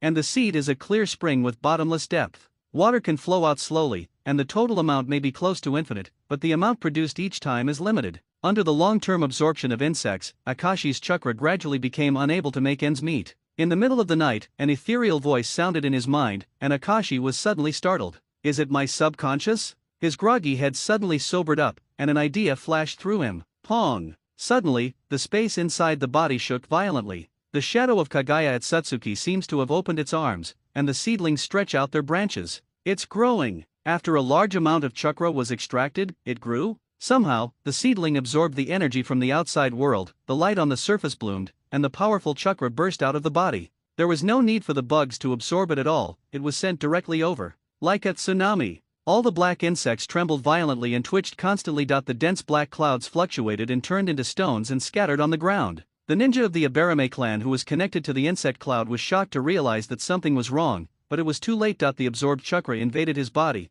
and starting from his hands, he was also petrified. What kind of technique is this? The ninjas of the Abarame clan retreated in horror, but the speed of petrification was beyond imagination. Soon his hands turned into stone sculptures, dead from the inside out. What a terrible technique! the insect lost control and let go of the two. The poisonous mist slowly dissipated, as if a big curtain had been opened. The root ninja was stiff and dripping with blood. Even his weapons fell to the ground and he had lost the ability to fight. And, soon there was no chance to speak. On the other side, Captain Root's hands were petrified, and black insects fell everywhere, turning into powder. Uchiha Kazuki walked away with anger on his face. Now he can't even maintain his Sharingan, but there is a burning fire in his eyes. An enemy who has lost his resistance has nothing to fear. He rushed forward, picked up the ninja sword on the ground, and stabbed Captain Genbi's chest fiercely, gritting his teeth. Now I can know who you are. Ah! Captain Genbu chuckled, with a frightening determination in his eyes. He suddenly became fierce and bit off half of his tongue in one bite, spurting out a pool of blood, followed by a black sealing technique exploding from his chest. The exact same technique also appeared on the two root ninjas. Be careful, don't get implicated, Akashi shouted. Yumu's face changed slightly and he hurriedly backed away. Captain Genbu's hands were turned to stone, but his legs and feet could still move, and he suddenly accelerated and ran. His target is not the enemy, but his dead companions. Akashi suddenly understood what he was going to do. The body was evidence, and he wanted to destroy the evidence. But it was too late to stop them. In front of them, the bodies of these desperados exploded. And fountains of blood shot into the sky. They actually used this self-destruction method to obliterate the traces of existence, and together with the deprived Sharingan, they turned into flesh. His identity was not revealed until the end. Uchiha Kazuki clenched his fist bitterly and spat towards the pool of blood. Then, he completely lost all strength and sat down on the ground. There was not much chakra left, and he was using his last strength to fight for the name of Uchiha. At this moment, the joy of escaping from death was mixed with fear and doubt in my heart. Ha. The violent breathing was extremely heavy. Akashi also sighed, wiped the sweat from his forehead, and lay down on his back. It was one of the few times he felt truly exhausted. The night sky is nice and the moonlight is nice. It's good to be alive. Finally defeated him. Yes. Uchiha Kazuki sighed, my chakra is almost exhausted. It's really difficult. I have also consumed a lot, so I need to take a rest. Akashi told the truth. I really need to recover well this time. There was no sound of fighting in my ears, and my nerves that had been tense all night were finally able to relax for a moment. Ichiji tilted his head and looked at Akashi with a curious look on his face. How did you do it in the end? The insects were clearly absorbing chakra, but they turned into stone for no reason. I have never seen such a technique. Akashi thought about how to deal with it. The natural energy burst out, and even he didn't expect it. This was related to the biggest secret in the body and must not be leaked. Fortunately, Orochimaru is backing him up. If it doesn't work, he can push it to Orochimaru. Just say that everything was under the guidance of that adult? After a few seconds of silence, Lin Ye rustled. However, Yumu did not insist on asking. His pleading eyes suddenly moved away, and his breath gradually became even, and he said, forget it, is it a secret skill? Since you don't want to tell me, I won't ask. You saved my life, I'm keeping it secret for you, in the name of Uchiha. Akashi twitched his lips. Or you can figure it out, even if it is a secret skill. It just so happened that he didn't want anyone to know. The reputation of the Uchiha clan is basically reliable, but there are just a little too many young people. Akashi didn't want to be passive because of this, and said with a smile, since you helped me keep the secret, I will also do you a big favor and keep the secret for you. What secret do I have? That last stab you just made killed a member of the Abarame clan. They were the first. Uchiha Kazuki suddenly woke up. Wait, it means they are really Konoha ninjas, people from the Umbu. Akashi made a reminder, someone in the top management of Konoha is targeting Uchiha. As a special jounin, Ichiki also heard about the attitude of Konoha's top leaders and suddenly realized it. Shimura Danzo, maybe, I don't rule out the possibility of someone else. Akashi added. But Yumu was categorical, there is no other possibility but him. How could he do this? How dare he do this? Akashi didn't answer, secretly sighing at the naivete of Uchiha young people. Is there anything Danzo doesn't dare to do? If there were 10 bad things to say, all of which were related to Danzo, I'm afraid someone would have wronged him. But pick out 5 at random, and I guarantee that only one will be missed. Ichiki was still immersed in grief and anger. We Uchiha have done our best for Konoha and shed blood for Konoha. So what? Akashi said calmly, that's the fact, and Uchiha can only suffer the consequences of being dumb, just like what happened today. There is no evidence. Indeed, he had no evidence. How can a special jounin who makes empty talk and speaks softly have the right to accuse the top brass of Konoha? Even if you tell the clan leader, you will only get a warning, don't act rashly. Uchiha Kazuki calmed down, what should we do? Akashi stood up, be patient for a while, accumulate strength, and wait until the day when you have the ability to let others listen to your speech. Of course, you can tolerate it, but you cannot forget the struggle. We, the Uchiha clan, are not lambs to be slaughtered. But he was killed just now. We didn't kill anyone. Akashi interrupted him in time and emphasized, these people may have been caught in a melee, or they may have encountered an ambush. In short, they all died here, and their bones are gone. It is normal to die on the battlefield. As for who they are, we have no idea at all. No. Uchiha Kazuki was stunned for a long time, as if he understood what Akashi meant. I understand. After a pause, he suddenly sighed, I think the clan members have misunderstood you. Really,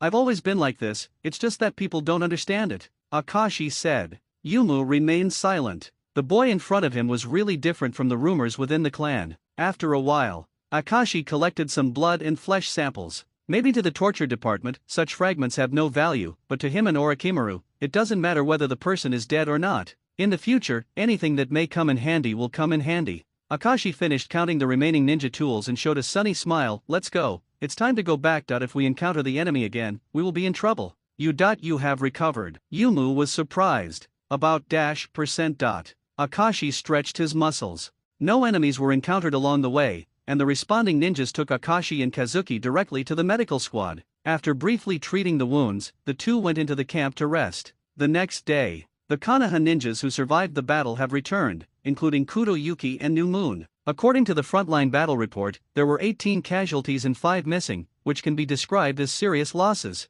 At the same time, there were only 4 Konoha ninja casualties in another encounter, but there were several unidentifiable dead. They were blown to pieces for unknown reasons, which was quite puzzling, and Orochimaru's record is very impressive. Overnight, the troops led by Yakang were defeated. Except for her and 2 Jounin who escaped, the rest were wiped out. The Sand Ninjas' morale suffered a severe setback and the battle line moved back. Konoha troops took advantage of the victory to pursue. Considering the seriousness of the injury, Akashi was not assigned a task and was on standby in the camp. The same is true for the New Moon. At noon, Akashi ate rice balls and looked into the distance. Suddenly, he heard familiar footsteps approaching from behind. The person stepped directly over the supply box and sat next to him. A skewer of grilled fish was handed to him. Zinyu's pretty face has a little rare tenderness. Thank you for this time. How do you say that? Akashi was confused. Without what you taught me, I might not have been able to come back yesterday. Zinyu simply narrated. It turned out that after they separated, she was also chased by the enemy. Fortunately, she escaped by using Bagwazang Hushin. After hearing this, Akashi smiled and said, no need to thank me, you are strong enough, but I will accept this grilled fish. After all, the rice balls don't have the flavor of grilled fish, so don't waste it. Zinyu was stunned for a moment, then sighed, it's a pity that Qingfang is dead. Akashi thought it was a good death, but his face showed sadness. War always kills people, there is nothing we can do about it.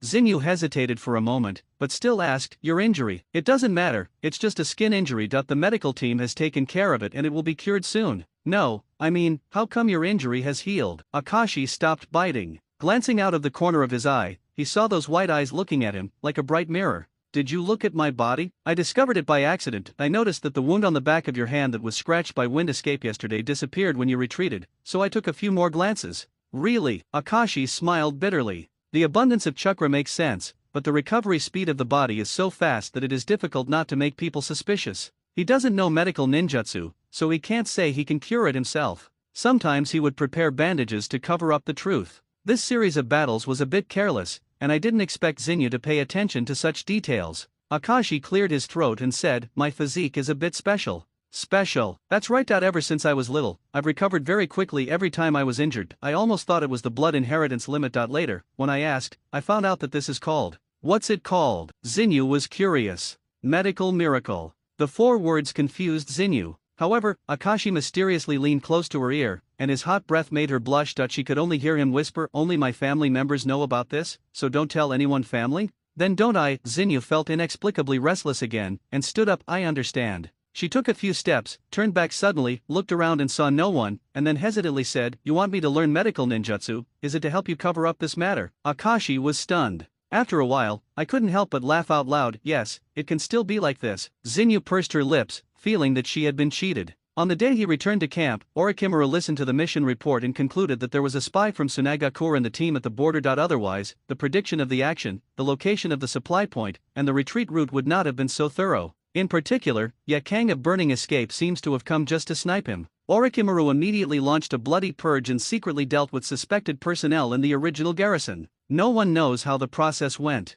As a result, Konoha took advantage of the situation and destroyed 2 hidden strongholds of Tsunagakure. When he was in the village, Akashi followed Orochimaru for research and training, and did not intuitively feel his cruel and cold-blooded side. Only on the battlefield did he understand why he could make people fear him. End of July. It has been more than a month since Orochimaru joined the battlefield. Akashi has carried out 3 A-level missions and 7 B-level missions. He has encountered many sand ninjas and killed many of them with his own hands. As you accumulate combat experience, you will become more skillful in dealing with enemies. The experience of being ambushed and encircled for the first time brought him great help. Another change is the plug-in upgrade. The saplings inside him grew to waist height. Since then, Akashi felt that his chakra volume had become more abundant and his recovery speed had become faster. Chakra is like a pool. Using ninjutsu is equivalent to releasing water, and saplings are equivalent to adding water from the faucet. Now that the volume of the pool has doubled, the speed of discharging water remains unchanged, but the speed of adding water has increased. More importantly, he could vaguely feel the existence of natural energy, scattered weakly and thinly across the world. However, with his current ability, he cannot extract it and use it. The seedlings after the outbreak no longer responded and returned to their previous appearance, growing quietly in the sealed space. It looks more and more like a sacred tree. A few days later, Kudo was lucky enough to receive the news and came to tell Akashi and Zinyu. Commander Orochimaru said it's time to go back. Is the border dispute over? Akashi was a little surprised that it was a bit unexpected to solve the hidden danger in such a short period of time. Thinking of Orochimaru's vigorous and resolute methods, he felt that it was not impossible. The sand ninja must have been frightened out of his wits in front of Wan Shi, right? Almost all the sand ninja in the territory have been eliminated. Next, we will enter the negotiation stage. We only need to send people to garrison normally. Kudo had the opportunity to explain, and we are also tired, so it is normal to rotate. Akashi knew that Orochimaru's purpose in participating in the war was not to pacify the border, but to collect experimental products. This expedition was fruitful. There were too many ninjas dead, injured or missing. Not only was Danzo secretly causing trouble, but Orochimaru also didn't miss this great opportunity. It's hard to say whether the two are cooperating. Zinyu saw that Akashi was worried, and asked doubtfully, "We are going back to the village, aren't you happy?" "Of course I'm happy to go back and rest." Downstairs, my mother's clear voice reached my ears. The sunlight outside the window has illuminated most of the room, and the sun is high in the sky. Akashi rubbed his eyes, stretched his arms lazily, stood up slowly, and yawned. It has been 3 days since I came back from the front line. Both Hokage and Fugaku knew the hard work involved, and they did not delegate any tasks, but instead gave them some time off. This rare opportunity to relax allowed him to enjoy a short period of leisure. But it was the weekend when his mother was at home, so the idea of sleeping in was a waste of time. Afraid of being scolded, Akashi went downstairs to wash up and eat, then ran out of the house on the pretext of an appointment. It's true that we have an appointment. After returning to the village, Akashi made an appointment with Kai for a comprehensive examination. The compound experiment of 8-gate Dunjia and physical activation, which was unable to be carried out because of Shennong, finally found the opportunity to restart. Kai readily agreed and was eager to give it a try. However, the two of them actually made an appointment tomorrow. Today, I still met with Hinata Zinyu in the back mountain. I first talked about my thoughts on violent revolution, and then I studied the techniques of Rukwin and had some discussions by the way. After dozens of rounds of fighting, Akashi was the first to ask for a break. Zinyu was surprised. It won't work so soon today. Akashi sat on the stone and said with a smile, "I just came back from outside not long ago, don't work too hard." Zinyu had her own worries and shook her head. "I haven't fully mastered the 64 Bagua palms yet. I even feel that I can perform the changes of 128 palms in the future. At present, it is far away." In this border battle, she somewhat realized her own lack of strength. Even if he is one of the best among his peers in the clan, how can he face the geniuses from other ninja villages? A strong sense of crisis prompted her to make continuous progress. What's more, Akashi's goal is right in front of him. The person she was chasing was actually Akashi. Practice well, eat well, study well, and sleep well. This is the purpose of becoming stronger. The first Hokage said, "Real cultivation requires a balance between work and rest." Akashi said, "Why haven't I heard of it?" Zinyu wondered. "You don't study enough." This is true. Akashi was the only one in the class to study past Hokages. Zinyu curled her lips. "This is not your reason to stall me. Forget it today. Tomorrow we will see you at the same place at the same time. Don't even think about trying to deal with me anymore." Tomorrow again? Akashi was confused for a moment. Before he could say anything, Zinyu waved her hand and left. Things tend to come together. It seems that we have to stagger the 2 periods of time. By the way, we have to make preparations at the research institute. Akashi thought to himself and went back down the mountain. When they arrived at the private laboratory, they saw Hongda playing with the instruments alone. The clumsy approach is worrisome. Don't accidentally blow up the laboratory. Akashi hurriedly stepped forward to stop him. "Hey, be careful. Did Orochimaru-sama allow you to do this? Honda turned around when he heard the voice. He didn't panic at all. Instead, he said in surprise, Senior, you're here. That's great. I don't understand this experiment. Please teach me. How dare you start if you don't understand? I'm using the lowest dose, so it won't bother me. Anko stuck out her tongue. Teacher Orochimaru asked me to try it, so I'll give it a try. Give it a try. Orochimaru is also generous. Akashi looked at the messy utensils on the table and couldn't help but raise his forehead. You'd better give up. They always say why ninjas don't take the scientific route. The reality is obvious. Without basic scientific literacy, this road is almost impossible. However, the cultural education in Ninja Village is very weak. Faced with Akashi's strength, Anko admitted her mistake honestly, but she still had hope and learned step by step. Her impetuous temperament determines that it is difficult for her to pay attention to details and she often fails. An experiment was repeated 7 times, with various reasons for failure. Akashi sighed helplessly and gave up. He was suddenly worried that Hongda would disturb Kai when he was doing a comprehensive examination, so he asked tentatively, are there any arrangements for tomorrow? Hongda nodded, get ready to come over for the next experiment. Akashi's eyes widened in shock, still doing it. This is a mission left by Orochimaru-sensei. Besides, I don't have anywhere else to go. Anko pouted. I remembered that Moonlight Hayate always hung out with Uzuki Yugan, and Irika and others were also performing tasks in the team. She followed Orochimaru, which was quite boring sometimes. Akashi said leisurely, leave the laboratory to me tomorrow. How about you go outside and walk around? Anko looked at him suspiciously. What are you going to do? A little research. Don't worry, I'll treat you to a barbecue. Deal, it's a deal. When Hongda heard that there was a free meal, she agreed without hesitation. Her stomach rumbled unsatisfactorily. I'm almost hungry now. At this time, a hoarse voice came from the door. Go and eat when you're hungry. Orochimaru came, and he walked straight in with his hands in his pockets. When he saw an extra person in the laboratory, his surprise flashed away. Akashi is here too. I happen to have something to talk to you about. Let's talk alone. Seeing this, Anko ran out with a smile. Before leaving, he even made a gesture with Akashi. Orochimaru looked at Anko's retreating back, then cast his gaze back. You seem to have a good relationship with Anko. Ah, it's okay. This kid is quite cute. You're not a few years older than her, right? Haha. Orochimaru chuckled. I wanted to inform you, but it would be best if I stayed here to save myself the trouble. Hearing that he had a mission, Akashi took the initiative to ask, do you need my help? It's actually very simple. I got a lot of good things at the border this time. Because of the large quantity, I need your help. I'll be at the base outside the village at 1 o'clock tomorrow afternoon. It's tomorrow again. Akashi was startled. Do you have to get together? Orochimaru seemed to notice something strange and said coldly, is there no problem? After saying that, the snake's eyes narrowed slightly, showing an irresistible intimidation. What else could Akashi say? He agreed repeatedly. Not only that, there are still many things waiting for him. 24 hours a day is simply not enough. He was doing experiments with Orochimaru, discussing ninjutsu with Zinyu, treating Anko to dinner, and giving Kai a comprehensive checkup. As soon as he had some time to relax, one after another things came knocking at the door. The schedule is so full that even old scalpers don't have to work so hard. Besides, there is a time conflict. It's really hard to do anything well. That's right, clone. Akashi made plans. The main body would first exchange taijutsu with Hyuga Crescent Moon, and then go to Orochimaru for experiments. The shadow clone would be responsible for reporting to the Hokage and other tasks. Once the arrangements are made properly, they will act independently. Arriving at the back mountain on time, the new moon was already there. Today she wore gray training clothes. The loose clothes were easy to spread out her fists and feet. The inner lining was breathable and sweat absorbent, making it suitable for training.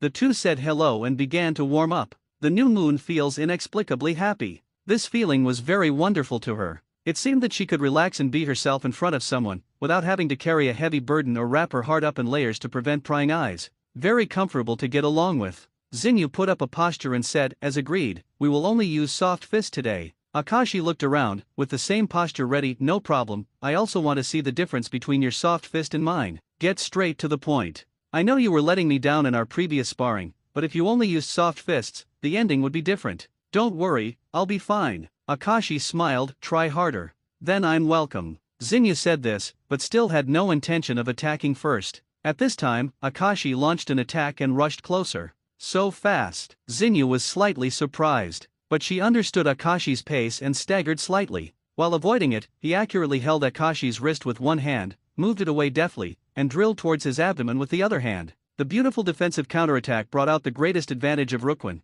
but this was also what Akashi expected. He suddenly changed his moves, deflected his whole body in the direction of the crescent moon, and fell to the side and back, followed by the air. Swing your palms out. Soft fist and Bagwazang. An arm's length away, a temporary change of tactics. The palm she pushed away was blocked by her knees, and Akashi's bagwazang pounced hard, sweeping away the roaring wind. Boom! The two forces collided and made a muffled sound. Soft Fist is not weak offensively, but also has strong defensive power. While resisting the attack, Zinyu used her strength to neutralize it. She even grabbed Akashi's ankle with her backhand, and her reaction speed was astonishing, but after all, her strength was a little weaker, and she was unable to throw Akashi up, only a little lift. Akashi turned somersault and landed firmly. There are no loopholes at all. Akashi-kun surprised me too. The two complemented each other sincerely, although both sides actually held back. If Akashi attacks with all his strength, he will be able to break through Zinyu's blockage with his sheer strength alone, and she will be unstoppable. If Zinyu had used the Byakugan and acupuncture techniques in the previous teas, she would have been able to win in terms of moves.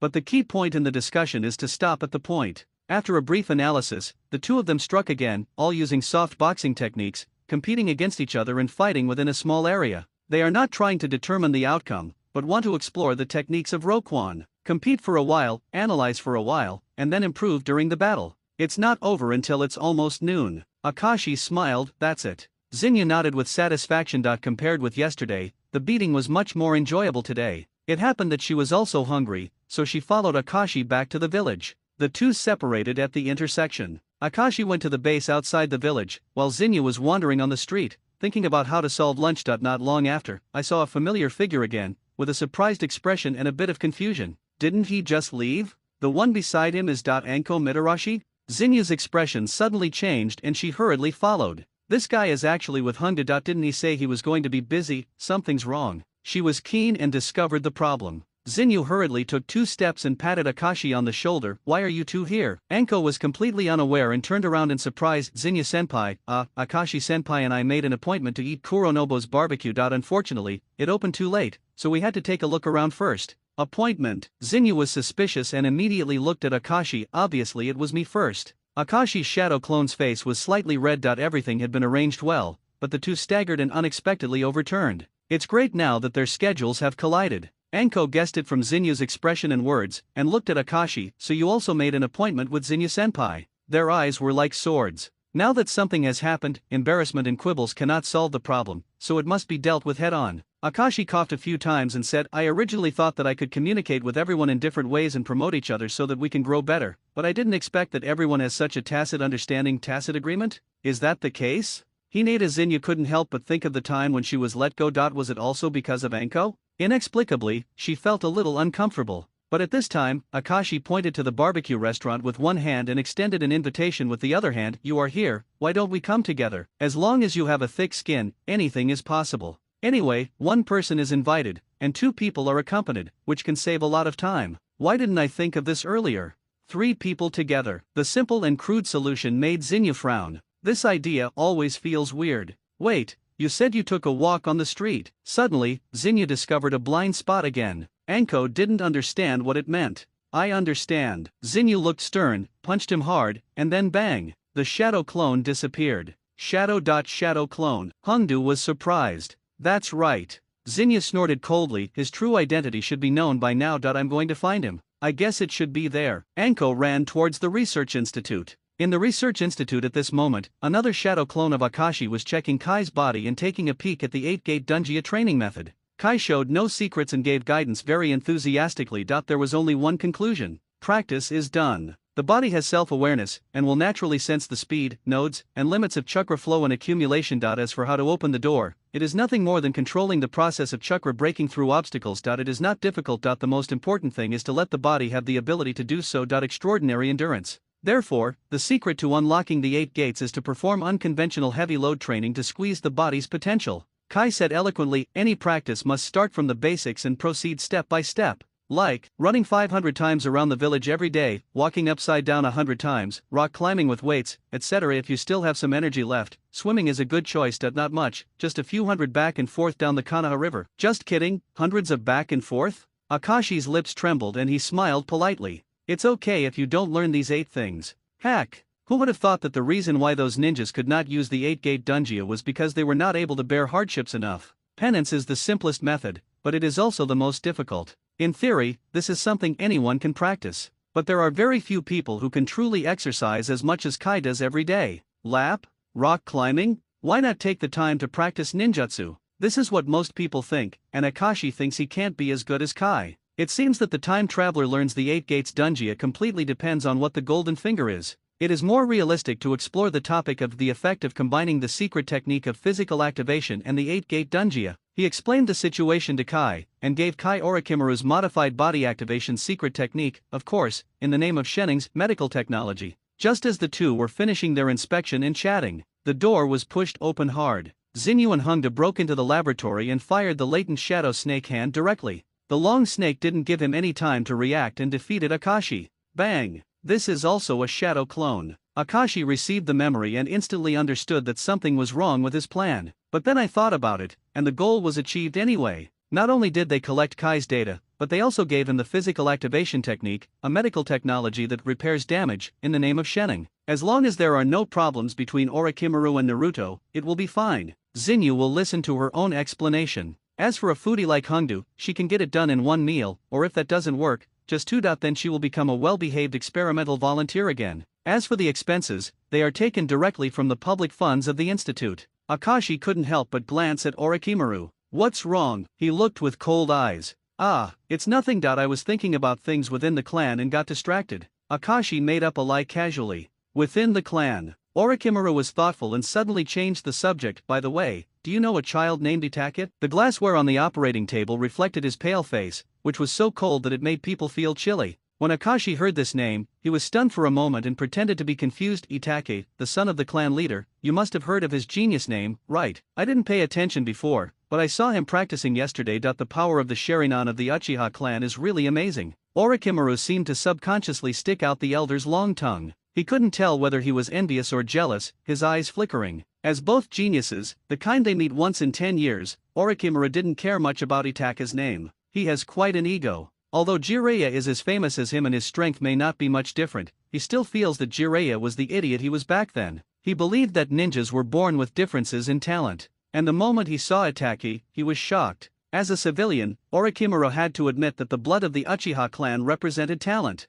As if by fate, Orochimaru met Itachi. Perhaps he has fallen into it since then. Listening to the plain statement, Akashi felt goosebumps. Finally, have you started coveting the Sharingan? But Orochimaru had no further words and continued to conduct experiments. He did not mention the Sharingan or Uchiha again, as if he just asked a casual question or simply chatted. Until evening, the work is over. Akashi breathed a long sigh of relief after walking out of the base outside the village. Although the experience and knowledge of all the shadow clones can be superimposed, the fatigue will also be superimposed. This is the biggest problem caused by shadow clones. Bearing Orochimaru's pressure made him physically and mentally exhausted. It's better to go to a hot spring, Akashi thought. The sultry weather makes people both irritable and lazy. Konoha onsen happens to be a good place to relieve yourself from the heat. A few years ago, my parents took me to a private bath. Although the cost was high, the experience was excellent. After a busy day today, it's time to relax. Akashi weighed his wallet and walked to Konoha Hot Spring. In addition to check-in spots such as Hokage Rock and Ichiraku Ramen, Konoha's hot springs are also iconic attractions frequented by many people and are very popular in the village.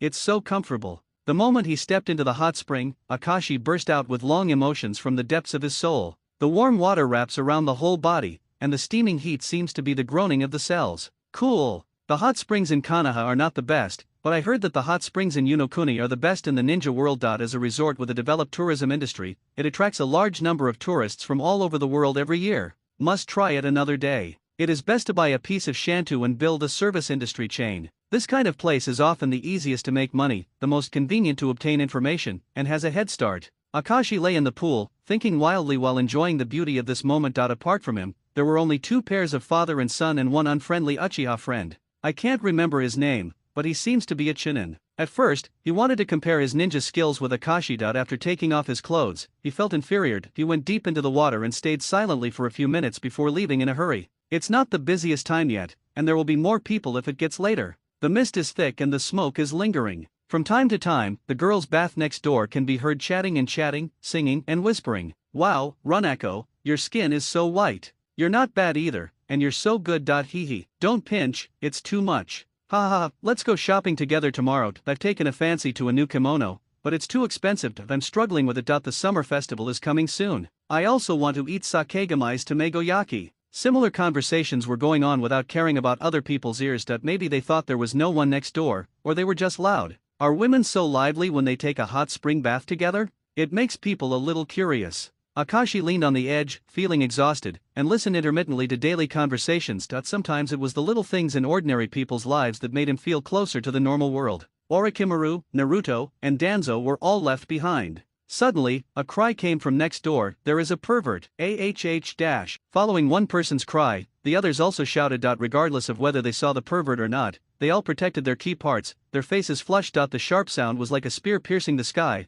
causing Akashi to cover his ears. Sadder? Akashi immediately thought of the third generation in Jiraiya. The Hokage has a crystal ball, and he can look at it anytime he wants without having to be there in person. Could it be that Ji-Lai also came back? Akashi wiped it briefly, put on his yukata, stepped on his clogs, and jumped up. Sure enough, I saw a sneaky figure outside the bamboo fence. He was wearing old-fashioned clothes, tall, with a pockmarked face and red cheeks, and long brown hair tied into a ponytail. He was about to run away when he was discovered. Akashi jumped down and blocked the way. "Are you peeping?" "No," the other party immediately retorted and ran away. Akashi's eyes moved slightly, and he kicked him away. Although wearing a yukata was not very convenient, he could still use his basic physical skills and hit his vital points with a merciless attack. The other party actually dodged to avoid it. His movements are flexible and faster than Akashi's. He can even launch a counterattack while dodging. He is not very powerful and has no intention of hurting anyone. He just wants to take advantage of the opportunity and run away. Akashi frowned slightly, then relaxed again, roughly guessing who it was. Without hesitation, he reached out and drank. Hidden Shadow Snake Hand. The gray snake jumped out of the yukata and charged away. The opponent was obviously shocked. Orochimaru's technique. After all, he was so familiar with Orochimaru that it was almost an instinctive reaction to this move. "SHH, keep your voice down, it's not me, I'm not peeping." Jiraiya looked ashamed and tried to defend himself. Akashi pointed to the small hole in the wall, and the evidence was conclusive. Jizo can't lie to others. Only Jiraiya-sama can do this, right? Ahem. Jiraiya coughed twice and scratched his ears and cheeks. Unable to escape, he regained his true appearance. At this time, the proprietress happened to run over with someone, shouting to catch the bad guys. When she saw two people outside the bamboo fence, her eyebrows stood up. "You two. Hey, it's Lord Jiraiya." Seeing his identity, the landlady covered her mouth in surprise. "Ah ha ha ha, it's me, my one." Jiraiya was speechless for a moment. Akashi found an opportunity to harvest wool. He hurriedly said, "I heard a pervert just now. I came out to check, and I happened to see Lord Jiraiya chasing away a wretched man. Maybe that guy was peeping." Hearing this, Jiraiya nodded guiltily. Yes, I almost caught it." The two confirmed each other, and the landlady had no doubts. One of the three ninjas in the minds of more people is definitely a tall and glamorous figure. Even in the ninja world, only a few people know about his lustful nature. She bowed deeply. "It turns out it was Master Jiraiya who helped me. Thank you so much. If you don't mind, please treat me tonight. In addition, this little brother's fee will be %% off." Is there such a good thing? Jiraiya declined twice, but the landlady couldn't resist her kindness, so he finally walked in. The pool was filled with smoke. Still in the same position, Akashi leaned on the edge and continued to enjoy. The difference is that there is a lustful immortal next to him, Jiraiya. Since the second ninja war, he has been traveling around all year round, always talking about looking for a savior. While writing novels, I am also doing the work of collecting intelligence. I will come back every once in a while, but usually the time is not long, and I will soon start my journey again. The last time I came back was before Tsunagakure started the war. It's so comfortable. Jiraiya sighed happily, and then looked at Akashi. "Thank you for your wit just now, otherwise I would have been misunderstood." Akashi raised his eyebrows. "Is that a misunderstanding?" Ha ha ha ha, the moonlight is nice tonight." Jiraiya changed the subject, and after a while, he added, "Are you Orochimaru's new disciple? I always feel like I've seen you somewhere." "It's just a subordinate. It's normal that you don't remember. Anyway, your cover is very good, much better than Orochimaru." Jiraiya recalled peeping in the women's bathhouse when he was a child. Orochimaru was clearly asked to stand guard, but the guy actually ran away, causing himself to be splashed with water and scolded by his grandmother. Looking back on the past, I feel sad. I wonder what Orochimaru is busy with now. It seemed that not long after the name of Sunin was called, everyone went their separate ways. He soaked in the pool, and after being serious for a while, he heard the movement next door again. A lewd smile appeared on his face, and he glanced around, preparing to move. Akashi stretched out his hand to stop. "Although I helped you cover it up just now, I still want to say that doing so is too indecent. What if it is Lady Tsunade who is inside, your friend or daughter who is being spied on by others? You should not want to write, even if you spend some money. Why not go to the store?" "I didn't think."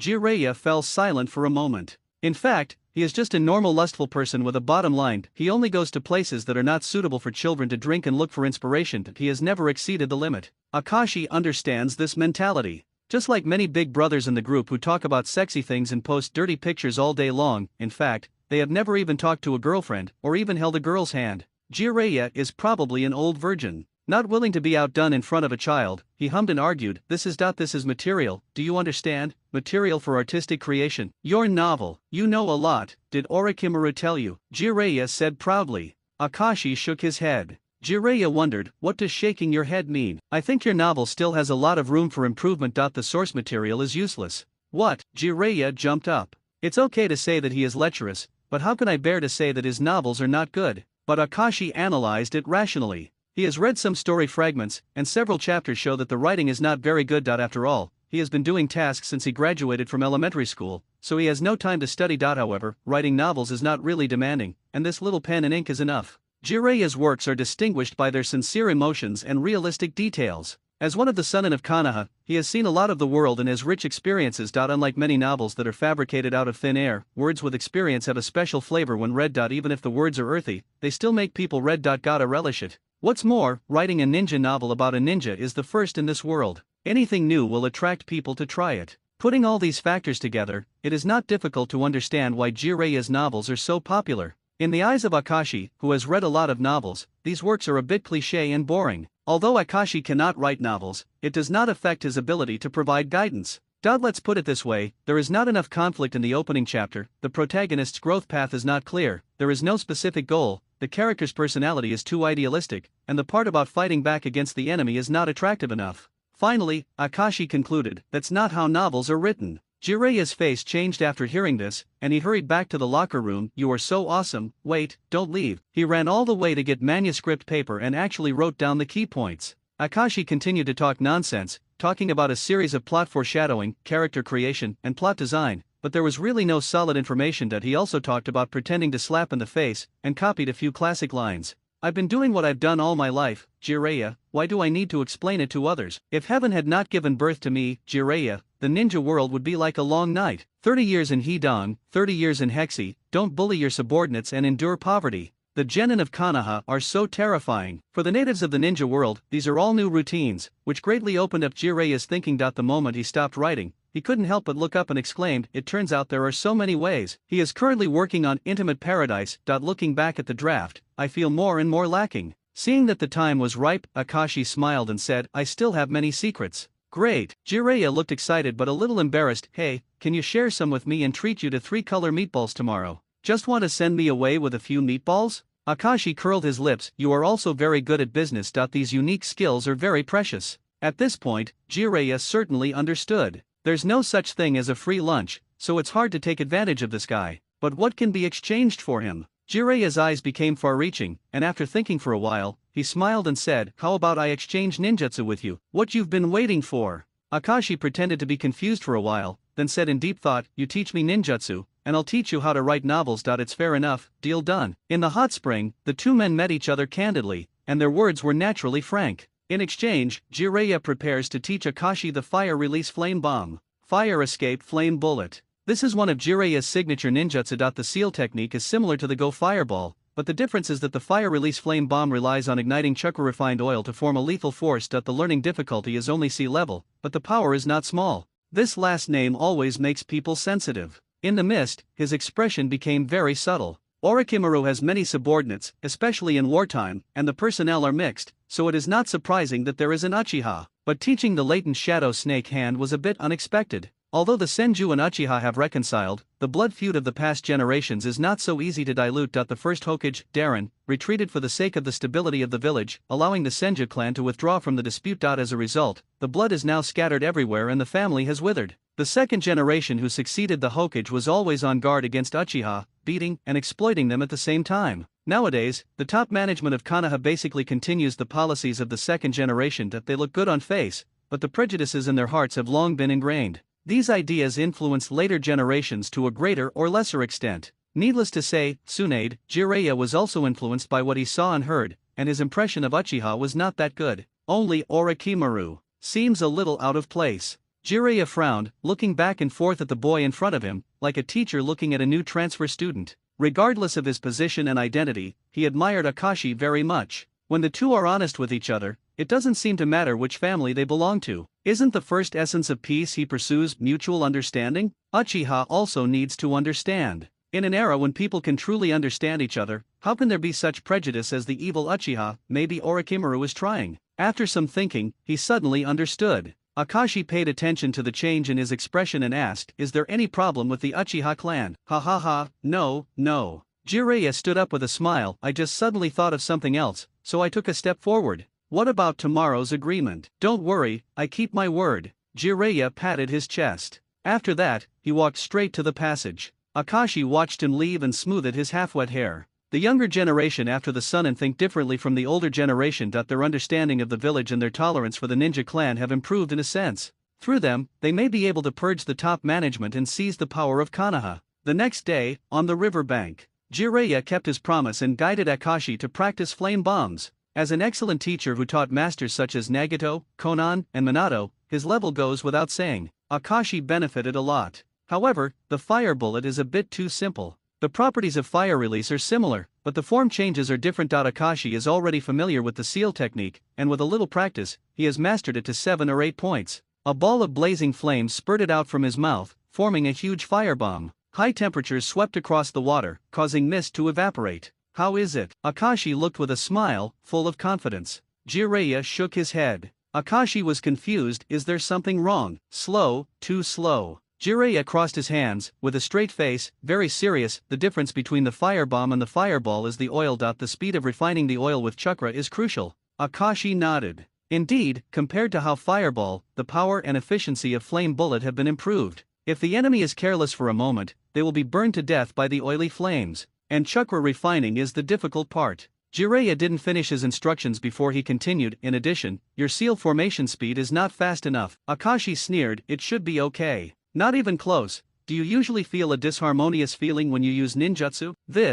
Akashi hesitated. When he first fought against Itachi Uchiha, his speed in forming seals lagged behind. When Orochimaru was coaching him, he also said that being too slow in forming seals was a shortcoming. Seinfa is a compulsory course in ninja school. After all, most serious ninjas need the cooperation of seals when launching ninjutsu. Each ninjutsu has a unique way of forming seals. The faster the seal is formed, the more advantage one can have in battle. The advantage of attacking first before the enemy uses ninjutsu is undoubtedly huge. Therefore, the speed of forming seals is an important factor in measuring the strength of a ninja. But sealing is not just about changes in hand movements. Along with the finger seals, the body needs to move, control, and change chakra. Different techniques correspond to different changes in directions. Akashi also knew that seal was not a necessary condition for activating ninjutsu. In the beginning, Indra invented it in order to popularize ninjutsu. When you reach a certain level, you can skip the step of forming seals and directly let the chakra in your body change to form ninjutsu. Zabuza's water dragon bullet has 44 seals, while Senju Tobirama only needs 4 seals.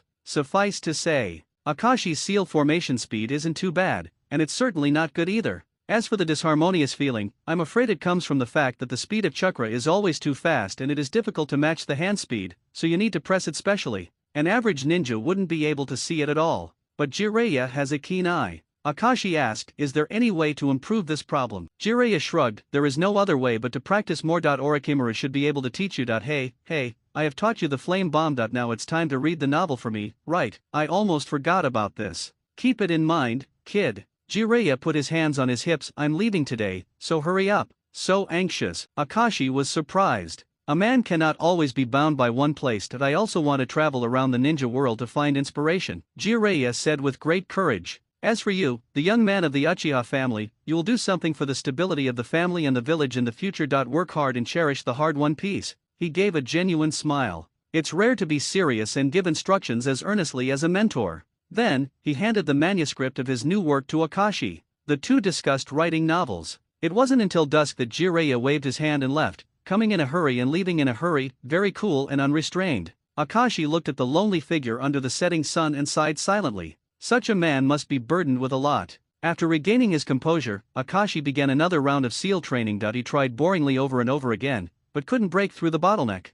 And he has actually done a lot of this kind of practice. The improvement effect is not obvious. Maybe we're going the wrong way? Akashi couldn't help but think about it. there are actually many types of seal techniques. It's okay to make a madra with both hands, it's okay to make a madra with one hand, it's okay to make a madra with someone else's hands, or it's even okay to make a madra with a foot, but is it allowed to use a snake? After several thoughts connected together, Akashi immediately summoned a small white snake and wrapped it around his hand. Fire escape flame bullet. The chakra in the mouth is refining, and at the same time, the white snake twists and bends in conjunction with the fingers, leading to changes in the nature of the fire escape. It was completely unskilled at first, but the fireball still shot out. The idea of using snakes as hands is possible. In this case, can two kinds of chakra changes be performed at the same time by using both hands together with the two snakes? Akashi's eyes lit up. Akashi didn't speak. Zinyu walked straight over and sniffed. Where have you been? I've been looking for you all day. Did you avoid me on purpose? No, I went to practice. Akashi hesitated for a few seconds and then added, alone. Who cares how many people you have? Zinyu's stern expression relaxed slightly.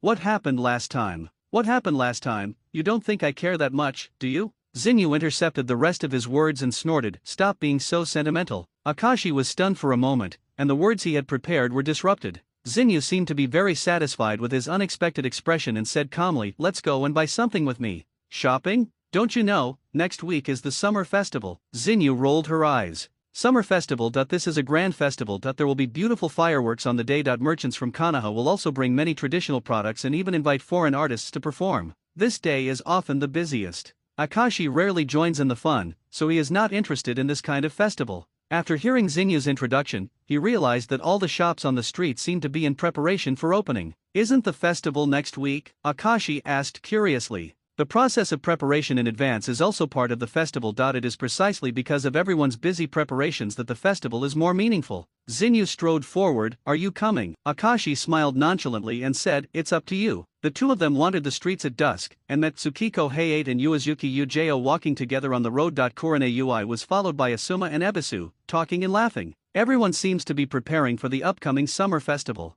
Although she is a ninja, Zinyu walks around like an ordinary girl. Pick out trinkets, eat roadside snacks, and take a look at the novelty gadgets you encounter. The Hyuga clan has strong financial resources. Even if they are separated, they still have their own industries. At least there is no shortage of money for daily expenses. When you walk into a clothing store, you'll find a dazzling array of exquisite clothing in front of you, which you can't even take a look at. How about this? She held up a traditional yukata. The base color is white, with cherry blossom patterns, it is elegant and dignified, and the material is very light. It should look good on Zinyu. It's pretty good looking. Akashi nodded. What about this? It's also pretty. I suspect you are perfunctory with me. Xinu raised her cheeks, looking very disbelieving. Akashi was a little taller than her. He looked at the fair face in front of him and was slightly moved. The beautiful curves had the texture of a young girl, and the fragrant breath wafted over him. They seemed to be getting too close. Suddenly, the scene fell into a strange awkwardness. Fortunately, laughter came from the side, opening up the situation. The store manager rubbed his hands enthusiastically and said with a smile, you two have really good taste. This style is most suitable for young girls. Summer festival specials, all the products here are available. They're all % off, and it's even cheaper if you buy 2 pieces. Pack it all up. Crescent Moon made no counteroffers and was straightforward. This is her style. Akashi wanted to pay for her, but was sternly rejected. Zinyu only said something between an invitation and a notice. On the day of the summer festival, come watch the fireworks with me. There were too many people that day. Don't you want to? Zinyu paid and turned around to look. It's not that I'm unwilling, it's just. Before he could finish his words, he was cut off again. Zinyu said meaningfully, then I am willing. Don't be late and get a good seat. Okay. Akashi had no choice but to join in the fun. A week flies by. The summer festival celebrations came as scheduled, and there were huge crowds of people everywhere. This scene was rarely seen in the village. Men, women, old and young went to the streets to shop, hang out, and watch performances. They were still full of energy until night. Akashi agreed to the new moon, bought some snacks to fill his stomach, and rushed to the best viewing spot to grab a seat. Many people came early. At this time, there was no distinction between Jounin and Genin, nor any preferential treatment from the family. It's all on a first-come, first-served basis.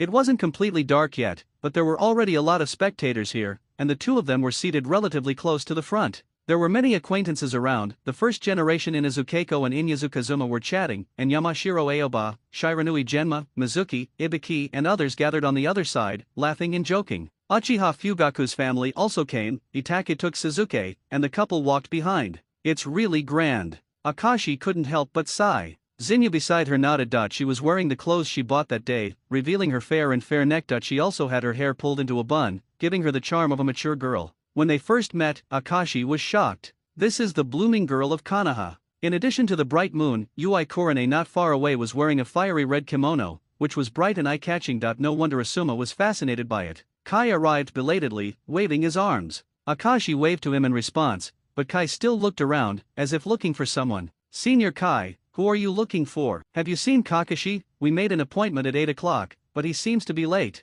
Probably still on the way. Akashi came early, and did not see this figure among the crowds of people, so he had to ask Kai to wait. Zinyu tugged on Akashi's clothes at the right moment. I know everything about you and Senior Kai. Eh? Hunga said you don't like girls. Considering that you wore the same tights as Kai-senpai and did ulterior things in the laboratory, I have reason to surmise. Stop. Akashi interrupted her, speaking righteously. Again, I'm not a pervert, it's all a misunderstanding, a misunderstanding. Zinyu nodded repeatedly. I believe you. Akashi sighed. I can't believe your expression. Suddenly, someone in the crowd shouted, everyone, let's start. Huge fireworks exploded in the air, lighting up the village. The splendid fireworks are like flowers in full bloom, dotting the night sky, filling the sky with brilliance in the blink of an eye. Everyone suddenly looked up and were submerged in the colorful beauty. Actually, it doesn't matter whether you are a pervert or not, Zinyu murmured, her eyes sparkling like stars. There was a lot of noise all around. So beautiful. I heard that making wishes is very effective now. Do you want to try it? Will making a wish on fireworks come true? Don't lie to me.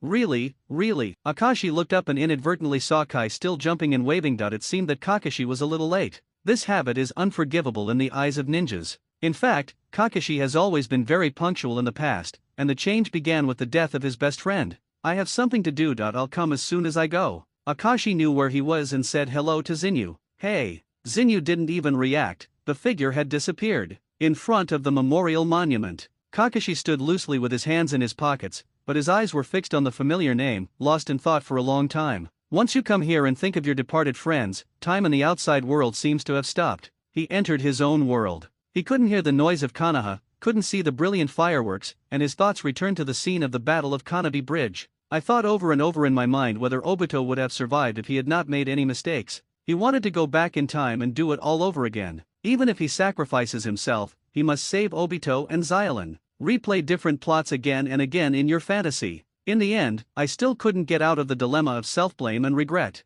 After all, in reality, not only did he fail to protect his companions, he even failed to fulfill his agreement with Obito. The inner pain remains unspoken. Akashi looked at it from a distance, as if looking at a statue. If I remember correctly, Kakashi walked into the darkness at least 3 times. After White Fang died, he was depressed for a long time, thanks to Obito and Lin helping him return to normal life. Then, Obito and Lin died one after another, and Namikaze Minato took him with him and helped him regain himself. Finally, Namikaze Minato also dead, Danzo took advantage of the situation and was fortunately pulled back into the sunshine by the 3rd generation. There used to be fathers, companions, and teachers. Now he was alone. He would be a good sword to assassinate Danzo. You are indeed here. Akashi walked out of the shadows. Kakashi, who was immersed in the past, was startled. He looked back with an even more surprised expression. He recognized this face. The Uchiha boy who accidentally encountered each other that day in the lower reaches of the Konoha River. How do you get acquainted, Uchiha Akashi? Kakashi didn't know how to ask the question due to the sudden self-introduction, so he had no choice but to respond, Hey take Kakashi.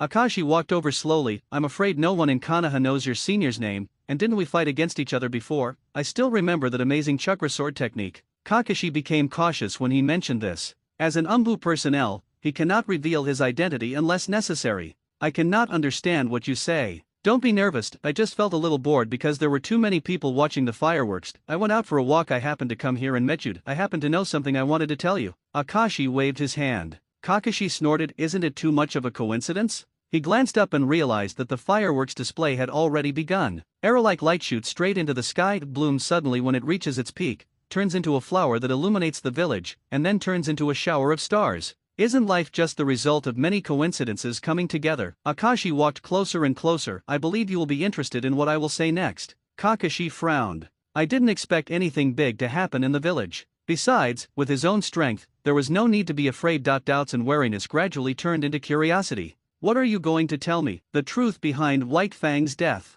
Bang! Huge cornflower fireworks exploded overhead. Kakashi was visibly startled. My father's death has been finalized. I still remember that on the day of the funeral, it was cloudy. Like a god who couldn't help but cry and covered his tears with a tissue. A day like this is perfect to send off a hero. Yes, in his heart, his father is a hero. Because Obito said that in the world of ninjas, those who violate the rules will be called trash, but those who do not cherish their companions are not even as good as trash. If someone says that such people are not ninjas, then defeat those so-called ninjas. He believed that his father's choice was right, and at the same time, he became stronger and stronger to defeat those ninjas. But Uchiha Akashi actually said that there is truth? What do you know? Kakashi couldn't help but ask. I know a little more than you do. For example, how did Sakumo-senpai die? Suicide. Why commit suicide? Gossip. Where did the rumors come from? This. Kakashi was stunned, his head was buzzing, and he felt a burning pain. In order to save his companions, his father gave up his mission and caused the village to suffer a lot of losses, so he was slandered by rumors.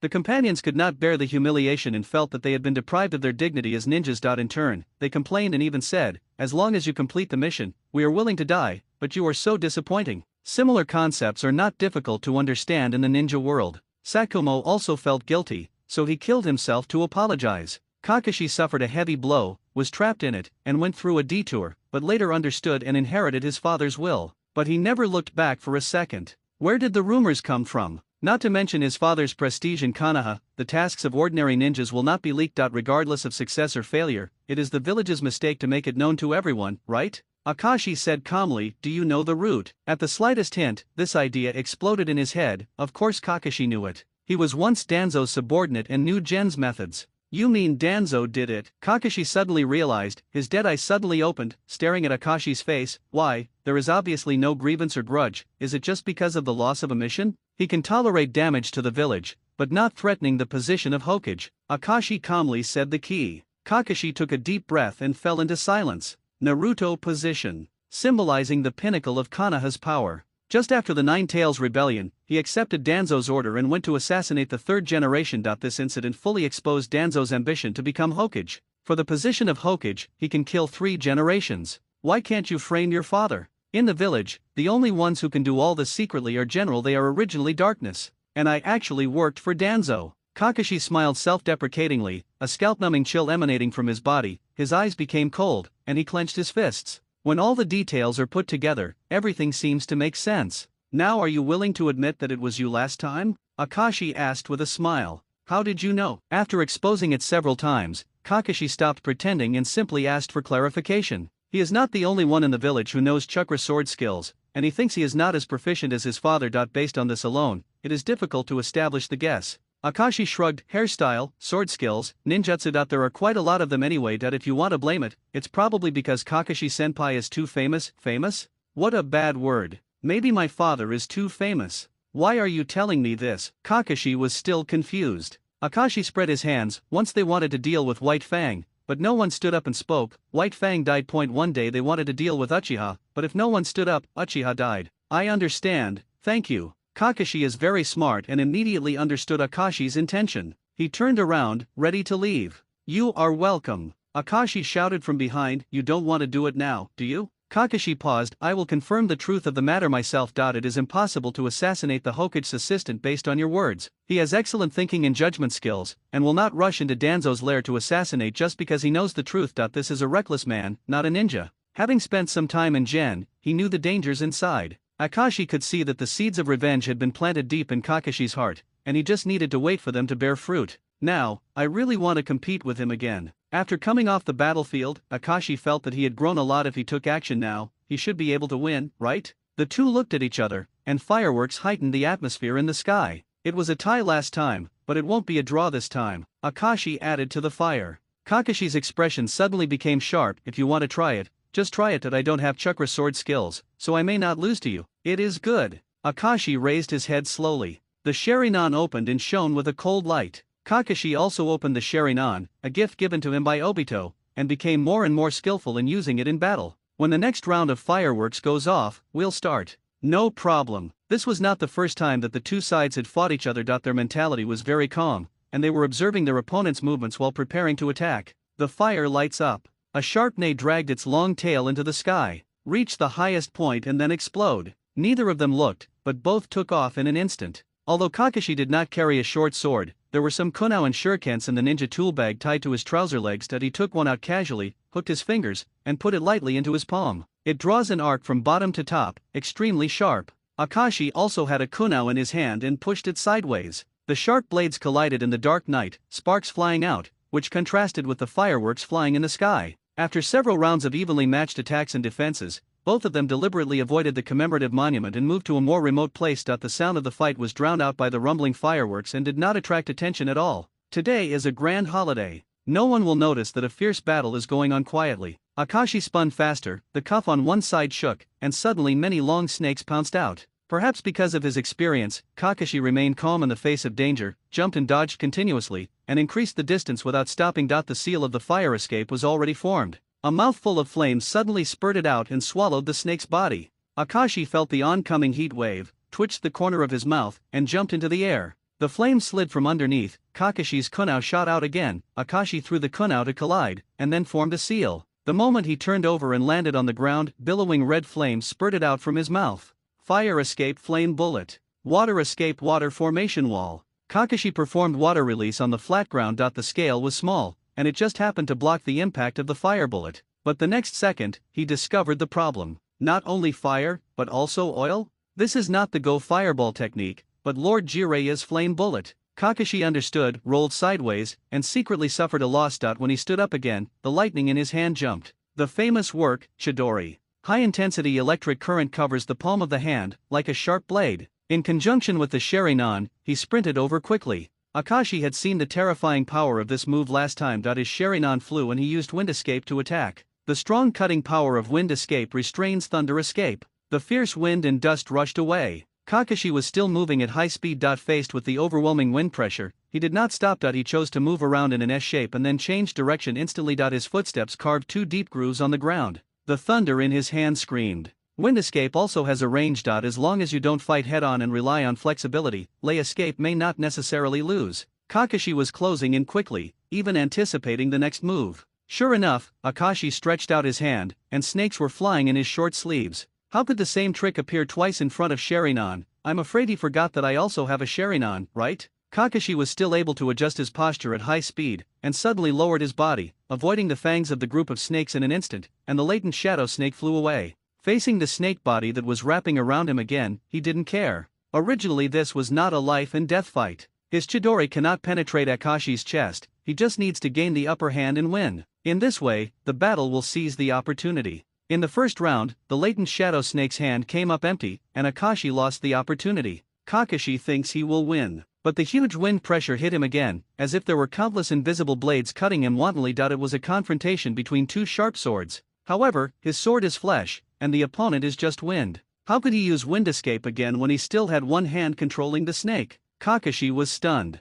Unprepared, he was thrown away, Chidori disappeared, and his body rolled and wiped a sliding mark on the ground. Everything happened in a fraction of a second. With the careful observation of the Sharingan, he could vaguely see a small snake entangled in Akashi's other hand. Did he use snake seals? The thought flashed through his mind, but Akashi didn't give him a chance to verify it again. 3 shadow clones came over. The wind, fire, and wind all came together, forcing him to jump up. And a kunao shot out from a blind corner, grazed his forward protector, and passed by with a clang. The tail was connected with a thin invisible steel wire, so it could be turned at any time. The Uchiha family's throwing technique? Kakashi landed, raised his hands and said, "I lost." 1 minute passed. Victory and defeat. In fact, normal ninja battles rarely last more than 10 minutes. Assassination and assault should be the basic operations. What's more, given the amount of chakra, the average jounin can only release a few powerful ninjutsu. Kakashi used Chidori once and was already a little tired. Akashi didn't consume much and could replenish it quickly. He walked over with a smile. "How is it? I've made a lot of progress, right? Can you form seals with one hand?" "Not really, but almost."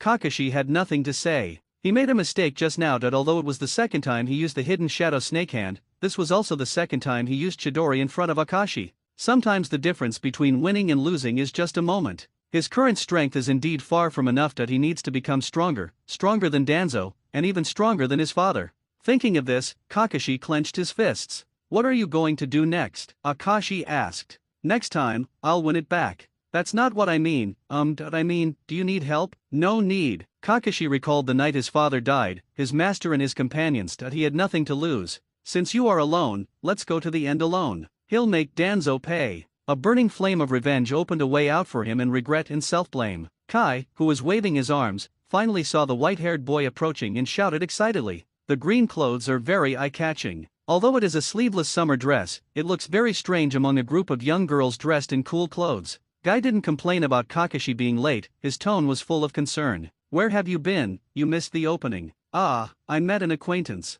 Kakashi said calmly. So that's it. Kai didn't pay attention. Instead, he gave a thumbs up and gestured, hey, while you're not here, I made a wish to the fireworks. When I am promoted to Jonin, I will definitely surpass you. Idiot, how can a wish made with fireworks come true? Kakashi complained, it's too early for you to surpass me. But Kai didn't seem to hear him at all, he still smiled and showed his white teeth, thank you for your support. On the other side, Akashi returned to his original position. The bright light illuminated the side of his face, and the crescent moon was still looking at the night sky. He didn't turn around or ask where he was going. There seems to be a strange trust already there. It seems boring after watching the fireworks for so long. Why not sit on the Hokage rock? Suddenly, Zinyu suggested. Okay, Akashi didn't want to join in the fun here. If someone like Fugaku saw him, he would have to exchange pleasantries, which would make him panic. The two of them crossed the square and ran to the Hokage rock. The heads of the past Hokage are carved on the rock wall, which are lifelike. I wonder if Kakashi's earth flow wall always has 4 dog heads carved on it. Is it inspired by this?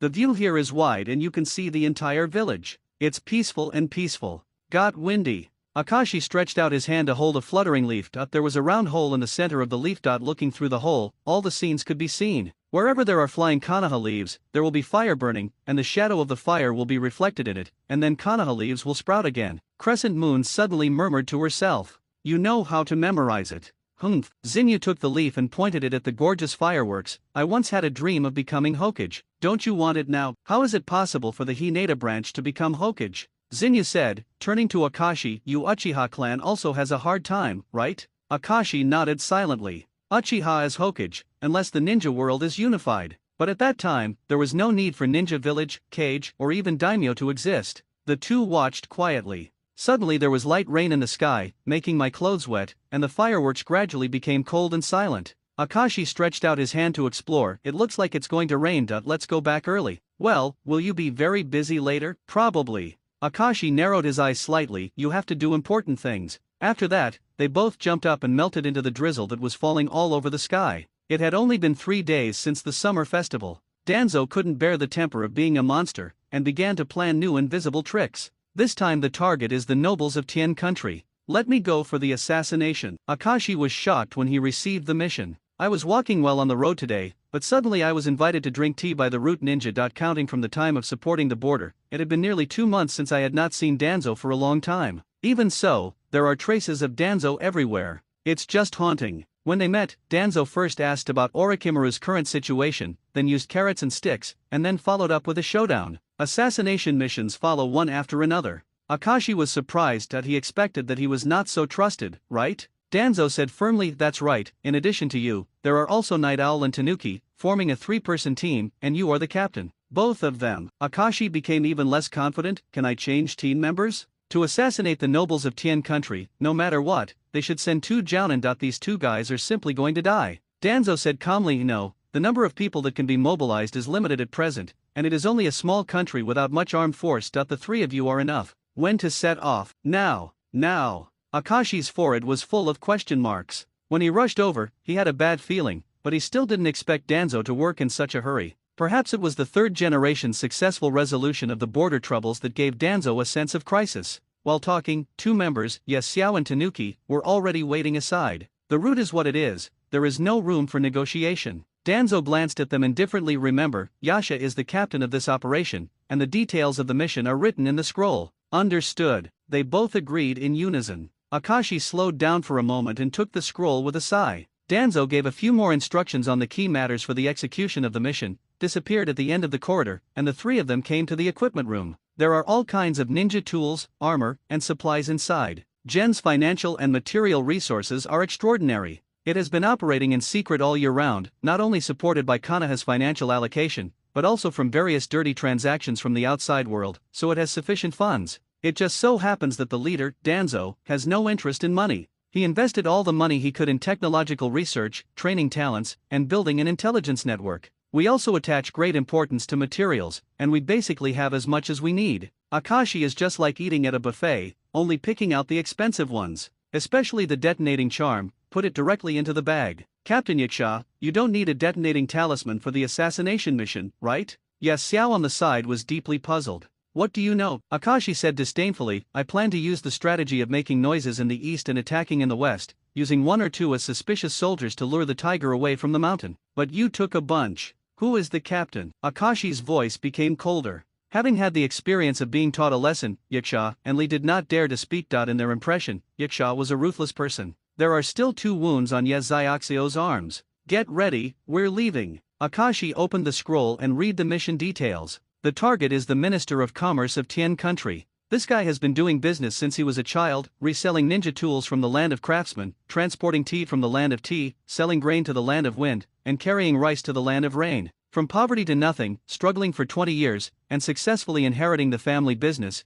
the experience is very inspiring. Finally, with the help of his father, the former Secretary of Commerce, he took over the post. Because the business was too big, it squeezed the commercial space of a certain noble of the Fire Country, so he was squeezed out and an assassination mission was recently issued. In the ninja world, this is a very common thing. Having violence beyond common sense will inevitably destroy the rules of social operation, but these disgraceful things cannot be kept in the light. So, there is always someone who wants to make black gloves. Danzo's existence makes perfect sense. The 3rd generation was reluctant to take action against Danzo, and even tolerated it repeatedly. In fact, he had his own considerations. The Kingdom of Fields borders the Kingdom of Fire, and the journey takes about 3 days. These root ninjas are not very interesting, they speak lifelessly, and Akashi rarely communicates with them along the way. Fortunately, he still respects his captain. At night, it was silent. In the dense forest, 3 ninjas wearing oil paint masks rushed out and ran towards the city. They finally arrived at the capital of Tian Country.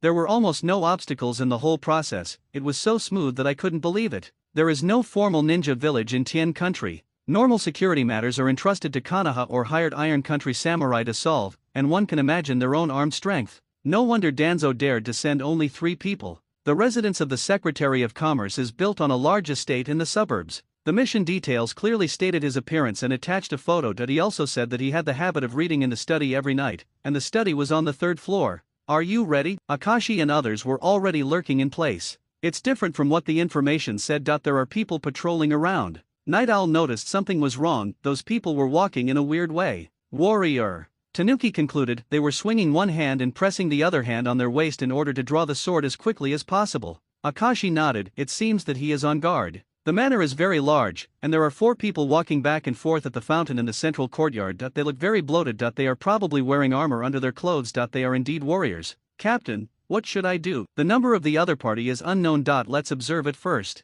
Akashi stared at the surroundings warily, his Sharingan opened silently, and his senses instantly became much sharper.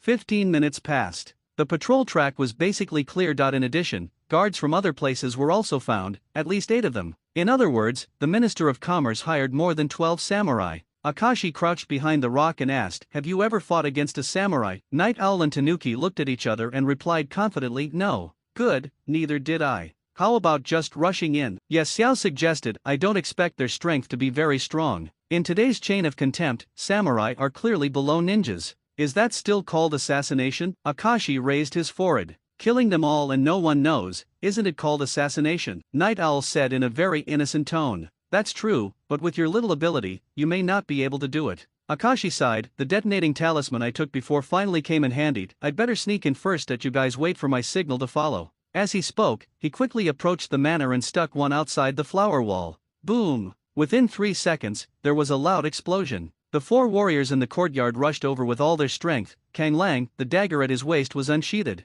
Running to the bombed-out flower wall, the 4 of them felt a strange aura, cold and chilling, making them tremble all over. Watch out, snake! One of them screamed, but several thick pythons had already surrounded him in the panic. Akashi, who was in ambush, suddenly approached from behind, raised his knife and killed the 3 of them in an instant. The last samurai was very alert and realized that the crisis was behind him and quickly turned around. However, his thoughts entered a maze. Illusion, Fox's mind technique. The severe pain woke him up, but at this time his chest had been pierced. Akashi drew his knife and his blood vibrated. Then he gestured to Night Owl and Tanuki. The infiltration was successful. Does he call it sneaking in? Nonsense, if you kill all the people and no one knows about it, it's called infiltration. Then what's the difference between infiltration and assassination? No matter, don't miss this opportunity. Night Owl and Tanuki also rushed out immediately, and at this time, other warriors who were shocked by the explosion gathered one after another. Akashi judged the distance between the two sides, used his transformation technique, and turned into the appearance of the last samurai just now, and ran towards the manor. Over there, the enemy is over there, he ran and shouted.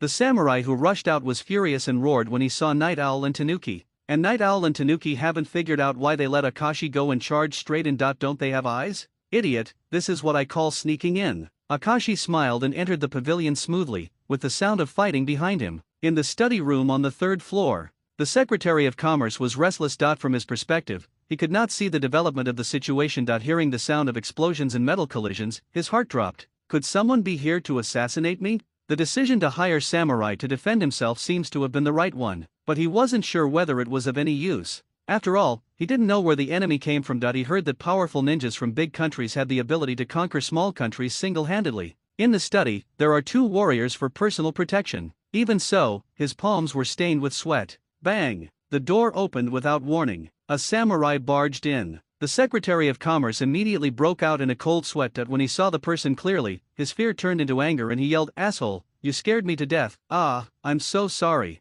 How is it outside? Have enemies come in?" the Secretary of Commerce asked anxiously. "Yes, the enemy has come in." Akashi's disguised samurai released his transformation, and almost at the same time, he drew his ninja sword and slashed at the samurai beside him. Puffed! The sharp slash killed it directly. The remaining person was immediately shocked, and the katana in his hand was stained with a faint layer of chakra. In terms of combat, samurai are actually not inferior to ninjas. They also use chakra, but they are old-fashioned and cannot accept ninjutsu. They adhere to tradition, but they have lost the qualification to compete with ninjas. Akashi has seen Kakashi's sword skills. At this moment, he seemed to be fighting with this warrior with ease. In less than 10 rounds, the Sharingan saw through the opponent's movements, imitating the samurai's sword skills, and pierced the opponent's arm with one blow. Then he hit his head with the handle of the knife, knocking him out. The whole process takes less than 1 minute. The Minister of Commerce next to him was so frightened that he was sweating and slumped in his chair, his face turning pale. "Don't be afraid, I'm here to discuss business with you." Akashi thrust the knife into the table, and the bright blade illuminated his face. Talk about business. "Yeah, I heard you made a lot of money." Yes. The Minister of Commerce seemed to be grabbing a life-saving straw and nodded desperately. "If you let me go, I can give you money, all of my net worth." No, half of my net worth. You can do it. For you. Akashi almost couldn't stand it. "Even now, you are only willing to offer half of your wealth. You really love your money as much as your life. Money is a good thing, but I will keep it with you for the time being. At the moment, I just want you to help me send a reward worth 35 million taels. A reward. Put it in the underground gold exchange and spread the wind. This person named Shimura Danzo wants to assassinate the daimyo." No problem. The Minister of Commerce said repeatedly, still a little worried. "Are you sure it only costs 500 million taels, if only?" Akashi was stunned. Ninjas are indeed not very valuable. At this time, the scarred Night Owl outside the door rushed in. "Captain, is it solved?" Akashi frowned slightly. "There is another one. How about the next one?" Raccoon was sacrificed, but they were all dead as well.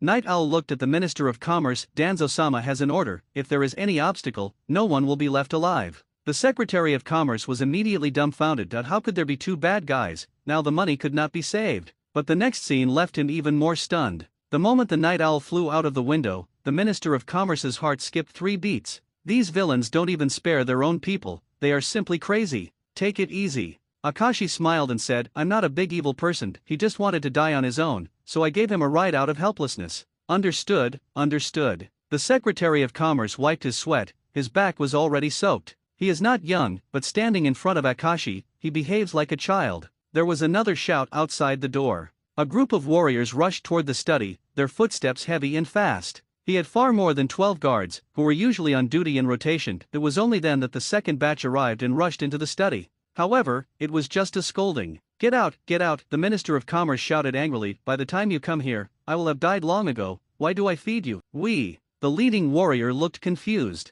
Looking at the mess on the ground, it was obvious that there was danger, but the 2 people in the study seemed to have no conflict, and the scene was very harmonious. "You have to let us know what happened?" Without waiting to speak, the Secretary of Commerce picked up the book on the table and threw it away. "Roll." Another scolding made the warriors retreat in fright. Akashi nodded. "You are very smart." The Secretary of Commerce looked embarrassed. "Can you put the weapon away?" "Oh, I'm sorry." Akashi put a kunao against his lower back, then gently waved his hand and put it into his ninja bag. Your name is Fujiwara Junpei, right? Do you know who wants to kill you? No, don't know. Your business has crossed the line and offended the big shots of the fire country. The Fujiwara family is considered a famous family in the land of fire, but compared with the nobles of the fire country, they are just like rural landowners. Akashi's words made Fujiwara Junpei pale. The kingdom of Tien originally relied on the big country to survive, but now it offended the big shots of the kingdom of fire, and the consequences were of course very serious. He fell to his knees, looking dazed. Please let me go. I will do whatever you want. Then let's continue talking about our deal. Akashi said with a seductive tone. In addition to posting a reward, open an account for me, use a false name, and send some money into it. I understand. Fujiwara Junpei agreed repeatedly. He didn't ask how much he wanted to pay. Anyway, the more he recharged, the safer he would be. Akashi was very satisfied. I won't kill you for the time being. Happy cooperation. But I didn't die this time. Someone will definitely come again. The only guards I can hire are wandering samurai. I won't hire konoha ninjas to fight against konoha ninjas, right? You'd better die and don't show up in the future. Also, close some business. Akashi gave him a suggestion. Dead? Fujiwara Junpei suddenly realized, yes, it would be safest for him to disappear. I understand, thanks for the advice. You'd better do your best to help me, your life is in my hands. Akashi put the ninja sword back into its sheath. In this way, he mastered Fujiwara Junpei's biggest secret. If the other party wants to survive, they must follow the instructions. Fujiwara Junpei also thought of this. Having to balance the two important things of money and life, I finally chose life. After explaining the contents of the bounty, Akashi jumped from the window and confirmed the death of Night Owl. Then he circled to the front and confirmed that Tanuki had used secret techniques to die with the samurai. After the hidden danger was eliminated, he quickly left. Fujiwara Junpei woke up the unconscious samurai and regained his commanding attitude. You useless guy, get up quickly. Are you okay? Are you expecting something to happen to me? Fujiwara Junpei snorted coldly. From today on, I will live in seclusion behind the scenes, and you will protect me at all times. In addition, pass on. Danzo Shimura wants to assassinate the daimyo 3 days later. Akashi returned to Gen and reported on the mission. Just like that, I broke out of the siege and ran back. After hearing this, Danzo fell into silence. The news of the death of Fujiwara Junpei, Minister of Commerce of Tiano country, spread like wildfire. He already knew about it, which meant that the mission was successfully completed, but the deaths of Night Owl and Tanuki were beyond his expectation. I thought that such a simple task could be given to anyone, but who would have thought that we would lose 2 people, even though they are the 2 worst? Akashi explained it in great detail and it seemed like there was no problem. What's more, with 2 cursed seals on him, he definitely wouldn't dare to talk nonsense. Danzo thought about this and slowly said, I didn't think carefully this time. Okay, you can go down. Okay. Akashi resigned. In the next few days, a very shocking news came out of the underground gold exchange. Danzo Shimura of Konoha village was offered a reward. This dark ninja has been hiding behind the scenes since the 3rd generation came to power. Even the ninjas in the village have a hard time meeting him. Many children of the younger generation have no idea about this senior who was once as famous as Sarutobi Hiruzen. Being low-key and forbearing makes it easier to do things in secret. But suddenly, someone wanted his head. It's worth 3,500 taels. Who is Danzo Shimura? For a time, many people became interested. Not only those who knew it before, but also those who didn't know it found out through various channels. People who specialized in collecting intelligence also sold the information everywhere in exchange for income. Akashi himself provided a lot of information that he knew. For example, he is good at ninjutsu and psychic beasts, etc. Akashi is a good guy who works hard to the end and intends to help Danzo become the top brother. In his spare time, no matter what mission he received, he had to go to suppress bandits, harass high-ranking officials, and leave Shimura Danzo's name behind. Sometimes he even fails on purpose, leaving behind the words Duanzo-sama will not let you go. The effect is obvious. With Akashi's help, Danzo's black market bounty has soared to 8,000 million taels, a full 2.2857 asma. This trend continued unabated. Many villains in the ninja world saw the opportunity and began to make troubles, and then put the blame on Danzo, who was in the limelight. Since they don't have to pay for the reward, why not? It seems that breaking million is just around the corner. In addition, there were more rumors. Danzo's legend is spread in many major places where information is exchanged. Hey, I got news that Danzo Shimura is going to assassinate the daimyo. Did you know, Shimura Danzo wants to assassinate the Fire Nation daimyo? Have you heard, Danzo Shimura wants to assassinate the daimyo of the 5 great nations? What, Shimura Danzo is going to eat people? Root office. Danzo sat in a chair and read the report. The veins on his forehead were bulging, and he was gritting his teeth. He was a dark figure in the ninja world, and now he not only came into the light of day, but even had his underwear taken off. Many false reports claimed that he liked to peek into bathhouses. Slander. In the Hokich's office, the third generation was processing documents. He was suddenly startled when the door was pushed open and his old friend Danzo walked in angrily. "I say, listen to me," Danzo interrupted, pressing his palms on the table. Although only his left eye was exposed, his eyes were still sharp and aggressive. It's been a long time since the third generation saw such a serious expression. He couldn't help but become cautious. "Recently, underground money exchanges all over the ninja world have posted my bounty. Information about me is being sold on the black market. Rumors are spreading. Do you know how much the bounty is?" Danzo gritted his teeth and said 8,000 million taels. After that, he threw the report to the third generation, his anger hard to go away. There were countless crimes written on those pages, and all the blame was put on his head. Some of the things were false. 3 generations could try to clear him of his grievances, but it was of no use. Being on the bounty list, as long as it's valuable. Even though people know that Danzo is an elder of Konoha who lives in seclusion and is very powerful, there must be a brave man under the heavy reward. 1 million taels. Enough for a desperado to take a risk. As Sande was reading, he felt something was wrong and raised his head suddenly. "You don't doubt me, do you?" Danzo sneered. "What do you think? Am I like that? What do you say?" Danzo's eyes clearly gave the answer. Sande calmly took a puff of cigarette and smiled bitterly. "I didn't expect that I would have this image in your mind. Alas, whether you believe it or not, this matter has nothing to do with me." Direct denial, extremely decisive. If you think about it carefully, although there are conflicts and contradictions between the two of them, the person who least wants him to die inexplicably is probably his old friend. Danzo fell into hesitation. "Think about it, do you have any enemies?" Sande provided an idea. "Then how can you count?" The third generation seemed to understand the reason for today's scene. Perhaps no one had had a similar idea before. If someone had put up a reward earlier, it would probably be worth hundreds of millions by now. The other party is hiding in the dark and can still learn so much information. Danzo suddenly remembered someone. Orochimaru. Not only did he work for Root for a period of time, but he was also a close partner. When they were studying the first generation of cells and would escape, the two of them secretly did a lot of shameful things. Since the outbreak of World War III, the research has been suspended, and the contact between the two has become less and less. However, communication regarding experiments is still continuing. In addition, there was a survivor in Hashirama's cell experiment, codenamed A, who he had hidden in the roots and cultivated carefully, never letting Orochimaru know. Could it be exposed? Is this Orochimaru's revenge? The more he thought about it, the more likely it became that the person in Konoha who knew his most secrets, besides Sarutobi Hiruzen, was Orochimaru. Danzo looked solemn, not in the mood to say hello to the third generation, and went out instead. "I need to call Uchiha Akashi for a visit." 10 minutes later. Danzo, with a gloomy face, sat in his seat and looked coldly at the young man in front of him. At this moment, Akashi Uchiha was already a yakusha. There was no one around and the atmosphere was very tense. Akashi stood calmly, guessing Danzo's intentions. Judging from the look on his face, he must have learned about the black market bounty, but he definitely didn't know who was behind it, so he was anxious to get angry. No matter what, it is impossible to doubt yourself. First of all, whether it is 3,500 million taels or 8,000 million taels, it is not something that the Uchiha family's Chunin can handle. Secondly, Danzo is very confident in the curse seal. Thirdly, he made too many enemies and had too many suspects, and the will had to go round and round. Akashi was not worried and acted very calmly.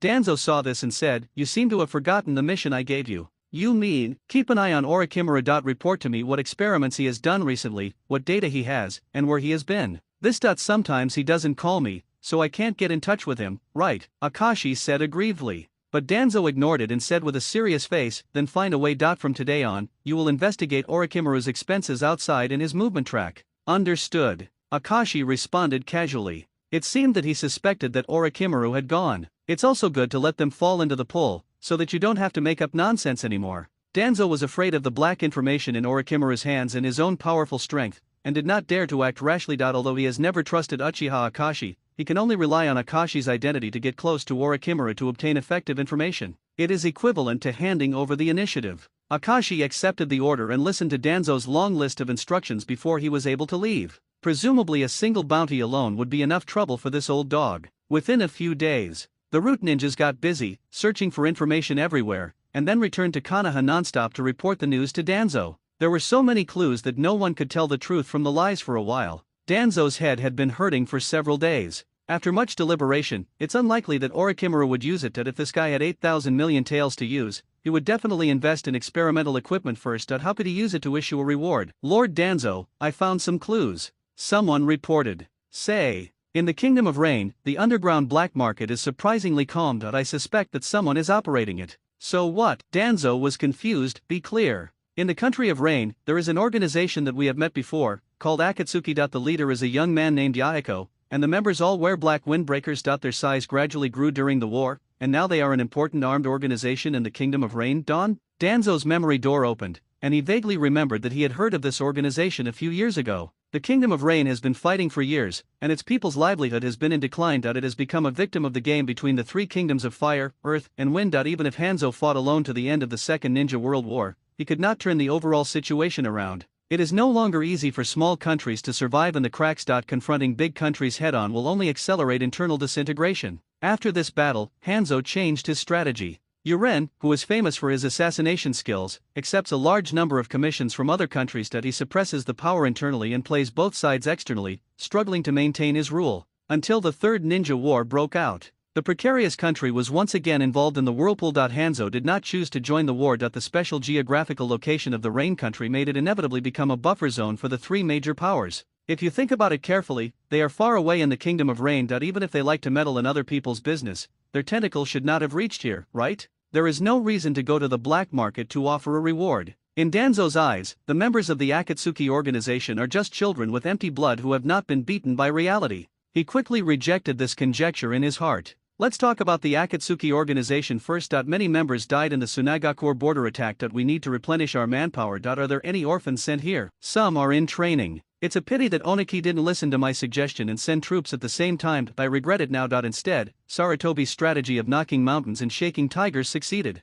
Danzo couldn't help but sigh. He was very disappointed with the shadows in each village. None of them had any ambition. How could this happen? Danzo sighed and said, Konoha will be negotiating with Iwagakure recently. Keep a close eye on them, pretend to be enemy ninjas, and be sure to ruin this meeting. Hasn't the armistice agreement been signed? The war in Kumagakure is not over yet. Danzo has already seen through everything. Saratobi wants to use Iwagakure's power to fight against the Kingdom of Thunder together. I see. The root ninja understood. The lesson taught to Tsunagakure this time fully demonstrated the strength of Konoha, causing the Earth Kingdom, which was watching the fire from the other side, to restrain its thoughts of another dispute. The border was completely calmed down. Now, the only remaining opponent is Kumagakure. Joining forces with Iwagakure is a good way to show that they will not be held accountable for their previous actions in the Kingdom of Chenbinko and the Country of Birds. This not only gives them a step down, but also puts pressure on Kumagakure. Danzo knew full well that in this way, Saratobi Hiruzen would once again grasp power. When Saratobi was happy, he was unhappy.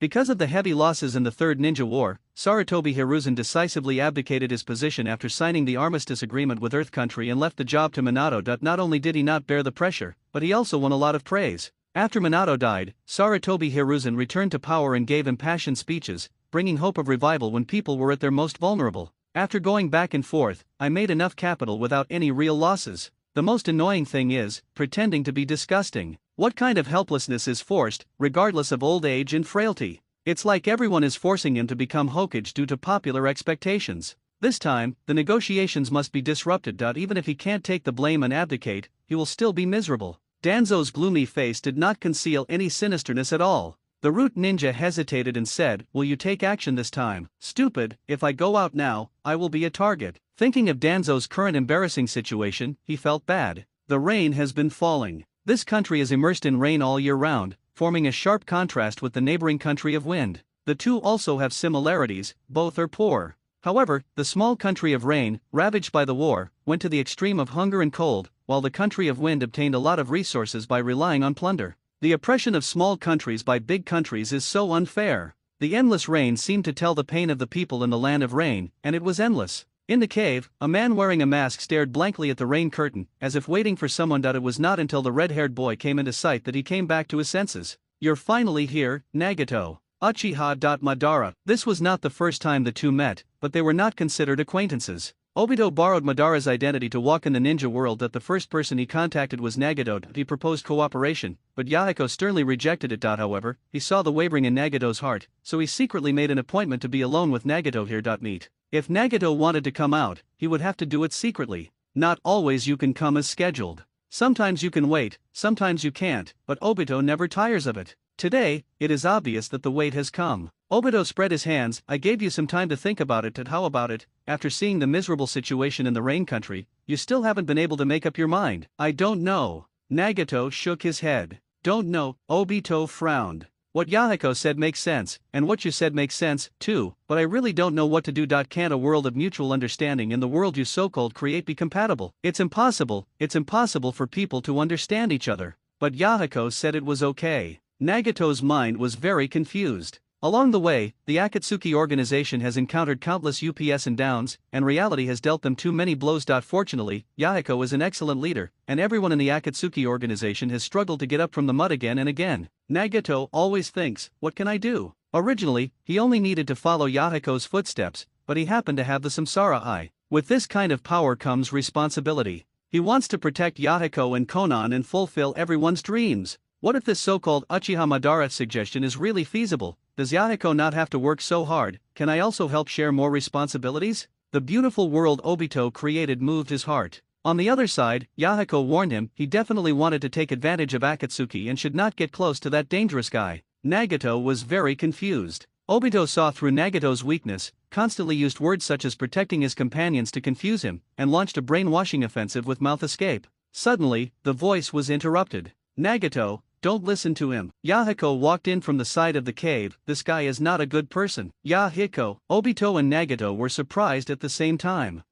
I saw you going out uneasily and followed you quietly. I didn't expect it to be this guy again. Yahiko came to Nagato, took his hand and was about to leave. Let's go. Obito stood still, his face gloomy behind the mask. And many more. What are you doing? You don't understand the value of the Samsara Eye, and you will lead Nagato astray. Obito tried to persuade again. Is this really good? Yahiko did not answer directly, but just smiled. Don't come near us again, otherwise I will be rude to you, Mr. Uchiha Madara. From the beginning to the end, he didn't believe that this guy was Uchiha Madara. A mysterious person who hides his identity is not worthy of trust. Yahiko pulled Nagato out of the cave. The two figures resolutely disappeared from sight. Failed again. Behind Obito, a figure wrapped in pitcher plants slowly appeared, with a black and white yin and yang face, suddenly and strangely appeared. This is a guy named Zetsu, who fulfills Madara Uchiha's will. Obito had long been accustomed to his elusiveness. Don't be anxious. The fact that he can come to see me alone means that he has been shaken in his heart that he has the power to save the world,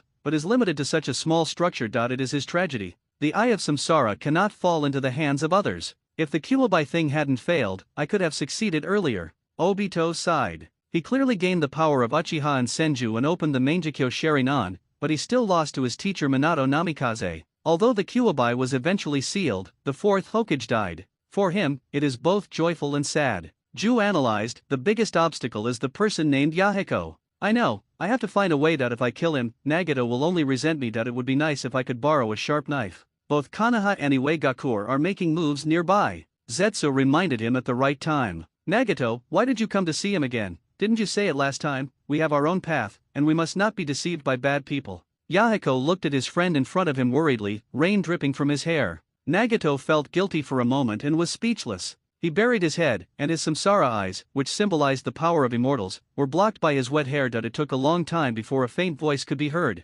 Sorry for worrying you. No need to apologize, we just care about your safety. Everyone thinks you are Akatsuki's pillar of support. Yahiko said with a smile. Everyone. Look, does a world of mutual understanding already take shape? Understand each other. Yeah. Nagato also smiled. He felt that Yahiko had a magical power and could always infect others with a positive attitude. The inner disputes were temporarily put aside, and the pace quickened. The two returned to the base, only to hear angry yelling and painful wails. Lord Yahiko is back, someone shouted. What happened? Yahiko asked hurriedly. He saw two corpses in the corner, 4 or 5 people bandaging their wounds, and members waiting for instructions stood beside them. We were attacked by a group of strange ninjas and suffered heavy casualties. Everyone told what happened. To put it simply, the two sides just met by chance on the road. I don't know why the other party suddenly came to kill them. They were unprepared and they were defeated miserably. Does the other party have any characteristics? Wearing a forehead protector from Iwagakure village, but none of the ninjutsu used are commonly used by Iwanans,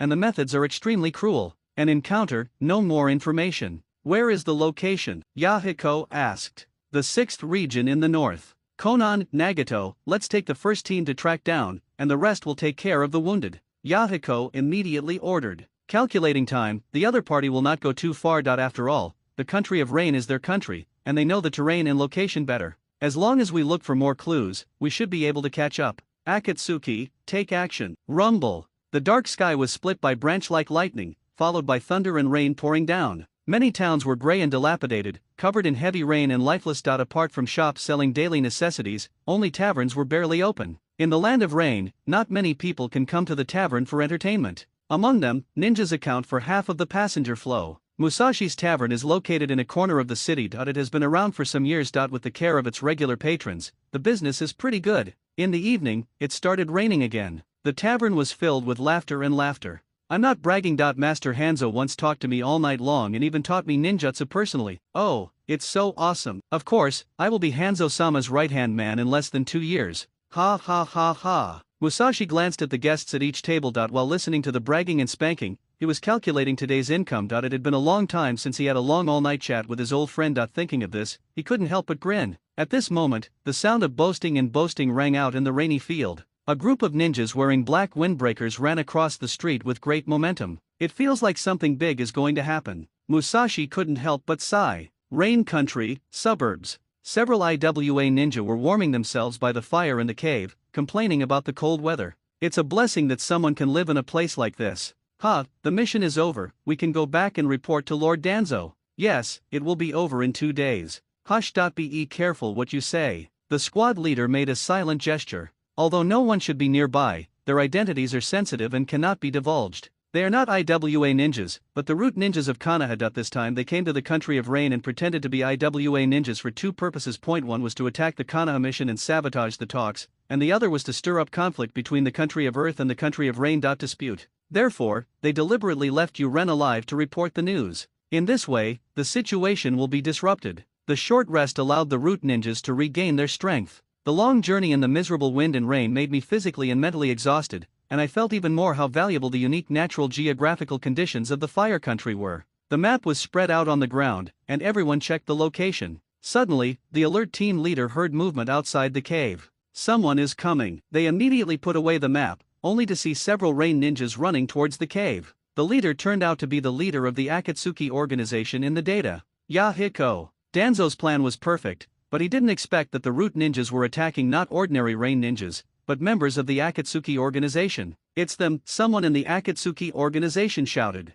Before questioning, the root ninjas in the cave showed their weapons one after another. Encountered in the wild, they took action without saying a word, and a rain of shurikens and kunai flew out. The rain curtain was split by the sharp blade and headed towards Yahiko. Be careful. Paper shurikens flew out of Zionan's sleeves. They were attached with chakra and were even sharper than ordinary shurikens. The two collided and made a crisp sound. Yahiko also jumped up lightly, drew his ninja sword with one hand, and got ready for battle. Why did you guys come to the country of rain for no reason? Don't worry about it. The root ninjas looked at each other with ferocious expressions, like ferocious hungry wolves, using all kinds of ninjutsu. Facing the attack, the Akatsuki organization resisted with all their strength, but Yahiko still had a conciliatory attitude. Hey, aren't you IWA ninja afraid of provoking a war? The third ninja war is coming to an end, and no one wants to fight anymore at this time. Unexpectedly, the root ninja sneered after hearing this. We are not afraid. They didn't hide their purpose at all and launched a charge. Clang clang clang, the two sides fought together.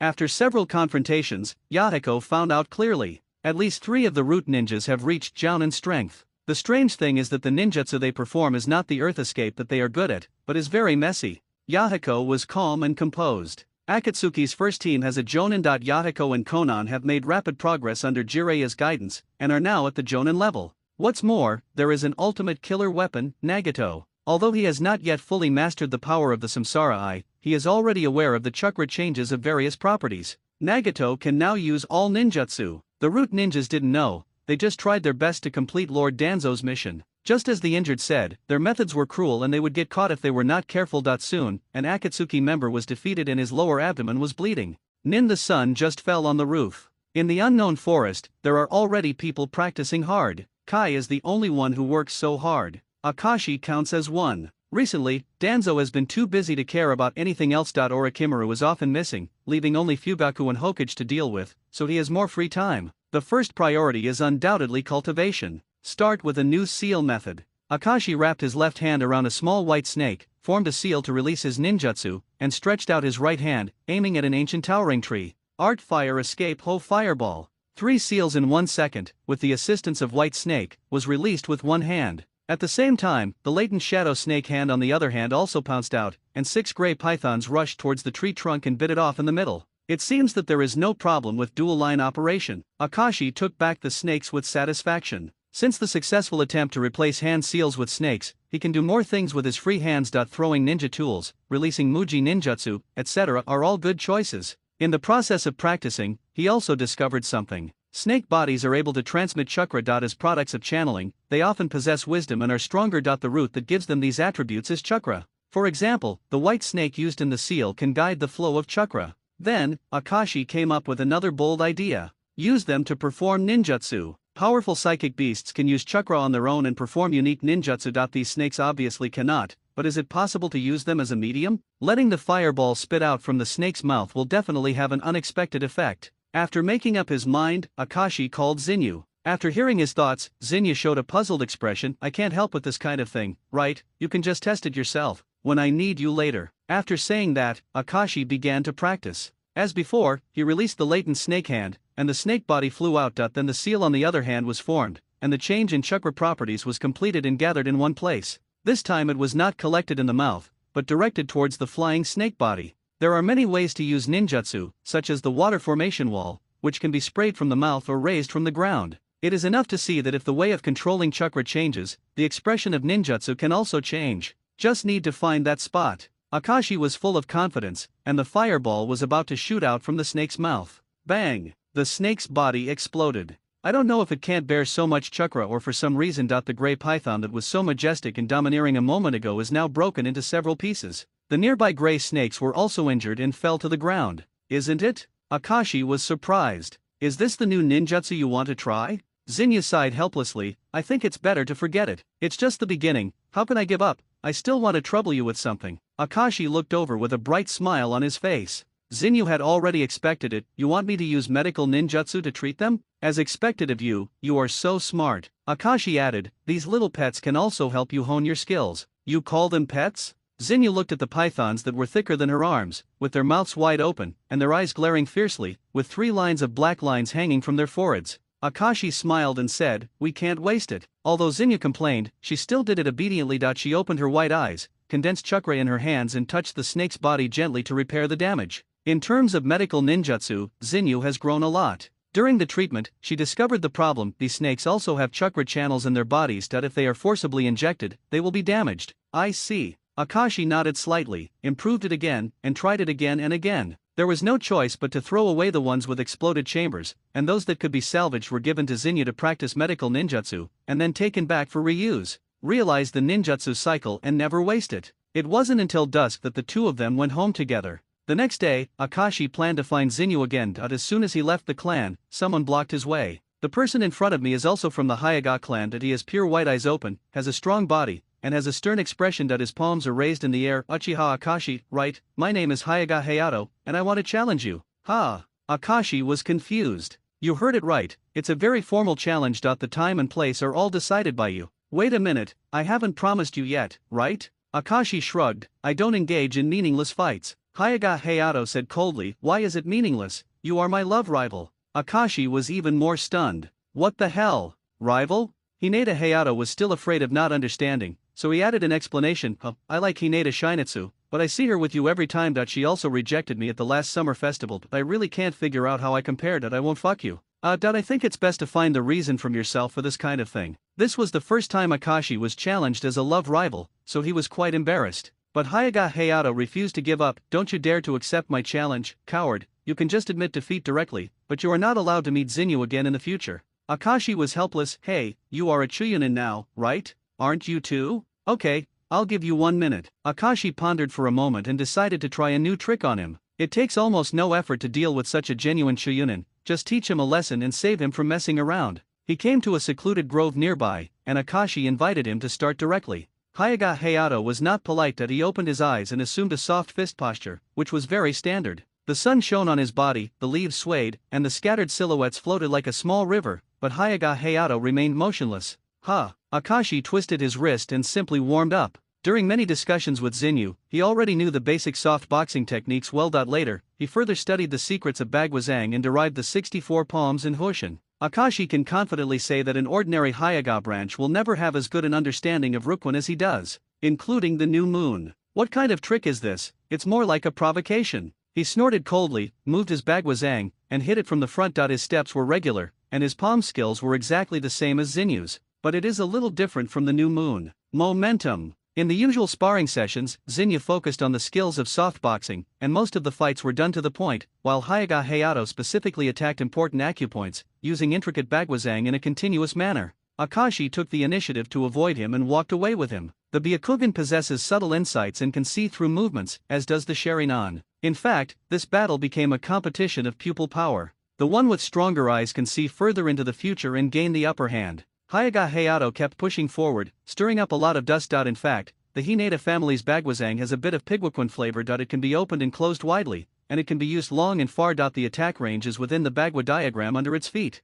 Akashi fought and avoided, not letting him touch the corner of his clothes. Just when he was about to be hit, he moved sideways nimbly and dodged it just right. Hyaga Hayato gritted his teeth and said angrily, "Damn it, can you only hide? I'm afraid that my shot will be too heavy, and I won't be able to finish it for 1 minute." Akashi said calmly, "It's only 1 second now, don't be in a hurry." "You!" Hyaga Hayato's eyebrows twitched, and he raised his fingers fiercely and stabbed straight at him. Soft boxing method and acupoints. This move can block the opponent's acupuncture points, making it impossible for them to use chakra. Unfortunately, Akashi has seen too much. He easily distanced himself and escaped the seemingly dangerous attack again as if in a playful way. The opponent relies too much on soft fists, and has never used any ninjutsu, illusions, or ninjutsu throwing techniques. There is neither shadow clone test nor smoke bomb coordination in tactics. To put it simply, he is a reckless man, a complete waste of Byakugan's advantage. Akashi soon lost interest. "Be careful, I'm coming." After saying that, the cuffs shook, and a snake rushed out quickly, opening its mouth. At the same time, the other hand formed a seal. The change in chakra properties was completed under the guidance,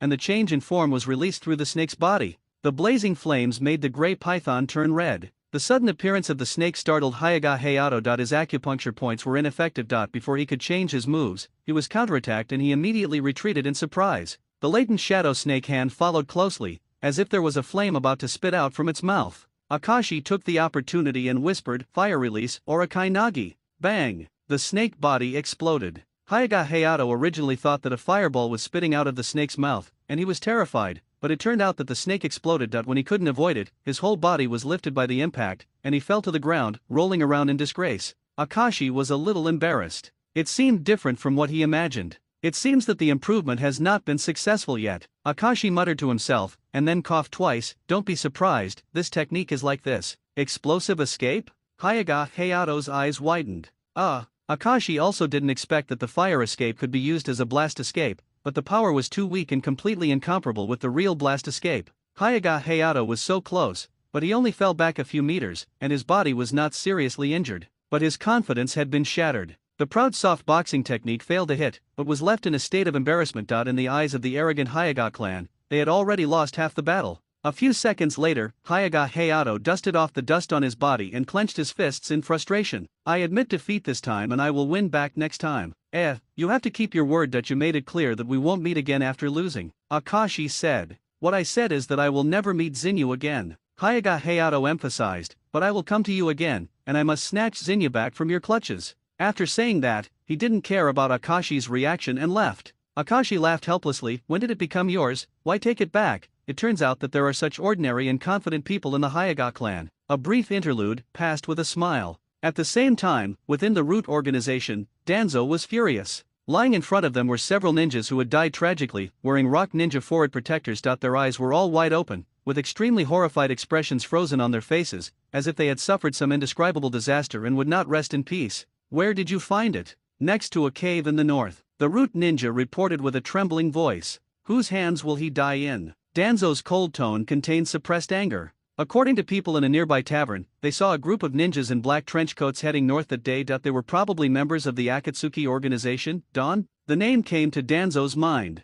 "I had just removed it from the list of suspects a few days ago, but unexpectedly, I encountered it again unexpectedly." "So, you haven't even seen the Konoha envoy?" Danzo asked again. "Yes, The root ninja said obediently. When we intervened in the investigation, the negotiations were over. However, Hanzo from Omegakure village seemed to have protested against Iwegakure village, so it was not without gain. The purpose of instigating Konoha and Iwegakure was not achieved, which made Danzo extremely depressed. As for the conflict between the IWA ninja and the Rain ninja, it's not just a day or two. The conflict this time has not reached the point of a military confrontation. Strict protest is just an attitude. His action this time was a complete failure. 3 jounin were completely wiped out by a team of Akatsuki's organization. Has the opponent's strength reached this point? Danzo couldn't help but be surprised. The existence of a Hanzo in the small rain country is already very troublesome. Over the years, although the major countries have won the land of rain, they have never won Sancho Hanzo. This man known as the demigod was once hailed as the ninja who stands at the pinnacle of the ninja world. Now that Hanzo has fallen silent, Akatsuki has emerged again. It's really a big trouble. This time he stopped his action, but what about next time? Danzo looked at his dead subordinates with a gloomy face, and the depression in his heart ignited the flame of revenge. I do not allow such an organization to exist. But, Danzo-sama, they are in the land of rain after all. Let the Kingdom of Rain handle the affairs of the Kingdom of Rain. Danzo sneered. That guy is not a kind person. He already has a plan. Hanzo is a confident and suspicious person, and he is already old. Like Sarutobi Hiruzen, ambitions will fade away as people get older. The heroes who were indomitable in the past gradually become timid and hesitant. This is common sense and something worth taking advantage of. He accepts the protection of his entourage in the dark, and his avatar attracts firepower in the open, so the risk factor is greatly reduced. As for the choice of substitute Akashi, Uchiha is good. When I first asked for Akashi from Sarutobi, I never thought about how someone as dangerous as Uchiha could be controlled by Sarutobi. Either completely absorb it into the root or use it and let it disappear. With Sarutobi intervening, the first idea was very difficult. The mission not long ago resulted in the loss of Night Owl and Tanuki, the trip to Tsunagakure, and the inexplicable death of Aobo, all of which made Danzo resentful. He had a natural distrust of Uchiha. Many considerations made Danzo lose patience with this chess piece. Therefore, he considered sacrificing Akashi. Now Akashi's greatest value is to contact Orochimaru, and the Uchiha and Hokage behind him have become less important. It depends on your life. If you survive, I will let you continue to be an undercover agent for a while. If you die in the mission, you can't blame me, right? Danzo made a plan and no longer hesitated. The entire route is prepared. It was already the second day that Akashi was notified. When he came to Gen in the name of Yasha and learned that he was asked to pretend to be Danzo, Akashi's initial reaction was bad, but then he felt that there was room for maneuver. Walking outside, no one knows that he is fake, but he knows who is real. Furthermore, infiltrating the Kingdom of Rain is a completely secret operation and will not attract anyone's attention, so there should be no problem. Danzo also gave no room for refusal. Assemble, let's go. With an order, the root ninjas filed out. There are a total of 11 people before and after, including Danzo. There are 5 jounin, and the Abarame clan ninja that Akashi is most afraid of is also among them. After 3 days of journey, everyone arrived at the Kingdom of Rain, the same country as in the legend, the Land of Sorrow. The air was cold and damp, going straight into the gaps in the clothes. The distance was filled with dark tones, like ancient paintings with loose ink.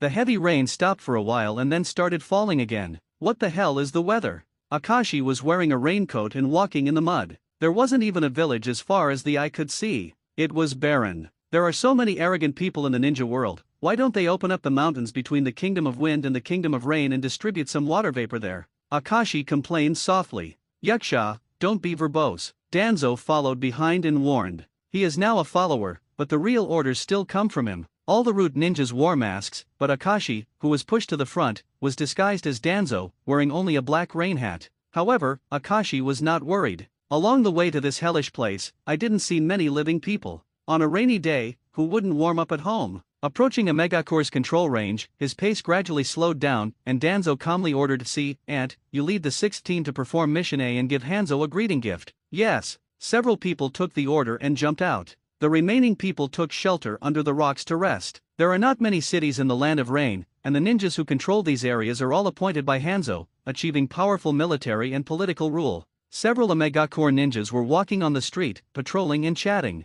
Have you heard? The IWA ninja came to our territory a few days ago and killed many people. Of course we know about this. Lord Hanzo even warned Iwegakure village about this. A rain ninja said drunkenly while carrying a wine bottle. In the poor rain country, recreational supplies are scarce, and wine happens to be the cheapest product, used to drive away the cold and forget the dissatisfaction and pain of life. What's the use? It's not like we haven't warned you. How can these big countries take us seriously? The drunken Rainer snorted, Hanzo-sama is too. Hush, don't dare to talk nonsense. The companion next to him hurriedly made a silent gesture. You guy, what are you afraid of? You should never criticize Hanzo-sama. Without Hanzo-sama during the Second Ninja War, the Kingdom of Rain would have fallen long ago. Another person joined the discussion. In the hidden Rain village, Hanzo is a god. He withstood the threats of great powers head-on with his overwhelming strength, stood at the forefront, and took the lead in every battle, so that no one dared to underestimate Yuin village from now on. Both his personal charm and his achievements are incomparable. Only, today, Hanzo is hiding behind the scenes and has not left the tower for a long time.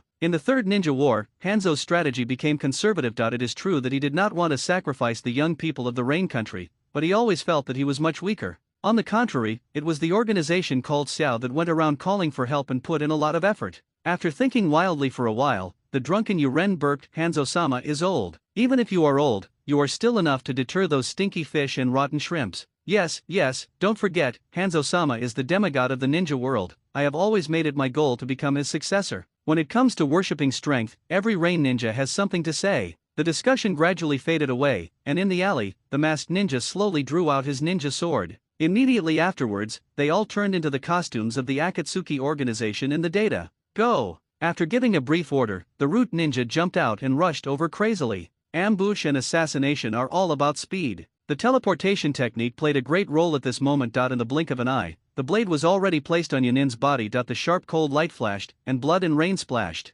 The Rain ninja had been immersed in a false peace for some time. In their own territory, they even relaxed their vigilance. They didn't react until the enemy broke through their companions' bodies with their eyes wide open. The drunk man woke up immediately and looked pale. There are enemies. Wait, their forehead protectors are also from Rain ninjas. Why? Continuous questions were crowded in his throat, but he had no time to speak. The terrifying light of the sword hit his face. The wind escape was blessed on the blade, and every swing was like a hurricane. The raindrops were split and crushed into fine white foam. The technique of water escape and great waterfall. Water escape, water chaos. Water escape, water wave, continuous bombs. Facing the surprise attack, the belated Rain ninja finally launched a counterattack. The water release ninjutsu increased the advantage of the terrain in the heavy rain, and the mighty water flow rushed away. The root ninja also used water escape, and at the same time, he was assisted by wind escape. Water dragon bullet, hurricane wave. The surging water condensed into a violent angry dragon, and then was wrapped and rotated by the hurricane, and crashed into the waterfall river with unparalleled momentum. The two sides shook each other, the water curtain rose, and there was a loud bang. Who are you? Ren asked loudly. Can't you see, we are Akatsuki. The root ninja finally waited for the moment to announce himself, seized the opportunity to identify himself, and then launched another attack. Dawn? The Rain ninjas were shocked. This organization has always advocated peace, helped the poor within the country, distributed food, and provided relief, and has gained many fans. Even though they belong to the Rain hidden village, they still have some respect for the Akatsuki organization. Why did the two factions, who were originally at peace with each other, suddenly come to war? Could it be? A reasonable and bold idea came to mind. These people want to seize power. You are right what you just said, Hanzo-sama is already old. At this time, Akatsuki may not be able to hide his ambition and is ready to replace him. It must be so. The Rain ninjas realized the whole story and fought back ferociously, in order to save his life, but also to protect Lord Hanzo. But the situation was not changed by the momentum. The initial attack had already killed two Rain ninja members. The root ninja had an advantage in numbers and was stronger than their opponent. It didn't take long before they were crushed. The Rain ninjas were retreating steadily, and their companions fell one after another. Seeing that it was almost done, the root ninjas checked each other's eyes, leaving only one drunk guy who had just woken up. After knocking him out, he hurriedly fled the scene. The rain washed the earth, and the blood pooled. In the darkness, a pitcher plant crawled out of the ground. The sound was very weird, as if there were two alternating channels. Danzo is really ruthless. At least one person was left alive. It seems that he deliberately wanted him to go back and report the news. One step closer to the result Obito expected. Yes. As he spoke, the strange figure sank directly into the ground and disappeared. A thunderbolt struck. The fainted Yuren was hit by the cold rain and woke up. He recalled the nightmare-like scene and was horrified. He looked to the side and his heart stopped. No, what just happened was not a hallucination or a dream, it was reality. The sky was covered with dark clouds and thunder and lightning made his heart sink to the bottom. Alung, Raiko, damn it. He clenched his fists tightly and beat them on the ground. Whether it was tears or rain, they kept flowing on his cheeks.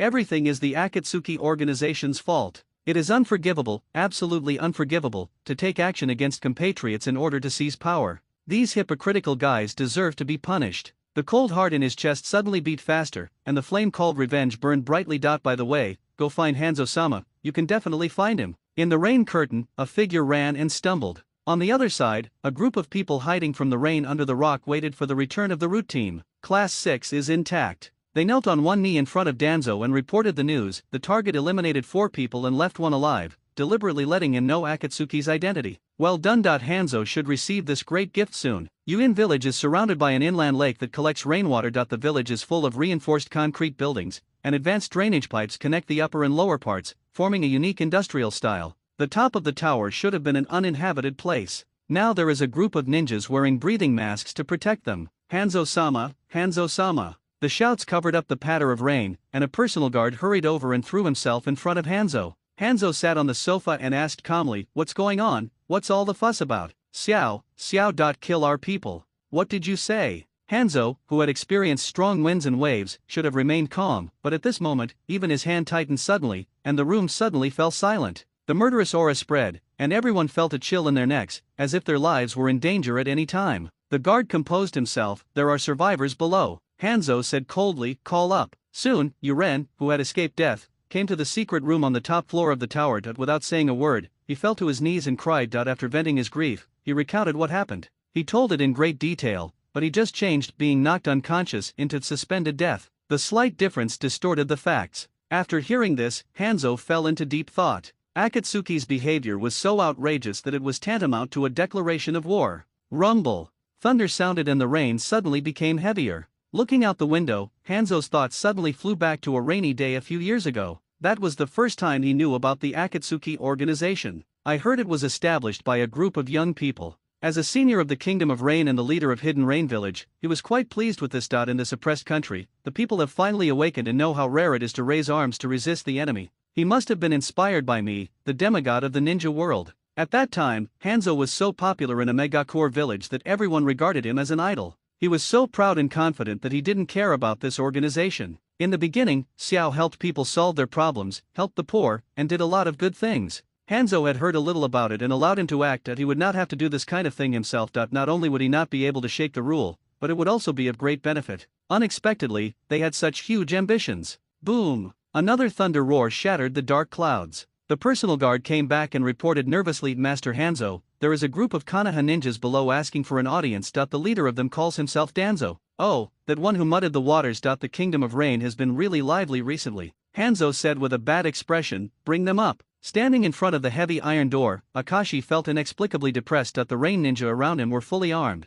with vigilant hands on their waists, ready to attack at any time. As soon as everyone was about to enter, they were stopped. "Wait a minute, only Danzo from Konoha can enter." The rain ninja blocked the door. "Okay, you wait for me here." Danzo emerged from behind Akashi and took a few steps forward when he was pushed back by the rain ninja. The rain ninja arrogantly put his hands on his hips and scolded him on the spot. "What's the matter with you? I already told Danzo to come in alone. Why are you rushing to leave?" Danzo was stunned at first, then became furious. "How have I ever been wronged like this? After all, he is also the Hokage's assistant, so it's okay to be bullied by an Omegacore minion. But today was for a big event, so he couldn't act rashly, so he endured it. I am Danzo." There was anger in his tone. "Puffed, ha ha ha ha." The rain ninja laughed. "Don't think I didn't see it. From then until now, you have been following him, respectfully. This is my substitute." "I think you are the substitute. The people of Konoha are extremely cunning, but unfortunately, you can't even think of deceiving me. I am famous for being very smart in a megacore village."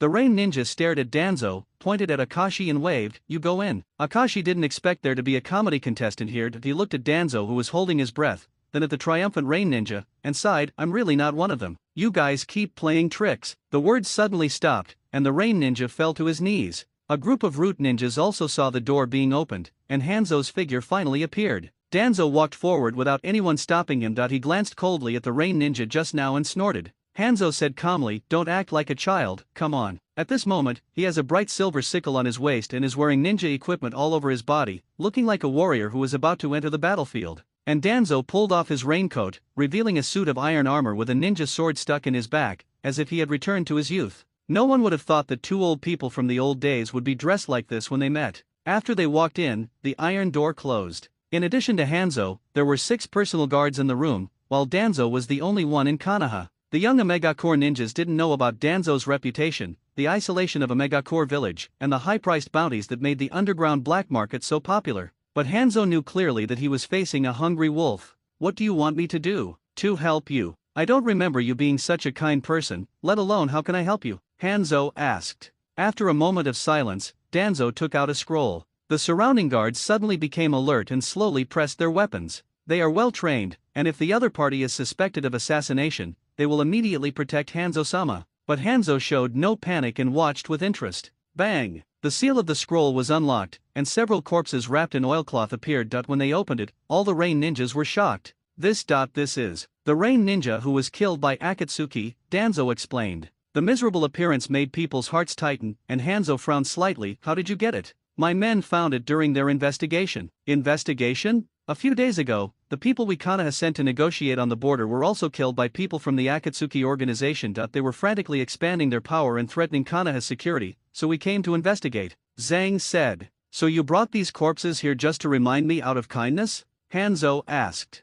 "I think the next threat is the safety of Yuin village." Ha ha ha ha ha. Hanzo suddenly laughed. "I raised them on purpose, and they contributed a lot in the Third Ninja War. But the war is almost over," Danzo said. When these words came out of Danzo's mouth, they carried a heavy weight, but they also required careful consideration. After all, Danzo is. In terms of strength, he may not be as good as himself, but in terms of insidiousness, he may be even better. Hanzo's eyes narrowed slightly, and he couldn't help but think. In today's situation, Akatsuki has indeed become a major concern for him. Even if there is no so-called assassination attack, I believe that their rise will soon become worrying. There is no room for two leaders in the land of rain. In historical records, it is often younger leaders who behead older generation leaders. It is indeed an excellent choice to act quickly while you still have the ability to stifle the dangerous flames. He thought back to those children. Much like myself when I was young, full of passion and ambition. But so what? The Kingdom of Rain has not changed because of his strength alone. To be honest, he is already a little discouraged. He doesn't have much left, and his power can no longer be allowed to be tampered with.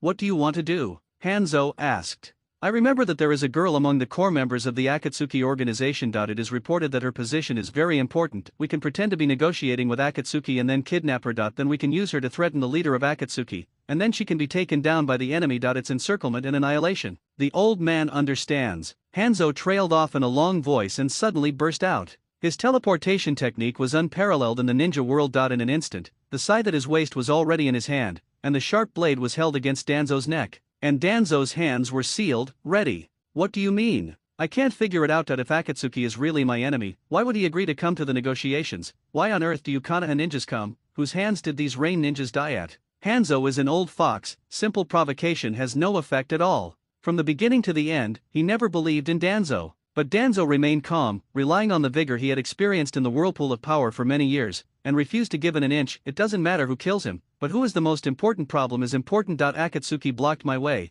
and also blocked your way, the enemy of my enemy. Just friends." The two looked at each other. Soon, Hanzo moved the scythe away. "You have come all the way, so please stay here as a guest for the next few days." Very happy. Danzo also lowered his hand on the seal. Before the rain ninjas could understand what was happening, the two had already reached a consensus. Hanzo immediately ordered and invited the Akatsuki organization for talks. In the name of promoting peace, it was expected that the group of children would not refuse, and Yuren prepared an ambush at the agreed location. He's very good at this kind of thing. In order to survive, the rain ninjas developed various unique ninjutsu and accepted various commissions, including a large number of kidnapping and assassination missions. In terms of experience, Xiao's group of brats are no match for him. With the intelligence network of Yuin village, everything about the Akatsuki organization can be figured out very quickly. Danzo also sent his subordinates to cooperate with the operation. As for himself, he stayed in the tower and led the overall situation with Hanzo. After one day,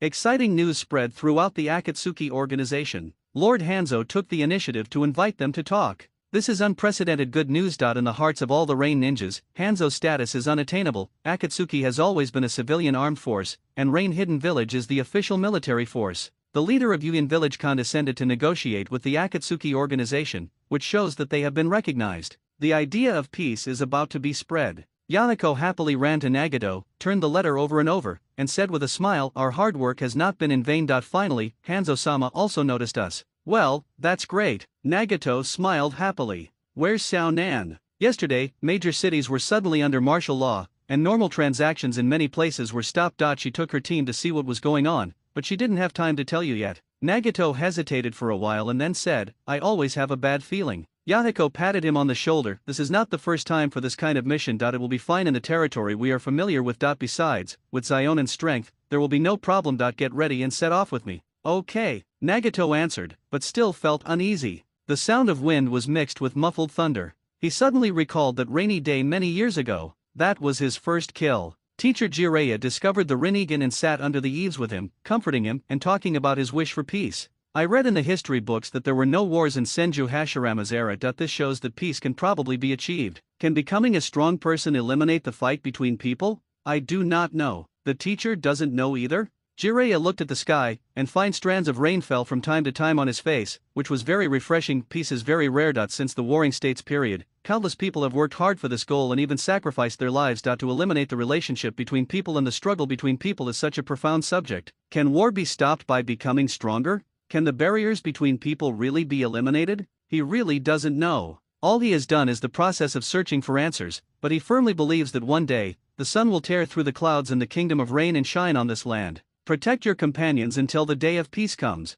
Jiraiya said. Nagato kept it in mind. To this day, all he wants to do is protect Yahiko and Konan. I don't know why, but the samsara I always feels a little bit stinging. Suburbs. Akashi collaborated with a group of Root and Omega-core ninjas to lie in wait, waiting for Konan to appear. According to reliable information, this is the shortest route from the Akatsuki organization's base to nearby cities, and it is also a route often chosen by the Akatsuki organization. And Zionen has been out for a long time, and it's time to come back. Akashi is very aware of the development of this plot. Konan is kidnapped, Yahiko is killed, Nagato becomes black, and then Obito takes advantage of it, and the new Akatsuki organization is born. Is Yahiko's death related to Obito? It's hard to tell. Obito fell into Madara's hands at the Battle of Kanabi Bridge and rested for a while. In the meantime, Hiruzen Saratobi abdicated, Minato was elected Hokage, Kakashi went solo, and a lot of things happened. It wasn't until Lin was designed to become the three-tailed Jinhyuriki, causing him to activate the Mangekyo Sharingan, that Madara retired honorably.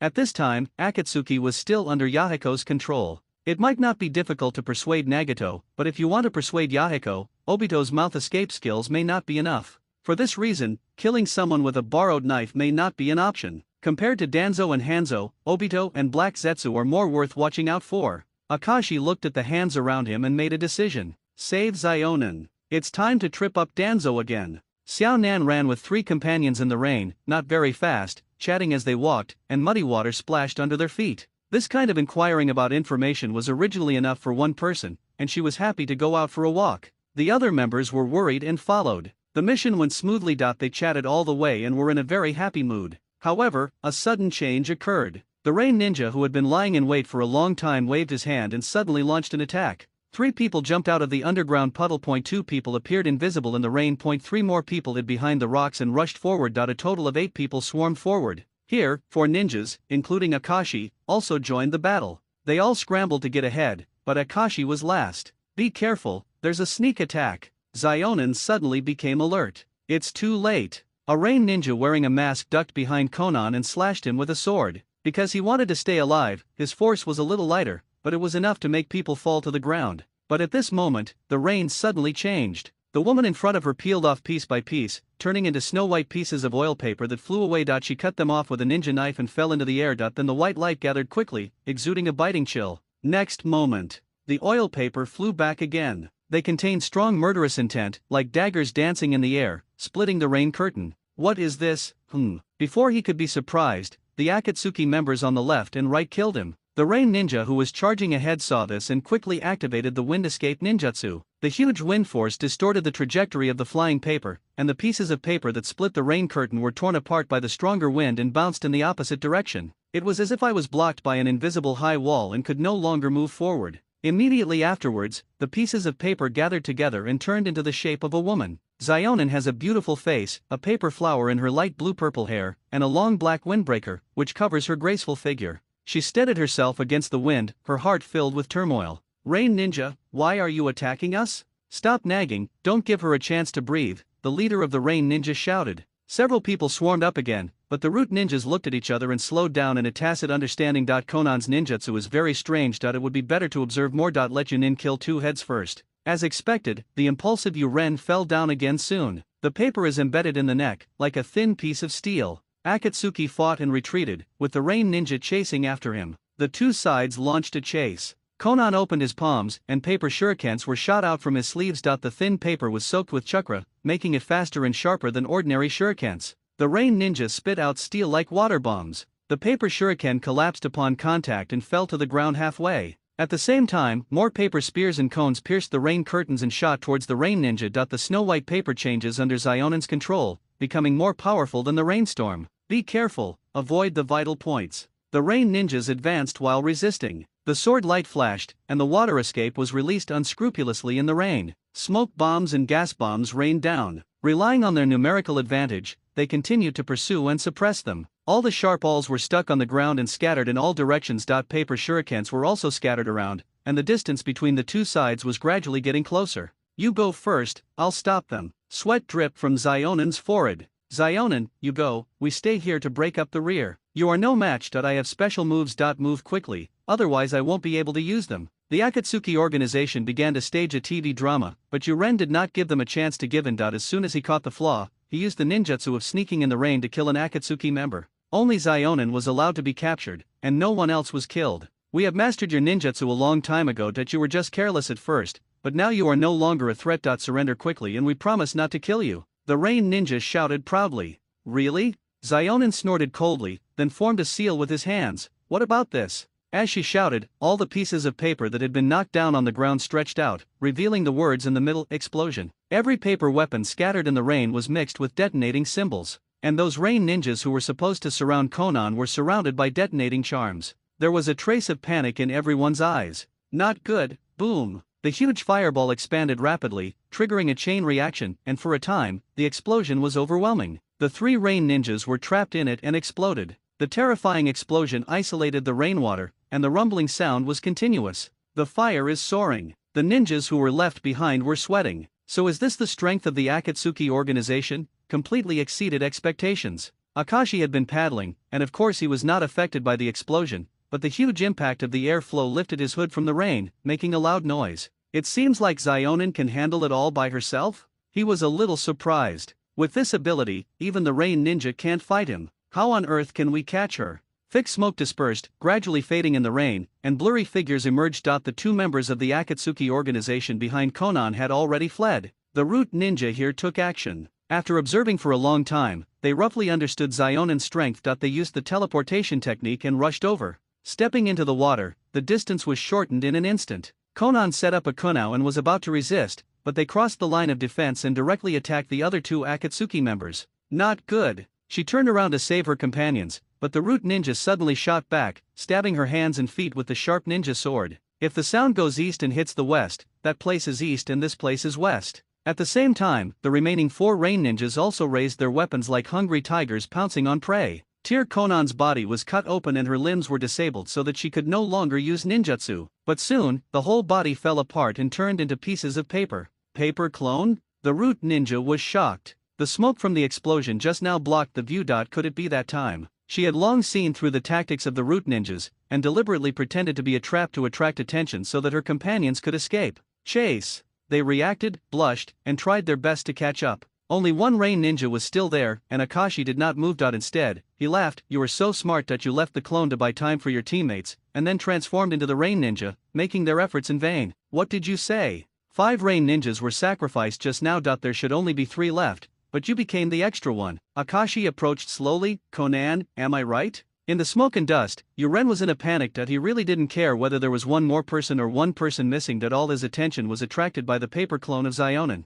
This is a good escape strategy. But he didn't escape the Sharingan. The assassination techniques used by the Rain Ninja were all created to defeat the enemy as quickly as possible. They were breathing masks to effectively isolate the poisonous gas, but Zionen inevitably fell into the trap. It seems despicable, but it's actually the ninja's method. Nothing wrong with that. It was no longer easy for her to hold on until now. Soon she knelt down on one knee, her breathing became rapid, and she returned to her original appearance, her face pale. Akashi creates a shadow clone and lets it keep up with the large army. The main body walked towards Zionen. I'll take a look. Don't come here, I still have the detonating talisman. Zionen pulled open his collar, showing the aura of dying together. Akashi shrugged. If I wanted to do something bad to you, you would have died 10 times at this distance. Believe me. If it were any later, it would be too late. Saying that, Akashi threw out his shuriken. With exquisite control, he scattered several weapons in front of Konan and drew a mark of a Megakure. At this moment, Xionin had no energy left to escape. If he really attacked her, she would have nowhere to hide.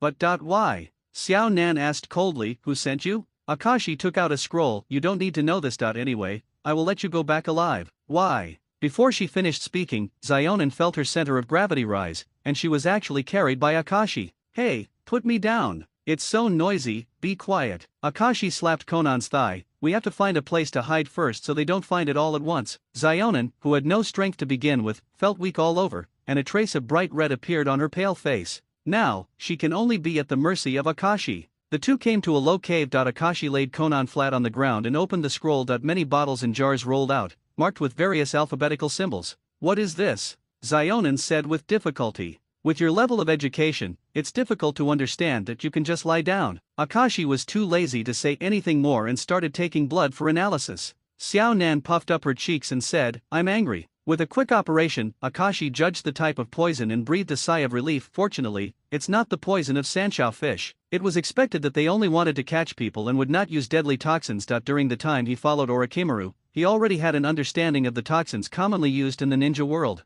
The antidote carried on the body can handle 95% of unexpected situations. Akashi gave Konan an injection. You're not with them? Xionin asked doubtfully. Yes and no, the relationship is complicated. Akashi smiled and said, okay, you can go. Xionin was able to escape, and of course she would not miss this opportunity, but she also felt strange. What about you? I still have things to do. If you want to thank me, just leave 100 or so detonating charms. 100 or so? Hey, do you know how expensive the detonating charm is? Xionin raised her eyebrows. We are short of money now. She warned solemnly, use the detonating talisman sparingly.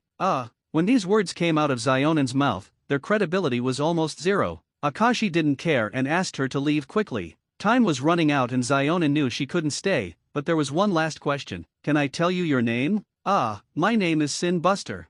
If you keep nagging, they are coming. I don't want to kill them all yet, that will be very troublesome. Akashi waved his hand impatiently. Xionin bit her lip and ran into the rain. In the cave, Akashi began to set up a trap, but when he turned around, he saw several detonating symbols pressed under the rocks. She is really an honest person. Akashi chuckled, and then used the shadow clone and transformation techniques. Not long after, there was movement outside. The other two members of Akatsuki were also poisoned and fell to the ground halfway. They were killed on the spot by the pursuers. However, they did not see Konan and immediately realized that something was wrong and immediately changed direction. They were confident in their poison, and Xionin couldn't get anywhere even if she ran. Sure enough, the target was found in the cave. The dying Xiao Nan was lying on the ground, her hair was wet, her face was bloodless, and she looked so miserable that I felt pity for him. The leader of the Rain Ninja had no sympathy for the beauty, and his chest was filled with anger. In order to catch this woman, he actually killed so many companions. If Hanzo-sama hadn't wanted to live, he would have cut him into pieces.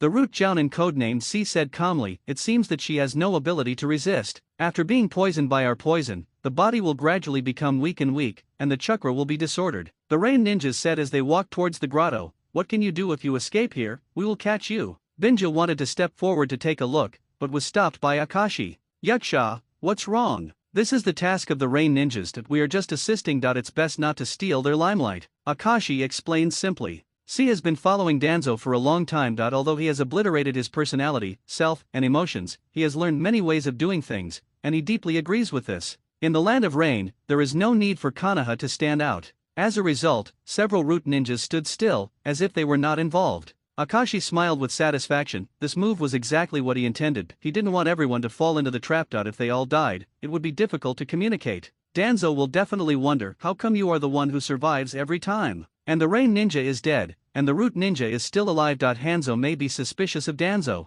Conflict between the two is inevitable. Watching Yuren entering the trap range and forming the seal of Xiao Nan, who fell to the ground, sparks suddenly popped up around him. Only then did the Rain Ninjas realize something was wrong. The surroundings are covered with detonating symbols. Withdraw. Before they could say the word retreat, the firelight had already overwhelmed them. The small space was filled with detonating symbols, which instantly caused the entire cave to collapse. Bang bang bang. Flames filled the air, like countless fire snakes dancing wildly, trying to leap into the sky. The rumble of explosions covered up Yusi's whispers. It took a long time to calm down. Bing was still frightened. Fortunately, he had listened to Yaksha and not followed him, and otherwise, they would have been buried under the rocks at this moment. No one could survive an explosion like that. The root ninja used water escape to extinguish the flames and clean up the scene, unable to piece together a complete body. Akashi took advantage of the chaos to dispel the shadow clone and return to the team in his true form. Is the target dead too? Maybe it was just a clone. She ran away long ago. The mission failed, please go back and report. C made a decision, feeling uneasy in his heart, imagining Danzo-sama's furious face, and hesitated for a moment. The other side. The weak Zionin finally returned to the Akatsuki organization base. Her tense nerves relaxed instantly, her steps faltered, and she fell down. Sister Zionin. Someone spotted her and shouted anxiously. 2 hours later. She woke up in the hospital bed, struggled to open her eyelids, and saw the familiar ceiling, with Yahiko and Nagato beside her. The friends who have been together since childhood looked sad and said in unison, "Are you okay? It's just too much consumption. Where are Tenkai and the others? Are they back?" "No." Yahiko and Nagato looked at each other. What happened? Xiaonan guessed the result, and 2 lines of tears fell from the corners of her eyes, and she told the story of the attack in a tearful voice. According to the description, most of the others have been killed, and the other party's purpose seems to be to kidnap, not to kill Zionin. What is it for? A few days ago, such a vicious incident also occurred. What a coincidence, as if it was planned. Before and after Yahiko contacted him, he suddenly understood. I know, they want to sabotage the talks and prevent the Akatsuki organization from joining forces with Hanzo-sama. It must be so. Danzo talked about the current international situation, denounced Hiruzen Sarutobi for his inaction, and expressed his willingness to establish a friendly and cooperative relationship with the Megakure village, promising that when he became Hokage, he would annex the land of grass and the country of Kawa and other places to the land of rain. Hanzo listened, but wasn't very interested. Wait until you become Hokage? This kind of illusory precondition is too ridiculous. Others don't understand Danzo, but he knows very well that during the Second Ninja War, this ninja darkness caused chaos to all countries, and he was a conspirator in the martial arts faction. Although Sarutobi Hiruzen is not a good person, he is still slightly different from Danzo. One is shameless, the other is shameless. Hanzo would rather talk to Sarutobi Hiruzen than the sullen and cunning Danzo. If Danzo becomes Hokage, I'm afraid the first one to deal with is the land of rain, right? Haha, this is the cruel reality. Hanzo looked out the window from time to time, feeling a little flustered. A long time has passed, and the team that performed the mission has not returned yet. His right eyelid was twitching, and he didn't know what it meant. Perhaps this operation was not cautious enough. Although Danzo was right and the Akatsuki organization was indeed a serious concern, the plan to kidnap Konan and force her to submit had many loopholes. Thinking about it carefully, I actually regret it. Listening to the disturbing sound of rain, Hanzo felt a sense of sadness for no reason. Hesitant, is this still me? Boom, boom. Suddenly, there was a knock on the door, and the guard asked for instructions. The people are back, do you want them to come in? Hanzo's heart dropped. Come in. Yes. The guards took the order and left. After a while, 4 ninjas wearing oil paint masks walked in from the door, holding pieces of forehead protectors in their hands. On the forehead protector is the mark of a Megakure. Hanzo suddenly stood up, his hawk-like eyes piercing away, murderous intent rumbling. What's going on? Where is Xiao? Where are my subordinates? The temperature seemed to have dropped to freezing point, and no one in the room dared to speak. No one expected that this old body could exude such amazing aura. Even Danzo was surprised. He then asked, what's going on? See. We ambushed members of the Akatsuki organization and killed 3 of them on the spot. Zionin's life and death are unknown, and the rain ninjas were all wiped out. When he said the last 2 words, Bing shuddered. Even if he didn't look directly at Hanzo, he could clearly feel the sharp gaze piercing through him like an arrow. The pressure of the ninja world's demigods is so overwhelming. The woman named Konan was not caught. All my rain ninjas were wiped out, but your subordinates are intact? Hanzo suddenly shifted his gaze and looked at Danzo. Danzo, who was about to take a sip of tea to digest the information, was stunned for a moment. When he saw the questioning eyes, he denied repeatedly, you doubt me. You came to Yuyan village and persuaded me to destroy Xiao Xiao, and you also took the initiative to propose a strategy, and you saw the result. This is an accident. Danzo also stood up. C added in a timely manner and described Zionin's special paper skills, including trap blasting and escaping. Hanzo listened patiently and raised his eyebrows. Are we really going to die together? Based on the number of forehead protectors on site, she should have run away. How did she detoxify? This. I don't know. C gave up his defense. Hanzo snorted coldly, his old face filled with ravines filled with anger. In the past, he would have even slashed directly at these root ninjas. But now, he has to worry about Konoha's huge power. Attacking Danzo without concrete evidence may drag a Megakure into the war. He is already tired,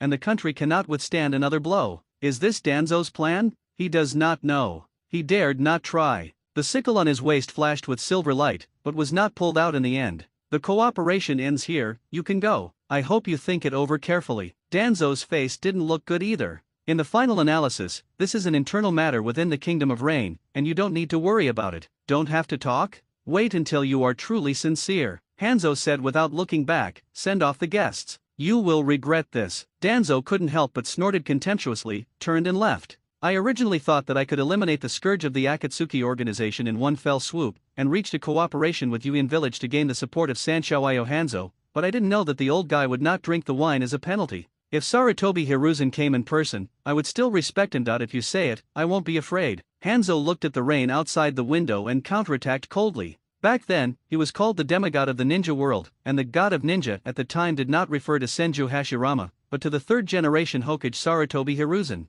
It's a pity that the two couldn't really compete, which I often regret. Danzo, who was stepping out of the door, was suddenly startled, his face changed again and again, and he was shaking with anger. I can't say it's bad, but I'd say it's not as good as Sarutobi Hiruzen. Danzo, his defense was broken, but he felt that he was no match for Hanzo, so he suppressed himself until his face turned blue, and he put on a mask to hide it with hatred. Let's go! In the vast wind and rain, a group of ninjas hurried on their way. Akashi continued to assume the identity of the fake Danzo, and was satisfied with the break between Danzo and Hanzo, especially admiring his incompetent and furious appearance. Danzo seemed to wake up a little under the rain. He calmed down and resumed his heroic thinking mode. Looking at the crisscrossing ditches and boundless rivers in the land of rain, suddenly, a bold idea flashed through my mind, like thunder in the sky. With a bang, sinful inspiration burst out. Stop! Danzo shouted and stopped his march. Akashi and others were surprised and looked at him. What else can be done at this time? No, don't go back. In my name, send a letter to Oniki of Iwegakure village and Cho of Tsunagakure village, asking them to rush to the land of rain and jointly destroy the Akatsuki organization. You want to destroy Xiao Xiao? Danzo shook his head, his half-open eyes glowing with fire. This time, not only will I destroy Akatsuki, I will kill Hanzo as well. Boom, there was lightning and thunder, and the sky seemed a little darker. Since losing the competition with the fourth Hokage, he has become more radical, enjoying the pleasure of secretly indulgent power, waiting for the opportunity to make a comeback. Sarutobi was old, and so was he. Every opportunity must be seized, and such a big setback cannot be tolerated. He wants to kill Hanzo. If the Igakure village is leaderless, it will inevitably be emptied. He can support new forces for his own use. By then, the situation in the ninja world will enter a new stage. The high-level officials gathered in the conference room. Kazekage Raza sat in the center. The consultant elders and elite jounin on both sides took their seats respectively. The atmosphere was serious. The topic of discussion today is only one letter. Danzo from Konoha. The content is very straightforward, inviting Tsunagakure village to go to the land of rain, and in the name of peace talks with the four parties, Hanzo will be killed and Ugakure will be destroyed. Luosha was the first to speak. Has everyone seen it? If you have any ideas, you can tell me. After careful consideration, Ebizo on the side questioned, I don't agree with it. Many wars have failed to wipe out a Megakure in one fell swoop. Under the current situation, all countries have the idea of giving up. It may not be appropriate to start another dispute. My opinion is exactly the opposite. Cho objected. Since all countries want to give up, we should take action and attack them unprepared. It's too risky. You can only believe % of Danzo's lies. This opportunity is not to be missed. The two had different opinions, and the jounin each took sides. Some doubt Konoha's sincerity, some still have shadows about the last border battle, and some support the war in an attempt to carve up the benefits. The constant exchange of views between the two sides made the meeting somewhat lengthy. Luosha tapped the table with her index finger. The letter said that Iwegakure has agreed to send troops. If Iwegakure is taken away, the two countries will put swords directly against our chests in the future. That's right, absolutely not. Cho stood up forcefully. She supported the killing of Hanzo, and there was a selfish desire to settle her grudges, but she was more concerned about Tsunagakure's safety. Moreover, she also thought of a deeper level. I propose to kill Danzo of Konoha at the same time. What? Everyone was shocked. Elder Cho must be thinking too much. Don't you know, I got reliable news that Danzo's reward on the black market has reached $million. Whether it is for this money or to get rid of a big problem, it is very worthwhile. Furthermore, who knows when he died? In our hands? After finishing speaking, everyone fell into silence. Ebizo also whispered in surprise. Looking at his sister's face, he knew that it was useless to stop her, so he could only sigh and shake his head slightly. The jounin hesitated over and over again, waiting for Luosha's decision. At the beginning of the war, the third Kazekage-sama disappeared. Advisor Cho had the say for a while, but she is still very prestigious now. Raza's foothold was not stable and she needed to rely on the strength behind her advisor. After thinking for a moment, Luosha nodded. Okay, let's go to the appointment. Yeah, Kang, you will assist Elder Cho to go to the land of rain. First, observe the movements of Uegakure, and if they move, we will move. I will write back to Danzo. Rock Hidden Village. The temporary meeting was held in Tsuchikage's office, and there were very few people in attendance. Except for Onaki, there were only 2 or 3 people, including Huang Tuesday. As a hardliner, Onaki has already begun arranging actions without any discussion process. This operation should not be publicized. Since we are cooperating with Danzo, we must be more careful. Lois, you will lead the demolition team to take charge of the mission. Yes, Lois responded, still having doubts. Can Danzo believe it? Shimura Danzo and Saratobi Hiruzen are like Uchiha Madara and Senju Hashirama back then. They both represent Konoha. We have recently signed a treaty with Konoha, and he will not mess around. Onoji analyzed. In fact, he didn't trust Danzo, he was just doing it for his own small calculations. After the Nine Tails Rebellion, Konoha's talents were withered, and they even had to cooperate with Uegakure to fight against Kumagakure. At this time, if they take out Omagakure and join forces to suppress Kumagakure, only Uegakure can dominate the entire ninja world. Not to mention being able to remove the thorn in the side of Sancho Hanzo. The letter said that Tsunagakure had promised to send troops. If Uegakure didn't send troops, wouldn't they have benefited in vain? I have made up my mind, Lois, go and prepare that you must be there before Tsunagakure. Onaki tapped his waist and ordered, his old and short body hiding a strong ambition. In this sad country, there is a joke that it only rains twice a year, but each time it rains in the second half of the year. Today, unusually, the rain stopped. The whole world is relieved from the noisy rustling sound. Is that Akatsuki? Hanzo stood on the hillside, looking at the slums in the distance. Some young people in black trench coats were carrying rice and distributing food. The one at the head is Yahiko, followed by Nagato and Konan. I think I've seen him before. Yes, I was caught stealing once, and you let them go. Not only did you give them some bread, but you also said, say what? You are the future of the country of rain. You must work hard to become stronger and save this country that can only cry. Hanzo was silent. Did I ever say something like that? It's been too long, and I'm afraid I've forgotten it. Aren't they also very poor? Hanzo asked after looking for a long time. Despite this, they come to help the homeless every once in a while and teach them how to use chakra. Some even learn it some simple ninjutsu to protect themselves. Well, Hanzo suddenly remembered something. When he saw these children, an image popped into his mind, but it flashed past quickly and he failed to catch it.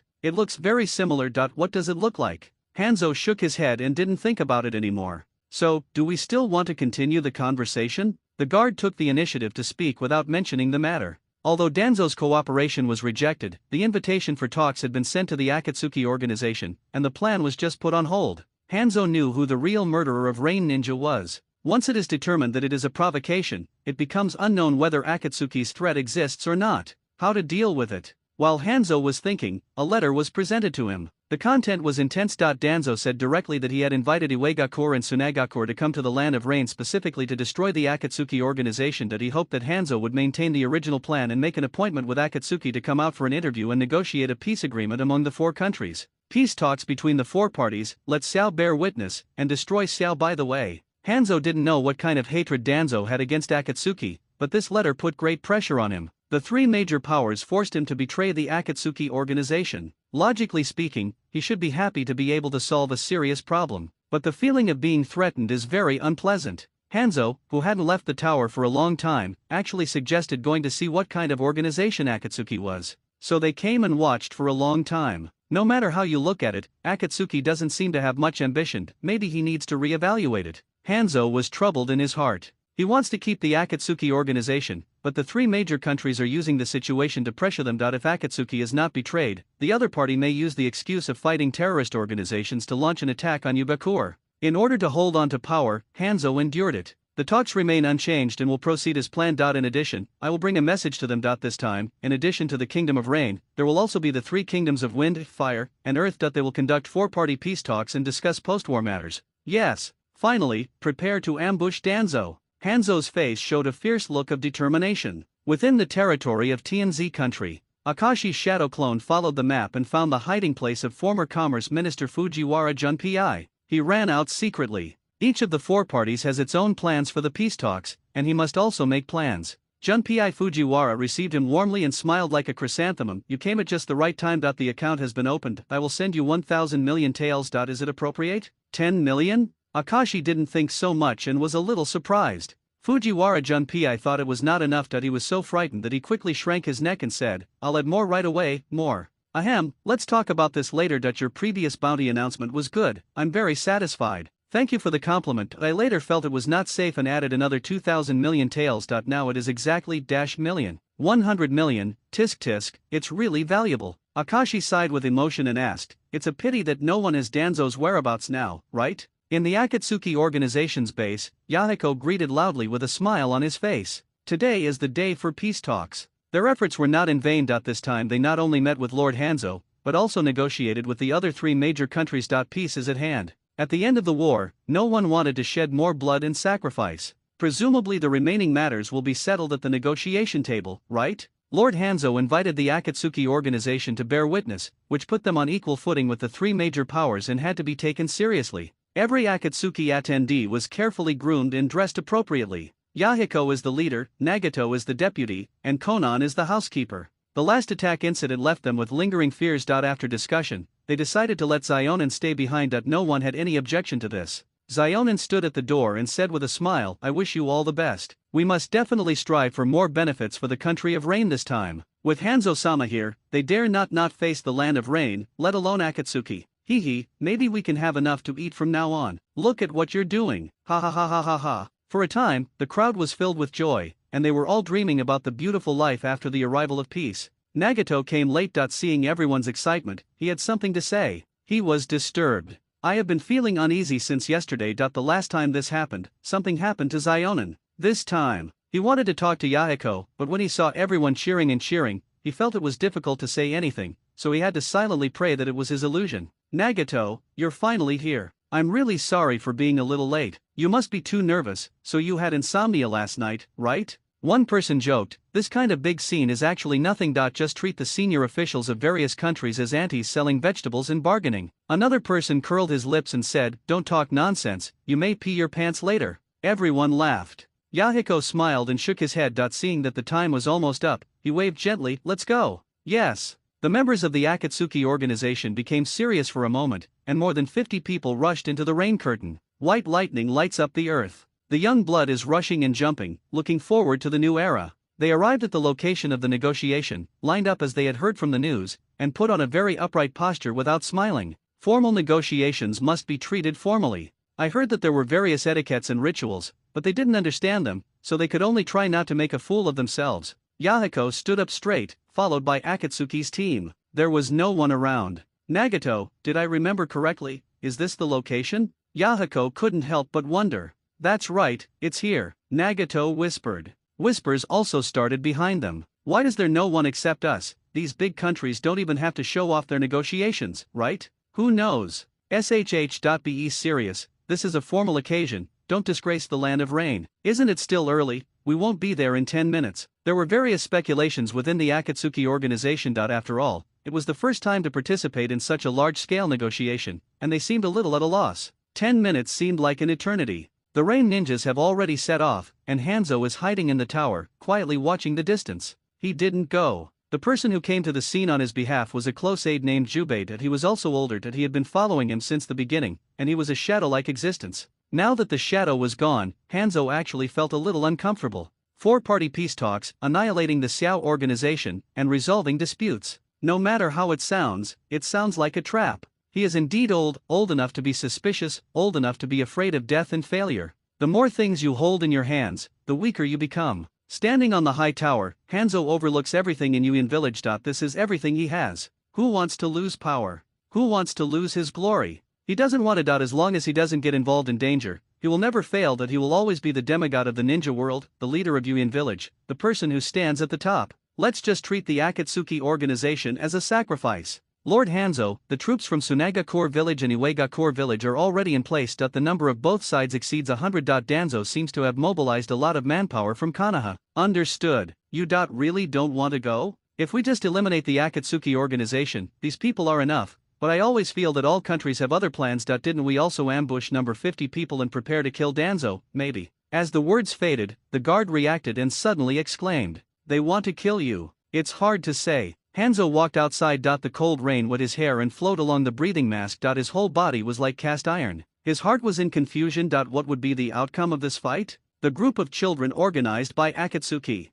He, who had always considered himself firm in the way of tolerance, was wavering. The rain gradually increased. The Akatsuki members standing in the open area lined up neatly, looking in all directions, but no one was coming. You must have been fooled, right? Someone whispered. Nonsense. Several big countries have joined forces to play tricks on you. Don't you think too highly of yourself? That's right, you. Hey, here it comes. Suddenly, someone's voice became excited, and he saw Hanzo appearing on the hillside. As if they had made an appointment, the Suna ninja troops appeared on the other side under the leadership of Advisor Cho, then the IWA ninja troops, and finally, the people from Konoha also came out. The lightning penetrated the clouds, seeming to lower the clouds a little further. Cho was the first to look at Hanzo and murmured in a low voice, "The old man with the snorkel is indeed him. It's going to be a tough fight. The rewards of victory are also huge." "Why are there two Omega Core forces?" Ya Kang asked. "They are recruited temporarily. Some of them don't even wear forward protectors. Don't worry about them. Deal with Hanzo first."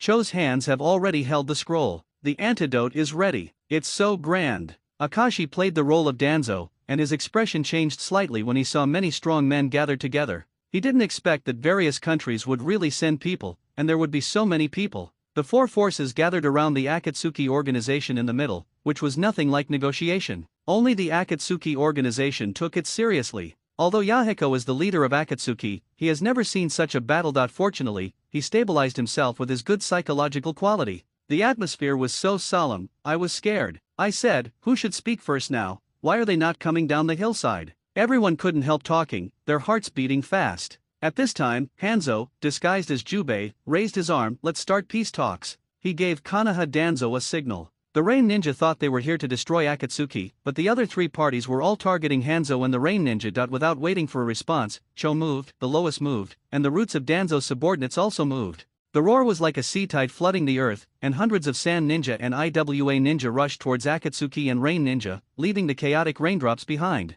"Kill Hanzo!" The cry echoed across the sky. Yahiko was shocked and realized that this was a complete scam. What kind of four-party peace talks and what kind of testimony are all lies from a big country? They never wanted peace. There used to be an argument in the country of rain that the country of fire was the embodiment of kindness and justice and was here to save the country of rain. I don't know when this word spread among the common people, but the person who spread the rumor had never seen the Konoha ninja looting the territory. The kingdom of earth, the kingdom of wind, the kingdom of fire. For these people who have been persecuted by war. What's the difference? The Sand Ninja and IWA Ninja didn't know the difference between the Akatsuki and the Rain Ninja. They just charged into the battle, throwing their ninja tools with the strong wind and the shaking of the ground, and rushed towards Yahiko. Countless attacks have come, and there is a steady stream of people crossing the wind and rain behind the hillside. Yahiko was stunned for a moment. At the critical moment, Nagato shouted, "Shen Luo Tianzheng!" Bang! The terrifying repulsive force bounced away all the surrounding kunao, shurikens and even enemies, and the wildly rolling mud and rain scraped away a few inches of the ground.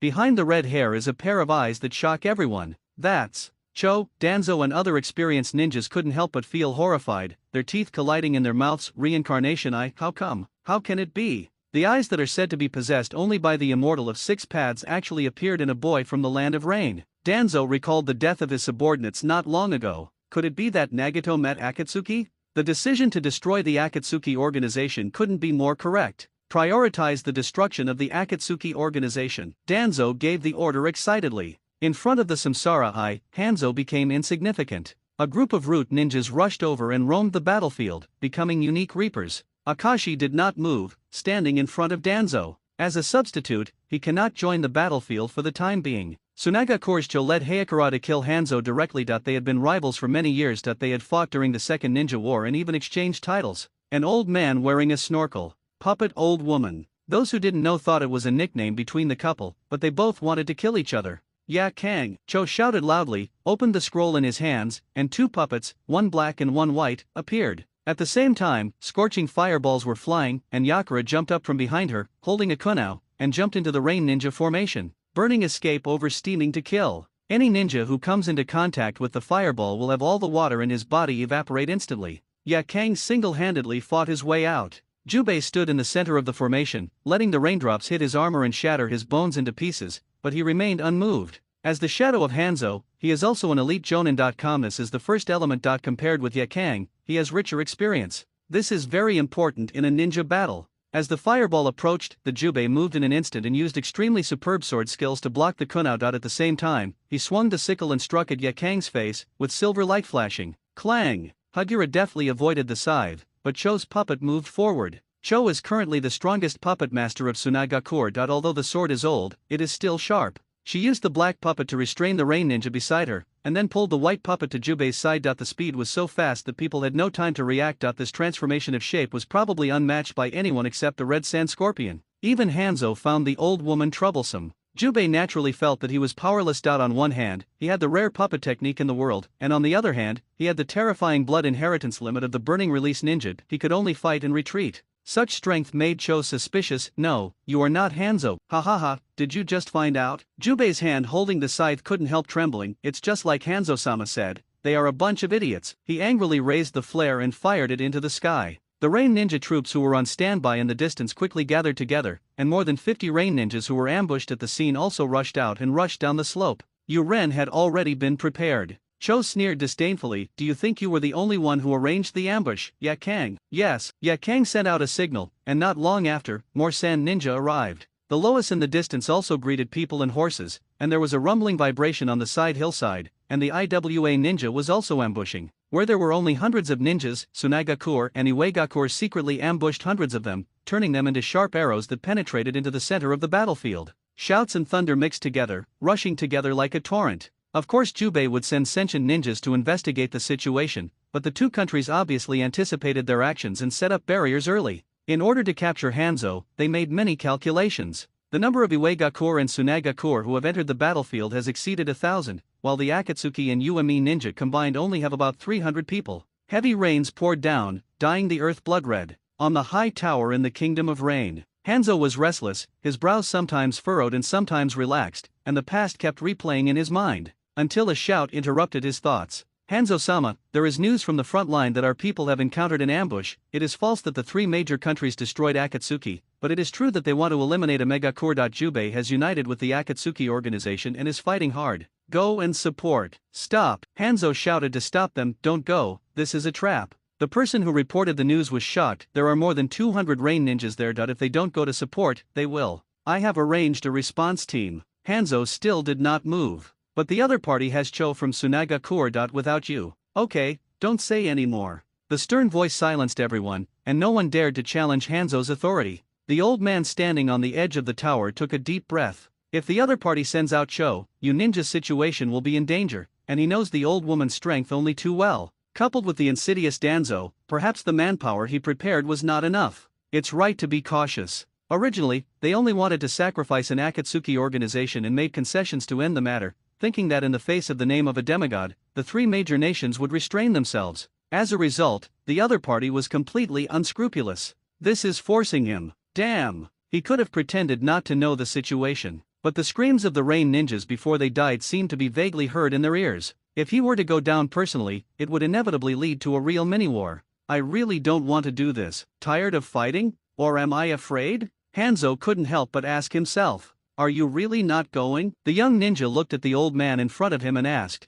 with an expression between surprise and disappointment. Sanshouio Hanzo is the great hero of the land of rain. He always thought so. Why abandon your companions and settle for less? No matter what you decide, I'm going. The young ninja resisted Hanzo for the first time. This is my country. With my companions and family, I will never give up. After saying that, the young ninja showed a determined expression. Sorry, Hanzo-sama, I want to go too. I want to go too, but I can't just die without saving my life, even if I die with those bastards. Behind us is our land, we are the last rain ninjas. Even the personal guards knelt down and said, Lord Hanzo, you are the greatest hero. Hanzo turned around in surprise, and when he saw the determined eyes, his frustrated chest suddenly felt hot. Thunder exploded, and raindrops falling from the sky hit the tip of his nose. He suddenly remembered. At that time, a group of brats were caught stealing food. There was cowardice in the leader's eyes, but he put on the expression of a little lion, and hummed that he wanted to change the land of rain and become a hero like Hanzo-sama. What's your name? My name is Yahiko.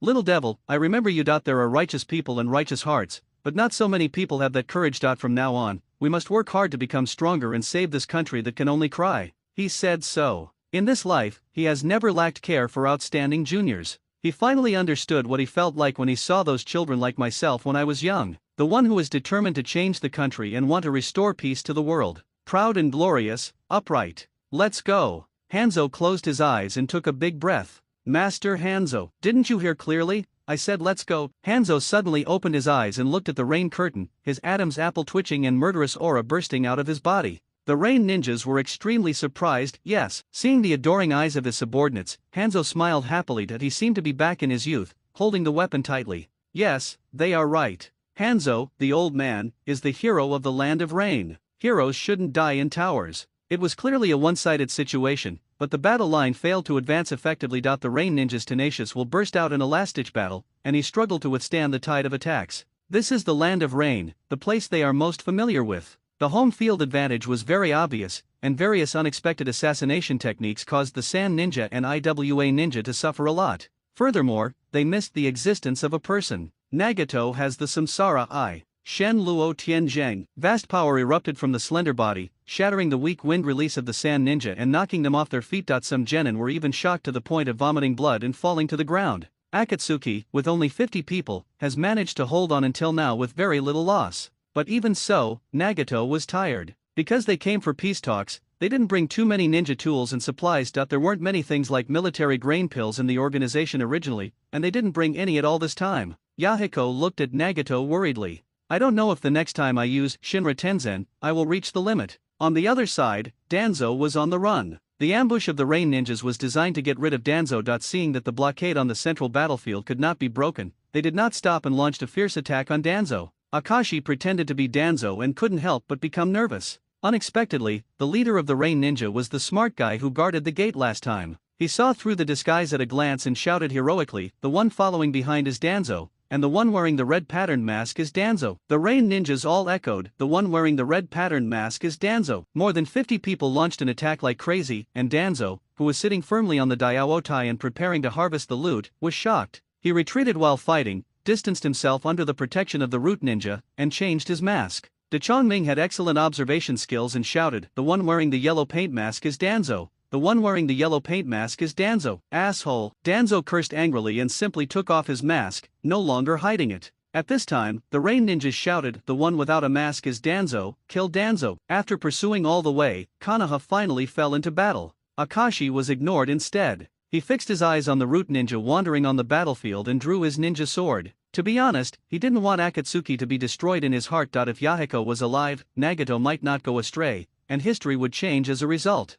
Having made up his mind, Akashi also ended up. He destroyed Danzo's face, put on his own mask, and rushed down the slope. The Sharingan opened and he quickly approached a root ninja. "Yakusha, come." Before he finished speaking, a ninja knife pierced his heart. Akashi acted decisively and sharply, without letting him say another word, and the fire escape destroyed the corpse and eliminated all traces. In the chaos, no one noticed the ghostly killing move. Despite Akashi's secret assistance, the gap in the number of people was still huge. The rain ninja gradually became exhausted and suffered heavy casualties. Jubei's body had been cut with dozens of wounds, and he was holding the sharp blade with difficulty. All around him were Yunin's corpses. Opposite him stood Cho and Yakang, their two puppets trembling as if they were laughing at his overestimation. "I haven't killed you yet, do you know why?" Cho asked with a victor's attitude. Jubei laughed loudly, "I won't tell the news about Lord Hanzo, you're all in vain. What a fool, he doesn't even care about your life or death. How can you understand Hanzo-sama's position in our hearts? It is my honor to die for him."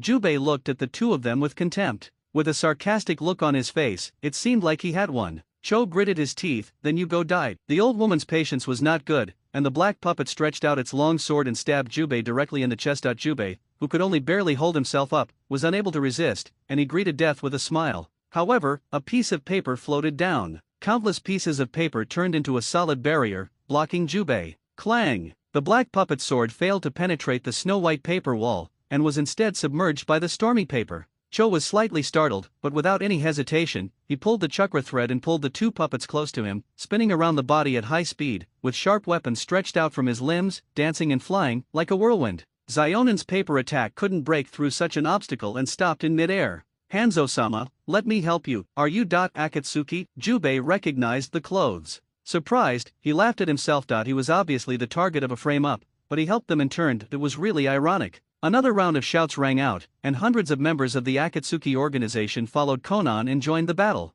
"Reinforcements have arrived." Yakang frowned and separated a group of troops to fight. Yahiko approached Zionen and was shocked. "Why are you here? I can't worry about you. I always feel that something is going to happen." Zionin looked at the powerful enemy with a resolute expression. It seems that my intuition is right. Cho snorted coldly and spread his fingers. Little girl, why did you come to die? After saying that, countless thousands of copies were fired from the puppet's secret door. Careful, Jubei shouted. He quickly used Earth Escape to block Zionin. These are highly poisonous and cannot be hit. Having said that, he himself was scratched on his arm that he gritted his teeth to hold back the pain. He was so tired that he could hardly open his eyelids, but he still tried his best to hold on. Zionin took this opportunity to launch paper weapons one after another, shooting behind the puppet. Cutting the chakra cord will stop the puppet. Attacks like snowflakes roared down. Cho saw through Conan's trick and danced with his hands. The two puppets cooperated in perfect harmony, blocking everything out. At this time, Zionin turned his palm. The detonating talisman was hidden in the paper that fell to the ground, and it stretched out instantly.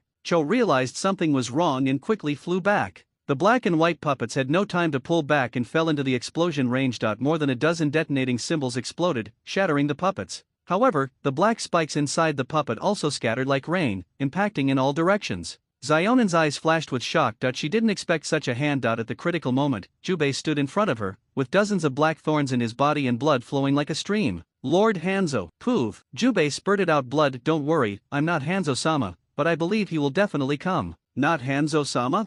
Zionin's eyes swayed with blue waves, and she was stunned. Nagito held Yakang back, and Yahiko rushed over with members of the Akatsuki organization to support him at the right time. Facing more and more enemies, Cho did not panic. She looked at the broken puppet with disappointment and said regretfully, do you know how to judge the ability of a puppet master? Old woman, I'm not interested. Jubei said coldly. The ability of the puppet master is related to the number of controls. The ordinary one can control one, and the stronger one can control two. Cho said, holding the scroll with both hands and unfolding it. And I'm 10. White secret skill, 10 people in Jinmatsu. The eyes of everyone around him, including the Suna ninjas, widened. A puppet master controlled 10 puppets at the same time. With Cho's ability, it was equivalent to increasing the combat power of 10 jounin. Facing the rain, the 10 puppets activated simultaneously. Yahiko, Konan and other members of the Akatsuki organization were suppressed by Cho alone. During the fierce battle, they heard a cry of pain. Jubei's body was penetrated by a puppet. Cho took the opportunity to shout, Hanzo is dead, rush. The expressions of the rain ninjas suddenly changed. Except for a few people who knew that Hanzo in front of them was pretending to be Jubei, the others believed it to be true. The news of the leader's death severely damaged their morale.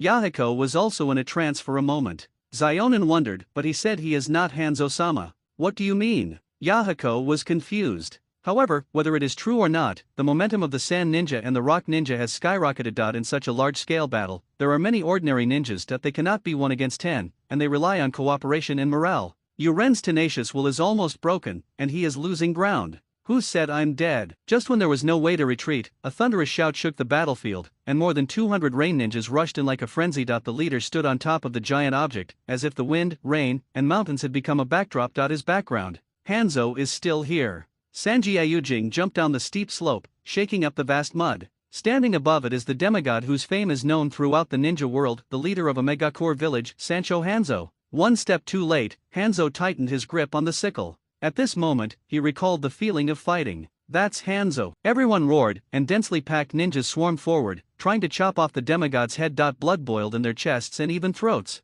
The rain ninjas were extremely surprised, and their morale, which had dropped to the bottom, suddenly climbed to the top again. In the cold rain, everyone's eyes were burning with fire. The combined total of the Rain Ninja and Akatsuki organizations had less than 100 people left. Although the Suna Ninja and IWA Ninja suffered heavy casualties, their personnel base was larger and they still had a combat strength of 5 to 600. Even if you add the subordinates you brought with you, the gap is still not small. Cho, Yakang, Danzo, and Lois are all very powerful, and even he cannot guarantee that he will escape unscathed. What a terrible situation. Hanzo sighed, saw Jubei dying of serious injuries, and murmured, maybe I should have come earlier. In the blink of an eye, it was the Akatsuki organization. Except for Konan, Nagito and Yahiko were all tired. The remaining members were each injured. If they continue to fight, they would inevitably die. Yahiko, take your people and leave. Master Hanzo, this battle should be faced by me, and I should not get in the way. Hanzo raised his scythe and yelled, let's go. Yahiko was shocked, and he suddenly came up with an unrealistic idea.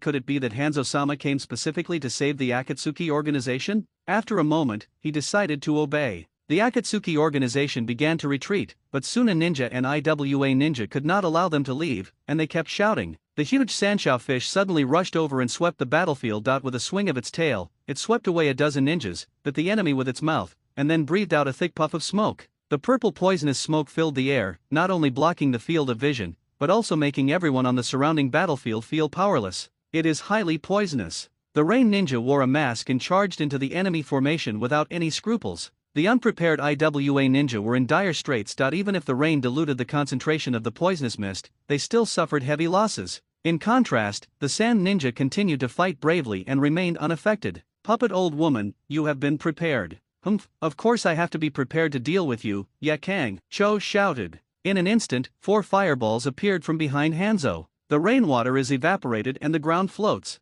Lois used earth release in the distance, raising the huge area under Hanzo's feet upwards. The 2 fastest puppets also charged away. Their light and erratic figures came to Hanzo, opened their mouths, and countless black spikes spewed out from the black holes. The other 8 puppets blocked the surrounding area and could even separate themselves to block the approach of the Rain Ninja. Some root ninjas are still guarding Danzo, while others are already ambushing around. They can only wait for Hanzo's defense to be empty before they can step forward and kill him. Being surrounded on all sides, Hanzo laughed loudly. He walked on the water, and the teleportation technique was incredibly fast. At the same time, the sickle flew out, and the chain hooked the puppet's joints, pulling hard. The 2 puppets were light enough but lacked strength, so they were forcefully pulled up by Hanzo. The burning fireball hit the puppet. Hanzo dodged the black sharp thorns and used the huge rising pillar of earth to hide his body. He circled around and attacked Yakang. The strike was as fast as lightning, but it was protected by the strong bull-headed puppet. The hard armor only dented a few inches. Hanzo frowned slightly and immediately distanced himself. Sure enough, fireballs flew in the next second, and Joe Dunn almost evaporated him into a mummy. As soon as he landed, the earth release launched by the surviving IWA ninja troops burst from under his feet, and the rock pillar spears pierced out like chaotic spears. At the same time, the wind release formed a sharp knife network, overwhelming the sky and the earth. Danzo, who had been silent for a long time, actually got rid of the pursuit and increased his efforts. Wind escape vacuumed Jade. The insect swarm of the Aberame clan among the root ninjas danced wildly with blood, rising with the wind. There are really murderous intentions everywhere. Hanzo was surrounded by powerful escape techniques from all directions. Seeing that he could not avoid it, his feet were suddenly hollowed out and he escaped with a roar. Everyone was taken aback. Soon, a hole appeared at the feet of the Sand Ninja troops, and the Sanshao fish came out of the ambush and swallowed them all, roaring loudly. That beast saved Hanzo. Damn it, it's only a little bit close. The angry people were helpless in the face of the huge and ferocious Sanshao fish. The poisonous fog was still spreading. There were not many IWA ninjas left. The Rain Ninjas became more and more courageous as they fought. Hanzo, you destroyed the puppet made by Zaman, and you must pay with your life today. While Cho was cursing, he also felt a little more wary in his heart. 3 treasures are sucking. Suddenly, the 3 puppets overlapped to form a triangular array, and the light flashed to form a huge vortex. Take refuge in the 3 jewels, Buddha, Dharma, and Sangha. The powerful adsorption force was several times more powerful than the previous tornado at the border, as if there were countless arms pulling in the void, and the other puppets showed their killing moves. There are even thermal weapons. Cables, swords, poison gas, shelling, everything was used. Cho's clearly articulated fingers spread out, and the corners of his eyes twitched, ready to launch a decisive blow. Hanzo pulled on the chain, relying on Ibushi to resist the strong suction. Water escape water Dragon Ball technique. He only needed 3 seals, and the heavy rain in the sky quickly gathered, and the water vapor on the ground rose, condensing to form a giant dragon, leaping towards the sky. In front of the water dragon, the puppet was like a toy, and even the Sanjia fish was a bit smaller. Boom! The water dragon flying in the sky suddenly rushed downwards. The torrent roared and swept across the battlefield. The Sand Ninja gathered together had no time to evacuate and were swallowed and crushed by the dragon's mouth. The raging dragon body hit the mountain wall, smashing dozens of ninjas into pieces, exploding into a vast ocean, and splashing mud and blood. The ground suddenly gathered red lakes. Cho stood in a state of embarrassment, with all the puppets around her falling to the ground. In order to avoid the water dragon bullet, she interrupted the 3 treasures on her own. In an instant, the whole country was wailing. It seemed that Hanzo single-handedly reversed the defeat. But the real battle has just begun. Suna Ninja, IWA Ninja, and Konoha have not thought about deciding the outcome with Hanzo one-on-one. What they want is to chase and intercept Hanzo and drag Hanzo to death here. No matter how powerful a demigod is, he is still not a god. People will get tired and there will be opportunities to take advantage of them. The tactics immediately changed, and Cho and others restrained Hanzo. The other ninjas attacked Ibushi fiercely. This Sanshao fish dominates the battlefield with the power to sweep away thousands of troops. Its toxicity and brute force are extraordinary, and it has become part of Hanzo's combat power. If it is dealt with, Hanzo will be much easier to deal with. All kinds of vicious tricks are used to greet the psychic beasts: rock guns, wind nets, insect swarms, ninja tools.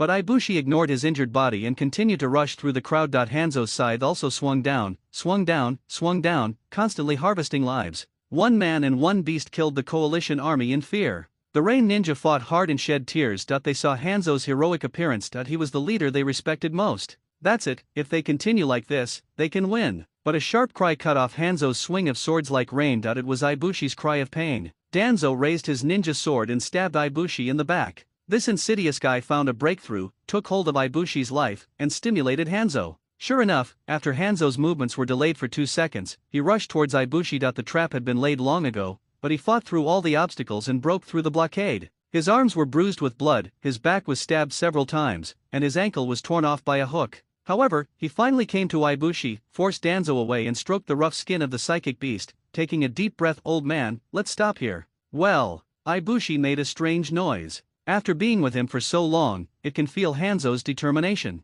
It doesn't want to be separated from Hanzo. This time it may be goodbye forever. Die together. Don't be stupid, you can still live. Hanzo became rarely gentle, touched Ibushi's body, and sent it away regardless of objections. Bang! On the battlefield, the behemoth disappeared. Hanzo dragged his tired body alone and faced the enemy again. Ah, I am so embarrassed. When have I ever lived like this? Really old. If you were 10 years ago, you would all be dead. I know, but it's a pity that you are old. Cho moved his fingers wrongly and pulled the 8 puppets. The rest of the people also stood ready. Danzo, who succeeded in his treacherous plan, retreated early, waiting for the next opportunity, and was also afraid that Hanzo would attack him. Hanzo is very tired. One day, he will feel powerless. He is afraid of taking action. In fact, he is afraid of knowing his own limit. Now, it is undoubtedly the end of the hero. Maybe I shouldn't have come? This thought came to Hanzo's mind again, but soon the figures of the 3 children appeared. Will Akatsuki become the dawn of the land of rain? I'll just bet on this. I will accept the demigod's head. A person jumped out from among the sand ninjas and jumped forward, competing for the credit of killing Hanzo. Whoever gets this head will surely become famous in the ninja world. His knife was very fast, but in the next second, his vision split, and the world on the left and right moved unevenly. No, it was him who split it. Hanzo just waved his hand and performed a faster teleportation technique. The bright silver sickle struck out like a moon arc, cutting off the opponent with both his body and his sword. Blood spattered but did not touch Hanzo's body. This sand ninja was lucky enough to die painlessly at the hands of a demigod. The chain extended with a clang, and the scythe was smashed into the cold puddle to wash away the blood stains. Hanzo took a step forward, and the other ninjas took a step back. The funeral prepared for him was very grand. He is satisfied. Only some suitable burial objects were missing. The remnants of Akatsuki's troops ran in the rain, but their speed was not as fast as they were fleeing for their lives. They kept looking back, feeling cold all over. Screams came one after another. It was obviously a tight encirclement, but it was constantly breaking up. The scarred Hanzo clenched his sickle and split open one enemy after another in front of him. Where does so much strength come from in this old body? Strange thoughts appeared in the frightened people's minds. Their backs seemed to be crawling with poisonous snakes, and their breathing became rapid. Snapped. The water surface was lightly tapped by footsteps, followed by a moon-like arc of execution. Blood splashed as the sickle passed through the rain of ninja tools and rushed forward again. Hanzo was actually tired. What drove him at this moment was the instinct of a ninja, tireless, not afraid of pain, and not afraid of death. He is invincible like this. Many ninjas fell, and the sickle was like cutting tofu, easily cutting through anything in front of them. It can cut off people, it can cut off iron, it can cut off even ninjutsu. Hundreds of people died in his hands, but he still continues. Cho's puppet could barely fight Hanzo before, but now it can't stop it. The Doppo ninja's teleportation technique is faster than her 10-finger exercise. Water dragon bombs, explosive water waves, detonating flame formations. Dazzling ninjutsu came one after another, knocking back the enemies in turn. All rain ninjas, get out of here. Hanzo could still shout loudly during the fight. He didn't want the entire army to be wiped out. He came here just to save people. He could leave as many rain ninjas as he could. Hanzo was overloaded and held back the power of the entire battlefield. Another water dragon bullet broke through the sand ninja in front of him. Immediately afterwards, he knelt down on one knee, panting heavily. Chakra was depleted drastically, physical energy also declined visibly, and the hand holding the scythe was shaking. The root ninja pounces. They are well-trained assassins who know how to seize the opportunity. At this time, Hanzo is at his weakest and can be taken down with one knife. Hanzo's sharp blade popped out from his wrist and pierced the throat of the ninja attacking from the right. He grabbed the ninja sword and then threw it out at high speed, stabbing the other ninja through. He used him as a shield to block the konoha attack and used his backhand far away. Throw it out and knock the crowd away. Hanzo, who seems to be at the end of his rope, still has the ability to kill people casually. The sand ninja who was about to step forward to harvest stopped. The tiger before death is the most dangerous. The human sea tactic has been carried out so far, and he actually still has some energy left.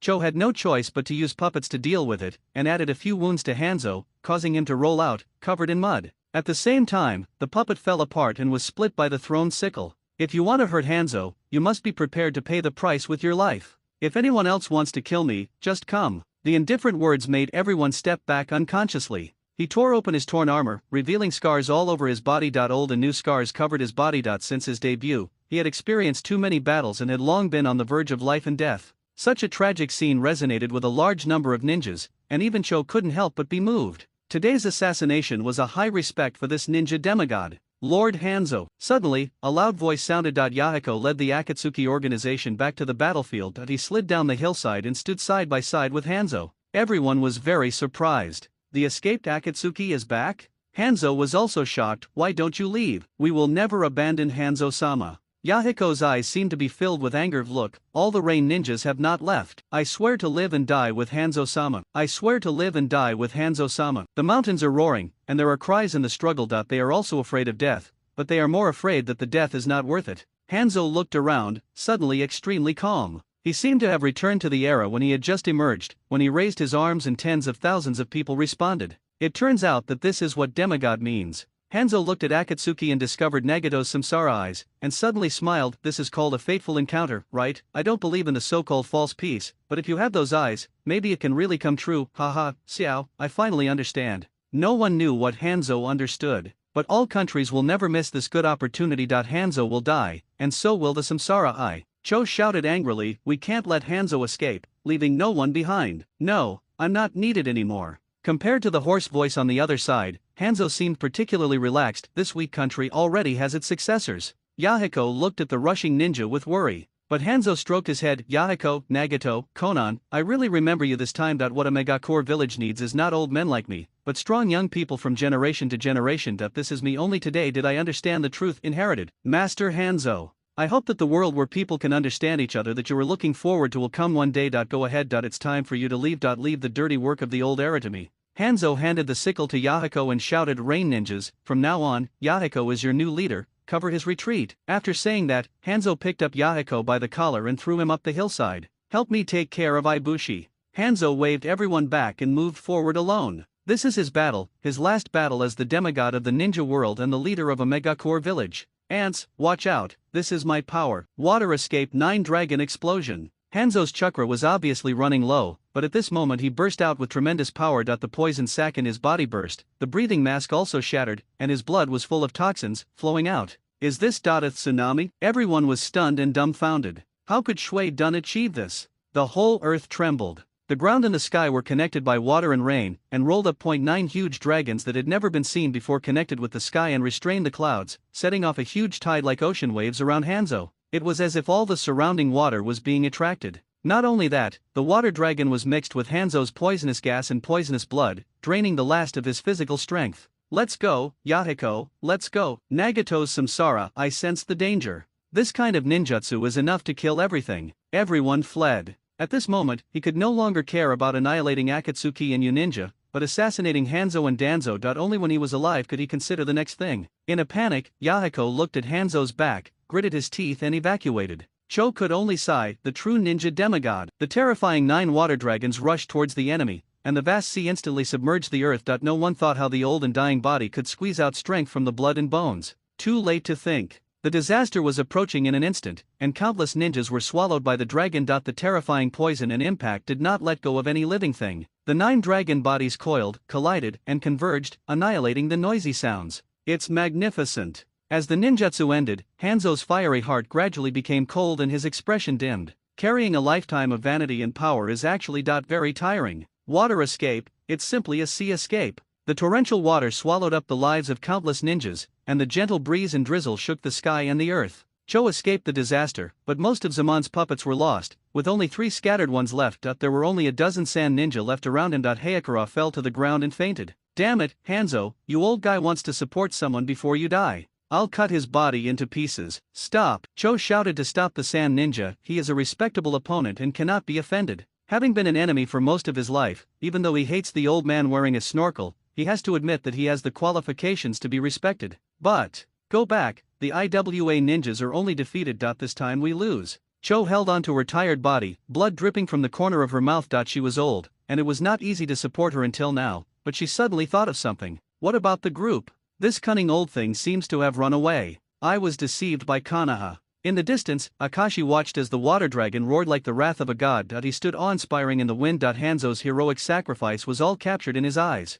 This is the first time he has witnessed a deadly fight between shadow-level warriors. It's sad to see the legend come to an end. As strong as Hanzo, he still failed to reverse the decline. He is old, or not strong enough. In the Land of Rain, Akashi seemed to see a preview of Uchiha's fate. While his heart was touched by Hanzo's tragic death, he ignited the most practical desire to become stronger. The two Megatama began to rotate, and the yin escape chakra stimulated the brain. The Sharingan is evolving. His eyes stung. Akashi closed his eyes and opened them again. He felt bright, his vision was extremely clear, and the chakra in his body also changed. He drew out his ninja sword and used the blade to shine. Sure enough, the three Megatama Sharingan. It's such an evolution. Do you cry when you see a hero, Hanzo, the Sancho fish from the Land of Rain? This battle is truly wonderful. Akashi sighed sincerely. Aren't sacrifice and inheritance the original intention of Will of Fire? It's ridiculous to think that Danzo did something obscene, but he achieved heroic deeds by ninjas from other countries. Akashi shook his head slightly and clenched his fists. Feeling a new power brewing in the body, evolving the three Megatama, it seems that the whole person has been sublimated, the eye power is enhanced, and the energy is 100 times higher. At this moment, he had completely crossed over to the level of elite Jounin. The injuries on his body were almost healed, and the chakra consumed was replenished in a short time. The hunt begins. Akashi smiled. After sneaking into the battlefield, he helped the Akatsuki organization eliminate many root members, and then escaped and then returned, guarding against Danzo's evil intentions throughout the process. Danzo, whose attention was attracted by the Rain Ninja, had already ignored the substitute. Now, he can operate in secret. And the big gift prepared for Danzo is already waiting on the road. 7. Everyone in the Akatsuki organization was waiting for news. Only half of them had gone, and there were still about 100 people left to pick up Yahiko. From a distance, I saw a group of people running towards this side. He's back, Master Yahiko is back. Someone shouted in surprise. Wait, it doesn't seem right. Although the rushing ninjas were wearing the clothes of the Akatsuki organization, they looked strange. Facing the crowd, their sprinting speed did not slow down at all. Be careful, the leading security officer roared loudly. Laugh. A sharp wooden thorn pierced his belly, and then it grew and spread crazily. Wooden escape cutting technique. Everyone in Xiao was panicked. The legendary Mudun had reappeared. Who is the opponent? How could there be such a terrifying escape technique? Before he had time to think, the strange enemy had already started attacking. The branches spreading vertically and horizontally pierced one body after another, like dancing thorns. Soon, hundreds of Akatsuki members were wiped out. Their average strength cannot be compared with that of ninjas who have received formal training, and they cannot even block a wooden attack. After a bloodbath, Black Jew emerged. Obito, Yahiko, and the others are coming. They are still about 5,000 meters away. Where are Danzo's manpower? Follow Yahiko, not far behind. Well, let's go. The strange ninja headed by him was none other than Obito, who was wrapped by white zetsu. He threw out more than a dozen dead rain ninjas from the Kamui space and placed them randomly among the Akatsuki members. The understanding between people is really a childish fantasy. After seeing this scene, can they still have firm faith? Obito sneered and disappeared in the whirlpool. Black Zetsu and White Zetsu also lurked and left the scene. With Nagato around, they didn't dare to get too close to avoid being detected by the Samsara Eye. After a few minutes, the figures of Yahiko and others approached, and the large army marched in the wilderness, running towards the Akatsuki organization's base. Everyone was sad in their hearts, and they were still immersed in the bad news of Hanzo's death, and they couldn't let it go for a long time. I smell blood, Nagato suddenly said. In front of, that is. Everyone saw a tragic scene, with corpses all over the ground, and the smell of death drifting in the sad atmosphere. Yahiko's mind went blank and he fell to his knees. How is this going? Everyone was obviously just waiting, so how could they all die? Asshole, he shouted hoarsely without knowing who did it, and beat his hands into the rain, causing mud and water to splash all over his face. Zionin shed tears and felt cold all over when thinking of everyone's fun time. The country is still as sad as ever. Wait, that's the Rain Ninja. Suddenly, a voice caught everyone's attention, and when they looked around, they found the bodies of more than a dozen Rain Ninjas among them. Why are there Rain Ninjas? It seems that the two sides fought hard and both sides suffered losses. The atmosphere became very subtle. Akatsuki and Uren unconsciously separated the boundary, and glanced at each other suspiciously. Everyone said nothing, but they knew it well. Don't blame them for being suspicious. No one can help but think wildly about the scene in front of them. Yahiko-sama, you can't trust the Rain Ninja. There must be a misunderstanding, Yahiko-sama. Both Akatsuki and Rain Ninja used the same title. Before his death, Hanzo entrusted the position of leader to Yahiko, who now became the leader of the two major forces. Akatsuki wants an explanation, and Uren also wants justice. The Rain Ninjas discussed in low voices and made a decision. Sir Yahiko, we accepted Lord Hanzo's order to protect you here, but such a tragedy happened. It is really sad, but we can guarantee that the Rain Ninjas have absolutely no other plans. This peace negotiation was originally Hanzo's trap. Reasonable people in the Akatsuki organization guessed the reason. As soon as these words came out, they caused an uproar. Even within Akatsuki, those who support Hanzo and those who oppose Hanzo are beginning to have differences. Uren explained calmly, under the pressure of the three major countries, Hanzo-sama had to. But in the end, I believe you all have seen what kind of decision he made. For a moment, everyone was silent. Indeed, in any case, Hanzo died trying to protect them, and it seems unreasonable to pursue him again. Yahiko was not impulsive and calmly observed the wounds on the corpses on the ground. He frowned and said, the appearance of everyone's death is very strange. It doesn't look like ordinary ninjutsu. I will investigate clearly. Please believe me. When the leader spoke, of course everyone had nothing to say. However, Uren was a little hesitant. Aren't you going to Yuin village now to take over for Master Hanzo? Xiao still needs me, just wait for a while. Yahiko looked at the corpses everywhere and sighed. You go and take Hanzo-sama home first. After saying that, Yahiko looked up to the sky and washed his face. Rainwater collected on the edge of his chin, dripping with dirt. In the bloody melee, Danzo's losses were actually very small. As insignificant as he was always outputting on the edge. Apart from suffering some losses from being chased by Uren, he was not affected much. At this time, he himself had left with more than 20 guards. The remaining dozens of people accepted the task of destroying the Akatsuki organization and seizing the Samsara Eye, followed behind, and finally waited for the opportunity. The Akatsuki organization has long been exhausted. Although the young man with the Samsara Eye is powerful, it consumes a lot of physical strength. As long as he doesn't fight him head-on, he can be restrained from a distance. After making a plan, the Root Ninja made a gesture. As an excellent assassination unit, their surprise attack was silent. In an instant, they flashed behind several Akatsuki members and raised their swords. Red light burst out and screams sounded. Before he could recover from the shock of the moment, the afterimage like sword light continued to harvest lives. It's from Konoha, Yahiko exclaimed. He had seen the troops brought by Danzo on the battlefield and was immediately alert. Everyone pulled out their ninja tools and fought back. Bing sneered from the bottom of his head, leave no one behind. Like the judgment of death, the cold command made the members of Akatsuki tremble. They had just escaped death and were about to face death again. Nagato and Konan stepped forward. Yes, came the reply from behind C, and then, the long blade pierced C's heart. Yahiko was shocked. The Akatsuki members were also stunned, and the Root Ninjas were even more confused. Brother, you killed the wrong person. Akashi Sharinan rotates under his mask, twists the blade and pulls it out, ensuring the target's death, firmly and ruthlessly. Don't be surprised, he said. No one should be spared, I just followed the order. Yasha. No, now my name is Sin Buster. Akashi suddenly passed over a Root Ninja, threw up his ninja sword, and blasted out with continuous soft fists. He couldn't see the acupuncture points, but he could barely recognize two places, temple and Beiwi points. Hit these two places hard. The three Megatama Sharingan's powers of observation are beyond imagination, predicting every move of the opponent, swinging it away with a final sweep of the leg, and reaching out to catch the ninja sword.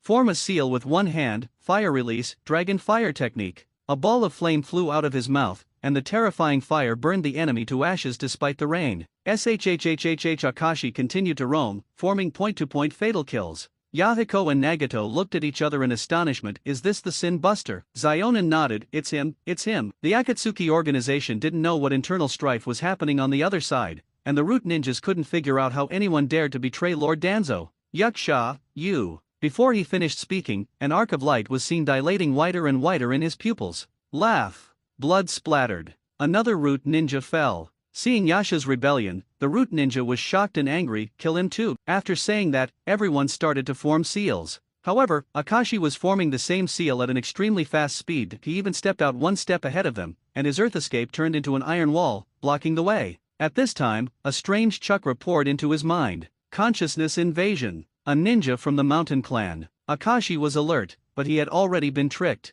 The other party used a secret technique to occupy Akashi's consciousness, but he saw a phantom approaching him. It was the figure of a woman hiding behind a tree, getting closer and closer, and then, Etsutsuki Kagaya raised her hand, gave him a big mouth snap. The ninja of the mountain clan was beaten out directly, spitting blood. He has. Shut up. Akashi returned, the Sharingan glared at him, and the pupil technique was activated. Driven by the 3 Megatama, the effect of the hypnotic eye is much more powerful that you can cast illusions just by looking at each other. One-on-one, you must escape. There is truth to the rumors. All things are drawn. Nagato's voice sounded, and Akatsuki, who came back to his senses, also began to fight back, and the huge attraction directly pulled the root ninja. Zionen's paper weapons fell down one after another. Akashi blasted away with a fireball, and the detonating talisman appeared in the paper. Nagato used Shinra Tensei again to push them away before the explosion. A series of explosions went off one after another, and the sound was so loud that it spread for several miles. Nagato fell to the ground, breathing heavily. He persisted from beginning to end, but was too weak to fight anymore. Akashi destroyed the scene with a fire. He turned around and saw everyone in the Akatsuki organization looking at him warily, so he shrugged. We meet again, Konan. Sin. Nemesis. It's a rainy day. I helped you deal with the enemy that was following you. Why don't you ask me to go back and sit down? Akashi said with a smile. Someone among the Akatsuki members was about to speak, but was stopped by Yahiko. That's right. I should thank you and come with us. Lord Yahiko, his origin is unknown. Because of this, I have to figure out his identity and purpose. Everything today is so strange. Yahiko explained in a low voice, frowning. Konan looked at Akashi with a bit more surprise and curiosity. Return to the Akatsuki organization base. Yahiko arranged for the wounded and deceased companions before he could rest for a while. In fact, he had been tense and exhausted. There is no winner in today's peace talks, every party is a loser. Akatsuki's loss, Hanzo-sama's sacrifice, and the predatory behavior of the 3 major kingdoms, everything impacted his ideals.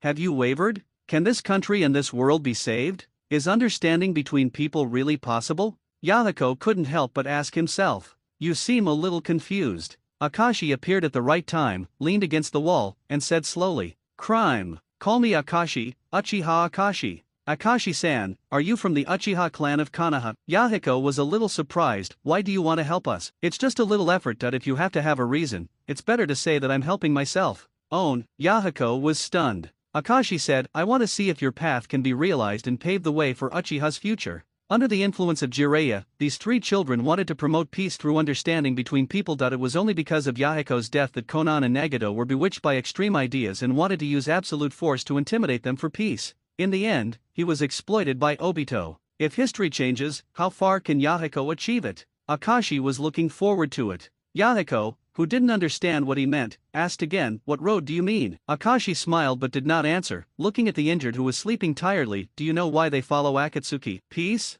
Ideal? Yahiko suddenly felt uncertain. Akashi said, The reason is very simple. They have food to eat. The people here are satisfied if they can have enough to eat. As for other ideals, they are just icing on the cake. If Xiao wants to be strong and get more support, he must understand that's the truth. As an important armed force of various countries, ninjas have a high degree of independence and autonomy, and can even launch wars. Even so, they still need to accept the constraints of the daimyo, because although they are powerful, they are not engaged in production and must obtain resources and wealth from the daimyo. The shortage of resources and the imbalance of interests can easily lead to social conflicts and thus war. There is peace when people understand each other. How do you understand if you don't have enough food? Akashi presented the facts, reasoned, and said something unheard of. Let the people have enough to eat. This was the first time Yahiko heard this theory. First, take control of the power of Rain Hidden Village, carry out comprehensive reforms, let those daimyo who have nothing to do with their corpses step down, and distribute the land to the people of the country of rain. People must have enough to eat before they can understand each other. Akashi continued, the so-called will of rain is the will of the people. Yahiko's fiery eyes flashed with excitement. He understood this truth at once. He had been groping, thinking, and trying for many years before. Why can't we understand each other? Yes, before you can understand, they must first be real people. Today he figured it out. Just like when the clouds are lifted and the sun appears, enlightenment suddenly arises. Thank you, Mr. Uchiha Akashi. Yahiko used a very formal title. Akashi smiled, you're welcome. In fact, I have selfish motives and want to use the country of rain as my pilot reform. Pilot. Yahiko looked at the empty square, his frown relaxed, and a smile appeared on his lips. Rarely, the dark clouds in the rain country have dispersed. A faint ray of sunlight shone down. Konan came to Yahiko and looked around. Where are the others? You mean Mr. Sin? Yahiko looked at the sky and smiled, already gone. So fast. He has entrusted me with important things. As well as Hanzo-sama's last wish, I will definitely fulfill it. Yahiko had Hanzo's scythe hanging on his waist, and his eyes were extremely determined.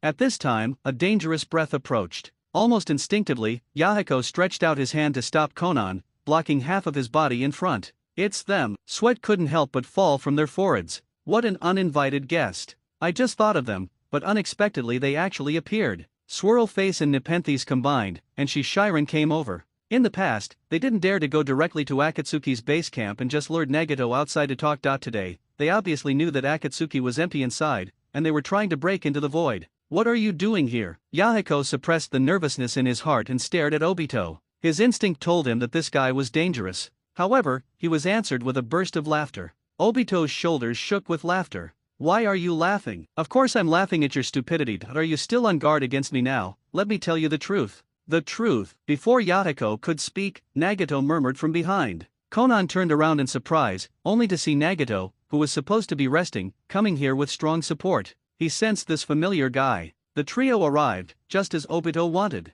Danzo's conspiracy, Hanzo's compromise and betrayal, and the hypocrisy and treachery of various countries all came out from Obito's mouth. The final summary: the world is hopeless. The only way to achieve peace is to create one again. Yahiko shook his head after hearing this. You are really persistent. I have already said that this whimsical method is not realistic at all. If you insist on creating, just do it yourself and don't bother us again. The one who is obsessed is not me, but Akatsuki. Obito looked at Nagato. I have the power of the Samsara Eye, but I have to go to a dead end. I've been talking for a long time, but I still don't want to use the reincarnation eye. This is called cooperation. Sorry, I refuse, Yahiko said firmly. Obito looked at the person in front of him in confusion. After experiencing so many hardships, could he still believe in ridiculous ideals? This has already been the case. Did the strategy of differentiation fail? Why can't I see even a hint of confusion? Obito was a little troubled. Yahiko smiled and said, please come back, we have found a suitable path. The ideal world you think can be built in reality. That will be the era of Akatsuki. You will regret this. Obito snorted lightly and gritted his teeth. I thought that after encountering deception and death, coupled with the conflicts that provoked the Rain Ninja, and exposing the cruel conspiracy of the superiors, Akatsuki's position would be shaken by repeated blows. But he was wrong. Yahiko's will became stronger and stronger. Nagato raised his palms and stood guard next to Yahiko, planning to activate ninjutsu at any time. Like Konan, he became more determined. The last bit of hesitation disappeared. Hateful. Obito sighed inwardly, turned around and left. Zetsu, let's go. The two figures drifted away. It failed again. Ju's tone was a bit sinister. What do you want to say? Obito's face was gloomy, but he was wrapped in it and could not see the change in his expression. As Nagato's strength increases and he obeys the advice of that boy named Yahiko, it becomes even more difficult for us to take action. Ze blurted out, it's better to find an opportunity to kill Yahiko. Obito shook his head. That would lead to Nagato's revenge. Hanzo was originally a very good sword this time, but who knew he would make that choice before he died? Do you have a better way? Either replace Nagato. Obito clenched his fists.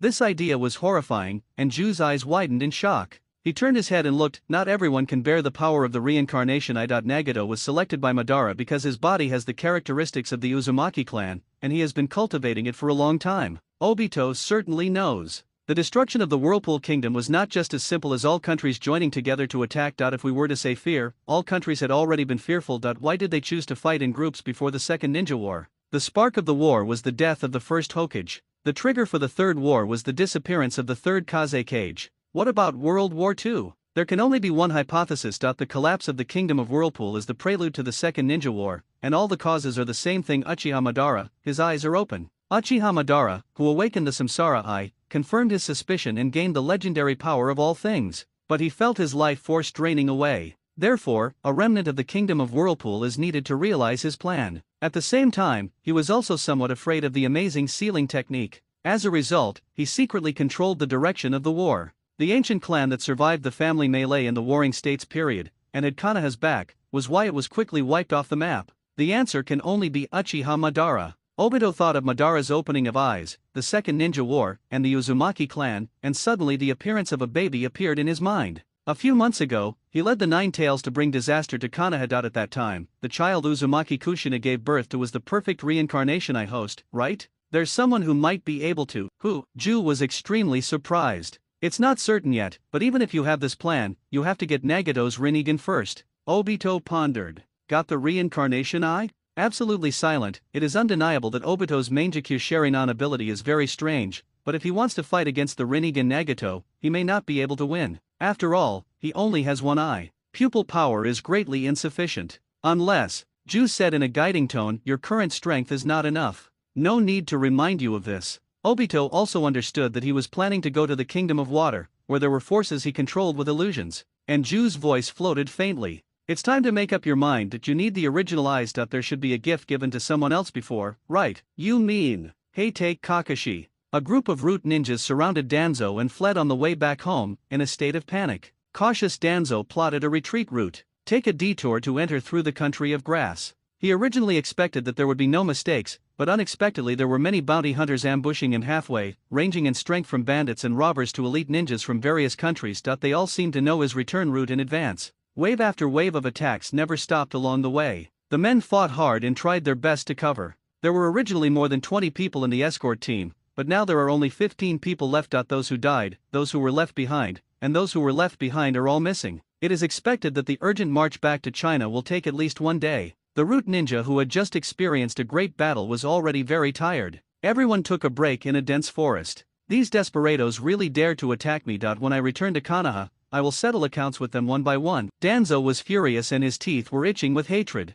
The guard next to him said, it stands to reason that no one will know about our actions. Danzo thought self-righteously, Tsunagakure and Iwagakure must have spread the news that we will appear in the land of rain. Ninjas who want to get the bounty go to ambush everywhere. Even if they don't go here, the result will be the same. As expected of Danzo-sama, why didn't I think of that? Someone immediately flattered me. Danzo was not impressed and sneered, humph, these people can't set up checkpoints everywhere, otherwise, we wouldn't be able to sit still now. Yes, yes, yes. The subordinates nodded. At this time, kunao shurikens like rain shot out from the dense branches and leaves. As soon as I set the flag, I was immediately slapped in the face. Everyone jumped up and shouted, protect Danzo-sama and evacuate. There was another rush and they left the dense forest. There were only 11 people left following the team, and they arrived near the water source. The exhausted people could finally get some water to moisten their throats and take a rest. Seeing that night was approaching, they had to find a place to stay. Danzo sighed in displeasure, there must be no ambush here, right? Just after taking a sip of water, as expected, more than a dozen rebel ninjas jumped out from the underground, shouting -million, and rushed towards them desperately.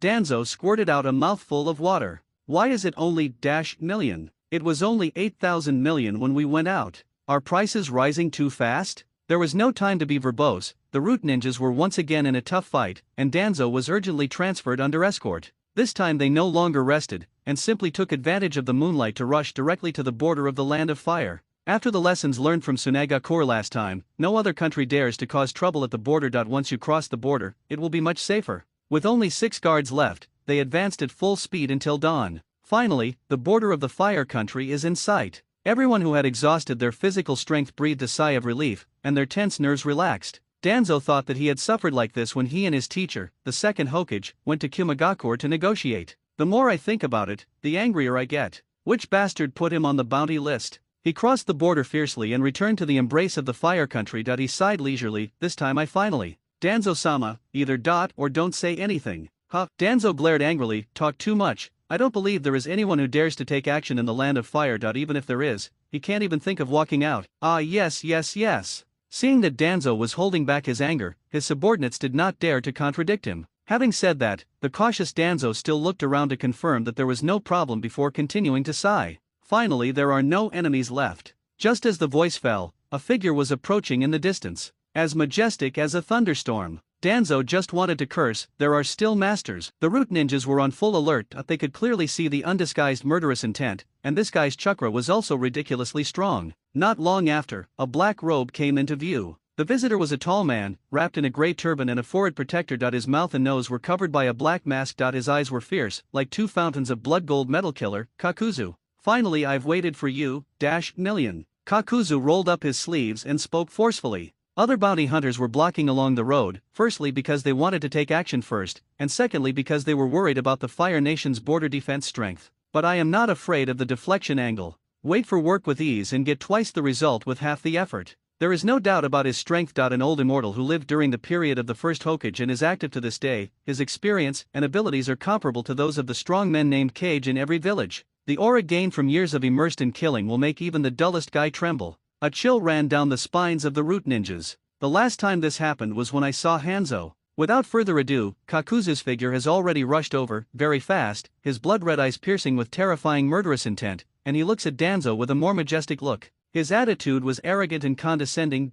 Bang! The ground was smashed by fists, sinking into a deep pit. Earth Dungeon Earth Spear. Kakuzu masters 5 types of escape techniques, which is the one he uses most. Ninjutsu that combines offense and defense is very powerful. Danzo managed to avoid it, but he didn't expect that Kakuzu's body could be disassembled. The fist that had just missed suddenly extended, was connected by a strange black line, and started to swing. The next second, his arm changed into several sections, and the dense black threads in his arms grew crazily, wrapping around several roots. Immediately afterwards, fists like iron cannons were struck down firmly. Boom, boom. The 2 root ninjas were crushed into a pulp. The fists separated from the limbs, the weird black lines, and the terrifying power. The secret technique of Taki Ninja Village has disappeared without a trace in the ninja world since Kakuzu killed all the senior officials. No one except him can use this weird technique, Earth Resentment U. Anyone who sees it for the first time will fall for it. Even Danzo was extremely surprised and was caught off guard. Are you a ninja from Takigakure Village? Don't do anything yet. I have a good relationship with your current senior management. The last senior executive died in my hands. Kakuzu unbuttoned his clothes and tied his top around his waist, revealing a body full of seam marks. You disgust me even more. Danzo gritted his teeth as he did not expect that he would step on the thunder exactly. Then we can only fight hard. If we gather the 4 people around us, we might be able to fight. Although they were all so tired that they didn't have much energy left. Kakuzu also had the idea of killing everyone, and something seemed to be stirring under his skin. Pong! Suddenly, the black wool monster jumped out. Everyone was stunned. What the hell is this? Just when he was puzzled, a monster opened its round eyes and spewed out a crazy hurricane wind escape oppression. The terrifying wind swept away, countless blades of grass were lifted up, and stone debris flew into the sky. The other mask was also ready, and the chakra turned into fire. Fire escape head hard. Combination ninjutsu fire wind and waves. Balls of flame spurted out and quickly spread forward, forming a sea of fire in an instant. The wind helped the fire, and the mighty wind pushed the flames, causing the red flames to surge like a mighty river. The sea of fire quickly drowned everyone. The root ninja quickly used water escape, and Danzo also used the powerful water wall to form a fortress. Unexpectedly, everyone was already prepared. There is also a black line monster in the sky. Lay done pseudo-darkness. The 3rd generation kept pacing back and forth in front of the window, looking at Akashi, who was reporting the situation in front of him, smoking one puff after another, his old face like the bark of a tree. Akashi is back. After solving the mission of the Land of Rain and scheming Danzo, he happily returned to Konoha. It is expected that Danzo will be hunted along the way. If he encounters Kakuzu, there is a high probability that he will not survive. He reported the details of the mission directly to the Hokage. Except for the small actions he performed secretly, he told it truthfully. After hearing this, Sande frowned. After a few minutes of silence, a hoarse voice slowly sounded, Danzo. Is he really in danger? Yes, I saw with my own eyes that I was attacked by rain ninjas and then separated. Akashi could hear Sande's mood swings. I don't know if I'm sad or happy, maybe both. As old friends from the old days, they have been in love and fighting each other for so many years, but they still have some feelings for each other. After losing a mortal enemy, many times they feel that the meaning of life is missing. Sande shook his head and sighed, he is too crazy. Over there with Tsunagakure and Iwagakure. Since Hanzo is dead, it doesn't count as a breach of contract. I will handle the rest of the affairs. The 3rd generation's eyes darkened. By the way, do you want to transfer to Umbu? What? Duenzo's behavior is too reckless. A substitute can think of such a method. It is simply ridiculous. If you die in the mission, how can I explain to Uchiha? After thinking about it, it is safer to come to my side to do things. Is it time to be a good person? How did you agree to it in the first place? Akashi complained secretly, but still looked respectful on the surface. But I said before that it would be done after 2 years. Sande smiled and said, I'll make an exception this time. Akashi immediately pretended to show gratitude, letting the 3rd generation see it and feel complacent. Sure enough, if you have been exposed to the darkness of the roots, you will know the value of the leaves under the sun. Uchiha is not a careless person. You should be more firmly on my side now. While the two were talking, several Umbu ninjas jumped outside the window. Report, Lord Danzo was found outside the village. He seemed to be seriously injured and lying on the ground. He's not dead, Akashi and Sande said in unison. The two of them were shocked and speechless, but they were both calm and composed, as if they had never said anything before, and laughed, that's great, again in unison. Soon, the embarrassed Danzo was carried to the Hokage's office. His armor was torn and covered with a fishy smell. His physical strength was exhausted and his consciousness was blurred. It's not easy to escape from Kakuzu's men with his Izanagi. Unexpectedly, there were still desperados in the land of fire. Danzo ran all the way back to Konoha, fighting for his life. Although he is not dead, his body has reached its limit. Seeing that Akashi was still alive, Danzo was shocked. Sandei held his hand and comforted him. Don't worry and recover. Akashi has already reported the situation to me. Leave the rest to me. He has been transferred to Umbu. Puffed. Danzo choked, his chest bumped twice, and he fainted on the spot. The Sandei waved and asked the Umbu to take him to the infirmary. However, Akashi keenly discovered that Danzo was missing an eye, and he must have used some secret technique to survive. Could this technique be that of Izanagi? With Danzo's power, he can obtain the Sharingan, so he naturally has a way to obtain this forbidden technique. After all, Izanagi was widely used on the battlefield in the past. Gen's wealth is great. Akashi narrowed his eyes slightly, watching Danzo being carried out, and had the idea of swallowing the whole root. The Sandame watched Danzo leave, and after a while he suddenly came back to his senses. I just thought about it, you should be enrolled in the 6th class, codenamed Red, the procedures will be completed later. Class Akashi felt a little familiar. A few minutes later, the team leader came to the office. The silver hair, cat-eared mask, and red-eye lines are particularly eye-catching. Sure enough, it was him, Heite Kakashi. Umbu strictly maintains secrecy when performing tasks, but the identities of many members are public. For example, Itaki, Kakashi, and even Yamato are famous as Umbu ninjas. Compared to the absolute secrecy of the roots, the dark parts seem a little brighter. Some ninjas are even proud to join Umbu. The Umbu has a total of 70 personnel on staff. In addition to the captain and deputy captain, 4 squads are set up, and the squad captains are in charge of 4 classes, and the management is in order. Logically speaking, this is the foundation of the organization. However, Danzo's ambitions expanded and the number of people he actually trained greatly exceeded the regulations. However, the 3rd generation turned a blind eye and did not seriously stop him. What's more, the roots of the dark part are connected to the branches with the same air, and there is much penetration of each other. Akashi accepted the appointment and accompanied Kakashi to the department to report and receive equipment. Masks, tattoos, special uniforms, a complete set of standard equipment. The atmosphere here is much more lively than in general. Everyone is joking and chatting, just like a normal team. It's just that the work I'm responsible for is more complicated. Protect the Hokage, detect enemy situations, assassinate, patrol, etc. Akashi selected the ninja tool and took the initiative to say hello, Kakashi-senpai, we meet again. I didn't expect you to join Umbu too. What's even better is that I'm with Senior. It's a coincidence.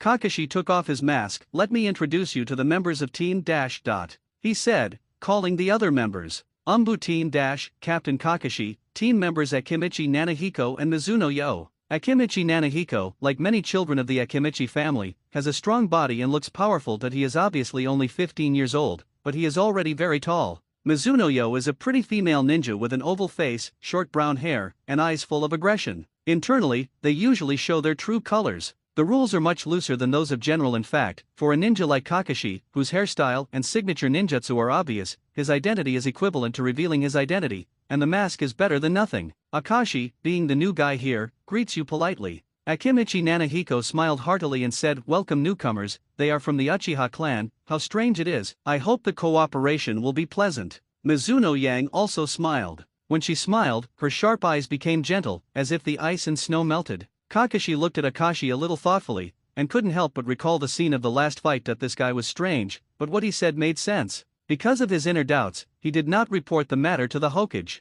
Instead, he began a series of investigations into Danzo, including several important players who initiated the incident. As he went deeper, he believed Akashi's words more and more. There are many ways to close the distance, and eating a big meal is the simplest one. After experiencing the dinner party, Akashi's integration improved rapidly. Akimichi Nanahiko felt that not all Uchiha were arrogant people with a straight face. Akashi was quite easygoing, handsome, and well-spoken. Some time ago, he saw Uchiha Itaki wearing cat ears and strutting around the market. Could it be that Uchiha has changed his style? I really don't understand. With doubts in his heart, Akimichi Nanahiko ate 2 more portions of meat. When Akashi returned home, he did not tell his parents the true content of the mission, lest they worry that they would have to face some pressure alone when they grow up. Uchiha Munakata was very pleased. I just hesitated slightly after learning that my son had joined Umbu. Getting closer to the top of Konoha. A few days passed. After being trained by Kakashi, Akashi gradually became familiar with the Umbu's methods of action, and also developed a set of techniques for fishing at work.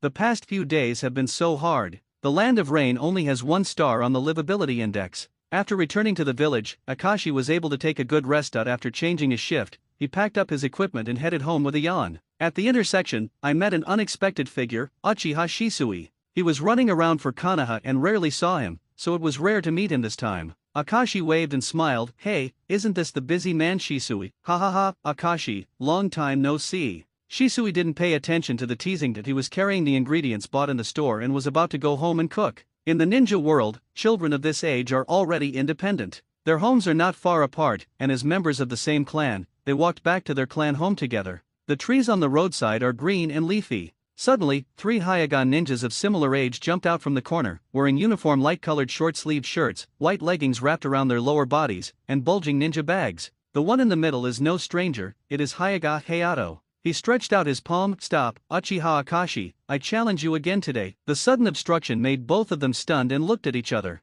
Akashi sighed, it's you again. I won't let you succeed this time, I've already. Halfway through speaking, the arrogant voice suddenly stopped. They seemed not to have expected that there would be someone next to Akashi, and the provocative rhythm was disrupted. And this Uchiha's image is too eye-catching. What should I do? It's Shunshen Shisui. What are you afraid of? 3 against 2, I have the advantage. Besides, our target is not him. Yes, a brief impromptu meeting was held, and an agreement was reached. Hyaga Hayato once again regained his unruly appearance, standing at the front and puffing out his chest. Roadblock challenge? A plot that only exists in fantasy stories, right? Shisui was also curious. It seems that the person who came here is evil. How did you provoke the Hyaga clan? Akashi scratched his head. It's a long story. Seeing the two whispering, Hyaga Hayato said dissatisfiedly, stop talking, let's get real today, don't even think about running away. Hey, you have a better attitude. If I win this time, you will never be allowed to see Zinyu again. Akashi said helplessly, I'll give you 1 minute. Damn it, you look down on me again. Hyaga Hayato glared at Akashi, the corners of his eyes twitching. I want to teach you how to respect others. You came here well prepared. How do you want to compare this? Hinata Hayato was startled and looked at Shisui, sweating slightly and feeling uneasy in his heart. Do you want to have a team fight? Unlike Uchiha, he trained very hard to defeat Akashi, but he had no idea how strong Shunshen Shisui was. If they were to fight head-on, it wouldn't be embarrassing if their side lost. He quickly stretched out his hand and said, now, according to the rules, it's a one-on-one fight, it's 1 against 1, don't break the rules. There are so many of us and we don't want to bully you. The breeze blows, and the broken hair is fluttering. Akashi joked, if you hit the point, you will still bleed and get injured. Hyaga Hayato took out his kunao and said in a stern voice, you are not a small talker. How dare you say whether it bleeds or not?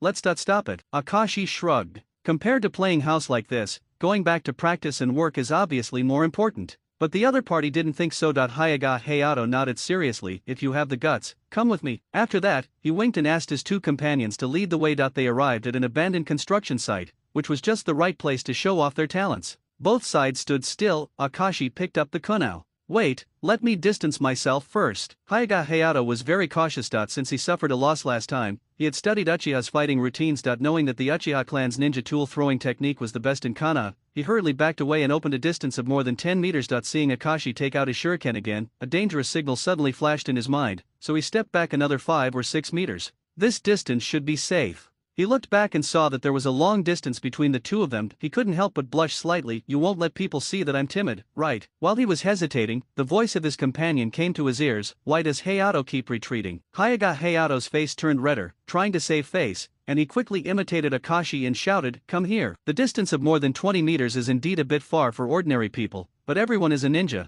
and they can rush to the front within 2 seconds of accelerating from the start. Okay, Akashi responded. Following the running posture, the shuriken was thrown out. Hyaga Hayato has quick eyes and quick hands, and his highly nervous nerves make his 5 senses sharp. Faced with 6 shurikens, he quickly waved his kunao to block them. The kunao collided with the shuriken, making a clanging sound. At the same time, the thread has been pulled apart, and the next step is to perform the shuriken technique. Danger! Shisui stepped forward and stood in the middle. Both parties suddenly stopped and looked at Shisui in surprise. Okay, that's it for now. You mind your own business and have a one-on-one deal. Hyaga Hayato was very dissatisfied. It's best not to fight with weapons in the village, and Shisui hesitated for a moment, but then said it, I'm afraid you will be injured. If the fight continues, you may be in danger. Hyaga Hayato's anger meter was full, and he looked at Shisui sideways. Don't bluff, be careful to beat you 2, 3 against 2. Are we still afraid of losing to you? After receiving the signal, the other 2 Hyagan ninjas rushed toward Shisui.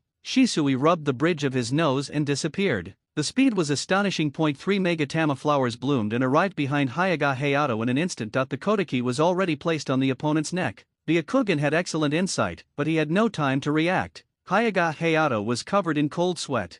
The other two people wanted to step forward to rescue them, but suddenly they saw a group of black crows flashing in front of them. The scene in my eyes changed. Shisui's swift movements are truly admirable, and Hyaga Hayato is no exception. As one of the pillars of konoha, the Byakugan of the Hyaga clan is easier to open than the Sharingan of Uchiha, which means that the lower limit is higher, and the clan members are more and more united. Many advantages make them the leading wealthy clan. How many ninjas are there in the Uchiha clan, how many have open eyes, and how many Megatama are there among those with open eyes? To sum up, Hinata is not afraid of Uchiha. But one thing even Hayato has to admit is that in terms of top combat power, Uchiha is stronger than Hinata. For example, Shisui in front of him. You guys should leave quickly. I hope this pointless challenge will end here. As expected of the legendary teleporting ninja. They said this and left in a hurry. Hyaga Hayato originally wanted to say a few harsh words to Akashi, but in a blink of an eye he looked at Shisui's Sharingan, shrunk his neck, gritted his teeth, and gave up. Shisui calmly sheathed the knife. Good guy, he was tricked.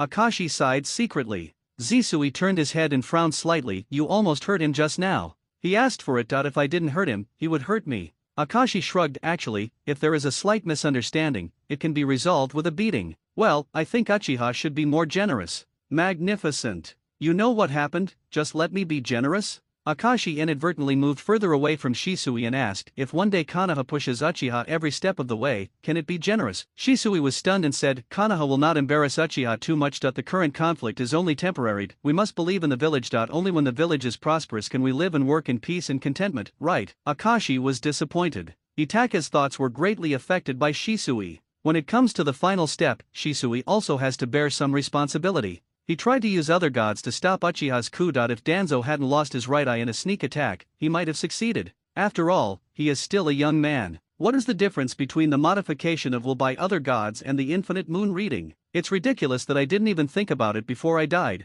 thinking that my death was so heroic. Akashi shook his head. Let's not talk about this anymore. Let's go home and have dinner early. Zisui smiled and said, well, let's talk when we have time. The two of them traveled to their clan's territory and each returned to his own home. The next day, Akashi took a break, and as soon as he hit the street, he saw Shisui from a distance preparing to go out to perform a mission. He was like a model worker. No wonder he was promoted to Jonin so quickly, it was all due to his merits. Next to him, Uchiha Itachi saw him off. The two parted at the intersection of the street. Itachi turned around and saw Akashi, with a tangled look on his face, and finally called out, Brother Akashi. Yo, what a coincidence. Itachi looked a little aggrieved. Brother Akashi, you lied to me last time and it hurt me badly. Akashi didn't know why. You mean, I heard your senior Chuang Chinkai practice like that. After returning home, I was scolded by my father and put in solitary confinement for 3 days. Later, I was not allowed to associate with strange people anymore. Is the strange person referring to me? Otherwise, Itachi added, and Kai-senpai. Akashi couldn't help but laugh out loud. Then why are you saying hello to me? Go and have fun by yourself. Itachi seemed to be used to this kind of neglect, and the more it happened, the more he felt itchy. Although father stopped me, I listened to what you said last time, so I have been studying. Oh, Akashi raised his eyebrows.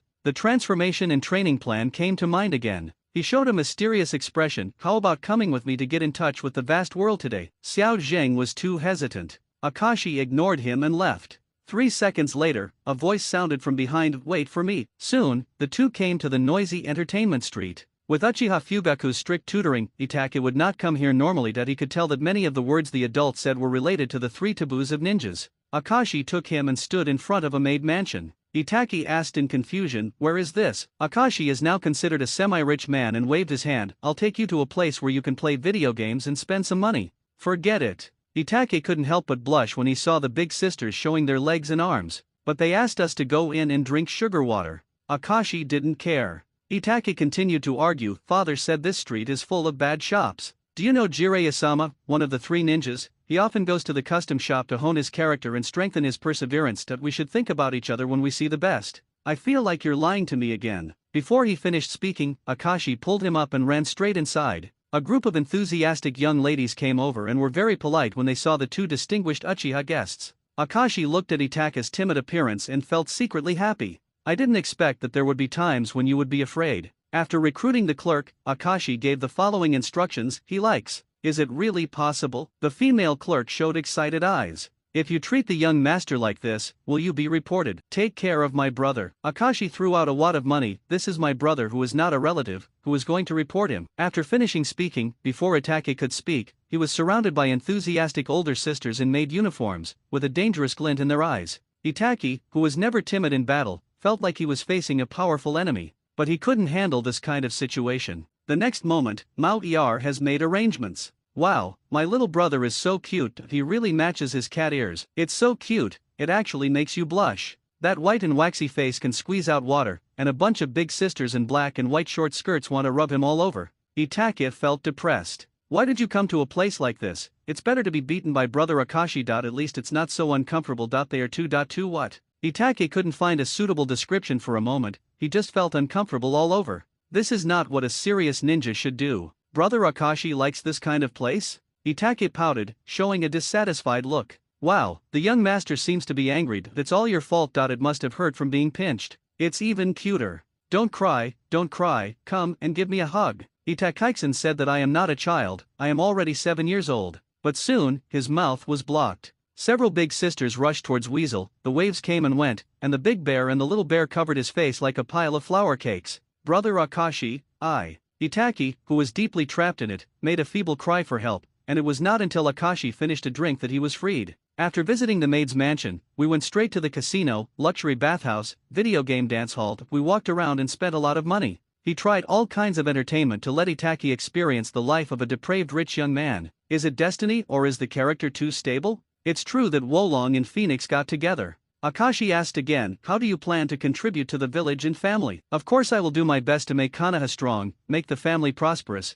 and there will be no more wars. What if the family and the village were to fight? No, brother Zisui said that the village will tolerate us. It turns out it's Shisui. Akashi understood that he really deserves to be Itake's life mentor. What if I can't tolerate it? Itake was silent for a moment. Then I will think of a suitable method to save both parties from danger. I understand. Akashi was completely uninterested. If we continue chatting, we will be back to our old ways. That we have had enough fun today and there is nothing much to say. Seeing that it is getting late, he waved and said goodbye to Itake. When I got home, I saw a note on the table. No one was cooking tonight, so Akashi cooked a bowl of noodles to deal with it. In the remaining time, he began to study the classics in Konoha's library. When Shenin was kidnapped, some of them were taken. Some were Konoha's internal information, and some were recorded research by the second Hokage. Combined with Orochimaru's experimental data, they were very helpful for Akashi to develop and perfect new ninjutsu such as Orochimaru. Help. Tuk Akashi was busy when he suddenly heard someone knocking on the door. Who is it? The person outside the door responded briefly. This way of answering means either the relationship is relatively familiar or the person is relatively senior. With doubts, Akashi went to open the door. When he opened it, it turned out to be Uchiha Fugaku. Master Patriarch, why are you? Please come in, please come in. It doesn't seem like I'm welcome. Fugaku smiled, put his hands in his sleeves, and walked slowly into the house. He looked around at the decoration of the room, and walked into the courtyard naturally. It was no stranger to him. Aren't your parents here? Unfortunately, my father was on duty and my mother went to visit a friend's house. That's just right. I came here specifically to talk to you. If they are here, I have to move to another place. Are you free? Akashi scratched his head. Actually, I'm busy too. Fugaku stood awkwardly. This guy always has trouble speaking. He's already here, so he won't leave in despair, right? The two looked at each other quietly. In the end, Akashi sighed reluctantly. Although he was an uninvited guest, who was the leader of the clan, he spread his hands and said, you can take a moment to come out. You can sit down first and I'll pour you a cup of tea. You still have to be polite. He solemnly invited Fugaku to sit down on the sofa. Akashi handed him the teacup and sat on the other side. Omitting unnecessary pleasantries, Fugaku got straight to the point. What you did is really not bad. Akashi's heart skipped a beat. Could it be that he was asking for an explanation for Itake? Ahem, about Itake. Itake, what's wrong with him? Did you teach him anything weird again? Fugaku's scrutinizing eyes were like a sharp sword. Akashi was startled and quickly denied, absolutely not. I thought the patriarch had encountered an educational problem and wanted to ask me to help. Fugaku sipped his tea. I remember, you were the one who asked him to dress like Metkai last time. Akashi sneered. I silently added in my heart, then you may not know that it's me this time. Obviously, what Fugaku wanted to say was not that simple. He said solemnly, you joined Umbu. I forgot to report this to you. I mentioned it last time. There was originally a 2-year internship period, but the third generation was directly hired in advance. Don't be nervous, I don't have any objections to this. But when this matter came out, many people in the clan had opinions. Fugaku's tone was very serious. Akashi was quite surprised. Logically speaking, he didn't tell anyone except his family members, and it was impossible for the third generation to deliberately publicize it. How could it spread? Either Danzo has recovered his health and started to act like a demon. No matter whose fault it was, Fugaku reminded, you need to be careful in what you do. The relationship with the clan cannot be too tense after all. Akashi smiled honestly, I don't care. Fugaku was speechless again. After a long time, he said, some bad-tempered guys may cause trouble for you. Oh, that's okay. Aren't you afraid? This kid looked so calm that even Fugaku was worried for him. Without further explanation, Akashi opened his Sharingan, and there were 3 Megatama lying inside. 3 hooked jade. Fugaku was stunned. This was something he didn't expect. In the past, Akashi always showed off his double Megatama, but in a short period of time, he actually evolved. There is a saying that goes well, a Jounin may not be a 3 Megatama Sharingan, but a 3 Megatama Sharingan must be a Jounin. This means that Uchiha Akashi already has the strength of a Jounin. Fugaku's attitude towards him also changed. If there was still a mentality towards children before, now it has been completely corrected. In any family, Jounin is the top fighting force. Fugaku nodded repeatedly, I see, that's no wonder. Akashi stood up and prepared to serve tea to see off the guests. Thank you, Patriarch, for the special trip to remind you that if there is nothing else, I will continue my work. Don't worry, we haven't talked about the real thing yet. Not here yet. Akashi was surprised. It's coming, it's like this. Fugaku paused sheepishly, and continued, the construction of the new clan land is almost complete, and we will be able to move in soon. However, in terms of compensation, Akashi roughly guessed, the senior management won't want to default on the debt, right? It's not that I'm a deadbeat. Fugaku said, the result of the meeting was to pay in installments, but I'm worried that such a concession would cause an overreaction within the family. There will certainly be radical opposition. So I wanted to ask your opinion. I'm against it too. Fugaku was confused. You were the one who agreed at the beginning, so why are you the one who opposes it now? Akashi's reason is simple. That's money. You can't delay payment for anything. Please explain clearly.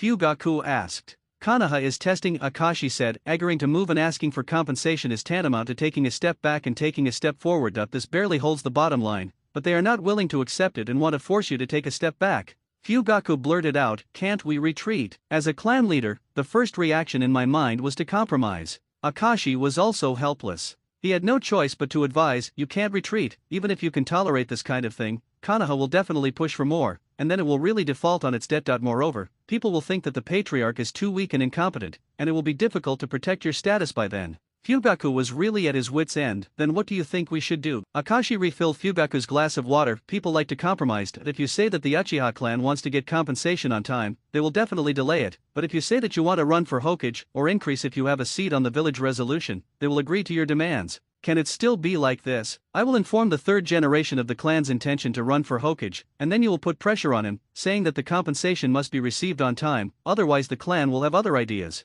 Akashi teaches Fugaku step by step. With the bilateral undercover status, this information will surely attract the attention of 3 generations. The feasibility of the plan is not an issue. The only worry is Fugaku's execution ability. Can he get hard?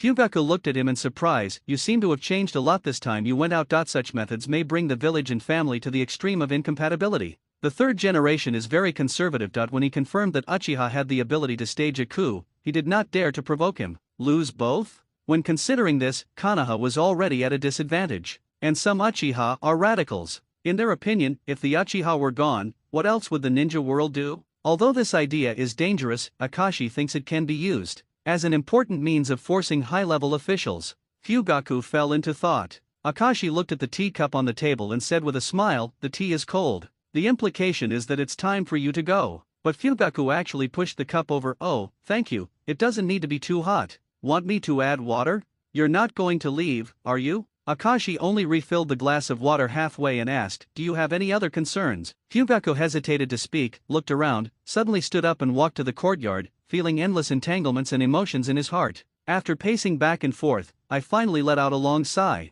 Oh, I know, I'm not very qualified as the patriarch, am I? I was recommended by the elders to take over the family's responsibilities. I also had the ambition to make the family grow in my hands, but now even the security guards have to look forward and backward. My simple wish to continue my family life was met with so many obstacles. Being a clan leader is actually very tiring. Fugaku showed his true feelings, with a look of exhaustion on his face. There were only 2 people here, so he dared to express his feelings. He usually looked majestic and could rarely speak happily in front of everyone. It was rare that he was relieved of his burden in front of Akashi. Is Fugaku suitable to be the clan leader? The answer is probably obvious. Can he do it? Can't do it. Do you know that you don't have this ability? But among all the members of the clan, he is the only one with the strongest strength, greatest achievements, and highest prestige. He should not even be a decent person anymore. This is the sad thing about Uchiha. Akashi said with relief, Master Patriarch, you have worked very hard, but the direction is not right. Tell me carefully. The Uchiha's current internal and external difficulties are actually inevitable. The war is easing, and the police department is too small. As the family develops, it will definitely cause serious involution.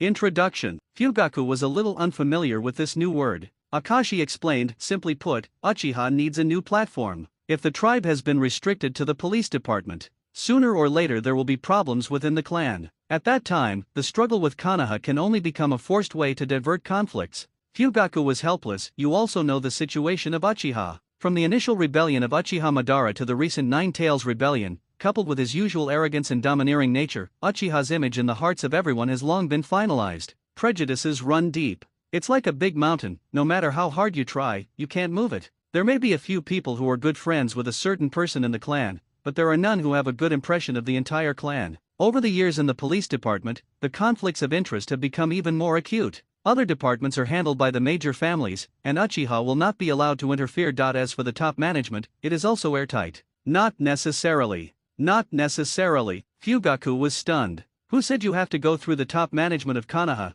Isn't there a more suitable candidate in the City of Fire? You mean the name? Fugaku's eyes widened in surprise. This is absolutely impossible. Akashi smiled and said, with the name of the ninja village, no one can refuse, right? That's the daimyo of the fire country. Konoha's resources are supplied by him, and he has a high status.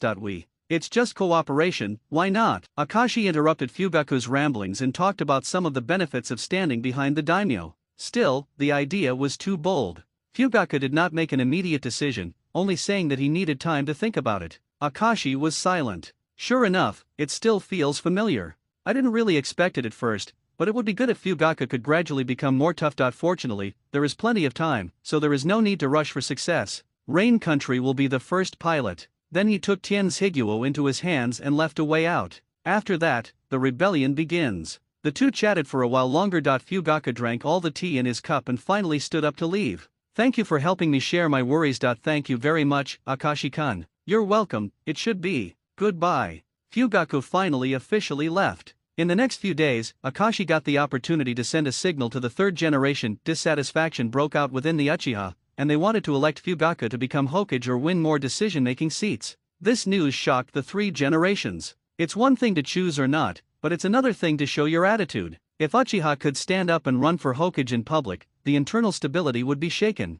Today is a troubled time, and Sandai is unwilling to cause chaos. Cautious, he immediately convened a meeting. As expected, Fugaku mentioned Uchiha's rights and dissatisfaction, and talked about the distribution of power in a subtle way. The tone was very different from before. To others, it may seem like a normal complaint, but the third generation accepted Akashi's guidance and thought more than others. After the meeting ended, only two consultants, Mito Kadoyan and Kohara Koharu, were left, and they held a small meeting. Why did Fugaku suddenly get hard? The third generation was puzzled. Mito Kadenyan said firmly, after years of suppression, it will naturally break out. It's normal. This test itself is to test the bottom line of Uchiha's endurance. Fugaku reacted. Isn't it better? What? Koharu turned to bed and said, maybe Danzo is right. Ever since Danzo came back, he has been locking himself away. I don't know what he is busy with. Sometimes I really need him to come forward and make an idea. Yes, Hiruzen, I guess it was because Danzo's power was greatly reduced that Uchiha suddenly became tougher. The two old friends sang and harmonized, but could not come up with any practical and useful solution.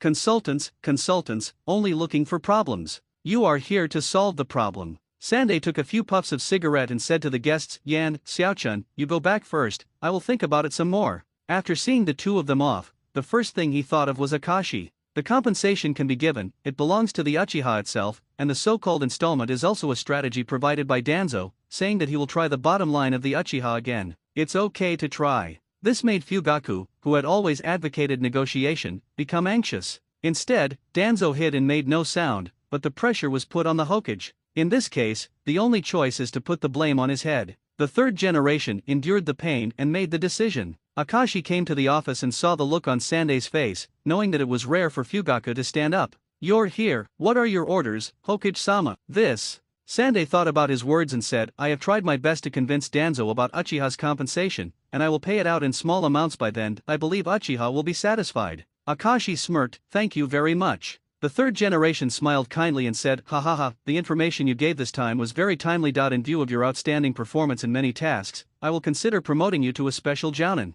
Mingming had refused all meeting invitations on the grounds of rest. Now he actually came to visit me on his own initiative. Danzo glanced sideways at Akashi and looked at the third generation coldly, are you going to agree to Uchiha's request? This. You will only make all my hard work in vain. Danzo, you should get some rest. I've been fine for a long time. Danzo's injury was not serious, it was just excessive physical exertion. He was alive and kicking after 2 days of rest. These days, he is busy gathering the remaining troops and calculating the losses. After waiting for a long time, no news came back from the assassination troops left behind in the Kingdom of Rain, and all members were basically declared dead. The big blow is not physical, but spiritual. Root, the strength is greatly weakened. He had to consider his status in the village. Sarutobi Hiruzen agreed to Uchiha's request at this time. In his opinion, it was not a compromise to Uchiha, but a slap in his face. Danzo, who was originally going to be silent for a while, couldn't wait to jump out. In the office, the two men quarreled. Akashi stood there, wanting to withdraw,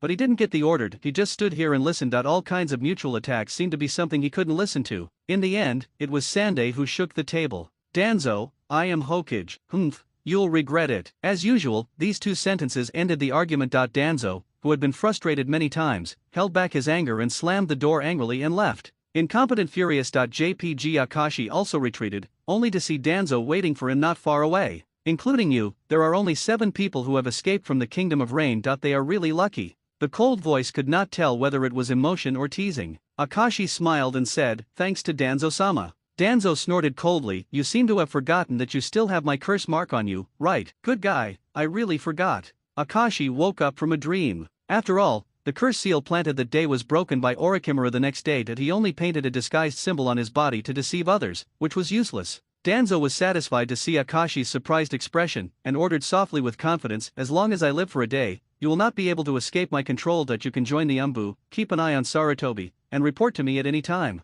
Then he turned and left. Akashi was stunned. Where did you get the confidence to think that I would be so loyal? At this moment, he couldn't say he was % sure of fighting against Danzo, but at least he wouldn't be able to escape intact. There is no longer any fear in my heart. The only troublesome one is Izanagi. In just a short moment, I noticed a surge of chakra in Danzo's right eye, and he must have filled it with a new Sharingan. With this hand, Danzo is not easy to kill. What Akashi wants is not to simply kill him, but to slowly torture him, eat his savings, plunder Gen's treasure house, and completely eliminate everything about him. There is a high bounty on the outside, and the power of the village has been greatly reduced. When Danzo is in a state of despair, he is just a fierce person but a soft heart. Now he can't even fight against the third generation. Tisk tisk, next, do some small tricks on the Hashirama cells that Orochimaru transplanted to him, and give him hemiplegia? Into the night. In midsummer, even the night wind is warm and muggy. The streets were still noisy. Akashi and Kakashi walked side by side. Due to their work, the two of them were in constant contact and talked a lot, and the distance between them became much closer.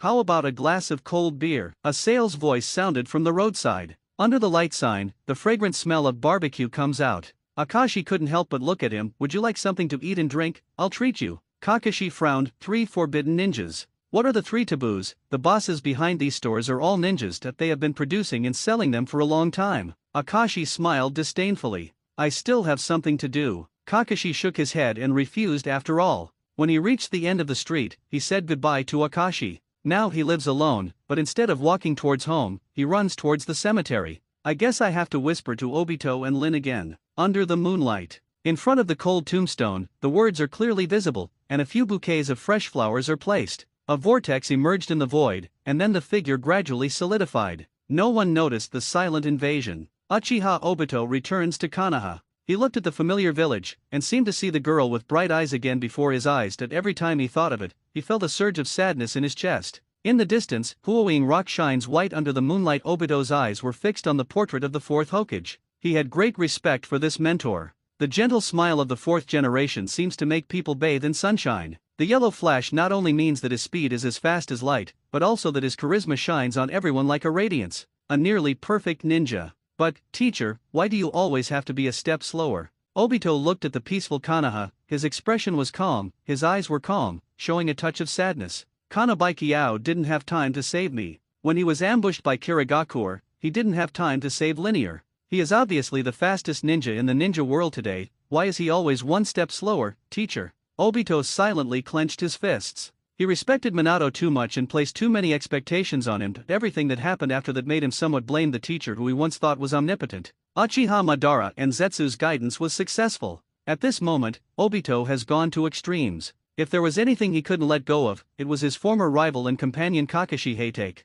This time, we are here to break the bonds. Sneaking into Konoha is not a problem for him and Zetsu, and regardless of the fact that he was once a ninja of Konoha, the Mangekyo Sharingan is enough. Arriving in front of the memorial tablet, Obito saw his and Lin's names. Now Minato's name is added. Someone is coming. Suddenly, Ju's voice sounded. Obito quietly lurked aside. Coincidentally, the person who came was Kakashi. He did not cover the Sharingan, nor did he put on a mask. He mourned his deceased friend in his true identity, and came here every once in a while, just like turning in homework on time. The peace talks broke up, and both parties reported the situation to their superiors. Shisui, the representative of Hokage, has no sense of existence. The previous preparations and tensions have become very ridiculous, and there is no chance for him to appear at all. Mascot? He breathed a sigh of relief. This was good, so as not to make him embarrassed. After seeing off the delegation, Shisui found Akashi again and selectively recounted the process at the scene, saying frankly that the negotiations were not going well. How can something as important as a peace agreement be concluded in one go? Akashi had expected this.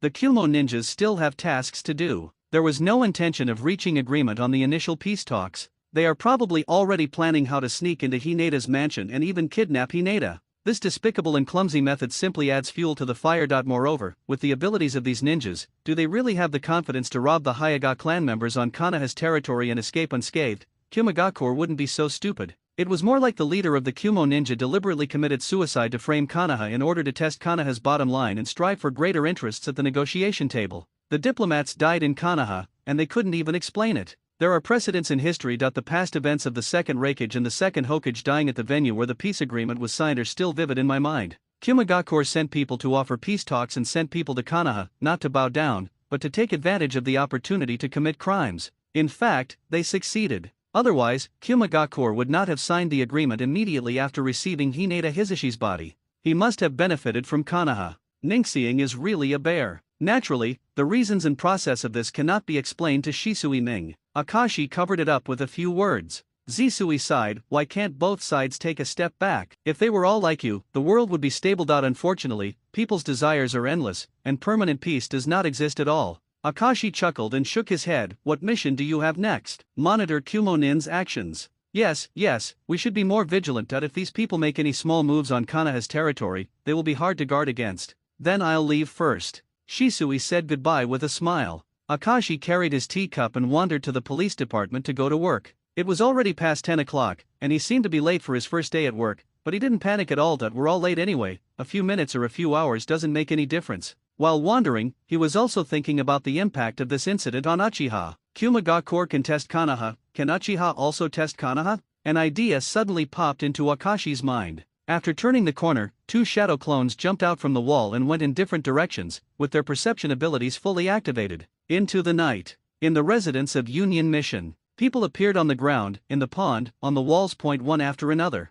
The leader of the Cloud Ninja has a bandage on his head, a forehead protector covering his right eye, and he takes off his mask to reveal a mustache, which is very obscene. He cast his gaze, how's it going? A dark figure reported Konoha's Umbu patrols every day, and the Hyuga family's defenses are also very tight. There is no breakthrough for the time being. What's the situation nearby? We haven't found anyone monitoring us yet. A Chu Yunin reported seriously. The leader of Yunren paused and said in a deep voice, is it possible that you are not strong enough to detect the other party's surveillance? To say that, it is indeed possible. The Chu Yunin nodded honestly. The Cloud Ninjas were all real people and had the courage to admit their shortcomings. The person next to him added, the Hokage representative at today's peace talks is very strong. I heard it's Uchiha Shisui. Oh, the Chunshen Shisui who became famous on the Kirigakure battlefield. Yes, that's him, the genius of the Uchiha clan. That's enough. The leader of the Kumo ninja waved his hand to stop everyone's chattering. Konoha deliberately showed us this, which means that there is no quarrel between the higher UPS and Uchiha. If the other party has already started to monitor us, the next action will be more difficult. Drag. The leader of the Kumo ninja looked calm. The essence of the peace talks lies in mutual demands. If we gradually relax the conditions and let Konoha take it lightly, we will have a chance. Should the investigation continue? Don't do anything suspicious for the time being. Go shopping and get a feel for Konoha's customs. Leave the rest to the caravan. When everyone heard this, they nodded. The mission sent by Kumagakure was interspersed with a group of caravans. They were the spies all over Konoha. Living here, it is difficult to avoid the surveillance of Konoha, and they know their own strength well. They cannot act recklessly, they have to outsmart them. When we got here, the person in charge of the caravan came to report. Lord Giluo, today's terrain map and patrol distribution have been drawn. Please take a look. The leader of the Cloud Ninja took the drawing and fell into silence. This information is very important and will become the basis for breaking through Konoha's weak links. Although it is not detailed enough, I believe that as long as they are given some more time, they can improve it. Give me some more time. In fact, he was talking to himself. He sneaked into Konoha to cause destruction. If he succeeded, Konoha wanted him to die. If he failed, Kumagakure wanted him to die. No matter whether the plan was successful or not, he would never be able to go back alive. But he doesn't regret it. The name Goro was given to him by the third Raikage. That lion-like man made him understand what it meant to have the courage to live. He had no regrets in making his due contribution to Kumagakure with the belief that he would die. The superficial vulgarity is his disguise, and ninjas are the kind of people who are good at disguise. Thank you for your hard work. Nin leader Guluo said lightly. Other than that, there are no surprises. Right, there was a little surprise. What happened? When I was preparing to close the stall this evening, a child with yellow hair came to me alone to join in the fun. I drove him away, but his parents were nowhere to be seen. What's so strange about this? Guluo didn't understand what he meant. The person in charge of the caravan wondered. The strange thing is that there are two ninjas following secretly. They seem to be important figures in the big family, but they look like they don't have the temperament of a wealthy family at all. Guluo was speechless. Could you please pay attention to business? We came here with a plan. Does it matter which family in Konoha loses a child? Sighing, Guluo said, focus on the main people. Don't worry about these children. Do you understand? Let's delay it for another 10 days and a half and try to get as much information about Konoha as possible. Yes. The crowd took orders. In the darkness, Umbu wearing a patterned mask observed the Kumo ninjas' every move from a distance. The four-man team kept a close eye on the hotel. The dew is rolling on the green grass blades, the birds are singing and the flowers are fragrant, full of life. In the quiet valley, clear springs flowed past the huge toad statue, Miyamu Mountain. Together with Yangdi Cave and Shiju Forest, it is known as the birthplace of celestial magic among the three holy places. Jiraiya felt baffled by being summoned here. He was originally collecting materials seriously to prepare the detailed description of the upcoming novel Intimate Paradise, but the news about Miyamu Mountain disrupted his plan. Putting down the plump young lady, she even stopped drinking. Huge loss. Jiraiya looked sadly at the familiar land and put his hands on his hips. Many of those toadstone statues were transformed by the humans who visited this place. Because they could not balance the natural energy, their bodies were alienated, and they finally stayed in Miyamu Mountain permanently. He was lucky enough to receive the inheritance of immortality at a young age. Although he lacks intention and talent in this area, he has managed to master the immortal mode. Boss Fukazaku, why did you suddenly call me here? Jiraiya was wearing a forehead protector with oil characters, and there were two distinct red vertical marks under the corners of his eyes. His white hair was messy, his clothes were disheveled, he smelled heavily of makeup, and the smell of alcohol wafted out with his words. The green toad at the door of the hall shook his gray robe. Little Jiraiya, remember I reminded you to stop drinking, right? It carried the concern of an elder, and the smile on its face turned into worry. Despite its short height and small size, it is 800 years old. As a close confidant of the toad immortal, its words are very important. Jiraiya scratched his head and smiled awkwardly. Not again. You also know that I need inspiration for writing, ha ha ha. Fukazaku had no choice but to deal with this idiot, so he turned around and walked towards the main hall. I inform you that this is an order from the great master. Come with me. Oh, has something big happened in the ninja world? Jiraiya shook his head, half sober from the wine. Walking inside, Shima-Senin is also there. Both of them are veterans of Miyamu Mountain. They are very old and have powerful celestial skills. There must be something very important to gather here.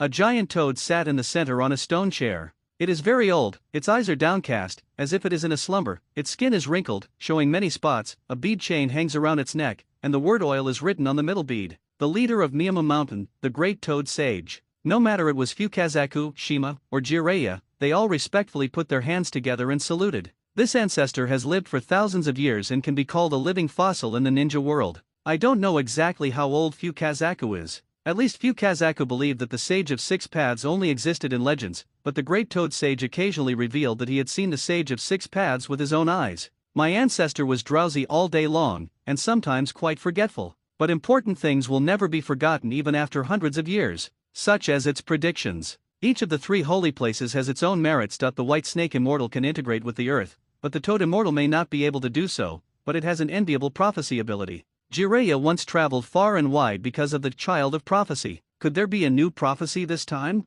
Immortal toad, here I come. Ha. He was answered by a long, low voice. The old toad lowered his head, not pretending to be asleep, but really falling asleep. Fukazaka smiled bitterly. His ancestor was old, and it was normal to take a nap sometimes. He took 3 steps and 2 steps at a time, jumped up the steps, and shouted from a close distance, "Master, Jiraiya is here." Oh? The toad fairy swayed, regained consciousness, smacked his mouth, and opened his eyes, which were not big in the first place. "Immortal toad, here I come," Jiraiya said again. "You summoned me for something important, right?" The toad immortal muttered, Yes, there is something important. What is it?" For a moment, it couldn't remember it. As an outstanding prophet and immortal, it still cannot withstand the ruthless erosion of time. Its wisdom is growing, but its physical skills are gradually declining. Fukazaka reminded, "Prophecy. Oh yes, prophecy." Halfway through his words, the toad immortal paused again. His movements were very slow, and it took several minutes to raise his hand, as if he was thinking. If all its predictions hadn't come true, Jiraiya would never have believed it was a sage.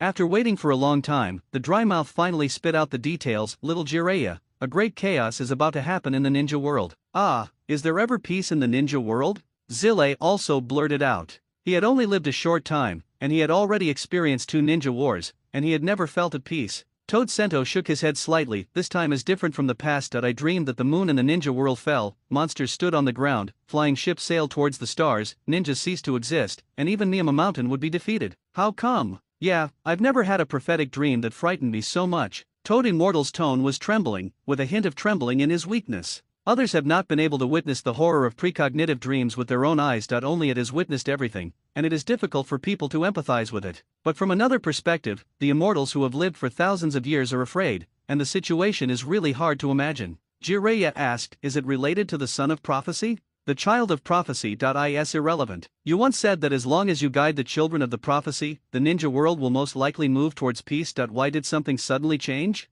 "Prophecy is the future," Fukazaku explained. "The future may change at any time." Jiraiya was confused. "Is there any room for change in this prophecy?" The toad immortal said concisely and to the point, "I don't know." "Do not know?" "It's beyond the scope of my prediction. Even I can't see clearly the cause and effect behind the fog. I just have a vague feeling that power from elsewhere has interfered with the ninja world." "Elsewhere?" Jiraiya repeated. "The prophecies of immortals are so ambiguous, so are the children of prophecy, and so are external forces. Wouldn't it be great if someone could be clearly located?" Zille is also very anxious. "Can fate control it? If Nagato is really the son of prophecy, is it possible for the son of prophecy to end the prophecy of destruction? Or is it that Nagato caused the destruction of the ninja world?" He was confused as he shouldered the heavy responsibility. Sometimes he really wanted to forget those missions and prophecies so that he could live an easier life. "I really miss him when he was naughty and mischievous in school. I am simply working hard." Jiraiya thought of Orochimaru, Minato, and Tsunade, and sighed heavily. "I can't do anything well." At this time, Toad Immortal suddenly spoke again. "I have a hunch that the person who shot down the moon is in Konoha." "In Konoha?" Jiraiya was shocked. "It's not a prophecy, it's my intuition. I even vaguely remember meeting him." "Ha!" Jiraiya was confused again. He couldn't help but suspect that the Toad Fairy had not yet awakened from his dream. If we were really in Konoha, the future might be changed. Is it the Konoha of the past or the Konoha of today, or Orochimaru? At the main entrance of Konoha, a white-haired traveler was carrying a bag and raising his neck to look at the tall door. Under the scorching sun, that resolute face attracted everyone's attention. The Chuyunin on duty was extremely surprised and his eyes widened. "Jiraiya-sama. It's me. You don't have to act like you've seen a ghost, right?" Well, I haven't seen you for a long time. I'm a little excited." "Work hard." Jiraiya waved his hand and strode inside. "Yes." Encouraged by Lord Jiraiya, the gatekeeper became more energetic, and his sleepy state in the sun suddenly cheered up and became excited. The sun shone on the street, illuminating Jiraiya's figure as he walked away. Naruto office. The moment Sande saw his beloved disciple, he was overjoyed and his face was full of smiles. Jiraiya came straight to the long table, hesitated for a long time, but still did not tell the Toad Sage's prophecy. In the eyes of the third generation, the prophecy was illusory. Before, he went out to look for the son of the prophecy and was criticized for not doing his job properly. "Even if you say it, you probably won't believe it, right?" Jiraiya thought, fearing that if he didn't get support, the news would leak out, causing huge panic. This kind of thing still falls on one's own shoulders in the end. He only reported on the search for Orochimaru and said he would stay in the village for a while. The third generation said with relief, "You can stay here with peace of mind. Orochimaru's matter is not urgent, and I'm afraid it will be difficult for him to look back. I won't give up on him." Jiraiya has a firm gaze. Even if his cherished friends go astray, he will personally save them. 3 generations sighed. He understands the character of this idiot apprentice very well, so let him be. By the way, Union's peace delegation is in the village recently. I'm not worried. I've sent several groups of people to take turns monitoring it. Don't be surprised. When I entered the village, I found many Kumo ninjas, all well behaved. The peace talks are progressing slowly, and they are tougher than expected. Sandai pressed his temples in despair.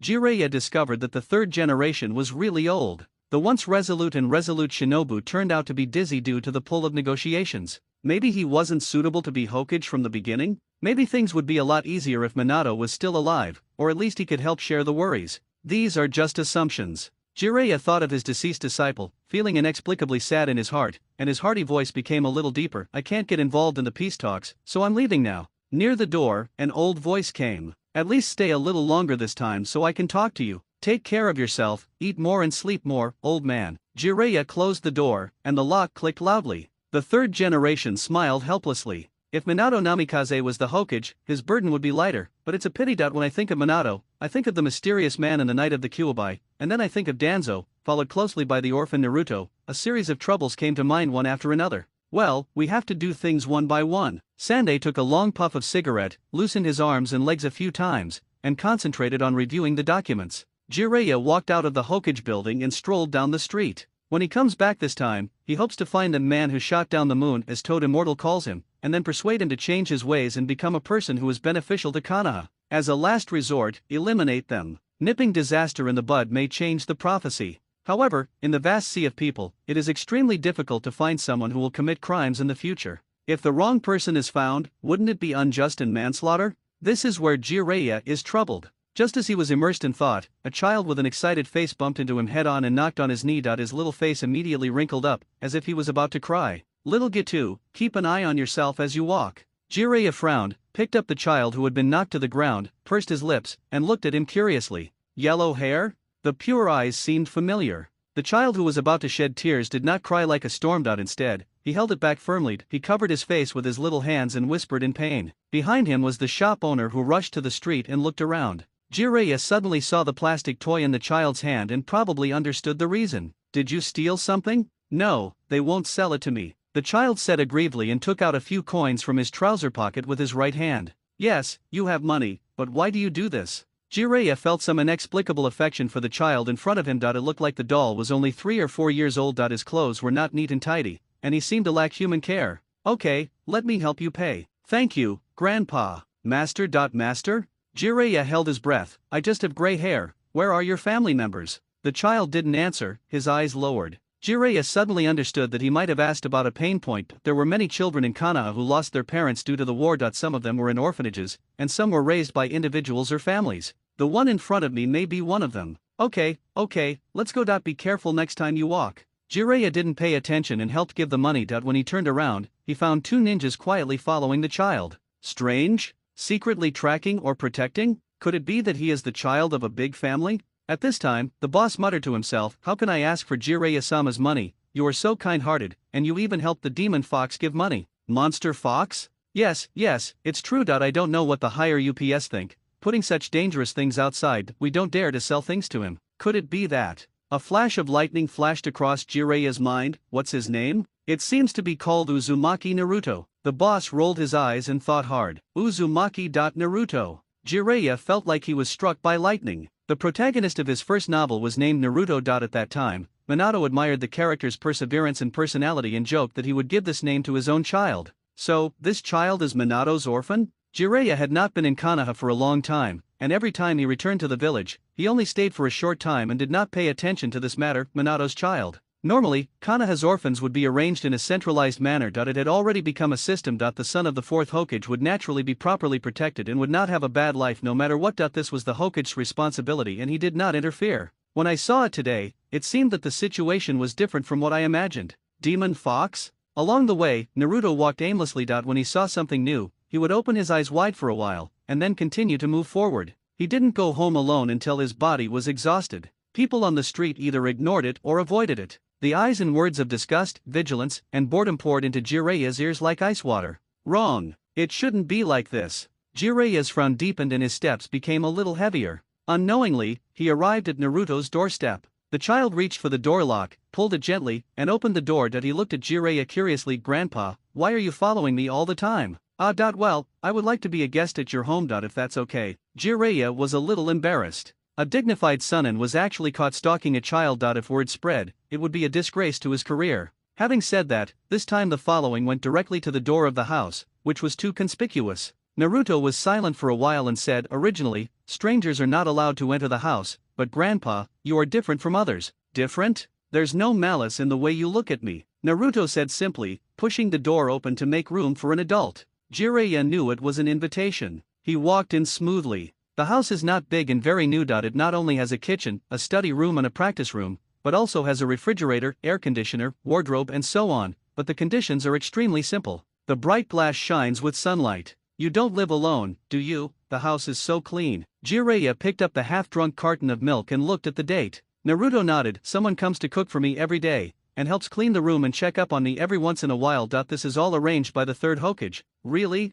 Is he coming too? Well, Grandpa Hokage sometimes comes by himself, brings me delicious food, and takes me to barbecue. Speaking of barbecue, Naruto took a sip. He remembered Grandpa Hokage telling him stories by the river and watching the stars with him. The flames once almost caught Grandpa Hokage's gray beard, and the first bite he took made his tongue numb. My childhood seemed to have only these happy memories. He gave you these books too? Jiraiya looked through books on chakra refinement and basic ninjutsu, including the quotations on the Will of Fire. Naruto said, it's used to teach me how to read. Use these to learn characters? Jiraiya was helpless. The third generation's approach was too flattering. He looked around and saw that there were no entertainment facilities. What do you usually do? Isn't it boring to be alone at home? I like to go out for a walk, although even though everyone doesn't like me. At this point, Naruto's voice became softer. At this age, he can only use like and dislike to express emotions, and he cannot even speak more words. Those eyes with a hint of hatred in them made his heart ache, but when the words came to his lips, he became speechless.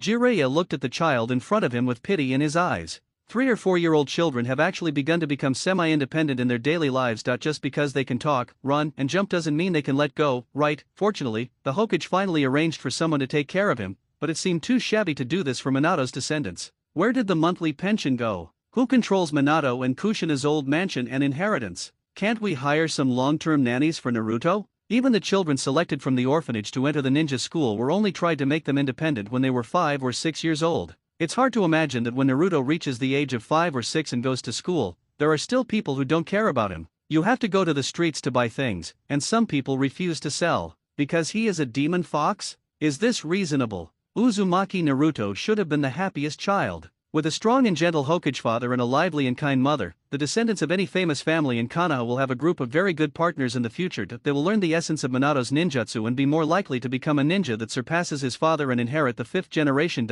Or the location of the 6th Hokage. But now, living with the name of Demon Fox, he is looked down upon and ostracized by everyone. Jiraiya felt unfair. At this time, Naruto's voice interrupted his thoughts. Grandpa, are you a ninja? Ahem, yes, I am a very powerful ninja. Also, I told you not to call me Grandpa anymore. You can call me the Toad Sage of MT Mayaboku. Okay, Grandpa Immortal. Whatever you want. Jiraiya gave up the fight. Naruto tilted his head, his blue eyes full of doubts. Do you know why everyone hates me? I obviously didn't do anything. The little guy's watery eyes are so innocent that it's heartbreaking. Indeed, he did nothing. The adults avoided him, and the children did not play with him, as if they were dirty. So sometimes he would deliberately get a little dirty to give him psychological comfort. Who can figure out why? Even Jiraiya didn't understand how things develop like this. Maybe it's not your fault, it's their fault. Them? Naruto was stunned and suddenly smiled. Grandpa Immortal seems to be different from them, I can feel it. Naruto looks unruly, but his mind is actually very delicate.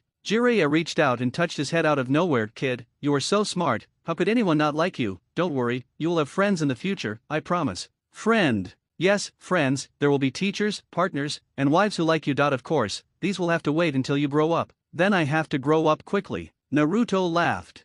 Jiraiya looked at that smile, but his heart became more and more sad. I'm leaving. I had a great time chatting with Grandpa Immortal. Usually few people talk to me. Are you going back so soon? I'll come see you later. Jiraiya turned around with a smile, his face becoming as hard as iron. Now, I'm going to seek justice for you. After all, he opened the door and walked out. On the roof opposite the door, the two Anbu ninjas responsible for surveillance had a headache and whispered, "What should I do? People shouldn't come into contact with the nine-tailed imp, but the other party is Lord Jiraiya, Hokage-sama's order." Well, Jiraiya-sama is the disciple of the third generation, and the master of the fourth generation who sealed the nine tails. That they have a close relationship. It is not appropriate for us to come forward after all. Let's go and report directly. Okay, then I'll keep an eye on you while you go. Sorry to bother you. A figure disappeared on the roof. Suddenly, the figure turned back again. The companion looked at it in surprise and was stunned. He didn't turn back, he was carried back, and the one who did it was Master Jiraiya, who was just at the door of Naruto's house. A huge conference table was placed in the middle of the spacious hall. Surrounding the table were three old faces from the Kumagakure mission in Konoha, with Umbu personnel guarding the surroundings. The fourth meeting of the peace talks between Kumagakure and Konoha. You want too much, it's impossible. What you can't get on the battlefield, do you want to get it at the negotiation table? Danzo's voice went through the roof. Aggressive. Fortunately, the sound insulation effect was good, otherwise people would have thought that the Konoha elder had been bitten by a dog. Mito, Kabuto and Koharu, who moved to bed, shook their heads at the same time. Sunlight poured in from the windows, illuminating everyone's faces. This time, Shisui was huddled in the corner, his status as the representative of Hokage no longer valid, and the initial respect and welcome to Kumagakure turned into a tense quarrel, so there was no need for false politeness. The leader of the Kumo ninja turned a blind eye to Danzo's anger. He stood up and said, "This is what Reikage-sama means. Konoha has gained enough benefits during the war, so one family can't take it all, right? The opinions we put forward are not high-priced, but well thought out." Ahem, everyone, calm down. Mito Kadoyan waved his hand. The purpose of our sitting here is not to quarrel, but to reach a consensus. In short, Kumagakure can no longer give in. If you have any appeals, we will report to the Hokage. There is no rush, there is no rush. Mito Kabuto had a broad smile on his face and a calm tone. It can be seen that this man was also a ruthless character when he was young, and he might be covered in tendons under his robe. Guluo, the leader of Ninja, sneered, "Then just wait for the good news." After that, everyone filed out. In the conference room, calm returned, and Danzo's furious look disappeared, just like a crumpled piece of paper being smoothed out instantly. Only then did Zisui realize that he was just pretending. The Hokage assistants and advisors were playing both bad and good looks, pulling each other's back, constantly challenging Kumogikuen's bottom line, and striving for the greatest benefits. As soon as the delegation left, they revealed their true colors. Not long after, the three old men sat down and started drinking tea. Sure enough, I'm not suitable for negotiation. Zisui shook his head. Pretending is a ninja trick, but when it comes to the ability of several elders to act so freely, he thinks he's still far from it. At this time, a low voice sounded outside the door of the conference hall. "Danzo-sama, Hokage-sama has invited you to see you alone for something important." "I know, let's go right away." Danzo hummed softly, "Is Sarutobi impatient? I really can't hold my breath." He was about to report on the results of today's negotiations. He believed that at most one more meeting would be able to achieve all of Konoha's goals. The leader of the roots, the darkness of the ninja world, is his sword still young, right? Thinking to himself, Danzo stepped into the office and was slightly startled. Besides Sarutobi standing in front of the window, there was also Jiraiya. The atmosphere was very strange. With the intuition he had cultivated over the years, Danzo realized that something was not right. The master and the disciple seemed to have some inexplicable target. "What's the matter calling me here?" "About Naruto." Sandai glanced at Jiraiya, "Matters of pension and guardianship." Danzo also looked at Jiraiya, "Haven't these been properly handled? What's the problem?" "Properly?" Jiraiya's eyes were filled with anger. "The pension money is paid out every month. Considering that he is too young, we can only save it temporarily. Part of it is used to hire caregivers and part of it is given to him as pocket money. Where's Minato's legacy?" "The Hokage's legacy should belong to the village. The fourth generation is a public-spirited person. I followed his wishes and donated the money to children in need," Danzo explained without hesitation. Jiraiya slapped the table and yelled, "What?" Danzo glanced over, "This is a decision jointly made by Sarutobi and I." The Sandai who was nearby received the poison dart inexplicably and quickly explained, "Yes, Minato once said that he would donate it to the village. Of course, our main thing is to give Naruto a normal living environment. A life that is too rich is not necessarily conducive to growth." Jiraiya shook his head, "But everyone knows that he is a demon fox. Why did it leak out?" "I spread the news." Danzo looked directly into Jiraiya's eyes without any shame. "Don't show that expression in a hurry. You don't understand anything at all. This is to protect Naruto." "Protect?" "Using the identity of a Jinchuriki to cover up the identity of the fourth son will reduce a lot of trouble. Do you know how many enemies Namikaze Minato made during the ninja war? If he dies, his young children will definitely become the target of public criticism." "Won't the Jinchuriki cause trouble?" It's normal for every village to have Jinchuriki, but they are not all sons of the Hokage. It is for his own good to hide Naruto's identity and arrange Umbu protection. He explained his logic. As a ninja of Konoha, Kushina's pregnancy is not a secret. Although the specific time of delivery is strictly kept secret and there are even heavy guards arranged, the approximate time can be calculated. Most of the older generation of ninjas knew what was going on that day during the Nine Tails Rebellion. Many people will have questions: where did the child go? Naruto's surname is Uzumaki. Is there really no doubt about it? Officials must give an explanation, and the answer is that they were killed. Naruto's identity is the newly selected Jinchuriki, and he has severed his relationship with the fourth Hokage. Even if there are coincidences and speculations, there is no proof. Even so, there are only a few people who really understand Kyuubi. Most civilians only know the demon fox. Over time, their memories are fixed. Danzo's plan is consistent with his usual style. At the same time, it cuts off his connection with the villagers. If the Kyuubi goes wild, the possibility of hurting people is much lower. In order to protect the village, this must be done. We can wait until he officially goes to school and learns to control the chakra in his body. How can Naruto live a good life? Don't make any mistake, Kyuubi is a weapon. Danzo's voice was stern. Which village has better Jinchuriki, Tsunagakur, Kumagakur, or Iwagakur? No matter how perfect they are, they still have to be locked in a cage. After all, there are ferocious beasts hidden inside their bodies. Jiraiya clenched his fists. In his heart he knew it was the truth. Tailed beasts have often caused all kinds of trouble since they were controlled by ninjas. Although the Jinchuriki will become an excellent fighting force, if they go wild, the consequences will be disastrous. The disaster of the Nine Tails Rebellion is a bloody lesson. No matter how strong Naruto's seal is, no one can guarantee 100% safety. The Umbu's protection actually has another meaning: surveillance. As long as the Kyuubi feels a little restless, it must be immediately reported to the Hokage for emergency treatment. Every village is like this, relying on the power of the tailed beasts, but at the same time full of vigilance. Some villages put on shackles, and some villages establish bonds. Fathers and sons, brothers, friends. In the end they are all tools. Jiraiya couldn't help but think of the characters in the novel. Letting Naruto live on the streets of Konoha and enjoy a normal life is already a special privilege. If it weren't for the sake of the fourth Hokage, he should be under separate supervision and have no freedom at all. Danzo seemed to be showing mercy, and hummed sarcastically, didn't a certain kind-hearted old man often visit the poor Jinchuriki? A good friendship was established, right? There was something teasing about the words. A kind old grandpa? Fake mercy is. In terms of views on Jinchuriki, the third generation is actually not very different from Danzo, and they must be firmly controlled. They don't have the powerful wood release of the first Hokage, and they can't control the nine tails like a chicken. At the gate of the police department, Akashi was sitting in the reception room with a teacup in hand, closing his eyes and concentrating, like an old man reaching retirement age. Not far from him, Uchiha Kazuki stood up straight. The tribesmen who once met at the border of the Land of Fire met again by chance. At that time, Ichiki was a special jounin and Akashi was a chinin. 2 years have passed, and Ichiki is still a special jounin, while Akashi has become a jounin. Fugaku gave Akashi great authority and oversaw all affairs at the gate of the police department, so the relationship between the two became more like a superior and a subordinate. The performance is completely different. Some people say that Uchiha are born violent. In the base camp of violent elements, security cannot be relaxed. Akashi is exactly a counterexample. I was paid to fish, writing, and drawing in my notebook every day,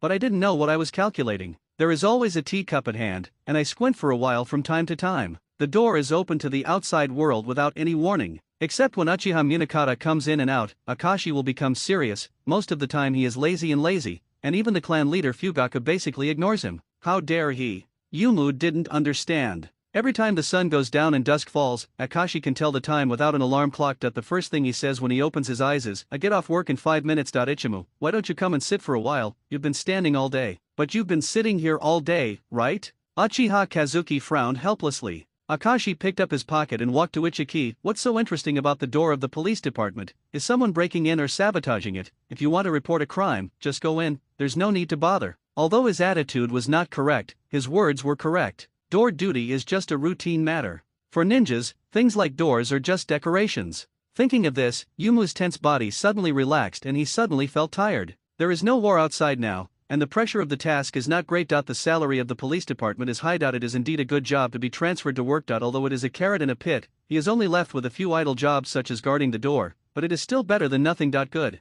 So Kazuki came here to team up with Akashi. Originally there were not so many vacancies in the janitor position. Apparently Fugaku realized that Akashi might not even be able to look after the door properly, so he specially added more personnel. 5 minutes passed quietly. Akashi didn't stop for a moment, and headed home from get off work. But Fugaku's cry came from behind. "Wait, Akashi! Master Patriarch?" Every time you get off work, you run away without a trace. I can't even catch you. I have the right to say no to things outside of work. Private matters. Fugaku looked around. Let's go to my house to discuss it in detail. It was rare that the clan leader actually took the initiative to invite people to his home. Akashi felt a little confused. Could he increase investment? Yumu looked behind him, unable to refuse. Akashi followed Fugaku to his home. Coincidentally, Itaki and Suzuki were both there. The two were sparring in the spacious yard, each move moving in style. This is the inheritance of a big family. Often children from ordinary families are still begging for toys and playing childish games when they are 3 or 4 years old. Konoha's wealthy families have begun to cultivate the abilities of their descendants. They have vast resources and talents passed down from generation to generation, like Suzuki, who is trying to master the use of chakra. Itake pointed gently, his palms meeting the tiger's little fists, his eyes full of doting. Fugaku did not interrupt the training and suddenly said, Akashi, I want to ask you to be Suzuki's teacher. Ah! Akashi was stunned. I'm serious, Fugaku said solemnly. Akashi suspected that he heard wrongly and asked, Aren't you and Itake both good candidates? Why did you choose me? Fugaku answered lightly, Itake is too gentle with his brother, and I can't do anything to him. Looking across the clan, you are the only one who is strong and bold enough. Just when you're praising me. Akashi was a little embarrassed. No matter what he heard, he was talking about being unruly. Fugaku chuckled and said, I'm really complimenting you. How about it? Do you agree? I know I need a salary, so I won't miss you. Before Akashi could speak, Fugaku made a prediction. What should you do if you are not satisfied with the Suzuki I taught you? To be honest, I just want to see what happens to the children you teach. That you have a bigger sense than me.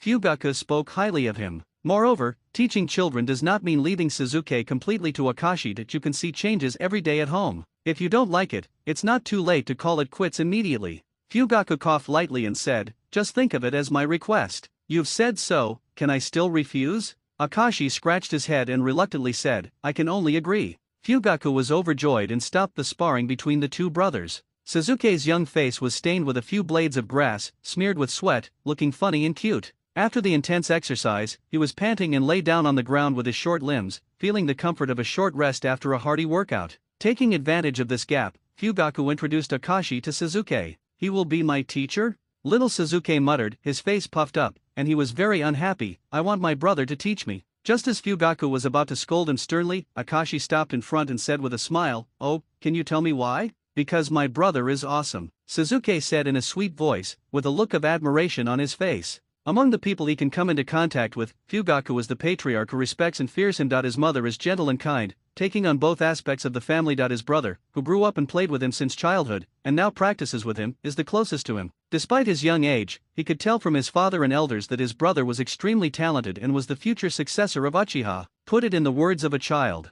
Just 2 words, awesome. Hearing this, Akashi looked at the shy Itaki with a smile. Then what if I am more powerful than Itaki? Humph, impossible. Suzuki turned his head. It seems that I need to interview to be your teacher. Akashi put his fist on his palm and made a loud banging sound. Suddenly, an ominous premonition exploded in Itake's head. Brother Akashi, you don't want to. It's Suzuki who wants to see if I'm qualified enough and feels wronged by you. Brother Akashi, don't. Before he finished speaking, a figure rushed over, and the blazing firelight roared in the backyard, making Suzuki's hair fly in the air, and he was stunned. Fugaku watched calmly. A long time had passed since the last time Akashi beat Itaki violently.